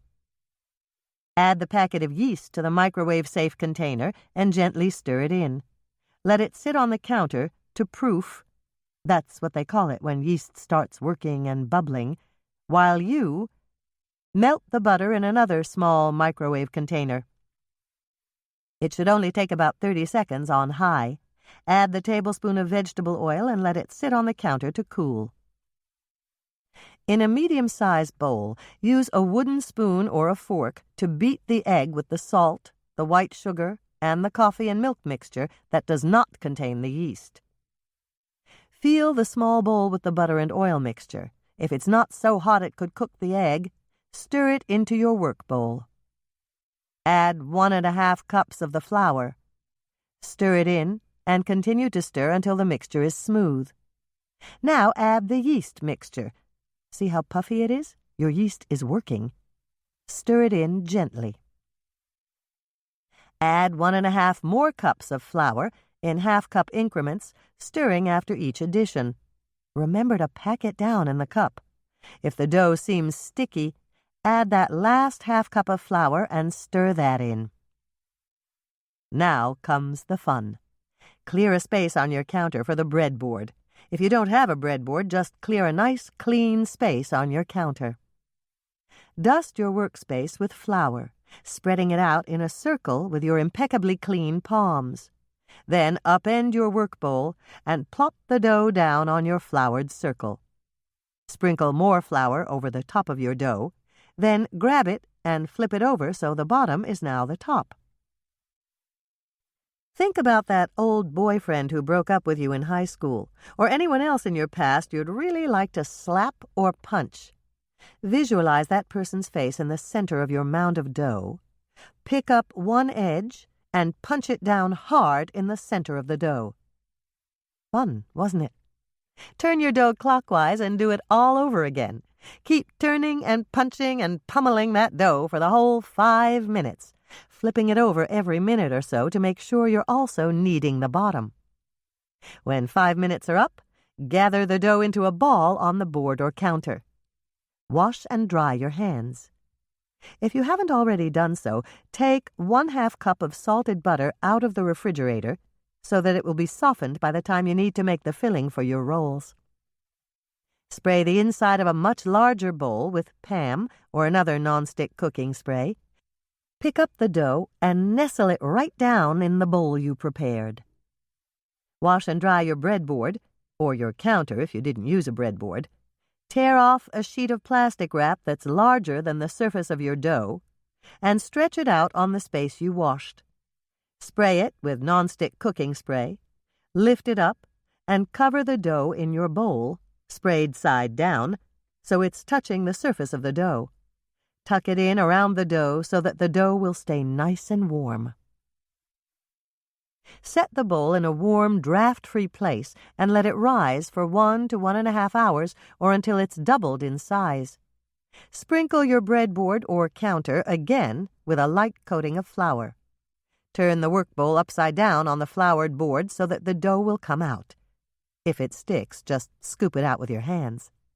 Sprinkle the mound of dough lightly with flour, punch it down with your palms, and roll it out with a rolling pin into a 9-inch by 13-inch rectangle. That's the size of the cake pan you'll be using to bake your special cinnamon rolls. Spread the surface of the rectangle with the softened butter. If you forgot to soften it, give it 30 seconds in the microwave on high to half melt it, and then spread it out on your dough. Let your dough sit there in all its buttery goodness while you make the rest of the topping. Mix 3/4 cup white granulated sugar with the tablespoon of cinnamon. I do this with a fork. Sprinkle this sugar and cinnamon mixture over the top of the rectangle of dough. Sprinkle the cup of chocolate chips on top of the sugar and cinnamon mixture as evenly as you can. Starting from one of the long sides of the rectangle, roll it up tightly like a jelly roll. Since you don't have 8 hands, you'll have to work from side to side, rolling a little bit up at a time in order to get it nice and even. Pinch the edge to the surface of the roll so that it will stay closed. Spread the bottom of a 9-inch by 13-inch rectangular cake pan with the 2 tablespoons of softened butter. Sprinkle in the 2 tablespoons of sugar and tip the pan so it's evenly distributed. Sprinkle in the teaspoon of cinnamon as evenly as possible. Use your sharpest knife to cut the roll of dough into 12 slices. Arrange the slices in the cake pan 3 rows across and 4 rows down. Spray another sheet of plastic wrap with nonstick cooking spray and use that, sprayed side down, touching the surface of the rolls. Tuck it in and set your special cinnamon rolls in a warm, draft-free place for 45 minutes or until they're doubled in bulk. When your rolls are ready to bake, preheat the oven to 350 degrees Fahrenheit, rack in the middle position. Leave the plastic wrap on your rolls until your oven comes up to temperature. Remove the plastic wrap and bake your rolls at 350 degrees Fahrenheit for 30 minutes or until nicely browned. Then take them out of the oven and place them on a cold stove burner or a wire rack to cool while you make the icing. You'll want to frost your rolls while they're still warm so that the icing can run down into the crevices. Put the cup of powdered sugar into a small mixing bowl. Using a fork, mix in the melted butter, milk, and vanilla. Whisk it with your fork until it's smooth and creamy and has the consistency of icing. If the resulting mixture is too thick, whisk in a little more milk. If the resulting mixture is too thin, whisk in a bit more powdered sugar. Hannah's second note. Mother thinks I should frost these with never-fail fudge frosting. I'm convinced that Mother would eat a dill pickle and insist that it was delicious if I frosted it with fudge frosting. Cinco de Coco cookies. Chocolate avocado cookies. Preheat oven to 350 degrees Fahrenheit, rack in the middle position. Joe Fluke's note. Devine Mainwaring came up with the name for these delicious cookies. The Cinco refers to the 5 main ingredients: avocado, butter, flour, eggs, and sugars. The cocoa refers to the other main ingredient, chocolate. I know that Cinco is really spelled C-I-N-C-O, not S-I-N-C-O, but I couldn't resist a little pun since these cookies are so sinfully delicious. 1/2 cup salted butter, 1 stick, 4 ounces, 1/4 pound. 3 1-ounce squares unsweetened chocolate. I used Baker's. 3/4 of a cup white granulated sugar. 1 cup brown sugar firmly packed. 2 large eggs. 1 teaspoon vanilla extract. 1/2 teaspoon salt. 1 teaspoon baking powder. 1/2 cup mashed avocado. That's 2 medium or 1 very large avocado. 3 cups all-purpose flour. Pack it down in the cup when you measure it. 1 cup semi-sweet or 60% cocoa chocolate chips. That's a 6-ounce bag. Melt the butter with the squares of chocolate in a microwave-safe bowl on high for 2 minutes. Stir to see if the chocolate has melted. If it isn't, microwave it again in 30-second increments until you can stir it smooth. You can also melt the butter and chocolate in a saucepan on the stove at medium heat, stirring frequently. I did this, and it made my kitchen smell so good. Hannah's first note. If you cut the 1-ounce squares of chocolate in half, they'll melt faster. When everything is melted, take the mixture off the heat, or out of the microwave, and let it cool on a cold burner. Combine the white sugar and the brown sugar in a mixing bowl. Stir or mix with an electric mixer until they're a uniform light brown color. Add the eggs, 1 by 1, mixing them in after each addition. Mix in the vanilla extract and beat the mixture until it's light and fluffy. Mix in the salt and the baking powder and beat until they're thoroughly combined. Mash the avocado until it's a smooth puree. Measure out a 1/2 cup, add it to your work bowl, and mix until it's well blended. Feel the outside of the bowl containing the butter and the chocolate mixture. If it's not so hot that it might cook the eggs, add it to your mixing bowl. If it is, have a cup of coffee and wait until it cools some more. Beat until everything is thoroughly incorporated. Add the flour, 1/2 cup at a time, mixing after each addition. Continue to mix until the dough is smooth and well blended. Remove the bowl from the mixer and stir in the chocolate chips by hand. Stir until they're evenly distributed throughout the cookie dough. Drop the dough by rounded teaspoons onto greased cookie sheets. Cookie sheets sprayed with Pam or another nonstick cooking spray, or cookie sheets covered with parchment paper.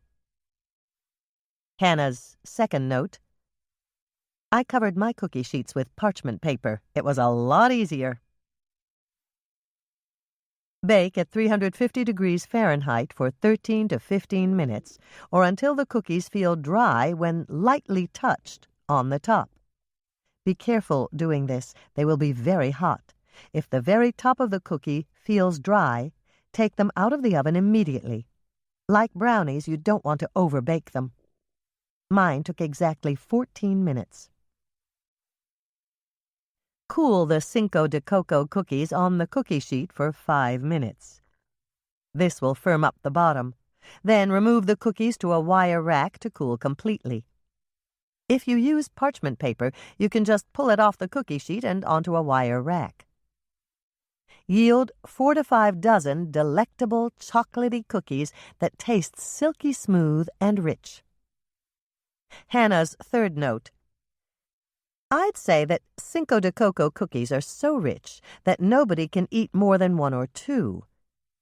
But the last time I took a baker's dozen, that's 13 cookies, to Granny's attic as a special treat for Mother and Carrie, they finished them all at lunchtime and called to ask me for more.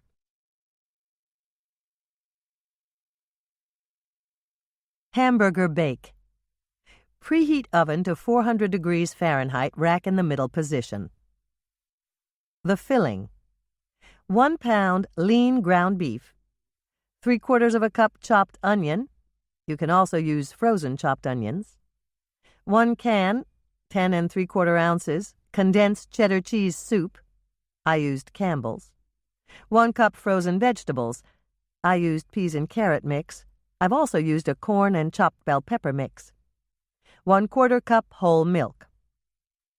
The crust. 1/2 cup butter, 1 stick, 4 ounces, 1/4 pound. 3/4 of a cup whole milk, in addition to the 1/4 cup used in the filling. 1 3/4 cups all-purpose flour. Don't pack it down, just scoop it up in a measuring cup and level off the top. 2 1/2 teaspoons baking powder, 1/4 teaspoon salt. The topping. 1 cup shredded cheddar cheese. Spray a 9-inch by 13-inch cake pan with Pam or another nonstick cooking spray. You can also grease it generously if you'd rather not use the spray.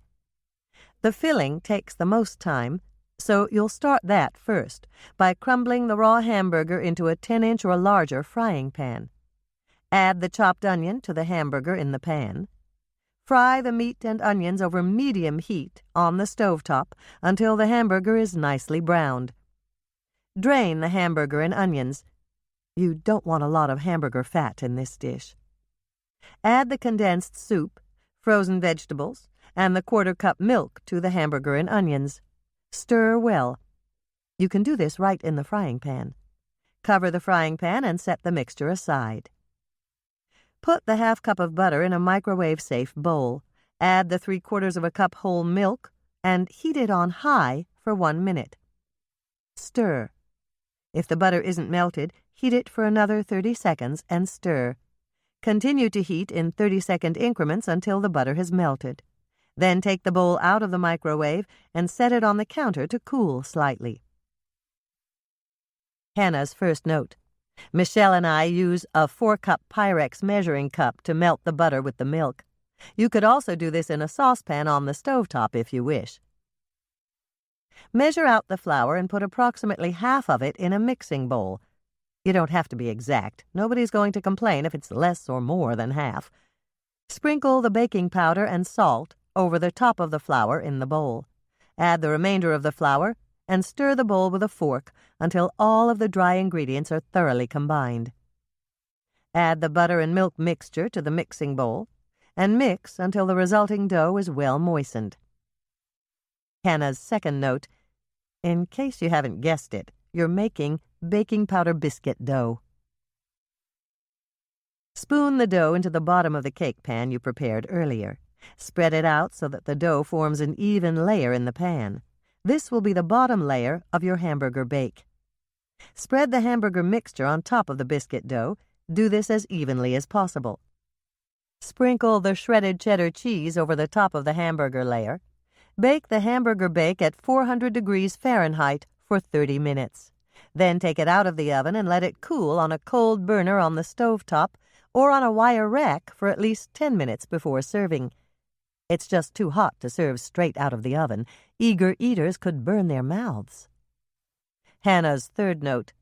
This dish is perfect to take to a potluck dinner. All you have to do is prepare a cardboard box big enough to hold your baking dish and line it with a bath towel. When you take the hamburger bake out of the oven, place it in the box and cover it with the towel. It should stay warm for at least 30 minutes. Yield. This delicious, quick, and easy main dish makes 10 servings if you pair it with a green salad. Hannah's fourth note. If there's any hamburger bake left after dinner, cover the pan with plastic wrap and refrigerate it right in the pan. You can simply reheat it in the microwave the next day for lunch. Hannah's fifth note: if you invite Mike to dinner and serve hamburger bake, don't plan on having any leftovers.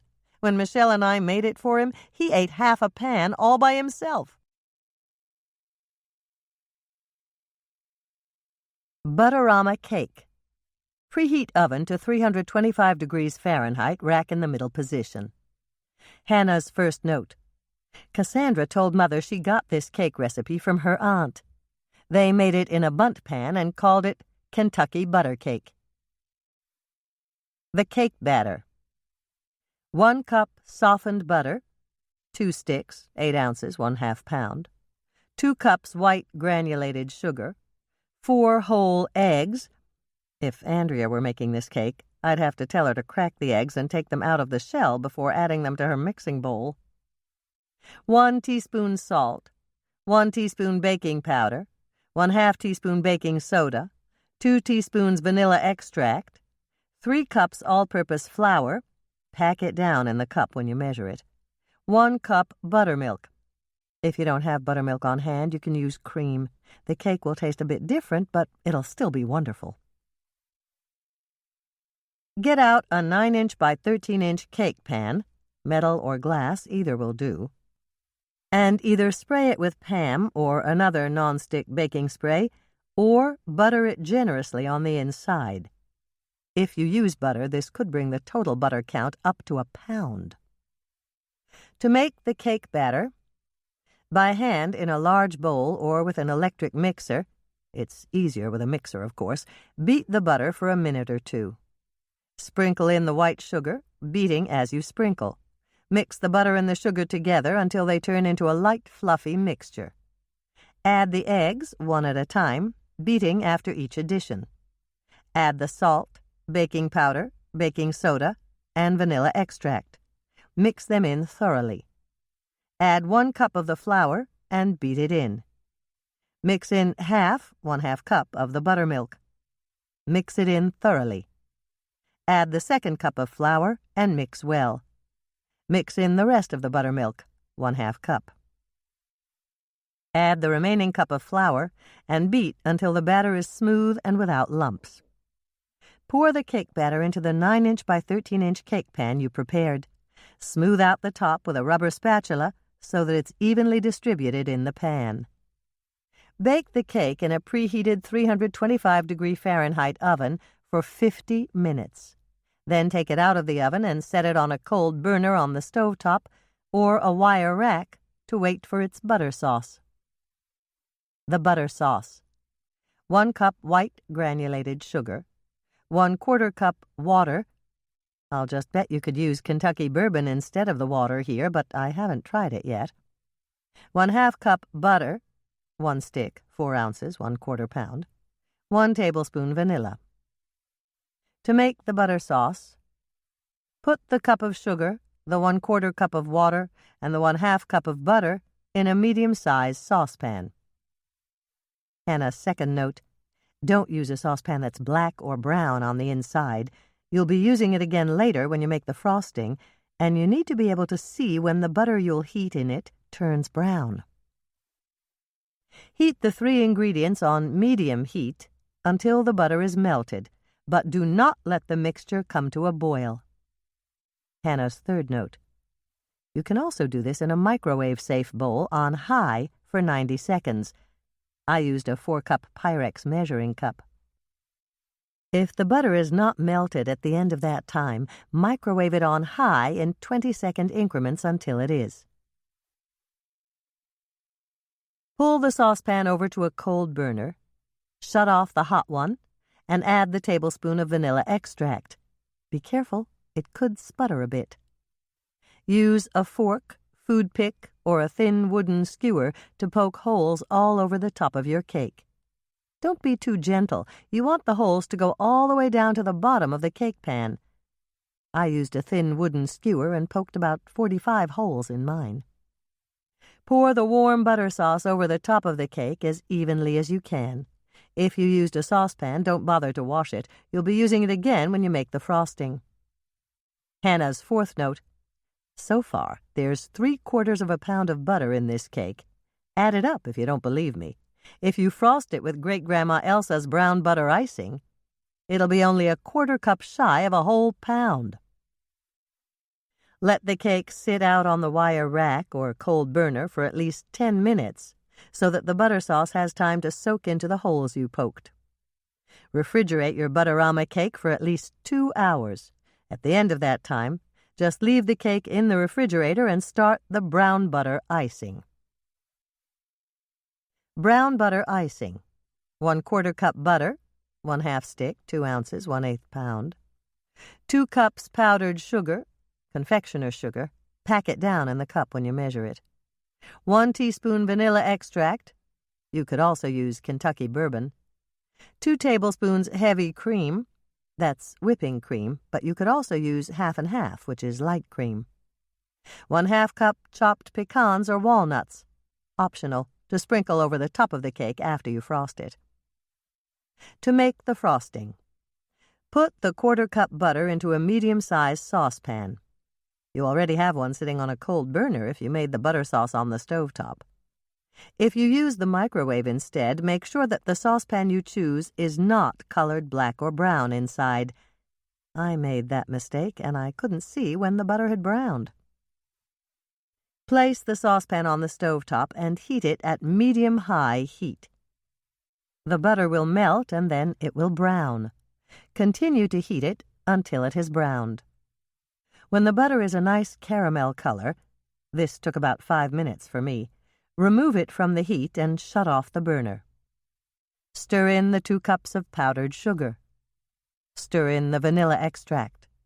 Put the 2 tablespoons of heavy cream in a small cup and drizzle them in, stirring as you go until the frosting is smooth and spreadable. This is another one of those wonderful no-fail frostings. If it turns out to be too runny, add a bit more powdered sugar. If it turns out to be too thick and stiff, add a bit more cream. Continue to adjust these 2 ingredients until the frosting is the right consistency. Take the Butterama cake out of the refrigerator and frost it with brown butter icing. If you like, you can sprinkle some chopped pecans or walnuts over the top to decorate your cake. Return the cake to the refrigerator until you're ready to serve it. Like revenge, this dish is best served cold. Cardamom cuties. Do not preheat the oven yet. This cookie dough must chill before baking. 1 cup salted butter, softened. 2 sticks, 8 ounces, 1/2 pound. 2½ cups brown sugar. Pack it down in the cup when you measure it. 2 large eggs. 1½ teaspoons baking soda. 1/2 teaspoon salt. 2 teaspoons ground cardamom. 3½ cups all-purpose flour. Pack it down in the cup when you measure it. 1/2 cup shredded coconut. 1/2 cup white chocolate chips. Extra brown sugar, about 1/2 cup, for rolling dough balls before baking. Hannah's first note. Although you can certainly make this recipe by hand, it's a lot easier with an electric mixer. Place the softened room-temperature butter in a mixer bowl and beat it until it's smooth. Add the dark brown sugar and beat it until it's nice and fluffy. Mix in the eggs. Make sure they're thoroughly incorporated. With the mixer running on low speed, add the baking soda, salt, and cardamom. Keep beating until you're sure they're evenly distributed. Add the flour in 1/2 cup increments, beating after each addition. If you have a food processor, put the shredded coconut and white chocolate chips in the bowl. Process with the steel blade in an on and off motion until the coconut and white chocolate are cut into smaller pieces. If you don't have a food processor, lay the coconut and white chocolate on a cutting board and chop them into small pieces with a sharp knife. Take the cookie dough out of the mixer and stir the small pieces of coconut and white chocolate chips into the dough by hand. Cover your mixing bowl with a sheet of plastic wrap and press it down over the top of your dough, tucking it in on the sides so that no air gets in. Refrigerate the Cardamom Cuties cookie dough for 2 hours, Overnight is fine, too, so that it is thoroughly chilled. Chilling the dough makes it much easier to work with. When you're ready to bake, preheat the oven to 350 degrees Fahrenheit, rack in the middle position. Take your cookie dough out of the refrigerator and set it on the counter. Line your cookie sheets with parchment paper or spray them with Pam or another non-stick baking spray. Put some brown sugar, a half cup should do, into a small bowl. You'll be rolling dough balls in the sugar before baking. Roll the dough into 1-inch balls. Roll each dough ball in the brown sugar, covering it completely. Arrange the dough balls on your cookie sheets 2 inches apart. You should be able to get 12 dough balls on each cookie sheet. Flatten each ball with the bottom of a glass or the flat blade of a metal spatula. Bake at 350 degrees Fahrenheit for 8 to 12 minutes, or until the cookies are golden brown. Mine took 11 minutes. Remove the cookies from the oven and let them cool on the baking sheets for a minute or two to firm up. Then remove them to a wire rack to cool completely. This is very easy to do if you've used parchment paper. All you have to do is slide them off the cookie sheet onto the wire rack by pulling on the edge of the paper. Store the cardamom cuties in an airtight container or in a covered cookie jar. They should last for at least a week. But of course they won't last for a whole week because everyone in your family will love them. These cookies freeze beautifully if you stack them like coins in a wrapper, roll them in foil, and place the rolls in freezer bags. Yield approximately 6 dozen cookies, depending on cookie size. Tapioca pie. You don't have to preheat your oven. This pie doesn't have to bake. For the crust, 2 cups vanilla wafer cookie crumbs, measure after crushing, 3/4 of a stick melted butter, 6 tablespoons, 3 ounces, 1 teaspoon vanilla extract. Hannah's first note: if you want a change from vanilla wafers, you can make a shortbread crust using Lorna Doone shortbread cookies. You can also use chocolate wafer crumbs. They're both good. And if you don't feel like making a cookie crust yourself, or you simply don't have time, you can buy one ready-made at the grocery store in the baking section. To make the crust yourself, pour the melted butter and vanilla extract over the cookie crumbs. Mix them up with a fork until they're evenly moistened. Spray a 9-inch pie pan with Pam or another non-stick cooking spray. Place the moistened cookie crumbs in the bottom of the pie pan and press them down. Continue to press them until they reach up the sides of the pan.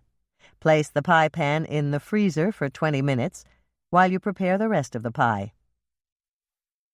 For the tapioca: 1 can, 13.5 ounces, coconut milk. I used Dole. 2 large eggs. 1/4 cup quick-cooking tapioca. I used Kraft Minute tapioca. 1/2 cup white granulated sugar. 1 teaspoon coconut extract.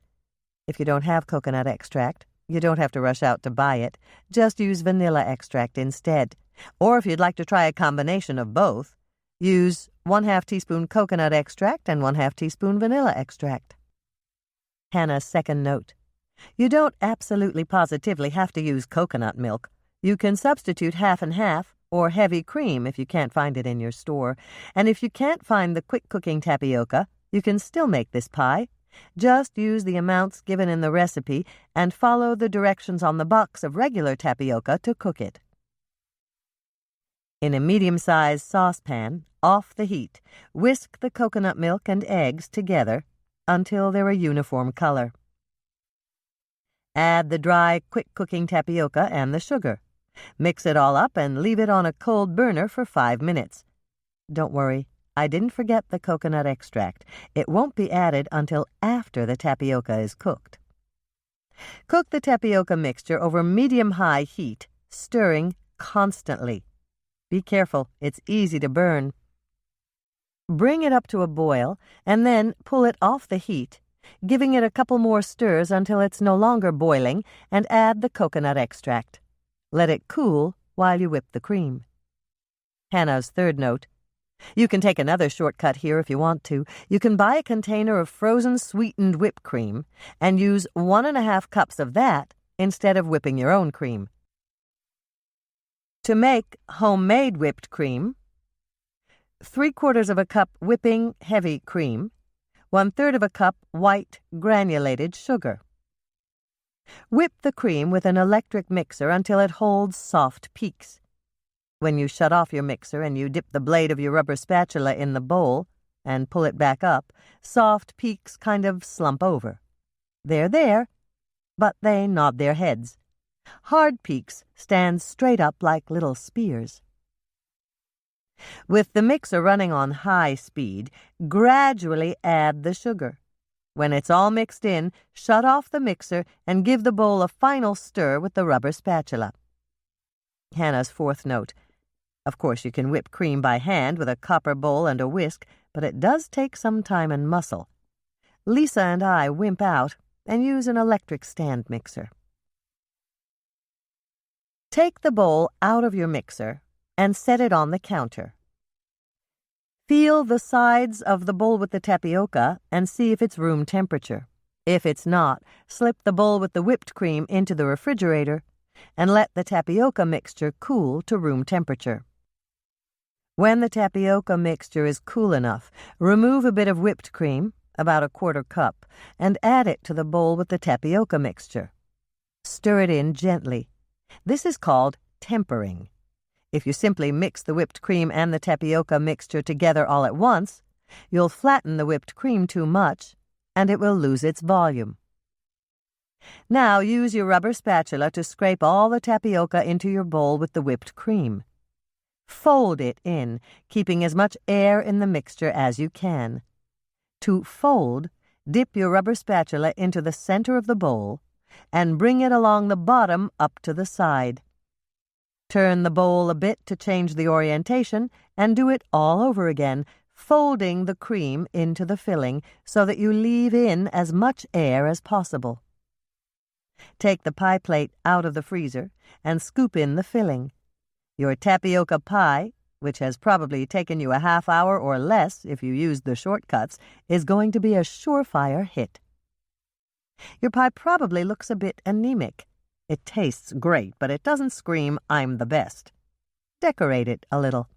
You can sprinkle it with toasted coconut, scatter the top with chocolate curls, do a little shave with white chocolate, or sprinkle the top with chocolate or shortbread crumbs.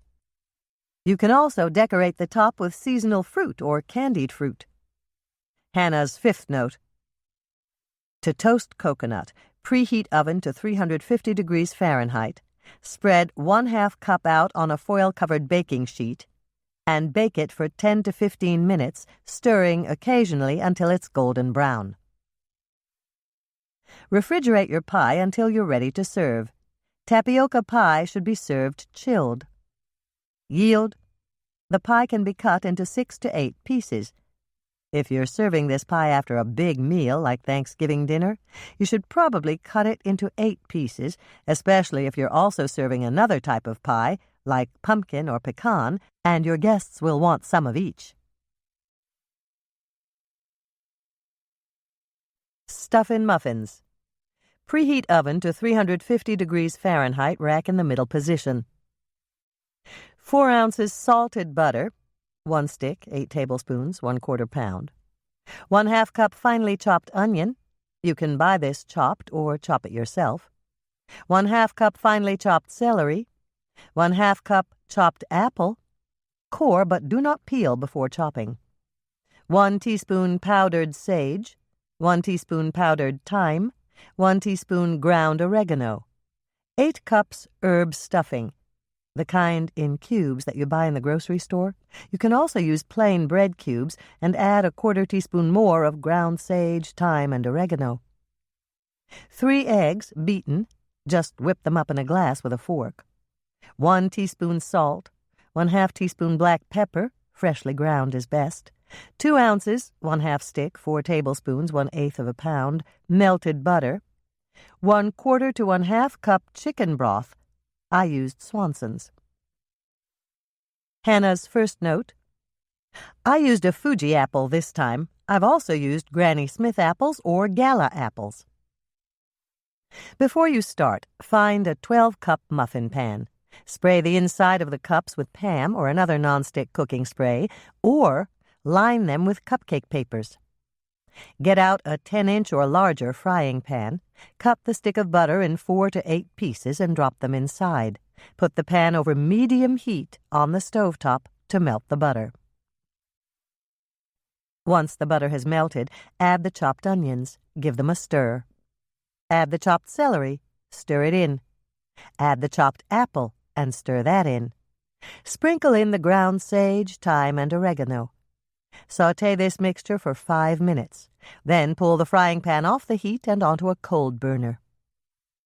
In a large mixing bowl, combine the 8 cups of herb stuffing. If the boxed stuffing you bought has a separate herb packet, just sprinkle it over the top of the mixture in your frying pan. That way, you'll be sure to put it in. Pour the beaten eggs over the top of the herb stuffing and mix them in. Sprinkle on the salt and the pepper. Mix them in. Pour the melted butter over the top and mix it in. Add the mixture from your frying pan on top of that. Stir it all up together. Measure out 1/4 cup of chicken broth. Wash your hands. Mixing the stuffing is going to be a lot easier if you use your impeccably clean hands to mix it. Pour the 1/4 cup of chicken broth over the top of your bowl. Mix everything with your hands. Feel the resulting mixture. It should be softened but not wet. If you think it's so dry that your muffins might fall apart after you bake them, mix in another 1/4 cup of chicken broth. Once your stuffin' muffin mixture is thoroughly combined, move the bowl close to the muffin pan you've prepared and go wash your hands again. Use an ice cream scoop to fill your muffin cups. If you don't have an ice cream scoop, use a large spoon. Mound the tops of the muffins by hand. Your hands are still impeccably clean, aren't they? Bake the stuffin' muffins at 350 degrees Fahrenheit for 25 minutes. Yield 1 dozen standard-sized muffins that can be served hot, warm, or at room temperature. Hannah's second note. These muffins are a great accompaniment to pork, ham, chicken, turkey, duck, beef, or, well, practically anything. If there are any left over, you can reheat them in the microwave to serve the next day. Hannah's third note. I'm beginning to think that Andrea can actually make stuffin' muffins. It's only April now, so she's got 7 months to practice. I'll let you know how she does right after Thanksgiving dinner.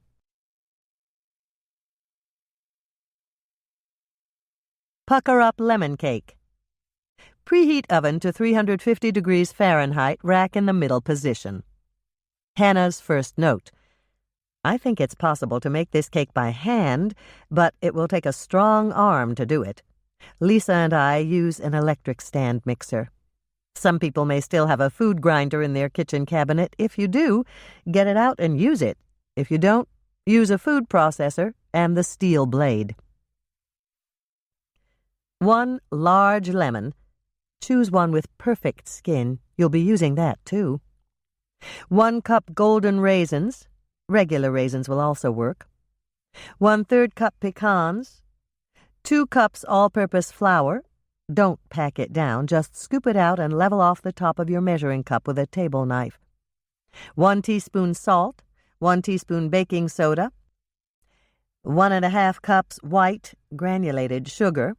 1/2 cup, 1 stick, 4 ounces, 1/4 pound, softened butter. 1 teaspoon lemon extract. Use vanilla if you don't have lemon.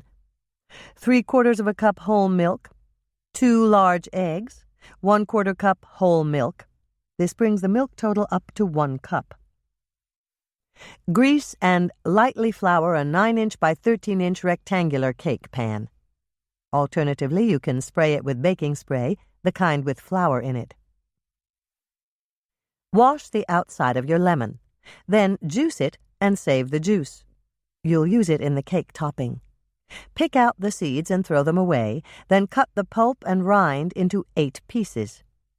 If you have a food grinder, grind the lemon pulp and rind with the raisins and the pecans. If you don't have a grinder, simply put the lemon pulp and rind into the bowl of your food processor and add the raisins and the pecans. Process them with an on and off motion until they're chopped as finely as they'd be if you'd used a food grinder. Set the ground lemon, raisin, and pecan mixture aside in a bowl on the counter. Measure out 1 cup of flour and put it in the bowl of your electric mixer. Add the salt, baking soda, and white sugar. Mix them together at low speed. Add the 2nd cup of flour. Mix that in at low speed. Add the softened butter, the lemon extract, and the 3/4 cup of whole milk. Beat at low speed until the flour is well moistened. Then turn the mixer up to medium-high speed. Beat for 2 minutes. Then shut off the mixer and scrape down the sides of the bowl. Turn the mixer on low and add the eggs one at a time, beating all the while. Then beat in the rest of the whole milk. Once the eggs and the milk are incorporated, turn the mixer up to medium-high. Beat for 2 minutes. Then shut off the mixer and scrape down the sides of the bowl. Remove the bowl from the mixer. You're going to finish this cake by hand. Gradually add the ground lemon, raisin, and pecan mixture to the mixing bowl, folding it in gently as you go. The object is to keep as much air in the cake batter as you can. Pour the cake batter into the pan you prepared earlier, smoothing out the top with a rubber spatula. Bake the pucker-up lemon cake at 350 degrees Fahrenheit for 40 to 50 minutes, or until a thin wooden skewer or a cake tester that's been poked into the center of the cake comes out clean. I started testing my cake at 40 minutes, but there was still sticky batter clinging to the tester. The last time I baked this cake, it took the full 50 minutes.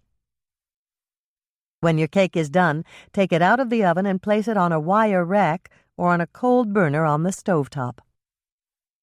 Pucker-up lemon cake topping. 1/3 cup lemon juice, from the lemon you juiced earlier, 1/2 cup white sugar, 1 teaspoon cinnamon, 1/4 cup finely chopped pecans. Hannah's second note.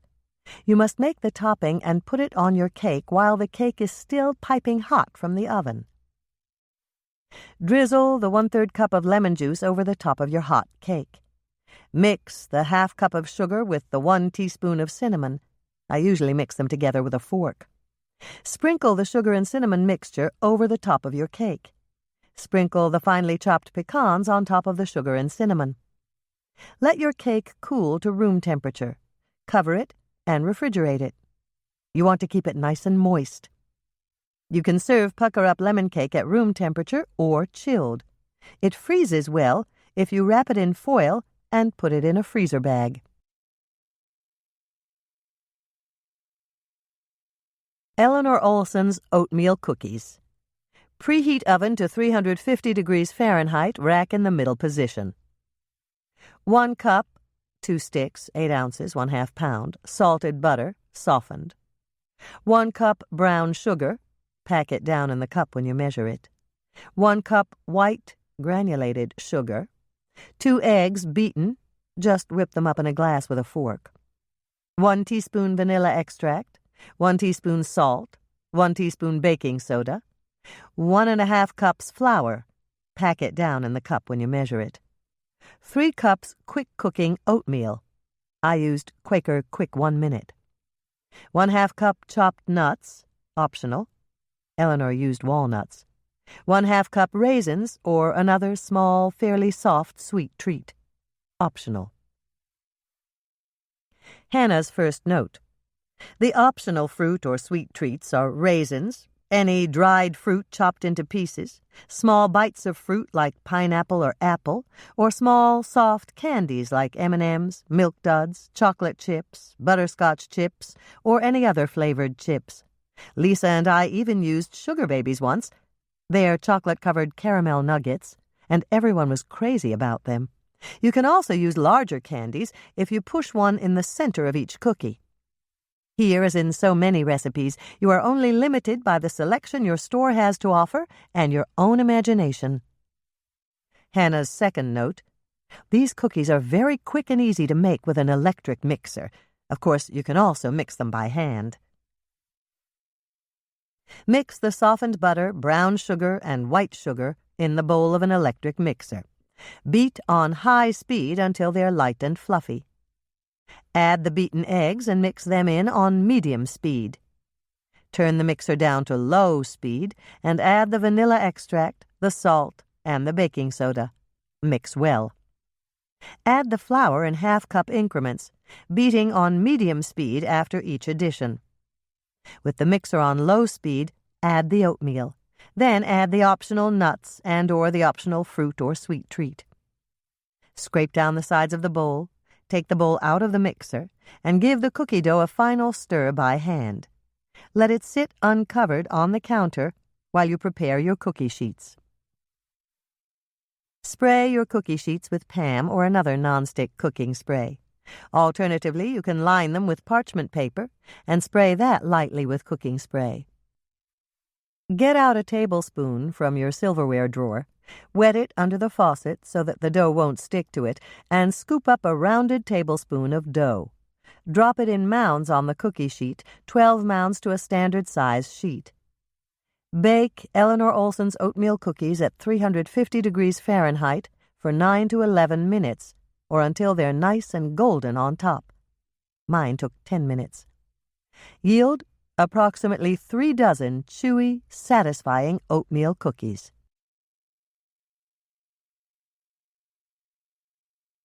German pancakes.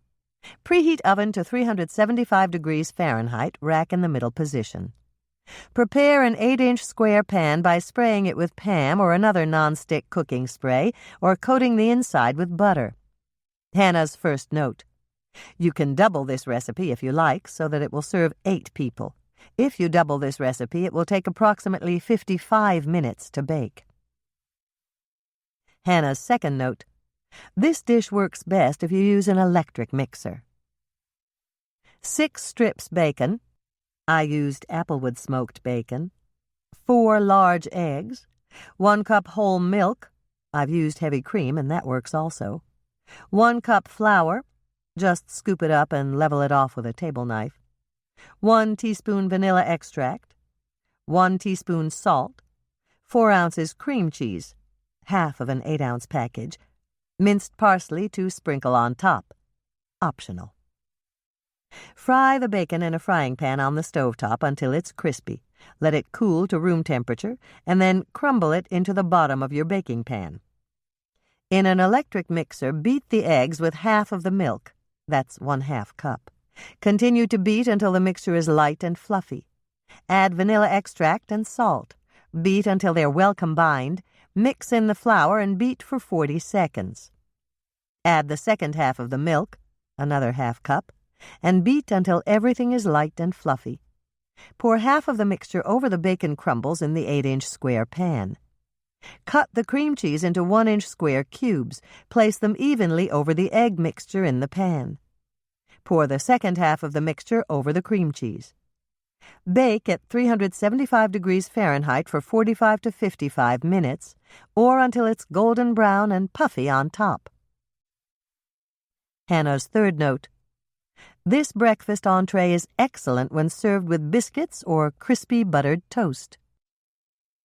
Raspberry drop sandwich cookies. Preheat oven to 375 degrees Fahrenheit, rack in the middle position. 1½ cups white granulated sugar. 1 cup, 2 sticks, 8 ounces, 1/2 pound, salted butter, softened. 3 large eggs. 1/2 teaspoon salt. 1 teaspoon baking soda. 1½ cups raspberry pie filling. I used Comstock. 3 cups all-purpose flour. Pack it down in the cup when you measure it. 3/4 of a cup raspberry cream frosting. Frosting recipe follows the cookie recipe. Hannah's first note. Make the frosting first. Hannah's second note. Unless you have a very strong stirring arm, use an electric mixer to make this cookie dough. Place the sugar in the bowl of an electric mixer. Place the butter, which must be softened to room temperature, on top of the sugar. We're not talking about room temperature in a farm kitchen during a snowstorm. The butter must be easily spreadable. Turn the mixer to low and mix for 1 minute. Gradually increase the speed of the mixer, scraping down the sides of the bowl frequently and beating for 1 minute at each level until you arrive at the highest speed. Beat at the highest speed for at least 2 minutes, or until the resulting mixture is very light and fluffy. Turn the mixer down to low and add the eggs one at a time, mixing after each addition. Then add the salt.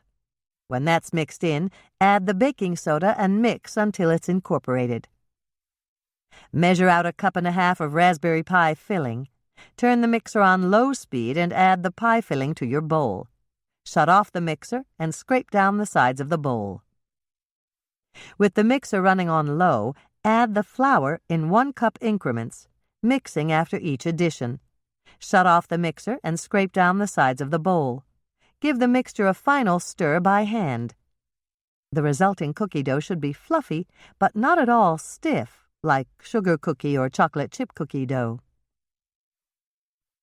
Line your cookie sheets with parchment paper. It's the easiest way to bake these cookies.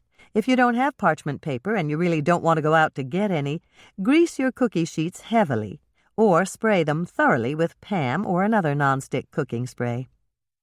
Using a teaspoon, not the measuring kind, but one from your silverware drawer, drop rounded teaspoons of cookie dough on your baking sheet, 12 to a standard size sheet. Bake your raspberry drop cookies at 375 degrees Fahrenheit for 12 minutes. Take the cookies out of the oven and slide the cookie-laden parchment paper onto a wire rack to cool. If you used greased cookie sheets, you're going to have to let the cookies sit on the cookie sheets for 2 minutes and then remove them to a wire rack with a metal spatula. Cool the cookies thoroughly. Frost the bottom of one cookie with raspberry cream frosting, and then sandwich the bottom of another cookie on top of it. This will make a little cookie sandwich that is rounded on both the top and the bottom. Yield approximately 2 to 2.5 dozen delicious cookie sandwiches, depending on cookie size. Raspberry cream frosting. 3 cups powdered confectioner's sugar, 1/4 cup heavy whipping cream, 3 tablespoons seedless raspberry jam, an additional cup of powdered sugar if needed. Measure 3 cups powdered sugar and place them in a small bowl. Do not pack the sugar down in the cup when you measure it, but do level the top off with a table knife. Whisk the heavy cream into the powdered sugar. Heat the 3 tablespoons of seedless raspberry jam in a small microwave-safe bowl for 15 to 20 seconds or until it melts a bit. Mix the warm raspberry jam into the cream and powdered sugar mixture. If the frosting is too thick, add a little more cream. If the frosting is too thin, add a little more powdered sugar. Cover the bowl with plastic wrap and set it aside to wait for the cookies to be baked. Hannah's third note: if there's any frosting left over, frost some graham crackers as a special treat for the kids when they come home from school. You can also frost soda crackers, salt side down, or ginger snaps. Yield approximately 3 cups of frosting.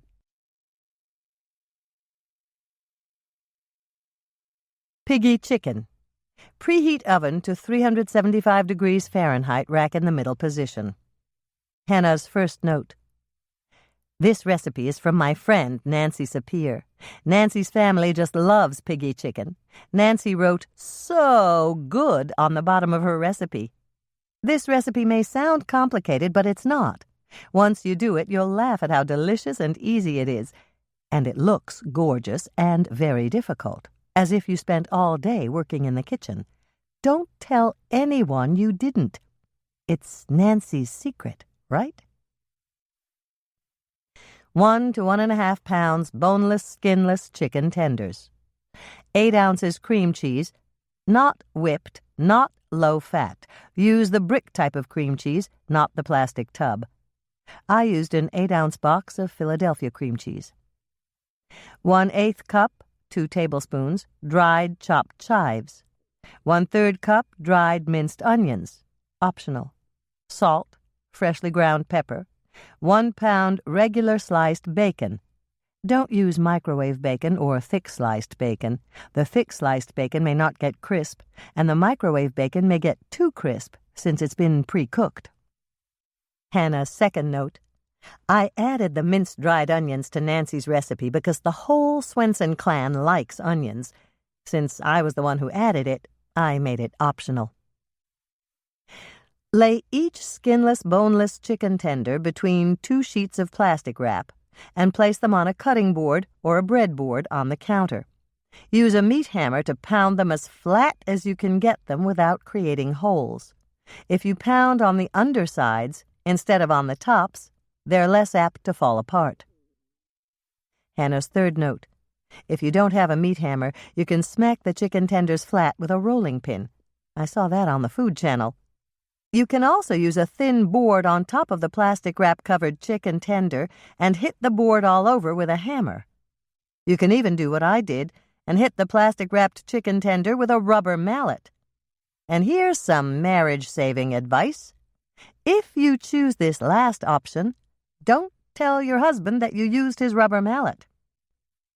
Once you've pounded the chicken tenders thin and stacked them, still inside the plastic wrap, on the counter, it's time to prepare your baking pan. Eyeball the pile of pounded chicken tenders. Once you've assessed how much space they'll take, find a shallow pan or 2 that will hold them all with at least 1 inch between them on all sides. Nancy says the space between them is very important so that the bacon can get crispy. Spray this pan or both pans with Pam or another nonstick cooking spray.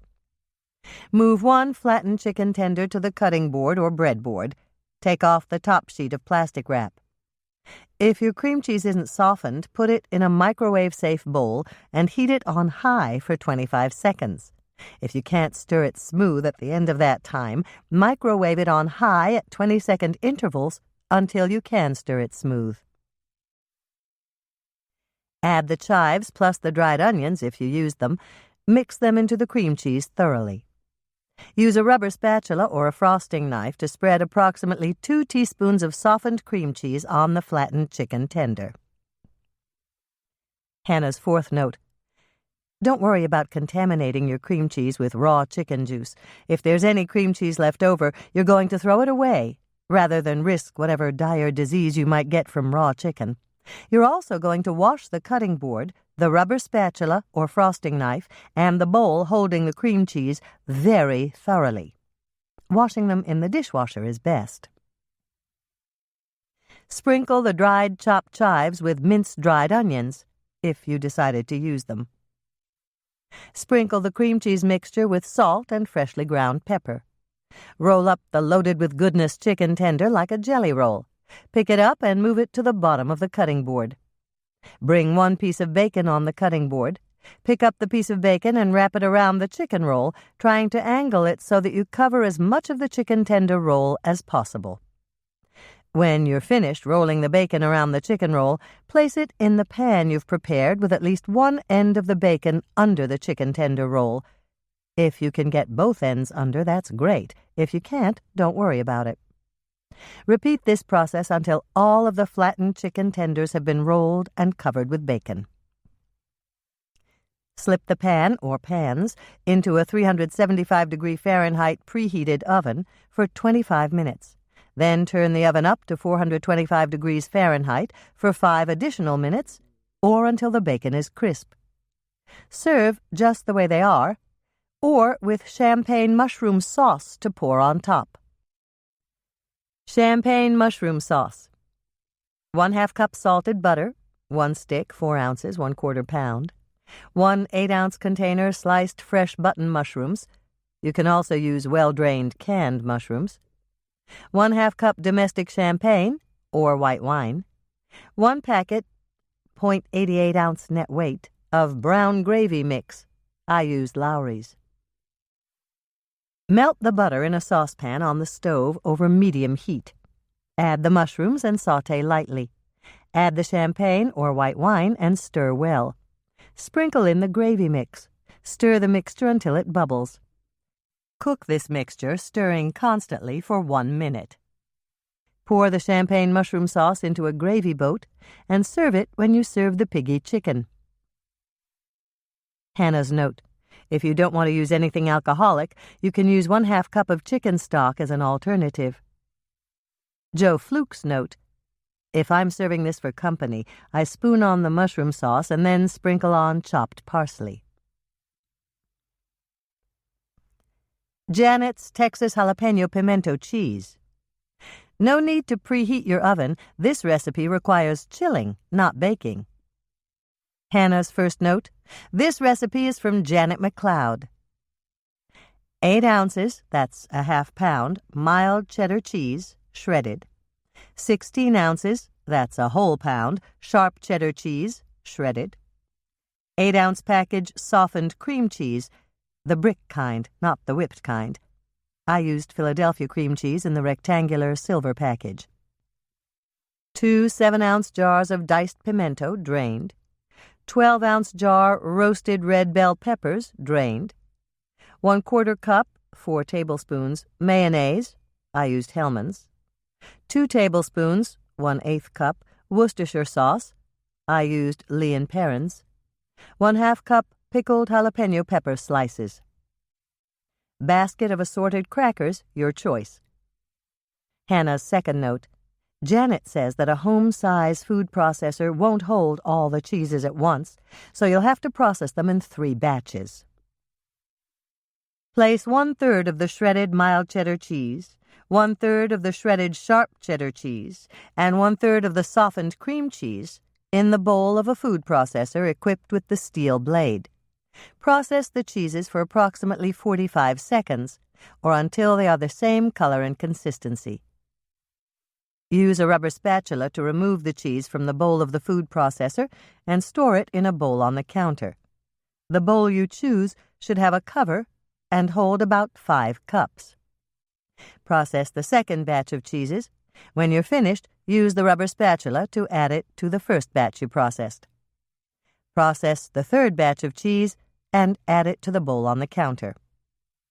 Hannah's third note: don't worry about washing out the food processor bowl. You're going to process the rest of the ingredients, but it's just fine if there's a little cheese in the bowl. Drain the pimentos and place them in the bowl of the food processor. Drain the roasted red peppers and place them in the bowl of the food processor. Add the mayonnaise and the Worcestershire sauce. Drain the pickled jalapeno pepper slices and place them in the bowl of the food processor.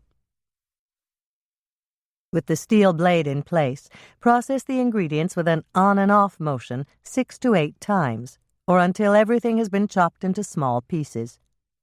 Use the rubber spatula to scrape the final ingredients from the bowl of the food processor. Stir them into the bowl with the cheeses and mix until they're evenly distributed. Cover the bowl and place it in the refrigerator for at least 3 hours.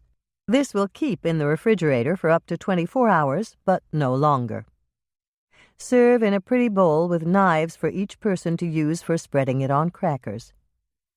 Yield: this recipe will serve at least 6 people as an appetizer, but only if Mike Kingston's not invited.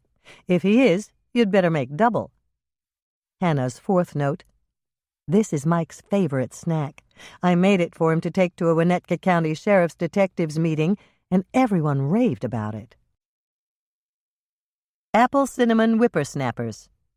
Preheat oven to 350 degrees Fahrenheit, rack in the middle position. For the cookies: 1 large egg, 2 cups Cool Whip.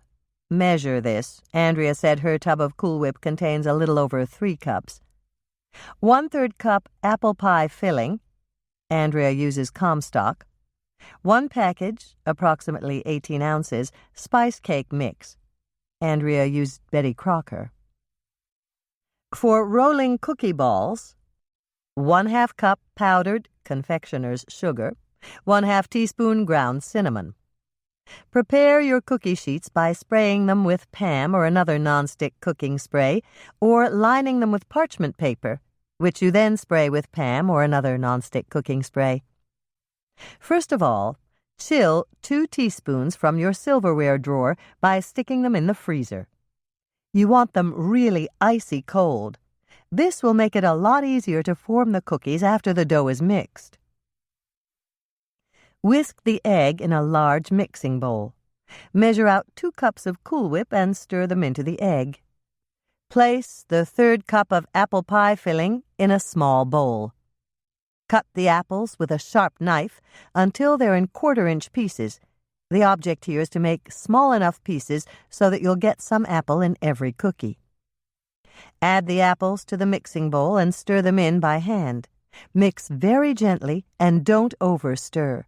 You don't want to stir all the air out of the Cool Whip. Sprinkle the cake mix over the top of your mixing bowl. Fold it in very gently, mixing only until everything is combined.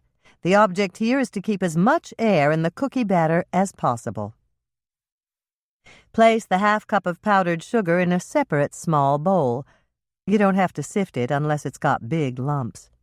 Add the cinnamon to the bowl and stir it all up with a fork. Mix until the cinnamon is thoroughly combined with the sugar. Drop the cookie dough by chilled and rounded teaspoonfuls into the bowl of powdered sugar and cinnamon. Roll the cookie dough ball around in the bowl with your fingers to coat it on all sides. Hannah's first note. Roll only 1 cookie dough ball at a time. If you roll too many, they'll stick together, and you'll have a real mess. This dough is very sticky, so you must keep your fingers coated with the sugar-cinnamon mixture. Hannah's second note. If you're really having trouble with the sticky dough, refrigerate your mixing bowl and dough for 1 hour. Then take it out and try again. If you do this, don't forget to turn off your oven. You can preheat it again a few minutes before you take the cookie dough out of the refrigerator. Place each coated cookie dough ball on the cookie sheets you've prepared, 12 cookies to each standard size sheet. Bake the cookies at 350 degrees Fahrenheit for 12 to 15 minutes, or until they are firm to the touch when tapped very lightly on the top with a fingertip.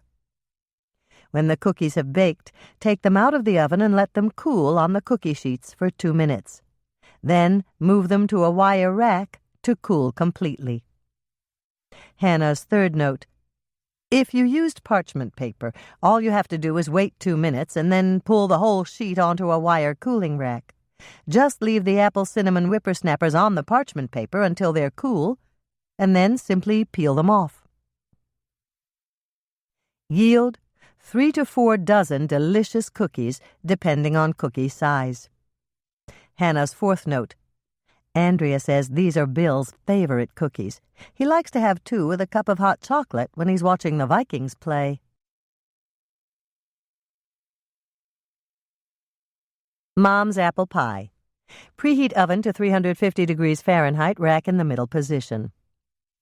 2 frozen deep dish pie crusts, or make your own. 3/4 of a cup white sugar. 1/4 cup flour. 1/4 teaspoon ground nutmeg, freshly ground is best, of course. 1/2 teaspoon cinnamon. If it's been sitting in your cupboard for years, buy fresh. 1/4 teaspoon cardamom. 1/4 teaspoon salt. 6 cups sliced peeled apples. I use 3 Granny Smith and 3 Fuji or Gala. 1 teaspoon lemon juice. 1/2 stick cold salted butter. 1/4 cup, 2 ounces, 1/8 pound. Prepare your crusts. If you use homemade pie crust, roll out 2 rounds. Line a 9-inch pie pan with 1 round and reserve the other for the top crust. If you use frozen pie crust, buy the 8-inch deep dish kind. Leave one right in its pan and let it thaw on the counter. Loosen the second one from the pan while it's still frozen. Flip over the pan and tip the pie crust out on a floured board. When it thaws and flattens, it'll become your top crust. Mix the sugar, flour, spices, and salt together in a small bowl. Prepare the apples by coring them, peeling them, and slicing them into a large bowl. When they're all done, toss them with the teaspoon of lemon juice. Just dump on the lemon juice and use your impeccably clean fingers to toss the apple slices. It's easier. Dump the small bowl with the dry ingredients on top of the apples and toss them to coat the slices. Again, use your fingers. Put the coated apple slices in the pan with the pie crust. You can arrange them symmetrically if you like, or just dump them in as best you can. There will probably be some leftover dry ingredients at the bottom of the bowl. Just sprinkle those on top of the apple slices in the pie pan. Cut the cold butter into 4 pieces, and then cut those pieces in half.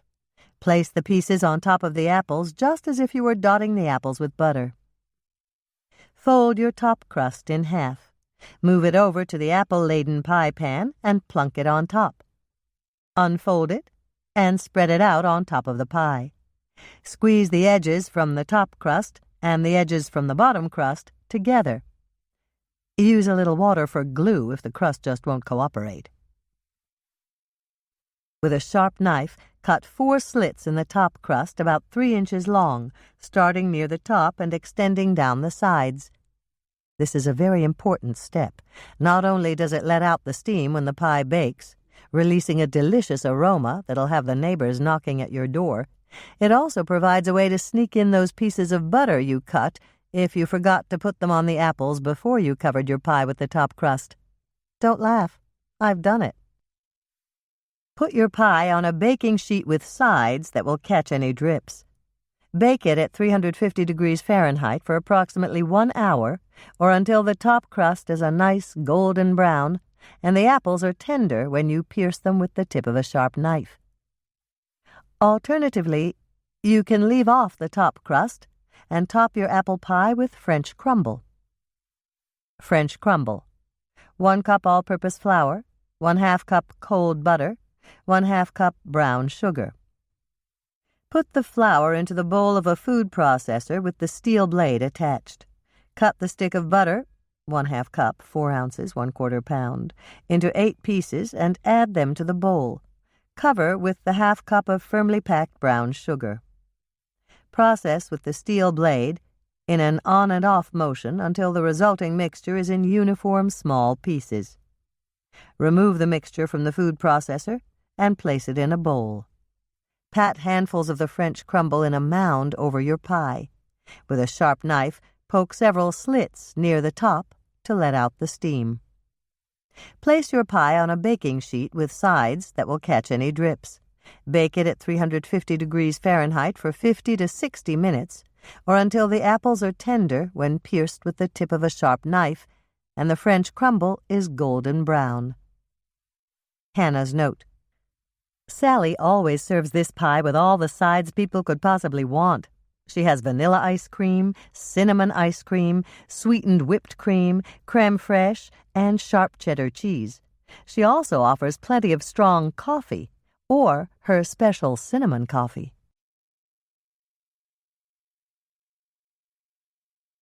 Peaches and cream cookies.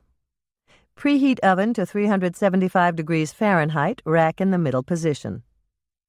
15 canned peach slices to garnish your cookies.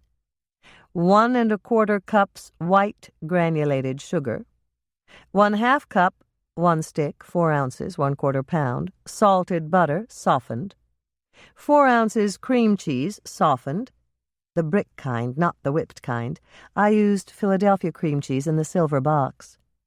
3 large eggs, 1/2 teaspoon salt, 1 teaspoon cinnamon, 1/2 teaspoon nutmeg, freshly grated is best, of course, 1 teaspoon baking soda, 1 1/2 cups peach pie filling.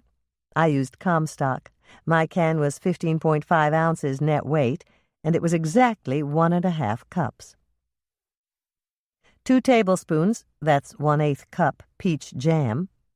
3 1/2 cups all-purpose flour. Pack it down in the cup when you measure it. 1 cup finely chopped pecans. Drain the can of peach slices in a strainer over the sink or over a bowl. You do not need to reserve the juice. Let the peaches drain while you mix up your cookie dough. Hannah's first note: unless you have a very strong stirring arm, use an electric mixer to make this cookie dough. Place the sugar in the bowl of an electric mixer. Place the butter and the cream cheese, which must be softened to room temperature, on top of the sugar. Turn the mixer to low and mix for 1 minute. Gradually increase the speed of the mixer, scraping down the sides of the bowl frequently and beating for 1 minute at each level until you arrive at the highest speed. Beat at the highest speed for at least 2 minutes or until the resulting mixture is very light and fluffy. Turn the mixer down to low and add the eggs one at a time, beating after each addition. Continue to mix on low speed while you add the salt, cinnamon, nutmeg, and baking soda. Mix until they are thoroughly incorporated. Measure out 1.5 cups of peach pie filling. If there are any large pieces of peach, chop them up with a knife into small pieces, about the size of mini chocolate chips. The goal is to get some into each cookie. With the mixer on low speed, add the peach pie filling to your bowl and mix it in. Measure out the peach jam. If there are any large pieces of peach, chop them up with a knife just like you did with the peaches in the pie filling. With the mixer on low speed, add the peach jam to your bowl and mix it in thoroughly. Mix in the flour 1 cup at a time, mixing on low after each addition. You don't have to be exact, just add the flour in 4 increments. Shut off the mixer and scrape down the sides of the bowl. Then give the mixture a final stir by hand. The resulting cookie dough should be fluffy, but not at all stiff like sugar cookie or chocolate chip cookie dough. Let the bowl sit on the counter while you line your cookie sheets with parchment paper. It's the easiest way to bake these cookies. If you don't have parchment paper and you really don't want to go out to get any, grease your cookie sheets heavily, or spray them thoroughly with Pam or another nonstick cooking spray. If you haven't already done so, put the pecans in the bowl of a food processor with the steel blade in place and process them with an on and off motion into fine pieces. When the pecans are ready, place them in a shallow bowl. This is what you'll use to coat the outside of your peaches and cream cookies. Using a teaspoon, not the measuring kind, but one from your silverware drawer, drop a rounded teaspoon of cookie dough into the bowl of finely chopped pecans. Use your fingers and a light touch to form the cookie dough into a ball. Lift the ball gently and place it on your baking sheet. Continue to form dough balls covered with finely chopped pecans, 12 to a standard-size cookie sheet. Lay your peach slices out on layers of paper towels on the counter. Pat them dry, and then cut each one into 2 pieces, making thinner slices. Top each peaches and cream cookie dough ball with a thin peach slice, cut side up. Press it down gently. Bake your peaches and cream cookies at 375 degrees Fahrenheit for 12 minutes. Take them out of the oven and slide the cookie-laden parchment paper onto a wire rack to cool. If you used greased cookie sheets, you're going to have to let the cookies sit on the cookie sheets for 2 minutes and then remove them to a wire rack with a metal spatula. Let the cookies cool completely before you attempt to remove them from the wire rack.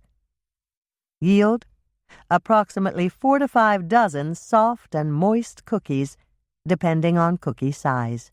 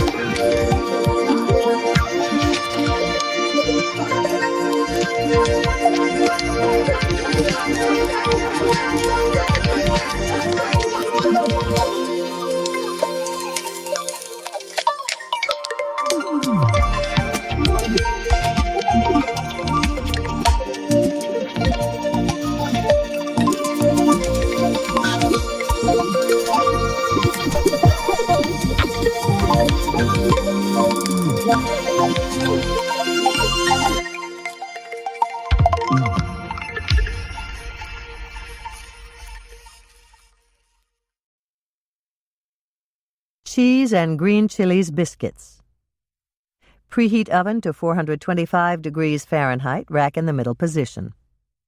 3½ cups all-purpose flour, pack it down in the cup when you measure it. 1 teaspoon salt. 2 teaspoons cream of tartar, this is important. 1 teaspoon baking powder. 1 teaspoon baking soda. 1/2 cup salted, softened butter. 1 stick, 4 ounces, 1/4 pound.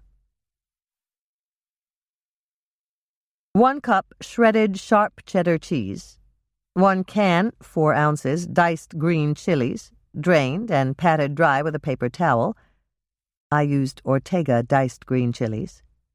2 large eggs, beaten, just whip them up in a glass with a fork.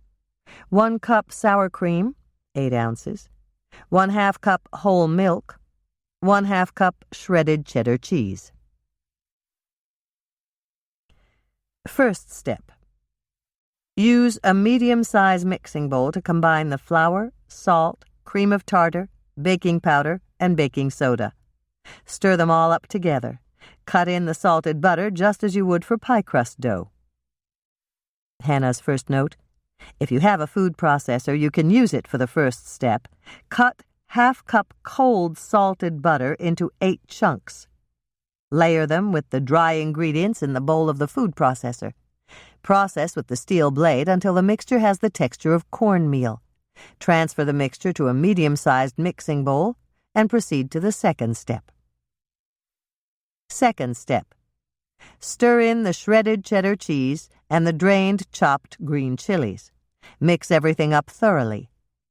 Add the beaten eggs and the sour cream in that order. Mix everything all up together. Add the milk and stir until everything is thoroughly combined. Third step. Drop the biscuits by tablespoonfuls onto ungreased baking sheets, 12 biscuits to a sheet. Hannah's second note: I use an air-bake cookie sheet lined with parchment paper when I bake these. I measured the cookie sheet and it's 14 inches by 15½ inches. It works perfectly for 12 large biscuits. If you want smaller biscuits, use 2 cookie sheets and make your biscuits smaller. If you have only 1 oven, bake 1 sheet on the upper rack and the other sheet on the lower rack, switching places halfway through the baking time. Once the biscuits are on the baking sheet, or sheets if you decide to use 2, you can wet your fingers with a little water and shape them if you like. I leave mine slightly irregular so everyone knows they're homemade. Sprinkle the tops of the biscuits with shredded cheese. Bake the biscuits at 425 degrees Fahrenheit for 12 to 14 minutes, or until they're golden brown on top. For 2 sheets of smaller biscuits, reduce the baking time to 10 to 12 minutes. They're done when they're golden brown on top. Cool the biscuits for at least 5 minutes on the cookie sheet, and then remove them to a wire rack. Let them cool for at least another 2 minutes before you serve them. I place mine in a towel-lined basket so they stay warm. Yield makes 12 large cheese and green chilies biscuits, or 18 to 24 smaller biscuits that are equally delicious. Hannah's third note: when I make these for Mike, he really likes them with diced jalapenos instead of green chilies. He takes the leftovers home and eats them for breakfast. He says eating something spicy for breakfast really perks him up. He's the only man I know who carries around a bottle of Slap-Ya-Mama Cajun pepper sauce in his Winnetka County cruiser to sprinkle on his scrambled eggs when he goes out for breakfast.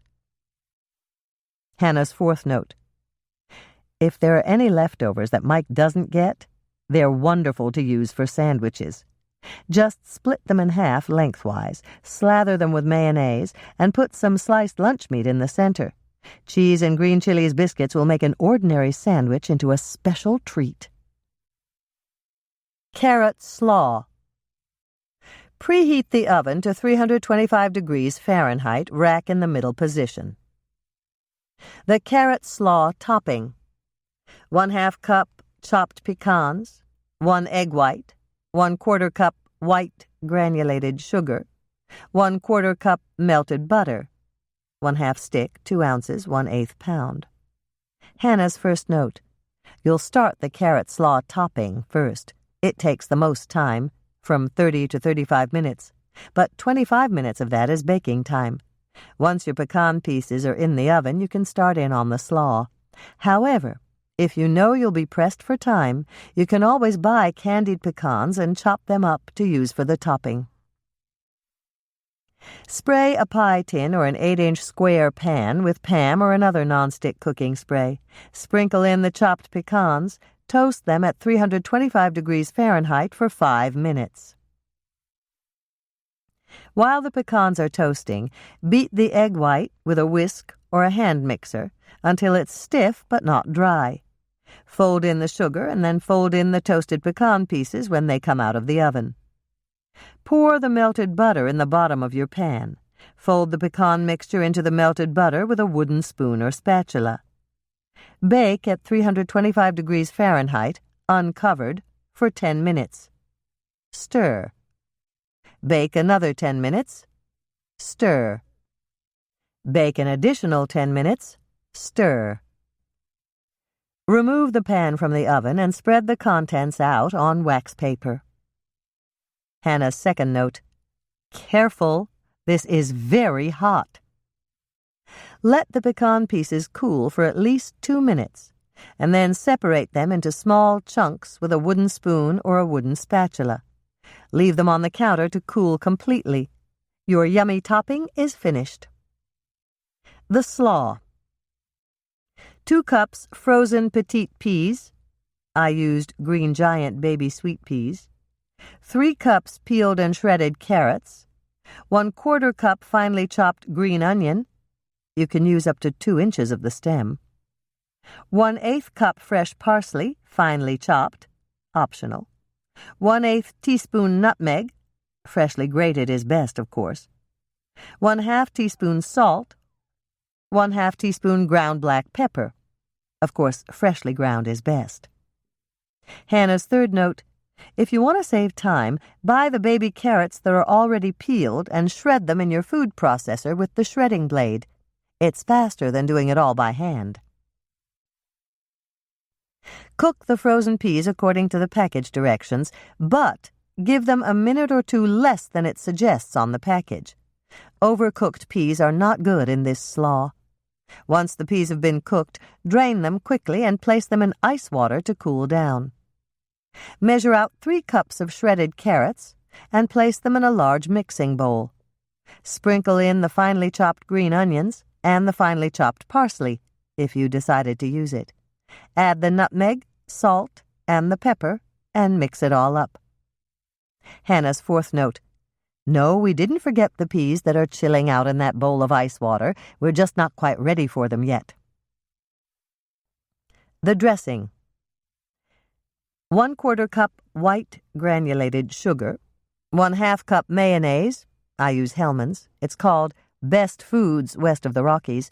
You can use any brand you like, but don't use salad dressing.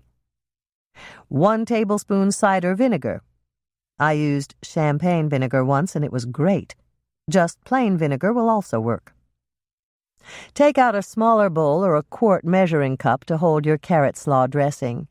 Combine the sugar, mayonnaise, and vinegar.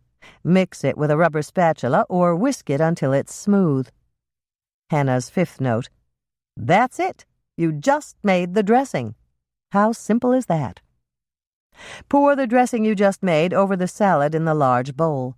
Toss it with your fingers, or stir it with a spoon or spatula until it's coated with the dressing. At last, the peas. Drain the peas in a strainer or colander and gently pat them dry with paper towels.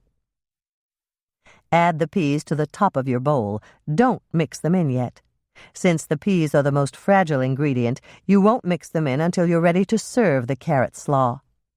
Cover the bowl with plastic wrap and refrigerate it until it's time to serve your salad. Hannah's 6th note. It's just fine to make this in the morning and leave it in the refrigerator all day until dinner time. You may have to use a slotted spoon to remove it to the salad bowl so that it isn't too wet, but that's simple to do. When you're ready to serve, give the carrot slaw a final toss to mix in those fragile peas.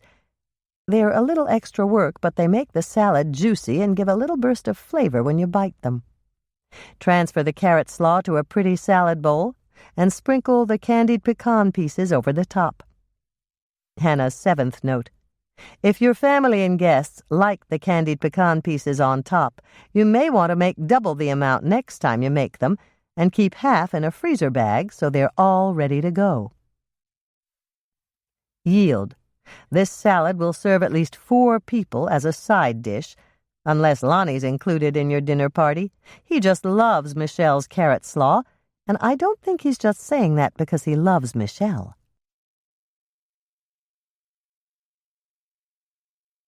Doc's Bran Oatmeal Raisin Cookies.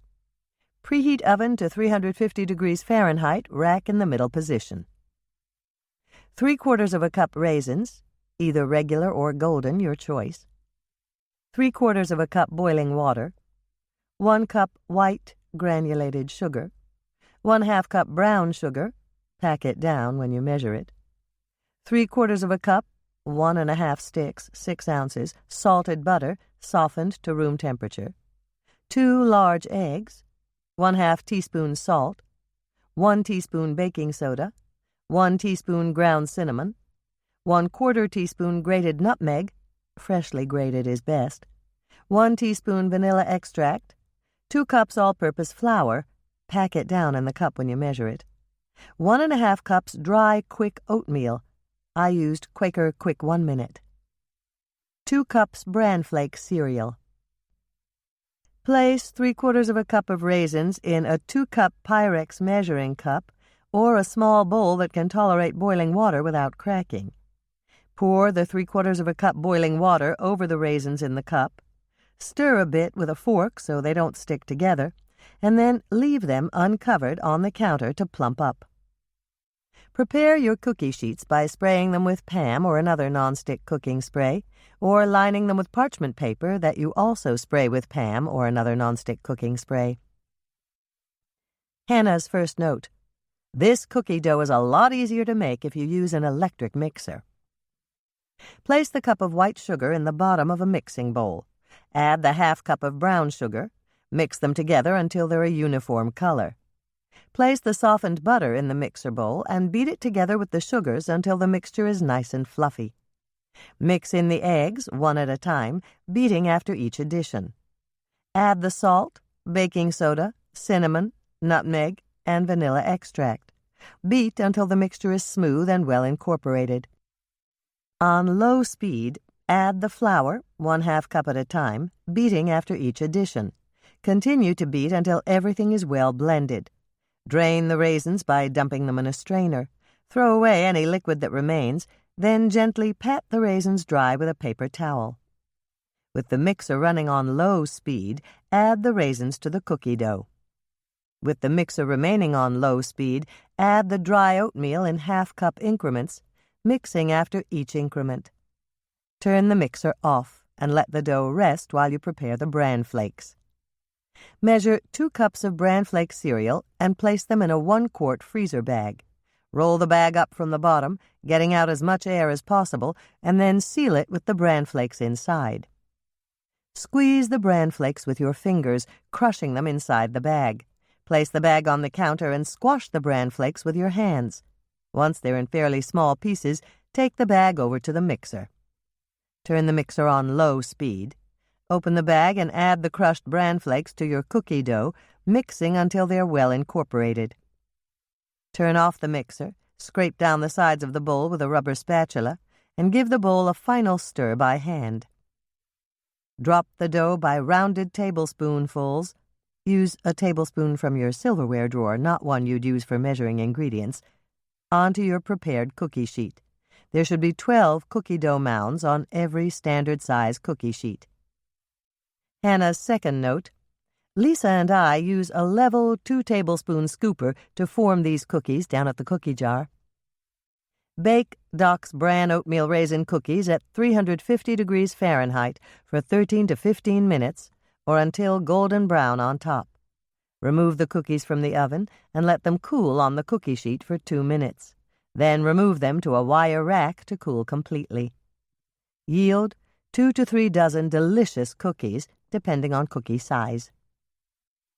Hannah's third note: Doc had to warn the Lake Eden Memorial Hospital cooks not to let the patients have more than 2 cookies. Since they contain bran, and bran is an aid to the digestive system, patients who eat a lot of these cookies could be spending a lot of time in the little room with the porcelain fixtures.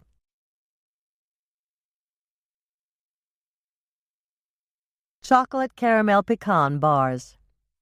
Preheat oven to 350 degrees Fahrenheit, rack in the middle position. 4 1-ounce squares semi-sweet baking chocolate, or the equivalent. 3/4 of a cup regular chocolate chips will do fine. 3/4 of a cup butter, 1½ sticks, 6 ounces. 1½ cups white granulated sugar. 1/8 cup, 2 tablespoons, caramel ice cream topping.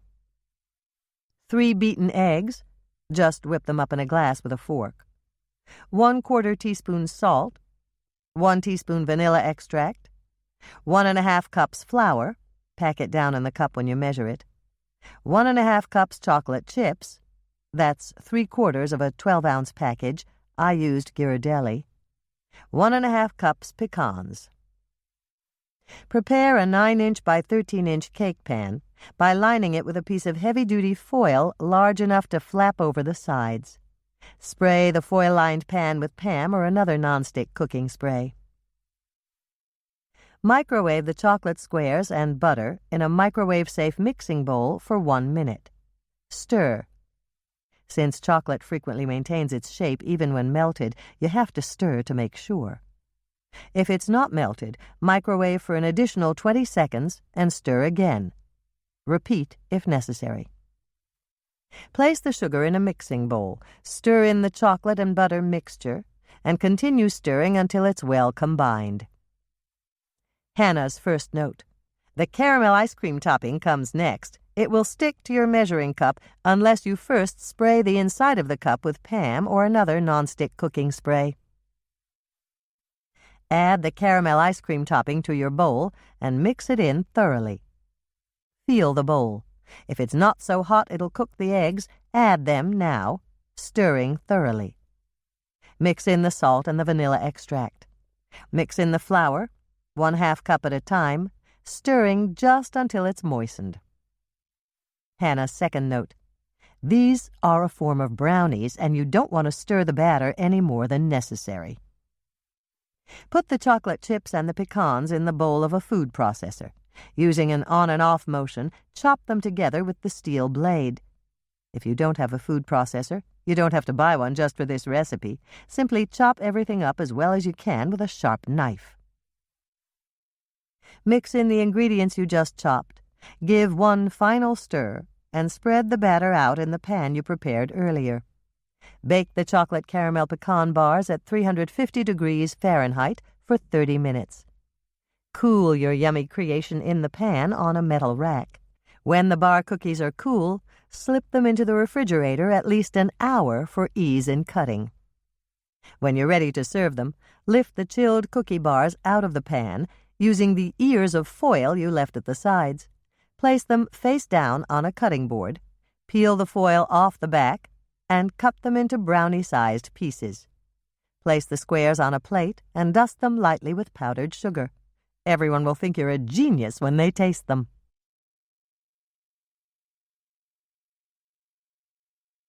The end.